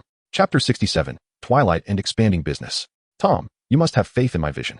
All right then. After concluding the call, Lu Yifei leaned in excitedly. Did you manage to acquire the rights I suggested? Indeed, but are you certain this project will be profitable? He posed, masking his own uncertainty beneath a veneer of confidence. Rest assured, this project will undoubtedly yield profits. Are you familiar with Tiny Times? Twilight is essentially an amplified version of that. Despite its poor reviews, the box office numbers are explosive. In the face of Li Siwei's skepticism, Lu Yifei exuded unwavering confidence. In his previous life, Li Siwei had only been interested in critically acclaimed Hollywood films. Having merely heard of Twilight without delving into its details, though he was aware of Tiny Times and its commercial success despite its melodramatic plot, then I shall reach out to Wenziren to inquire about his future availability, he decided. Li Siwei had previously broached the topic of directing external projects with Wenziren as a preparatory move for Twilight. Though franchise films were notably lucrative, they did not align with Li Siwei's aspirations as an award-winning director. Therefore, he had set his sights on Wenziren, having come to understand that he prioritized box office performance over critical acclaim. Nonetheless, given that Wenziren had only just commenced preparations for The Infiltrator, the Twilight project would have to be postponed. All right, we will co-invest together, he affirmed. I shall follow your lead, she replied. During this period, apart from following Xing'ana to learn about film production, Lu Yifei has been quite active, relying on her memories from her past life to explore potential opportunities in Hollywood. It was during this time that she discovered Twilight. Simultaneously, with Lu Xiaoli's influence, Lu Yifei successfully exited Hongxing Wool and joined Li Siwei's company as a shareholder, becoming the first signed artist of Li Siwei's firm. After this news broke, speculation regarding the relationship between the two garnered extensive discussion. Yet neither party has come forward to clarify. Moreover, the intermittent rumors surrounding Li Siwei and Lu Yifei have become a familiar occurrence for the public, and even Lu Yifei's fans have grown desensitized to it. In the ensuing days, Li Siwei dedicated his efforts to the post-production of Hunting. The person in charge of production has been identified. Upon hearing Zhang Wei's words, Li Siwei immediately perked up. Although Zhang Li is highly professional in company management, she lacks formal training in film production. Thus, a competent film company necessitates a specialized expert. Where is he? In Director Zhang's office. Come, let us pay a visit. Upon arriving at Zhang Li's office, Li Siwei observed a man in his 30s engaged in conversation with Zhang Li. Upon noticing Li Siwei's entrance, both stood up, and Zhang Li cheerfully introduced, Director Li. This is Zhang Jun. Hello, Director Zhang. After introducing Zhang Jun to Li Siwei, Zhang Li handed over Zhang Jun's credentials and then exited the office. Zhang Jun is also a graduate of Beijing Film Academy, having previously worked in various film crews. He is a man of action. However, his forthrightness led to his dismissal after he reported a director's misconduct. I have reviewed your resume. It appears commendable. Zhang Jie must have briefed you? Zhang Jun nodded earnestly, responding, Yes, Director Li, rest assured. I graduated from the production and marketing program at Beijing Film Academy and have confidence in my production capabilities after years of experience in different crews. Very well. For the time being, you need not oversee the film sector. The company will soon venture into television production. You will be responsible for that area initially. Understood, Director Li. I assure you, I will not disappoint. Zhang Jun indeed proved to be professional, submitting a market analysis report to Li Siwei within a few days. According to his analysis, the television industry has shown that historical dramas yield the most stable viewership, with Tangren and Joey having risen to prominence through this genre. However, the associated risks are considerable. Hence, Zhang Jun advised that if the company were to enter the television realm, it should start with modern or period dramas, as they have a more stable audience, thereby minimizing risks. Thank you for your hard work. You have reviewed the script for the drama Undercover, I presume? Li Siwei referred to a script for which the rights had long been acquired. The project had only recently been activated due to the absence of an appropriate leader. I have indeed read the script, and I find it quite impressive. The audience for espionage dramas has remained stable over the past 2 years. The total investment for this project should reach 20 million. Release it today and start generating some buzz. Before Zhang Jun could respond, Li Siwei added, additionally, if anyone expresses interest in investing, discussions are welcome. As Li Siwei's company was merely a newcomer to the television industry, lacking a robust background, it could not afford to operate in isolation. Initially, Li Siwei anticipated that his recent foray into television would attract little attention. However, the following day, he received a call from Wang Changtian. Chairman Wang, what prompted you to call me? Ha ha ha. Director Li, I heard your company is embarking on a new venture? Wang's information was indeed remarkably up to date. Director Li, we at Guangxin do not wish to take advantage of you. Once production is complete, I can assist in negotiations with the television station. Li Siwei had no intention of monopolizing the project, and with Wang Changtian proactively reaching out to offer assistance, he readily accepted the collaboration, resulting in Guangxin acquiring a 20% stake. As a novice in the television domain, having Wang Changtian's expertise in negotiations with the seasoned television executives was invaluable. Furthermore, the terms Wang negotiated would likely be more favorable than those Li Siwei could secure independently. Teacher, who wishes to see me? Isn't your company launching a new television project? A teacher at the school is quite interested in the original work and asked me to inquire. Just days prior, Zhang Jun had been asking Li Siwei for potential director candidates, and unexpectedly, Tian Zhuang recommended someone. The individual introduced by Tian Zhuang, Jiang Wei, is a notable figure, having directed Daughter of Oli Mountain, which won the Feitian Short Drama Award in the 1990s, and later co-wrote Don't Talk to Strangers with Shui Shilu, leaving a lasting psychological impact on a generation. His expertise is solid in both theory and practice. Hello, Teacher Jiang. I have long admired your work. Director Li. That compliment should be directed towards me. I truly envy old Tian for having such a talented student. Following a brief exchange, Li Siwei gained a deeper understanding of Jiang Wei's capabilities and smiled as he said, Teacher Jiang, I look forward to a fruitful collaboration. With the director and collaborators secured, Li Siwei entrusted Zhang Jun and Jiang Wei with the subsequent casting and preparations for Undercover. Chapter 68, Birthday Gift and Departure for Venice. After handing Undercover over to Zhang Jun and Jiang Wei, Li Siwei's focus returned to the post-production of Hunting. Compared to the bustling month of July, August felt considerably quieter. Before long, it was the 24th, and tomorrow marked Lu Yifei's birthday. Early in the morning, upon awakening, Li Siwei glanced at Lu Yifei, still peacefully asleep beside him. He quietly exited the bedroom and met up with Gao Hu and Zhang Wei, heading straight to the Guamao Mall. Good day, welcome. How may I assist you? To be honest, Li Siwei had limited knowledge of luxury goods, so he had invited Zhang Wei to accompany him. Under Zhang Wei's guidance, they entered a particular store, where a staff member promptly approached them. I would like to select a birthday gift for my girlfriend. Do you have any recommendations? Certainly, sir. What type of gift do you have in mind? A necklace, a ring, or perhaps another accessory? A necklace, please. Very well, please follow me. Ultimately, with the assistance of the salesperson and Zhang Wei's suggestions, Li Siwei chose a delicate diamond necklace. Upon returning home, as anticipated, Lu Yifei had not yet freed herself from her blanket's embrace.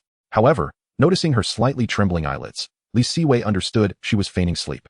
He approached her, bending down to pinch her cheek and chuckling, Little lazy pig, it's time to rise. Hey, you are the pig, she retorted. Realizing that Li Siwei had seen through her act, Lu Yifei promptly removed his hand from her face. Hee, beautiful Princess Cici, do you require a wake-up service? With an amused glint in his eyes, Lu Yifei rolled her eyes at him and replied, forget it. After I film you as a wake-up service, I'll just end up sleeping again. After getting out of bed, once Lu Yifei had finished freshening up, Li Siwei took her out for lunch before returning to Bad Monkey. Over this period, Lu Yifei had nearly become best friends with Xing Ana. When are we heading to Venice? In a couple of days, we shall embark on our journey, my esteemed senior. There is no need for haste, with your prowess. Receiving an award is merely a matter of time. I appreciate your kind words. That evening, the four of us sought out a private dining establishment. Once our meal concluded, Li Siwei glanced at the clock and suggested a leisurely stroll outside. Lu Yifei found no objection to this proposal, and it was not until past 11 that Li Siwei deemed it time to escort Lu Yifei home. I shall take a shower first, she remarked, before retreating into the bedroom with a change of clothes in hand. It was only when the sound of running water emanated from the bathroom that Li Siwei rose to retrieve the gift he had meticulously prepared. Half an hour later, Lu Yifei emerged, a towel in hand, drying her hair, and addressed Li Siwei. I'm done. You may go now. Allow me to dry your hair first. Li Siwei offered. Very well. As he took up the hairdryer to tend to Lu Yifei's hair, the date had already turned to August 25th. With her eyes closed, reveling in Li Siwei's ministrations, Lu Yifei was suddenly aware of a chill against her neck. Upon opening her eyes, she discovered a diamond necklace adorning her neck. Noticing that Lu Yifei had awakened, Li Siwei leaned his head against her shoulder, gazing at her reflection in the mirror, and softly whispered, Happy birthday, Qianqian. Lu Yifei, captivated by his gentle smile in the mirror, returned it with a sweet grin. Didn't we agree not to celebrate my birthday? I never consented to that. Although my Princess Qianqian will always be 18, a sense of ritual is indispensable. Flattery will get you nowhere.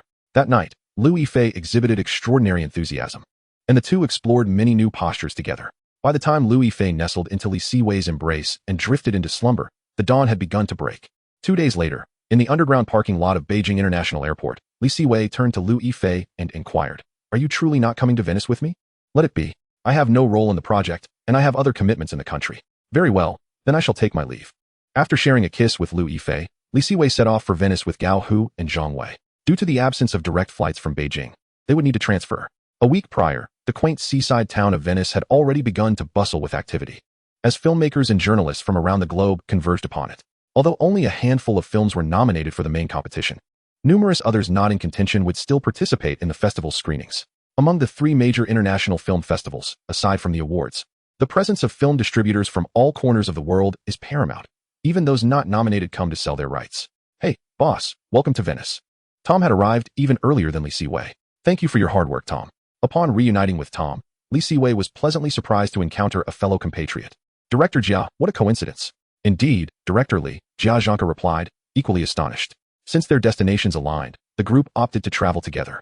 Upon reaching the town, Li Siwei witnessed Mark Muller, the festival chairman, approach Jia Zhangke. As a prominent figure in Venice, Jia commanded considerable respect. Director Jia, welcome to Venice. After exchanging pleasantries with Jia Zhangke, Mark Muller extended greetings to Li Siwei. Although it was Li Siwei's inaugural visit to Venice, the intensifying competition among the three major festivals made him an appealing prospect for Muller to court. Moreover, it must be said that Mark Muller's fluent Chinese made Li Siwei feel particularly at home. Thank you. It is an honor to attend Venice. Following a modest appearance before the media, Li Siwei returned to his hotel to rest. Li Siwei's encounter with Jia Zhangke and his congenial discussions with Mark Muller were noteworthy. This year, as numerous domestic films were nominated for Venice, a plethora of media representatives arrived from the homeland, capturing the moment when Li Siwei and Jia Zhangke conversed with Muller, relaying it back to China. On August 30th, the Venice red carpet event commenced. Although Li Siwei was nominated for a foreign film, he chose to walk the red carpet alongside Jia Zhangke and Johnny Tu. Director Li, are you excited to be in Venice? A domestic reporter called out as they stood by the red carpet. To say I am not excited would be disingenuous. I hope for a favorable outcome. After a brief response, Li Siwei continued onward. The opening ceremony in Venice, apart from the red carpet, also featured interviews with journalists from around the world. Li, as a rising international director, what are your expectations for this Venice festival? Naturally, I hope to win an award, as it would honor the efforts of the entire crew. However, this is my first time in Venice. Regardless of the outcome, it is an invaluable experience. Whatever comes, I shall accept it with grace. Chapter 69, The Confident Feng Xiaojing. After a succinct interview session, the red carpet event came to a close. The next segment involved the screening of the festival's opening film, The Black Dahlia, directed by Brian De Palma. Earlier, they had exchanged greetings on the red carpet, and the film's lead actress, Scarlett, had also approached to say hello due to her connection with Ryan. Thus, Li Siwei chose not to return directly to the hotel, but rather to watch the film with the entire crew. Being selected as the opening film is a testament to its excellence. With its striking visual timeliness and a pervading atmosphere of gloom and gravity, it stands as an exceptional suspense drama, while it carries the hallmark of a commercial film, such as the nature of Hollywood. Furthermore, whether in Venice or at the other two major festivals, the opening film serves as an excellent promotional opportunity. Hence, commencing with a film of commercial flavor is entirely fitting. Boss, to be honest, I truly envy that kid Ryan. Scarlett's appearance in the film is simply stunning. After viewing the opening film, and on their way back to the hotel, Tom expressed his admiration for Ryan. Tom, I shall remember your words and relay them to your wife. No, boss, you mustn't do that. She would surely kill me. Amidst their playful banter, they returned to the hotel, and after sending a message to Liu Yifei, Li Siwei retired for the night, aware that the following day held much in store. Due to the abundance of domestic films nominated, Li Siwei felt compelled to attend, particularly those from Hong Kong and Taiwan. If he were to abstain, it could lead to accusations detrimental to unity. In the ensuing days, Li Siwei immersed himself in various screenings. While being nominated for Venice attests to the film's quality, the continuous viewing began to weigh heavily on his mind. Director Li, thank you for coming. Please, do enter. As a prominent figure in Venice, Jia Zhangke's screenings were typically filled to capacity, with many international filmmakers in attendance. It is noteworthy that while many sixth-generation directors may not yield box office success, their chosen themes resonate deeply with foreign audiences, who have long held a stereotypical view of China, one that only began to shift after the 2008 Olympics. I must certainly attend and appreciate Director Jia's film. Jia Zhangke can be regarded as a rare director in the domestic film industry who is genuinely committed to nurturing emerging talent. The Pingyao International Film Festival, which he founded, serves the purpose of supporting new directors, exemplified by his backing of the film Mr. Tree. Consequently, Li Siwei holds Jia Zhangke in high esteem, despite their differing cinematic philosophies. Li Siwei is quite eager to cultivate a friendship with director Jia, which stands in stark contrast to the hollow promises made by many domestic figures who merely pay lip service to supporting newcomers. How did it fare, Director Li? Was it satisfactory? After the screening, Jia Zhangke deliberately approached Li Siwei to inquire about his impressions, recognizing that, despite his youth, Li Siwei has garnered numerous accolades. It was splendid. I truly believe Director Jia will achieve remarkable success this year. Li Siwei's words were not mere flattery. Still life indeed emerged as a dark horse, ultimately clinching the Golden Lion at the Venice Film Festival. Jia Zhangke found great comfort in Li Siwei's praise, beaming as he escorted him out before returning. Upon his return, Tom, filled with curiosity, asked Li Siwei, "Boss, do you have high hopes for Jia's film?" For Tom, who favors commercial cinema, Jia Zhangke's film barely piqued his interest. Indeed, this film may very well be our fiercest competitor. As they discussed their impressions of the film, they encountered several acquaintances familiar to Li Siwei. Feng Xiaojing, donned in sunglasses, walked ahead with Wang Zhonglei, followed closely by Zhou Sun and Daniel Wu. Upon seeing them, Li Siwei noticed that Feng Xiaojiang had also spotted him and Tom. Glancing up at the overcast sky, he found Feng Xiaojiang's ostentatious appearance rather amusing. That seems to be Li Siwei. Despite his sunglasses, Feng Xiaojiang possessed a keen eye. Wang Zhonglei, upon hearing Feng Xiaojiang's words, squinted forward and indeed recognized the oblivious Li Siwei. Though he had mentally berated Li Siwei several times, they had not yet reached the point of open hostility, particularly as Huai had orchestrated a media blitz for the banquet, with photographers already snapping away. Thus, Wang Zhonglei led the group toward Li Siwei. Director Li, it's been quite a while. I didn't expect to encounter you here in Venice. Feng Xiaojiang seemed indifferent to the friction between Li Siwei and Huai, but the negative sentiment fostered by domestic journalists and certain netizens had dimmed his regard for Li Siwei. Mr. Wang, Director Feng, it's truly been a long time. The production for the banquet looks impressive. I saw its poster upon my arrival. Wang Zhonglei merely offered a disingenuous smile, choosing silence, while Feng Xiaojiang cheerfully interjected, Haha, Director Li. You must come to support us during the screening of the banquet. Rest assured, Director Feng, I shall certainly be there. Li Siwei understood Wang Zhonglei's reluctance to see him, but knew that appearances must be maintained, which struck him as somewhat humorous. Thus, despite having already seen the banquet in his previous life, he opted to attend, relishing the sight of Wang Zhonglei's displeasure without the latter being able to voice it. Director Li, greetings. I'm Zhou Sun. I hope we have the opportunity to collaborate. Hello, Director Li. As Wang Zhonglei and Feng Xiaojiang turned to engage with the approaching reporters, Zhou Sun and Daniel Wu, who had remained silent until now, also approached. Of course, Li Siwei responded. Zhou Sun's acting prowess is certainly commendable, and her current public recognition is commendable as well. Daniel Wu's striking looks are undeniable. Upon further inspection, he nearly rivaled Li Siwei in that regard. Unbeknownst to Daniel Wu, who exchanged contact details with Li Siwei had his own thoughts. While Li Siwei conversed with Zhou Sun and Daniel Wu, Feng Xiaojiang had already begun to extol the virtues of the banquet before the media. This is undoubtedly an exceptional film. It will not only shine at Venice, but will also make waves at next year's Oscars. Although Feng Xiaojiang's stature could not quite compare to Zhang Yimou's, Huai had assured him that even if he could not secure a nomination in the mainland, they would endeavor to facilitate one in Hong Kong. Thus, buoyed by this assurance, Feng Xiaojiang brimmed with confidence, believing that the incomplete presentation at Cannes had been the cause of its tepid reception, convinced that the full version of the banquet would garner universal acclaim. Chapter 70, Screening of Hachi, A Dog's Tale. Given Wang Zhonglei's disdain for Li Siwei, he swiftly led his group away after a brief interaction with the media. Observing Wang Zhonglei's retreating figure, Tom inquired, Boss, why do I sense that your relationship with Mr. Wang is rather strained? Tom, your perception is indeed correct. Tom hesitated, clearly wanting to inquire further, but Li Siwei smiled and clarified, while our relationship is undoubtedly poor, one must maintain appearances in front of the media. Understood. The following day marked the screening of the banquet. Initially, Li Siwei intended to attend solo, but Tom, intrigued by domestic period films, decided to accompany him to the venue. In contrast to the grandiosity of Cannes, Feng Xiaojiang's event was comparatively subdued. Despite his high status in China, he could not quite measure up to director Jia in Venice. The international film community present was sparse, yet a plethora of distributors compensated for this shortcoming. In truth, had it not been for the promise, the banquet, with its martial arts and period drama allure, might have attracted a considerable foreign audience. Unfortunately, the promise had sown doubt among those who had previously been optimistic about Chinese period films, leading Feng Xiaojiang to privately criticize Chen Kaiga. Li Siwei's arrival delighted Feng Xiaojiang, and he found great amusement in Wang Zhonglei's constipated expression, deeming the situation a mutual victory. Director Li, greetings. We didn't have the chance to converse properly while in Hollywood. Please feel free to reach out should a suitable role arise. After exchanging pleasantries with Feng Xiaojiang, Zhang Zi, who had not encountered him the previous day, approached Li Siwei. Initially, when Li Siwei was just gaining recognition in Hollywood, Zhang Zi had regarded him with indifference. However, as he established fruitful collaborations with Warner Brothers and Lionsgate, she began to take him seriously. Certainly, I would love to collaborate with you, Sister Zi. Li Siwei had no intention of forging a close relationship with Zhang Zi, given the myriad controversies that would later arise. Zhou Sun, positioned behind Zhang Zi, rolled her eyes in disdain at the sight of their interaction. After Li Siwei and Zhang Zi exchanged pleasantries, Feng Xiaojiang made arrangements for Li Siwei and Tom to sit in the front row. Soon, the screening of the banquet commenced. Li Siwei, listening to the film's heavily Shakespearean dialogue, struggled to suppress a grimace, particularly as Feng Xiaojiang frequently glanced in his direction. Once the film concluded, the audience offered polite applause.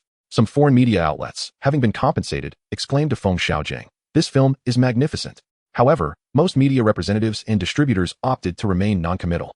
As the film wrapped up, Li Siwei intended to make his exit after exchanging pleasantries with Feng Xiaojiang, only to be intercepted by several domestic reporters. Director Li, what is your opinion of Director Feng's The Banquet? Director Lee, do you believe the failure of the promise will impact the banquet? Director Lee, do you think Director Feng is intentionally following in Director Zhang's footsteps? Upon hearing these inquiries from a few reporters, Li Siwei nearly lost his composure. Was this not an intentional attempt to put him in a difficult position? Asking such questions in front of Feng Xiaojing seemed deliberately provocative. Feng Xiaojing, standing nearby, also wore an expression of discontent. Both Zhang Yimou and Ong Li had excelled in making period films, and here he was, being portrayed as merely a follower. Wang Zhonglei, beside Feng Xiaojing, appeared even more displeased. Their relationship with Li Siwei was far from amicable, and any untoward remark from Li could significantly affect the subsequent licensing of the banquet. I believe the banquet is visually stunning, showcasing the opulence of classical Eastern aesthetics. As for the issue of imitation, I would argue it is not. One cannot assert that just because directors Zhang and others have produced grand costume epics, subsequent filmmakers should refrain from doing so. I see it as a continuation of storytelling. As long as the narrative is compelling, anyone can take the helm. Fortunately, Li Siwei had no intention of openly conflicting with Feng Xiaojing and opted for a more prudent response. Upon hearing Li Siwei's words, Feng Xiaojing felt nearly compelled to embrace him as a brother. The perceptive reporters, recognizing the tension, departed shortly after Li Siwei concluded his remarks. Once they had left, Feng Xiaojing approached Li Siwei and said, "Thank you, Director Li. What are your thoughts on my film?" Director Feng, the visuals of the film are quite commendable. However, some of the dialogue may warrant further discussion. Had Li Siwei offered unqualified praise, Feng Xiaojing might not have taken it seriously. But Li's candid observation made Feng Xiaojing genuinely smile, laughing heartily. Those are mere trifles, nothing to fret over. Director Li, let us aim for the Oscars together next year. Agreed. Here's to your auspicious words. Observing the exuberant Feng Xiaojing, Li Siwei hesitated to dampen his spirits. If his memory served him correctly, although the banquet had secured a nomination for the Hong Kong Oscars, it had seemingly not even garnered a nomination. The day after the screening of the banquet, it was time for Hachi, A Dog's Tale. Standing in the screening room, Li Siwei greeted the arriving Marco M. Ler and Jia Zhangke with a beaming smile, saying, "I am grateful for your presence." Director Li, I have been eagerly anticipating your film, Marco M. Ler replied. In any case, we are all from the Beijing Film Academy. It is only natural for me to come and show my support. Feng Xiaojing also made a point to attend, feeling quite pleased with Li Siwei's earlier remarks. After Li Siwei introduced the cast briefly, the film commenced. As the film unfolded, the audience was deeply captivated by its emotional resonance. The American version of Hachi was already a classic, and Li Siwei had enhanced it by deepening the emotional connection between the owner and Hachi, as well as enriching the roles of supporting characters. In the film's conclusion, Li Siwei deliberately introduced a modern perspective, illustrating that waiting is not merely an act of sorrowful perseverance, but also a testament to the precious bonds of life. Director Li, this is truly an outstanding film. Thank goodness you graced Venice with your presence. Otherwise, this year's festival would have been considerably diminished, Marco M. Ler lauded. Jia Zhangke concurred, stating, "Indeed, it surpasses the original Japanese version." The audience erupted into enthusiastic applause, with many foreign journalists exclaiming, "Fantastic, Li. You captured my sentiments perfectly." Li Siwei's decision to create Hachi, A Dog's Tale stemmed from the differing sentiments towards animals in the West, and it appeared he had succeeded. After Jia Zhangke departed, Feng Xiaojing leaned in to say, "Director Li, well done." Feng Xiaojing and the domestic sixth-generation directors typically had a contentious relationship, each harboring disdain for the other. Meanwhile, journalists in the vicinity began submitting their ratings. Scores from Asian reviewers hovered around 34 points, an impressive rating, while their Western counterparts awarded even higher scores of 36 points. Chapter 71, Countless Accolades. That evening, the overwhelmingly positive reviews from media, critics, and audiences alike reverberated throughout the quaint town of Venice. A plethora of commendations promptly appeared on local online forums. Aside from the discussions online, the prominent film festival magazine Variety remarked in its column on Hachi, the film did not rely on dramatic shifts in color, stirring music, or intense conflict. Yet this young director evoked the suppressed emotions of urban life through a simple narrative. The magazine Film Viewing also lauded the film. Li Siwei crafted a tale of loyalty and love, allowing every viewer to profoundly experience this transcendent emotional power that surpasses time and life, imparting the true essence of love and commitment.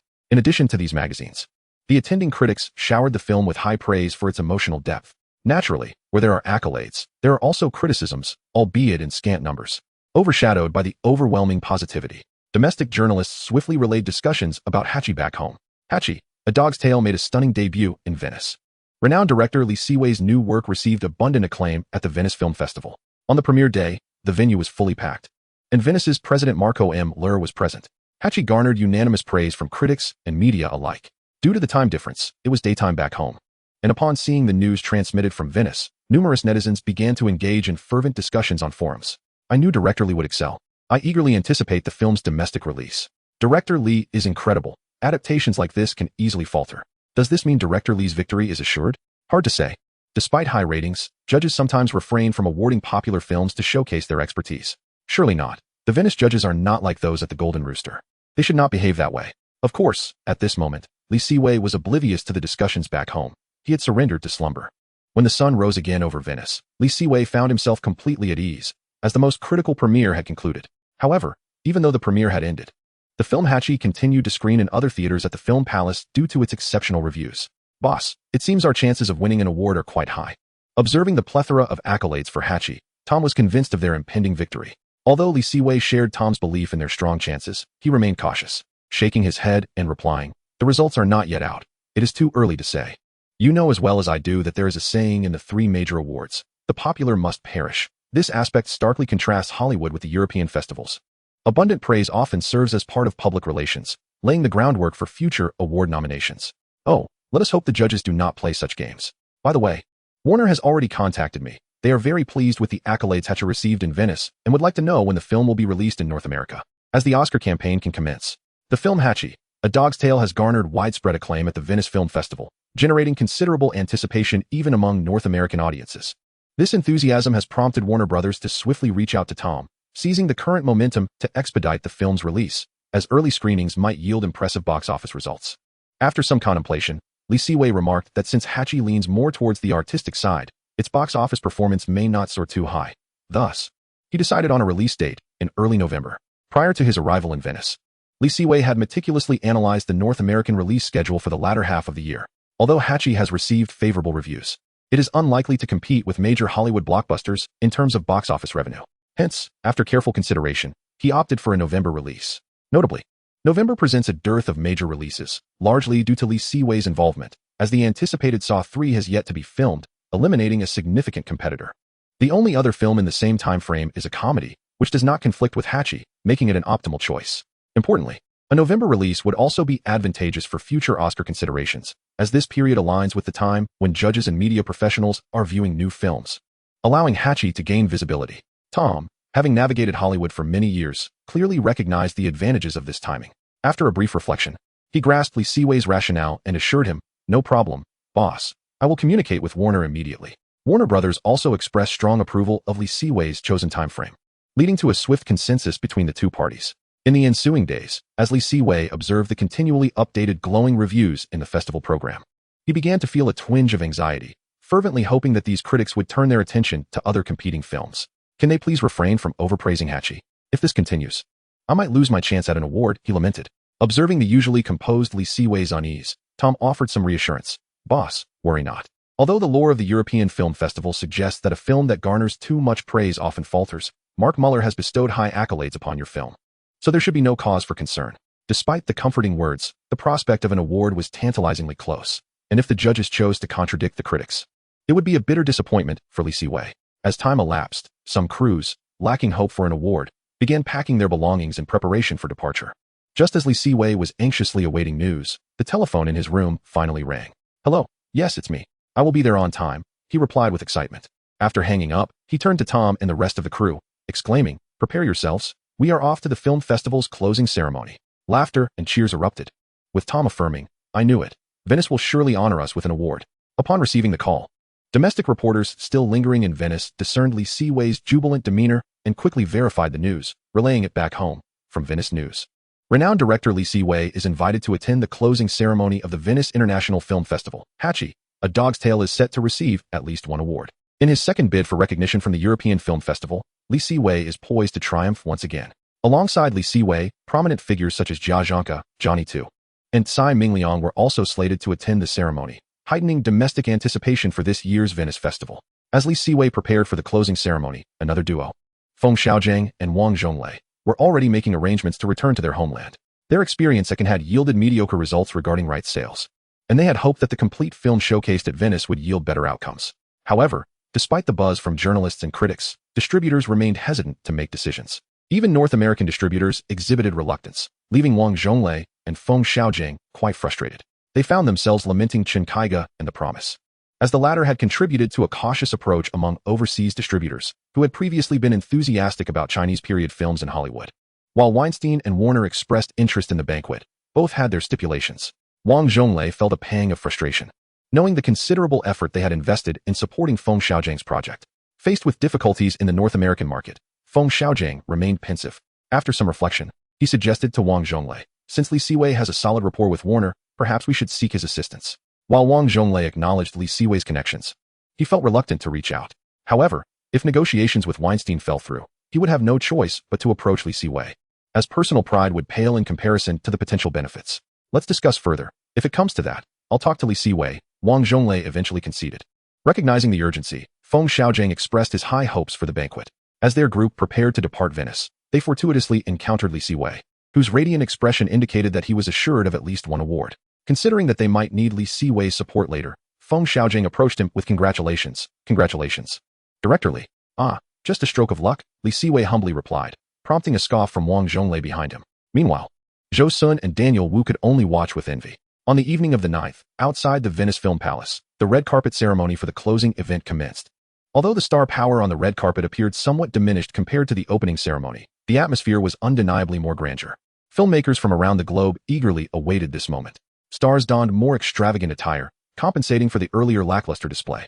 As Li Siwei and his crew ascended the red carpet, the host praised Hachi, A Dog's Tale highly. Next up on the red carpet is the crew of Hachi, A Dog's Tale. Though this is Li's first visit to Venice, I believe he will achieve great success tonight. With the host's words, thunderous applause erupted from the audience, clearly anticipating accolades for Hachi. As the award-winning crews completed their walk down the red carpet, the award ceremony officially commenced. Whether by coincidence or deliberate arrangement, the crews of Hachi, A Dog's Tale, and Still Life found themselves scheduled together. Congratulations, brother, Jia Zhangke greeted Li Siwei, who had grown familiar with him during their time in Venice. Haha, the real congratulations should go to you, my junior. To make it this far on your first visit to Venice is quite an achievement. Jia Zhangke held a deep appreciation for his fellow Beijing Film Academy junior's talent. And interestingly, both he and Li Siwei hailed from non-directorial backgrounds. Jia studied literature. The closing ceremony of the 3 grand European film festivals, in stark contrast to the Oscars, is devoid of extravagant song and dance performances. Even the commercialized Cannes Film Festival maintains a straightforward approach during its award presentation. The festival's president, Marco M. Lur, takes to the stage to deliver a speech, followed by the jury chairman and other members, and only after their remarks does the official award ceremony commence. Commencing with the Horizons section, the award for Best Film is bestowed upon Court on Horseback, directed by Chinese filmmaker Lu Jia. Recently, domestic directors have frequently convened for discussions, prompting warm applause from Li Siwei. The domestic media, witnessing their compatriot win the first award, felt greatly encouraged. Subsequently, Jia Zhangke's documentary East also received the Art Exchange Association Award. Congratulations, senior brother, Li Siwei remarked. Oh, it's just a minor award. The main event is yet to come, Jia modestly replied. Despite his understated words, Li Siwei could see the joy radiating from Jia Zhangke's face. As the Horizons section concluded, the focus shifted to the highly anticipated main competition awards. Tom, seated beside Li Siwei, began to exhibit signs of nervousness, aware that the preceding awards paled in comparison to what was to follow. The main competition brought a delightful surprise for the domestic media, as Kai Mingliang's Dark Circles won the special award from the Future Film Association. Soon after, the Best Actor award was announced. Li Siwei could distinctly sense Charles' breath quickening. Yet ultimately, the accolade went to Ben Affleck for his role in Hollywood Manor. Charles, witnessing the jubilant cast of Hollywood Manor, felt a twinge of disappointment, while Li Siwei, although somewhat regretful, was predominantly pleased. Charles, don't be disheartened. There will be more opportunities ahead. After offering consolation to his lead actor, Li Siwei grew increasingly eager for the upcoming awards. The Best Actress award was claimed by Helen Mirren for her performance in The Queen, followed by the announcement of the Silver Lion for Best Director. As the presenter approached the stage, Li Siwei felt a surge of anxiety. He hoped for recognition, while also anticipating the Golden Lion. Upon opening the envelope, the presenter wasted no time, exclaiming, "Congratulations, Li Siwei, for Hachi, A Dog's Tale." Upon hearing his name, Li Siwei leaped to his feet in exhilaration, embraced by Tom, who exclaimed, "Boss, congratulations." Jia Zhangke also congratulated his junior, saying, "Well done, junior brother." After expressing his gratitude to Jia, Li Siwei ascended the stage amidst a chorus of applause and cheers. Upon receiving the Silver Lion trophy, Li Siwei addressed the audience with a smile, expressing gratitude to the jury for bestowing the award upon him. "I never anticipated winning this trophy on my first visit to Venice. However, I hope to earn a golden one next time.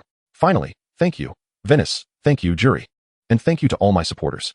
The audience, captivated by the spirited young man on stage, showered him with applause. Boss, this silver lion appears more aesthetically pleasing than the silver bear. What a pity it wasn't golden, someone remarked. Ultimately, the golden lion was awarded to Jia Zhangke's still life. Li Siwei embraced the excited Jia, saying, "Congratulations, senior brother." Chapter 73, Heated Discussions. The final results of the Venice Film Festival emerged around 3 in the morning. This year's festival garnered heightened attention in China due to the significant number of Chinese films nominated, surpassing the interest of previous years. Thus, even at such a late hour, numerous netizens remained awake, eager to receive timely updates from Venice. Fortunately, the news from Venice did not disappoint the night owls, as the announcement of various awards sparked enthusiasm, particularly following the triumph of Li Siwei and Jia Zhangke in securing the Best Director and Golden Lion awards, igniting a fervor among netizens. In a villa in the capital, Liu Yifei set her phone down with a smile after receiving Li Siwei's message before heading to bed. However, the number of night owls was limited, and it wasn't until morning that discussions erupted across the nation. In Liu Yifei's home, her sister Liu Xiaoli, upon waking and seeing reports online, was taken aback. She never expected that Xiaoli had won another award. After a moment of astonishment, Liu Xiaoli rushed upstairs to Liu Yifei's room. Inside Liu Yifei's room, the morning sunlight bathed her exquisite face. Although September had arrived, the remnants of summer lingered, causing Liu Yifei to kick off her light summer blanket. She donned a pink pajama set that gently hugged her curves, but the garment had slipped slightly off her shoulder due to her restless slumber. Upon entering Liu Yifei's room, Liu Xiaoli couldn't help but chuckle at the sight of her daughter's sleeping posture. She approached and gently tapped Liu Yifei on the shoulder, saying, "Qianqian, the sun is already high. It's time to wake up." Having stayed up until the early hours, Liu Yifei reluctantly opened one eye and groggily asked, "Mom, what is going on? Do I have something planned today?" "Nothing planned, but you can't sleep in every day. I have good news for you," Liu Xiaoli replied, giving her 2 gentle nudges. Forced awake by her mother, Liu Yifei had no choice but to sit up. Her long legs intertwined. After a languorous stretch, she looked at Liu Xiaoli and inquired, "What good news?" "Xiaoli has won another award." "I know. It's the Silver Lion for Best Director. He sent me a message when he won last night." Observing her daughter's stifling yawns, Liu Xiaoli remarked with a complex expression, "It seems Xiaoli places quite a bit of importance on you." "Of course. Don't worry, Mom. I've grown up," Liu Yifei reassured her. Understanding her mother's concern stemmed from her own romantic disappointments, Liu Yifei was determined to forge her own path. Having experienced life anew, she had come to terms with her past. In a report from Venice Fast News, it was announced that the 63rd Venice Film Festival has concluded, with renowned Chinese directors Jia Zhangke and Li Siwei respectively winning the Golden Lion and Silver Lion. Chinese directors have shone brightly at Venice, capturing numerous prestigious awards. Li Siwei expressed his hopes of securing a Golden Lion in the future. Should the Beijing Film Academy's directing department engage in self-reflection? These past few years have truly been a time of resurgence for Chinese cinema. Hero has revitalized the domestic commercial film landscape, while artistic films consistently achieve international accolades, instilling greater confidence in domestic filmmakers. The patriotic spirit of bringing honor to the nation is deeply ingrained in the Chinese psyche. While many audiences may not show interest in art films, attaining international awards is perceived as a national honor, even if box office performance falters. The status of the director will surpass that of purely commercial filmmakers. This is why the 6th-generation directors remain enamored with art films, seeking prestige.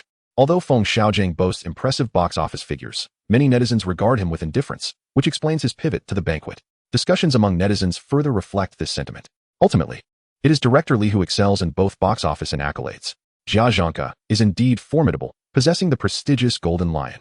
All esteemed filmmakers are commendable. Winning awards alone lends them credibility, far surpassing the likes of Feng Xiaojing, who merely indulges in travel.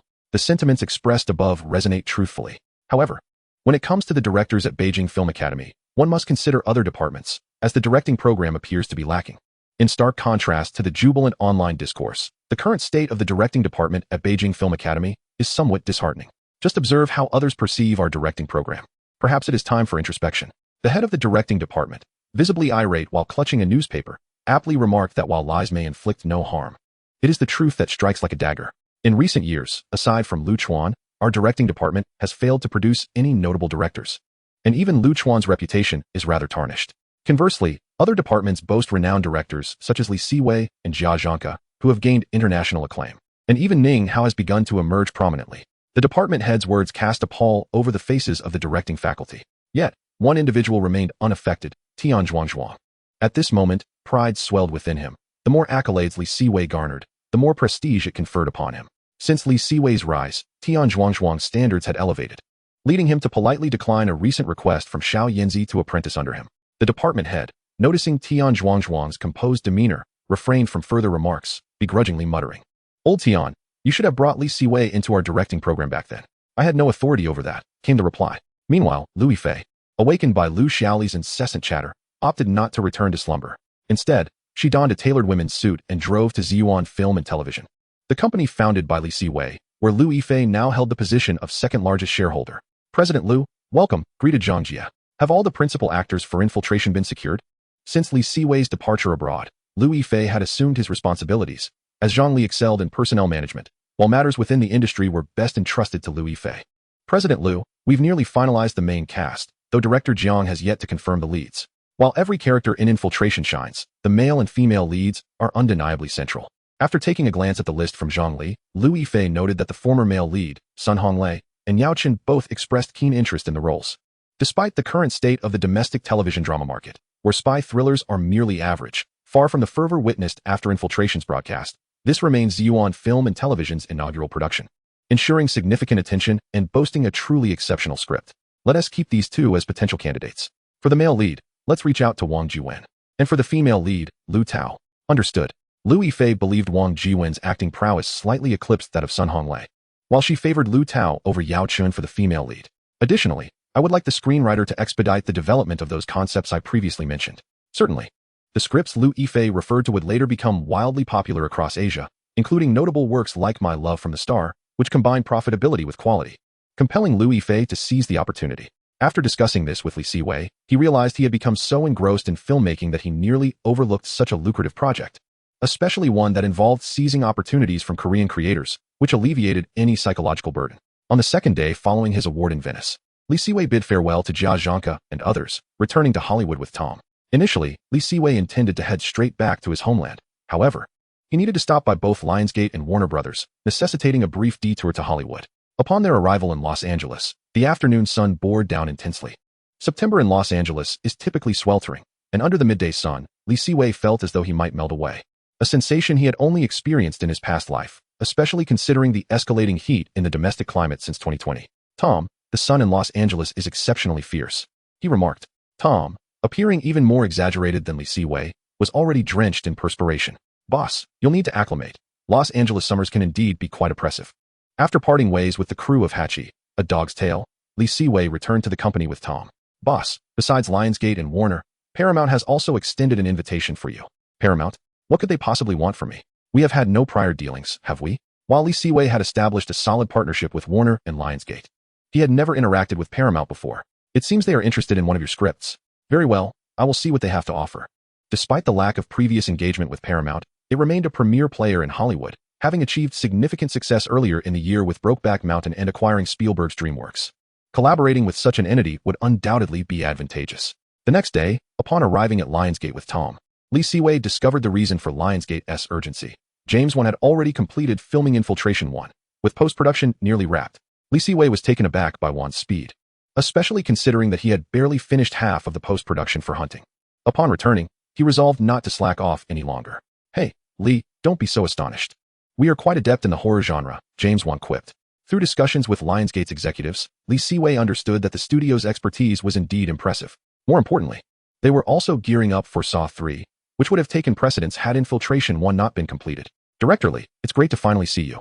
I've been waiting for you.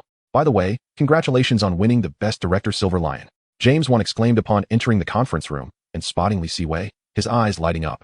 He recalled that before leaving Beijing, Li Siwei had inquired whether he was open to accepting foreign films, and he held great admiration for Li Siwei's screenwriting abilities. James, it's been a while. I must say, your speed is truly remarkable. Haha, Director Li, I've grown accustomed to shooting horror films. As long as the script is solid, it's not particularly challenging for me. After their pleasantries, a Lionsgate executive approached, stating, Li, congratulations on your success in Venice. You are truly a genius. Our marketing department has unanimously concluded that Infiltration will outshine Dead Silence. The executive's words were not mere flattery. This was a conclusion reached after thorough market research. Unlike Dead Silence, Infiltration transcended mere horror ambience, infusing profound familial bonds between father and son, thus imbuing the narrative with greater depth. Alright, let us take a look at the finished film. Invited by several executives, Li Siwei and Tom entered Lionsgate's screening room. As the film commenced, the 100-minute experience kept Li Siwei on edge, oscillating between fear and a desire to continue watching. After the film concluded, Li Siwei turned to James Wan, smiling, and said, "James, you truly excel in horror filmmaking. Your shooting angles leave no room for criticism. Directorly, you flatter me. It's still the script that is exceptionally good. This time, Infiltration is even more extravagant, and Lionsgate intends to release it globally." Wang Ziren's words took Li Siwei by surprise. He had not anticipated such confidence from his peers. It is noteworthy that The Silence had premiered in North America for a week before its global release. Directorly, you shouldn't be in a hurry to return. Should you? Not at all. There are still matters to discuss with Warner. Ha ha ha. Then let us eagerly anticipate our box office results upon release. Absolutely. Upon departing from Lionsgate, Tom led Li Siwei directly to Warner without lingering. Congratulations, Li, on winning the Silver Lion. What a pity. I would have preferred the Golden Lion. You are still young. Li, you will undoubtedly claim that Golden Lion in due time. For now, let's discuss the North American release of Hachi, A Dog's Tale. Tom previously mentioned your intention to launch the film in November. Li Siwei nodded and replied with a smile. Indeed. November should pose no issues, right? There are no issues, but you must prepare yourself mentally. The box office might not be particularly high during that month. Hachi, A Dog's Tale leans towards the artistic side, and even in a prime release window, it may not generate substantial revenue. Conversely, a less favorable release period might yield unexpected surprises. After pondering for a moment, the Warner executive spoke. All right, Li. I trust your judgment. In truth, Hachi, A Dog's Tale has already achieved half of its success by securing the Silver Lion. That evening, after dining with several Warner executives, Li Siwei returned to his modest abode. Having resolved most of the issues from his trip, Li Siwei finally enjoyed a restful night's sleep. The following day, when Tom arrived to pick up Li Siwei, he noticed a marked improvement in Li Siwei's demeanor. Upon reaching Paramount, they were promptly escorted to the reception room. Before long, two foreign executives entered the room, welcoming the young director to Paramount. Thank you. May I inquire about the purpose of my visit? Noting Li Siwei's directness, the executives dispensed with pleasantries and stated, Li, our marketing department has reviewed your film and script. They are quite impressive. However, we have our own screenwriting department, which occasionally reviews works. Having heard such diplomatic remarks many times before, Li Siwei responded straightforwardly. Which script have you taken a liking to? The foreign executive was taken aback by Li Siwei's candor and, after a brief pause, replied, The Martian. Surprised by their discerning taste, Li Siwei inquired, What are your terms? $1 million. We seek all the rights. Li Siwei was left somewhat speechless. Even Lionsgate would not propose such an outrageous figure. Sensing Li Siwei's displeasure, another Paramount executive remarked, Li, this price is generous, considering your achievements in Hollywood. You must understand that a science fiction film, even from your country, would struggle to meet standards. Infuriated by such arrogance, Li Siwei's expression darkened, and he suppressed his anger, stating, I believe there is nothing more for us to discuss. I will produce this film myself. Without further ado, he left the room with Tom, ignoring the two foreign executives. You will regret this, Li. Chapter 75, Co-Production? Watching Li Siwei and Tom leave without a backward glance, the Paramount executives were momentarily stunned. After a brief silence, the previously reticent executive, now irritated, asked, Didn't you say that following your approach, we had a great chance of success? In theory, it should have succeeded. I did not anticipate his outright refusal. The executive who had made the initial offer was now bewildered. Prior to negotiating with Li Siwei, he had no standing to speak. But he had volunteered in hopes of making a name for himself. Forget it. If he refuses, then find a few familiar media outlets and leak the story, stating that the Chinese director declined our generous offer. But wasn't it mandated that we must secure the script? If he has declined, there is no way to secure it now. You had better hope that his film fails. Otherwise, you might find yourself out of a job at Paramount. With that, he left the reception room without waiting for a response, leaving the executive who made the offer regretting his impulsive words. Boss, don't be upset. Some people simply lack common sense. The arrogance of the Big Eight in Hollywood has persisted for ages, which is why companies like Lionsgate have thrived. Tom, too, felt a surge of anger at Paramount's hubris. As one of the Big Eight, Warner's attitude was undoubtedly far superior to that of Paramount. All right, Tom, no need to dwell on this. I understand your sentiments. Let's head back, Li Siwei replied coolly, closing his eyes. This encounter at Paramount served as a wake-up call for Li Siwei, who had previously enjoyed a smooth journey in Hollywood. That evening, media outlets reported that, according to Paramount, Chinese director Li Siwei had declined their collaboration proposal. Paramount's terms reportedly included a $1.2 million screenwriting fee and subsequent box office revenue sharing. They expressed regret at failing to secure a partnership with Li Siwei. When Tom relayed this news to Li Siwei, he could hardly contain his laughter. Paramount had inflated the price by $200,000, and Li Siwei had never even broached the topic of box office revenue sharing upon his departure. Boss, should we release a statement? No need. Engaging in a war of words with such a large corporation would yield no benefits. When the film is released, that will serve as the best retort. Besides, I was already pondering what to do for my next film. Now I need not deliberate further. Domestic media had been closely monitoring Hollywood news. especially after Li Siwei won an award in Venice and proceeded directly to Hollywood without returning home. Consequently, when the media broke the news about Li Siwei's failed collaboration with Paramount, it quickly circulated back to China. Brother, there's good news. Wang Zhonglei, who had been feeling down due to issues surrounding the banquet, brightened upon seeing the news from Hollywood. Li Siwei thought that by securing a partnership with China Film, he could rest easy. Wang Zhongjuan chuckled, finding Li Siwei's actions amusing. Indeed, how could he refuse an offer from Paramount? At that moment, Wang Zhonglei wished he could switch places with Li Siwei. If they were from Hawaii, they would never have turned down an offer from one of the big 8 in Hollywood. Partners like China Film, Guangxin, and Wanda, who had a close working relationship with Li Siwei, were quick to reach out via messages or calls. But Li Siwei's phone was perpetually busy, and they could not get through. Are you alright? Initially, he had felt a bit overwhelmed, but after calming down, he felt much better. Since Paramount doesn't believe I can deliver, I shall produce the film and let my actions speak for themselves. Reflecting on the media's reports, Li Siwei realized he had been misled by those 2 executives. I'm relieved to hear you think that way. I was worried you might make an impulsive decision. Listening to the caring voice of Louis Fei on the other end of the line, Li Siwei realized how fortunate it is to have someone who genuinely cares for you. Rest assured, I'm no longer a child. Indeed, you are no longer a child. Alright, take care of yourself. Knowing you are well puts my mind at ease. Okay, I'll see you when I return home. MHM. After hanging up with Louis Fei and glancing at the missed calls on his phone, Li Siwei opted not to return the call directly, but instead replied with a few texts. The grand sci-fi film, The Martian, was certainly beyond what he and Louis Fei could handle alone. Thus, he would need to discuss it further with others upon his return home. Initially planning to head back the very next day, Li Siwei unexpectedly received an invitation from Warner Brothers. After a moment of contemplation, he understood Warner's intentions. Li, we are aware of your experiences with Paramount. They are a bunch of fools, and you need not concern yourself with them. I understand. Which is why I chose not to counter them through the media, but instead, I shall wait until the film is released to make my rebuttal. Observing Li Siwei's calm demeanor, Warner's executives elevated their opinion of him significantly. Li, we are indeed very interested in this screenplay. As he suspected, Charles responded, I apologize. But I intend to film this project domestically. That does not conflict, Li. I assume you are familiar with co-productions. We can certainly treat this film as a collaborative effort. A co-production, you say? Indeed, Li, I have reviewed the script. Films of this caliber in Hollywood are at least A-list productions. And only through global distribution can we ensure profitability. Charles, since you are so confident, I presume you have already drafted the film's budget? Correct. The preliminary estimate places the budget at 100 million. After pondering for a moment, Li Siwei did not decline. Charles was right. For a film to be profitable, it must have global distribution. What share is Warner seeking? Warner is prepared to invest 30 million and assist with global distribution, requiring a 40 stake. No, Charles. That seems excessive. Ultimately, after some negotiation between Li Siwei and Charles, Warner agreed to invest 25 million in exchange for a 30 share of global distribution. Having finalized the investment terms with Warner, Li Siwei prepared to return home. Although he had faced some unpleasantness with Paramount, he ultimately secured a partnership with Warner.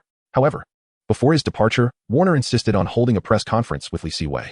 Facing the reporters, Charles announced loudly, we are entering a new collaboration with Li. Chapter 76, Confirming Shares. Li, why did you decline Paramount's partnership in favor of Warner? Before Li Siwei could respond to the journalists, Charles interjected. Li and I have always maintained a strong partnership. Paramount made a foolish decision, but we at Warner will not follow in their folly.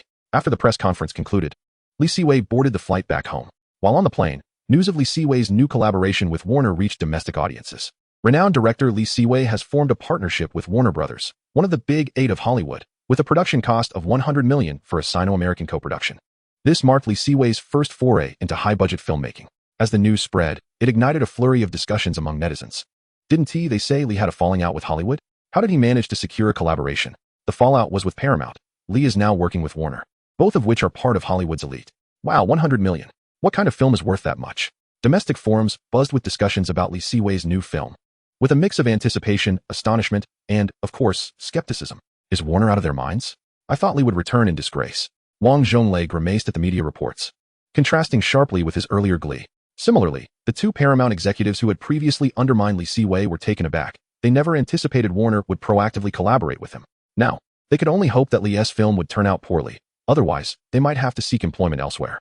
Upon exiting the airport, Li Siwei climbed into Gao Hu's car and headed straight to his residence in the capital. As soon as he entered, Louis Fei, who had anticipated his arrival, promptly took his suitcase, leaped onto his back, and wrapped her arms around his neck. I was worried about you and whether you were affected by everything.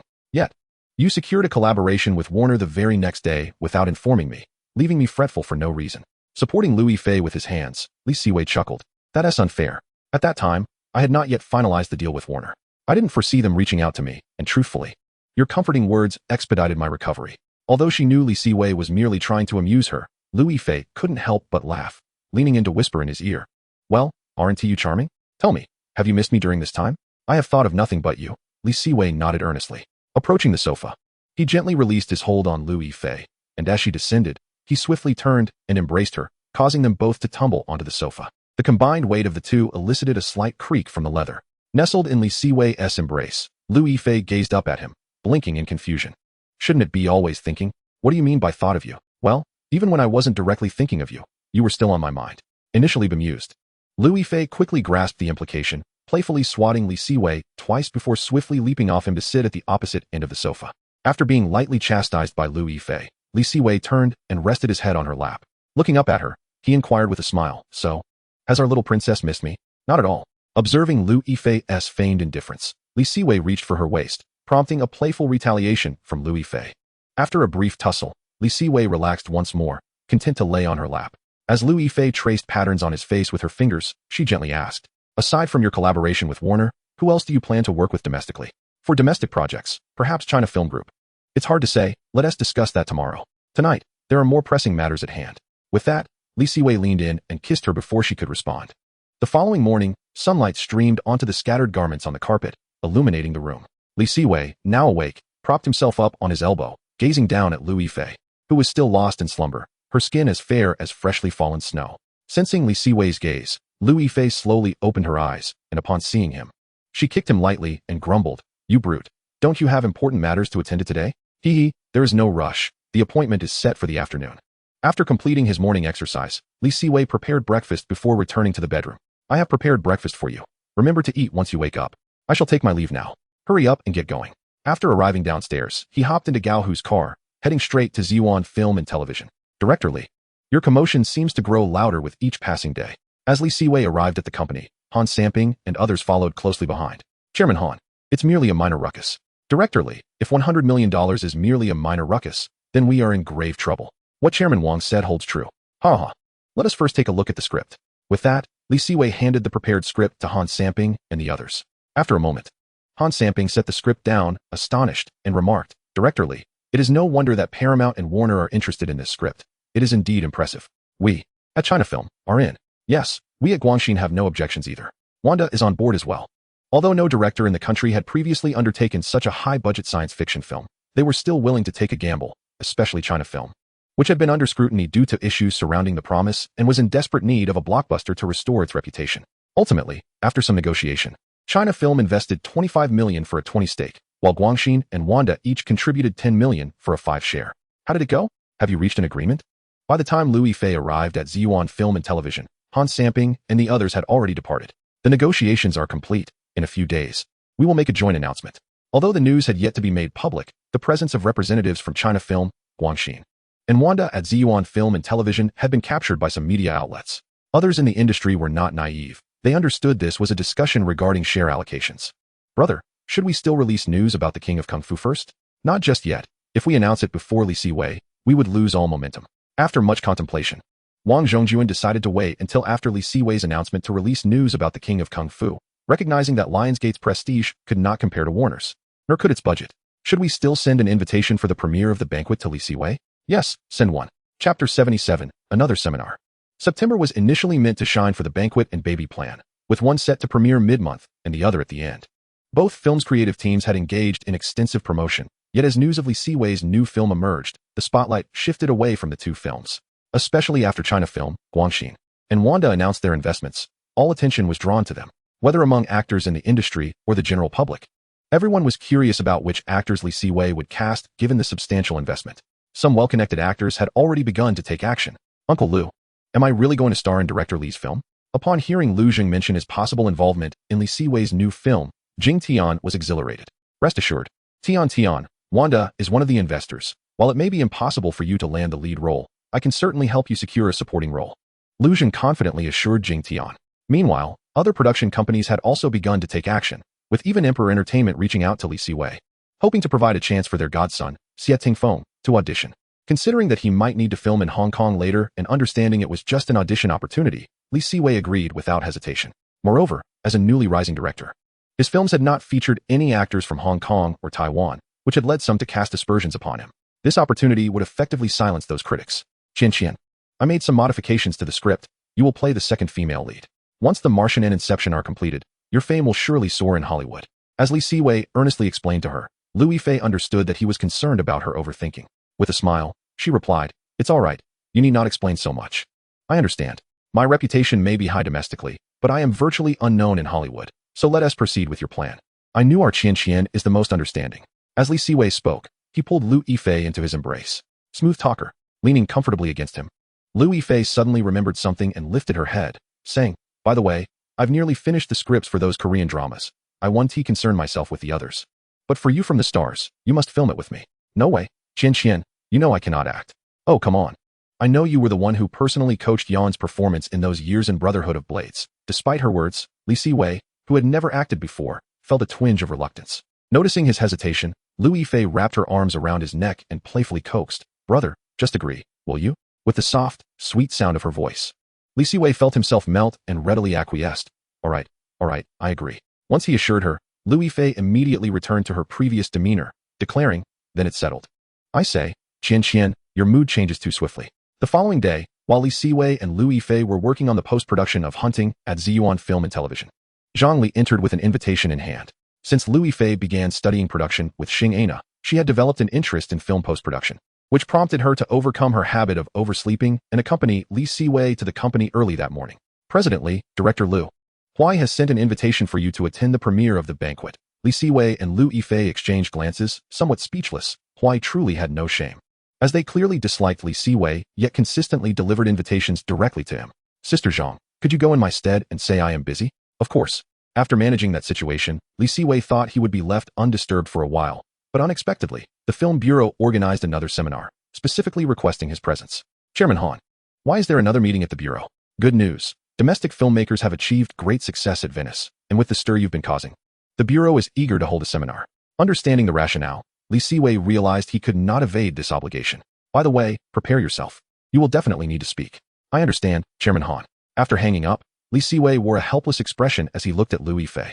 "Rest assured, Xiao Wang and the others are doing a fine job with the editing. You just focus on the meeting tomorrow, and I will keep an eye on things. Then I shall leave it to our princess, Qian." Such a deadpan.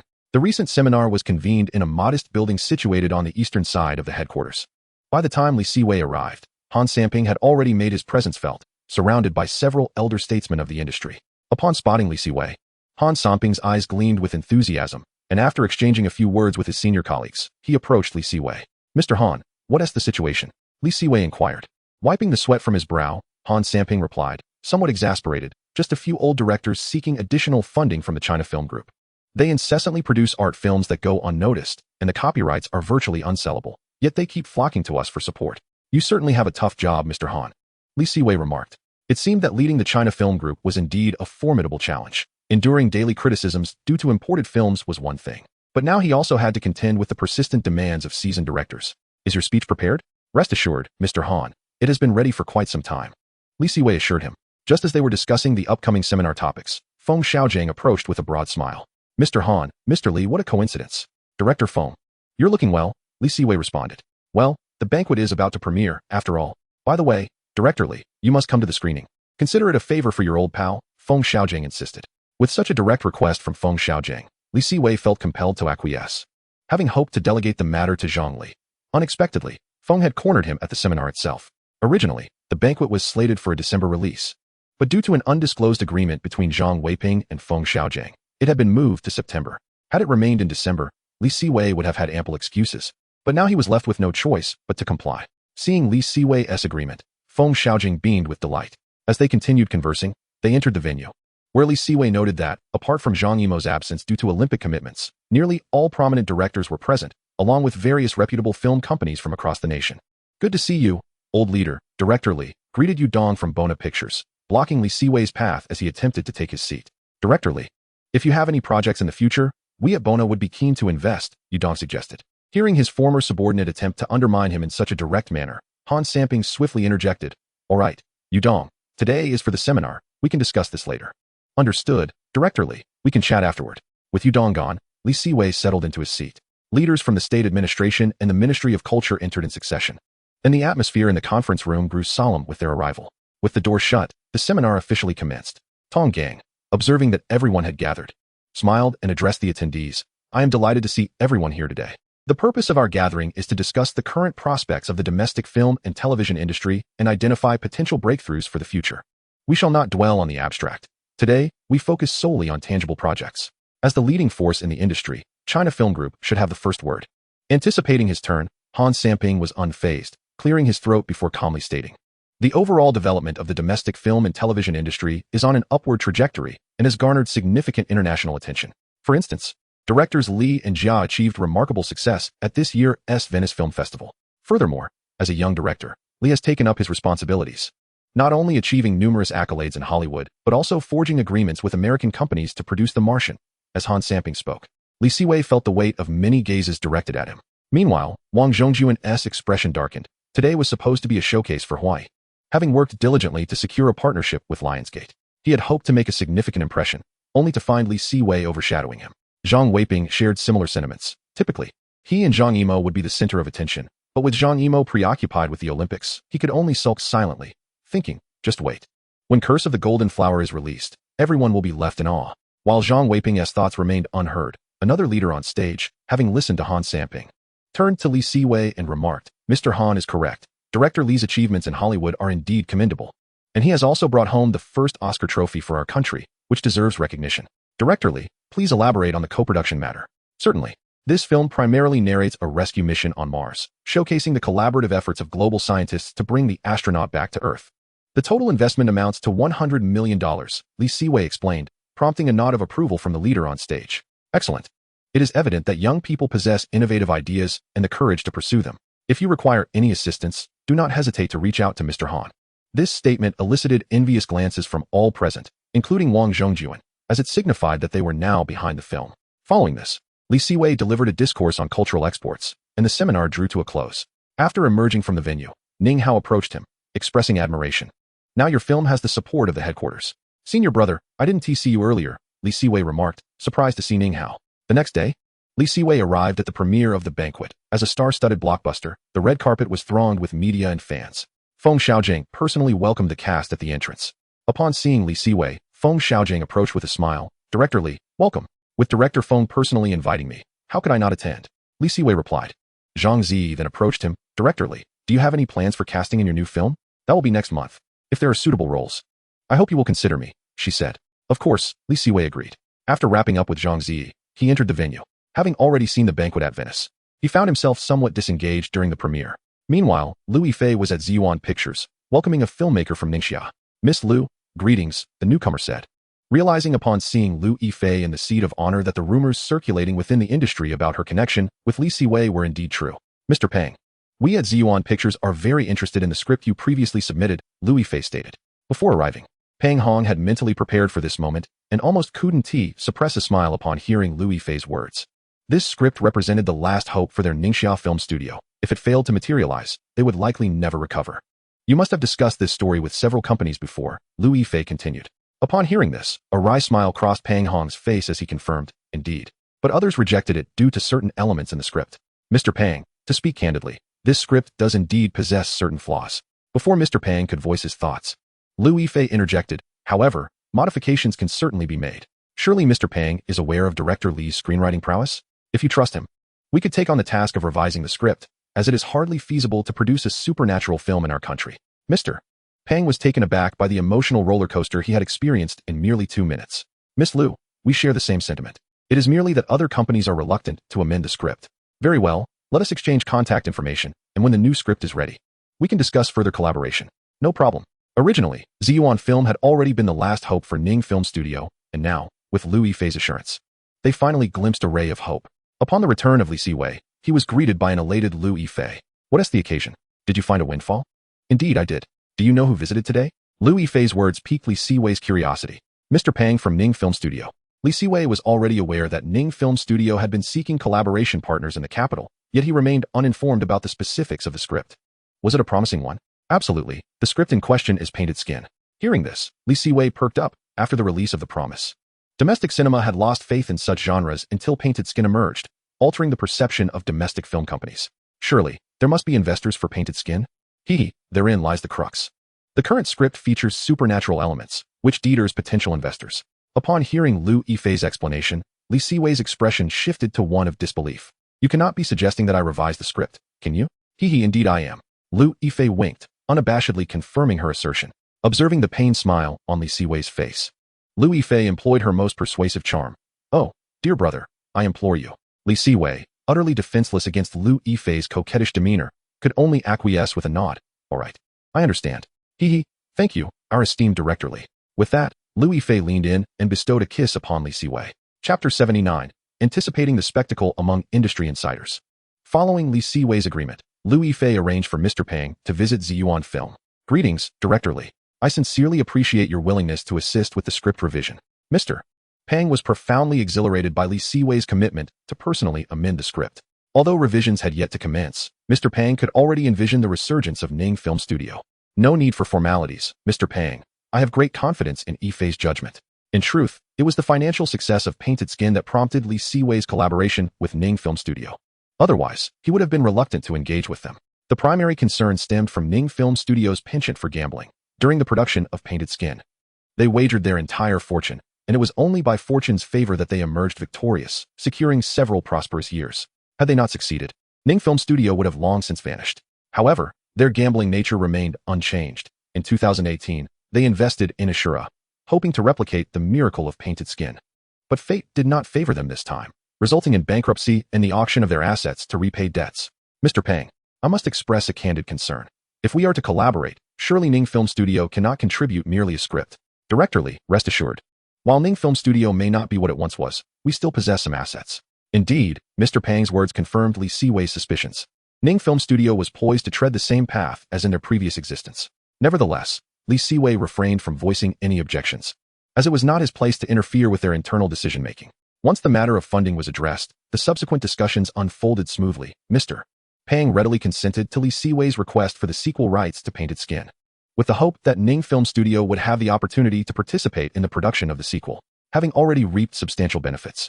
Li Siwei had no reason to refuse. Let us conclude our discussions for today. Once the revised script is prepared, we shall reconnect. Wishing you a fruitful collaboration. Indeed. Directorly, may our partnership be enjoyable. Upon exiting Ziyuan Film, Mr. Pang promptly dialed the number of Ning Film Studio's chief executive. Chairman Yang, I bring good news. Director Li is willing to assist us with the script revision and engage in collaboration. Which Director Li? The esteemed Director Li Siwei. Well done, Lao Pang. When you return, we shall celebrate your success. These matters are trivial. The main concern is the funding. Rest assured, these are mere trifles. In the industry, secrets are scarce. And news of the collaboration between Ziyuan Film and Ning Film Studio swiftly circulated. Mr. Pang had practically canvassed every production company in the capital, yet all, including China Film, were disinclined to collaborate. After all, the script presented genuine issues, and attempting to produce a supernatural film domestically was tantamount to courting disaster. Unexpectedly, the partnership between Li Siwei and Ning Film Studio incited envy among other struggling production houses. While they all languished in mediocrity, Li Siwei's ascent was intolerable. Upon hearing of Li Siwei's collaboration with Ning Film Studio, Han Samping of China Film summoned him for a conversation. What were you thinking? You dared to accept that script from Ning Film Studio? Faced with Han Samping's forthright inquiry, Li Siwei felt no indignation. After all, Han Samping was acting in his best interest. Chairman Han, rest assured, I have carefully examined the Ning Film project. The script's concept is quite promising. And Strange Stories from a Chinese studio has a broad audience domestically. It merely contains elements that are best omitted, rest assured. Ning Film Studio has entrusted the script to me for revision. After Li Siwei's thorough explanation, Han Samping finally felt at ease. If you are revising the script, I have confidence in your capabilities. Once the script is completed, China Film will also consider investing. I appreciate it, Chairman Han. Conversely, upon learning of Li Siwei's impending collaboration with Ning Film Studio, Wang Zhonglei and Wang Zhongjuan reveled in schadenfreude. Brother, I believe Li Siwei has become overconfident, daring to tackle such a script. I suspect Li Siwei won't directly use Ning Film's script, but tales like Strange Stories are challenging to adapt. Let us await the spectacle. I share the same sentiment. I am eagerly anticipating Li Siwei's downfall. Many others harbored similar thoughts. As the industry's profits were limited, the fewer competitors there were, the more they could benefit. Thus, numerous individuals awaited Li Siwei's misadventure. Of course, while they relished the drama, none dared to voice their opinions openly. For Li Siwei had yet to encounter failure since his debut. Unbeknownst to Li Siwei, after leaving China Film, he returned to Ziyuan Film. Sister Zhang, Please hand this script to the screenwriting department. I have established the basic framework. They can fill in the remaining details. The script for infiltration was executed exceptionally well. Understood, Mr. Li. I will take care of it. After establishing the general framework for Painted Skin, Li Siwei entrusted the subsequent fleshing out to the company's screenwriters, as his recent workload had become quite burdensome. Moreover, the screenplay for The Infiltrator had been refined to a commendable degree. Once he handed the script over to Zhang Li, Li Siwei returned to the solitary task of post-production. There was no alternative. With The Infiltrator already in production, it was imperative for Ji Yuan Films, as the production company, to have someone on set. Considering Li Siwei's extensive commitments, Lu Yifei volunteered to step in, eager to apply her extensive training in production. While Li Siwei was engrossed in post-production, a telephone call from North America disrupted his thoughts. Upon noticing it was James Wan on the line, he promptly answered. The situation stemmed from Li Siwei's earlier agreement with Wan to remain in the States until the box office results for The Infiltrator 1 were released. However, due to Paramount's circumstances, he had returned home prematurely. James, I presume you bear good news for me. Ha ha ha, indeed.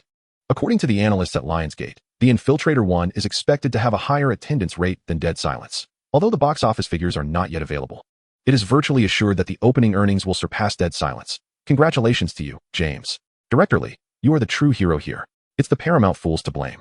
However, since your collaboration with Warner, I've heard that the higher-ups at Paramount are quite displeased with the two individuals who previously negotiated with you. To be candid, after being duped by those two Paramount executives, it would be impossible for Li Siwei not to feel angered. Hearing this news, he laughed and remarked, ha ha ha, this is merely the beginning. It is after the film's release that Paramount will truly regret their actions. Indeed, one held unwavering faith in Li Siwei's talents. Chapter 80, An Invitation from Zhou Jieluan. Soon enough, the box office performance for The Infiltrator 1 was released, amassing an impressive $23 million during its opening weekend in North America alone, with even higher figures anticipated when including other regions. Following the success of The Infiltrator 1, numerous Hollywood media outlets placed Li Siwei and Lionsgate in the headlines. Furthermore, due to Li Siwei's recent refusal to forge a new partnership with Paramount and Warner, he had remained a constant fixture in Hollywood news. Upon reaching domestic shores, many film companies within the industry expressed envy, never anticipating that Li Siwei's horror scripts would be so well received in Hollywood. Wang Zhonglei, upon seeing the box office results for The Infiltrator 1, was consumed with jealousy, wishing he could take Li Siwei's place. Yet, with Huai already having secured a new collaboration with Lionsgate, a smirk crept upon his lips. Just wait. Once The King of Kung Fu is released, you will witness the true strength of Huai. Away, would you like to visit Taiwan? Why the sudden invitation to Taiwan? Jewel has completed the renovations, and I thought to invite you all over for a visit. That sounds wonderful. Just in time. As Yan has no pressing matters at the moment, we can all go together. Great. After hanging up with Zhou Jieluan, Li Siwei glanced at the progress of hunting and nodded in satisfaction. After days of diligent effort, the project was nearing completion, and it was the perfect opportunity to unwind. With this in mind, Li Siwei directly dialed Zhu Yan's number, Yan. The following day, Li Siwei brought Zhu Yan with him to Hengdian, primarily because Lu Yifei was still part of the Infiltrator crew there. Despite Li Siwei's tendency to remain behind the scenes as a director, his frequent accolades meant that most people were familiar with his appearance. Thus, when he and Zhu Yan arrived at the filming location, they faced no hindrances. Hello, Director Li. Upon their arrival, the crew members and actors eagerly greeted them. Oh wait, you're here. Hearing the crew's voices, Jiang Wei and Lu Yifei quickly noticed Li Siwei's presence. Teacher Jiang, thank you for your hard work during this time. After acknowledging Jiang Wei, Li Siwei took Lu Yifei by the hand. Yifei, have I caused you any trouble? Ha ha, not at all. Yifei is quite talented. You've truly found a gem. Indeed, she is a treasure. Observing the closeness between Li Siwei and Lu Yifei, Jiang Wei couldn't help but feel a bit nostalgic, remarking, youth is indeed a beautiful thing. As the head of the production team, Li Siwei felt it necessary to express his gratitude, so he took a loudspeaker and addressed the crew. Thank you all for your hard work during this period. I'm here to check on you on behalf of the company, and tonight, I'll treat everyone to dinner as a way to unwind. Hooray, our boss is generous. Long live the boss. With the promise of a treat and an early end to the workday, the crew members were elated, showering him with compliments. At 5 in the afternoon, Li Siwei led the crew to a nearby restaurant in Hengdian. After some initial pleasantries, everyone relaxed, mindful that they had work the following day, hence the moderation in their drinking. At 9 in the evening, Zhu Yan sensibly excused herself, not wanting to intrude on the moment between Li Siwei and Lu Yifei. Both Li Siwei and Lu Yifei appreciated her thoughtfulness. Having indulged in a hearty meal, they decided to take a leisurely stroll around the vicinity. What prompted your visit to Hengdian all of a sudden?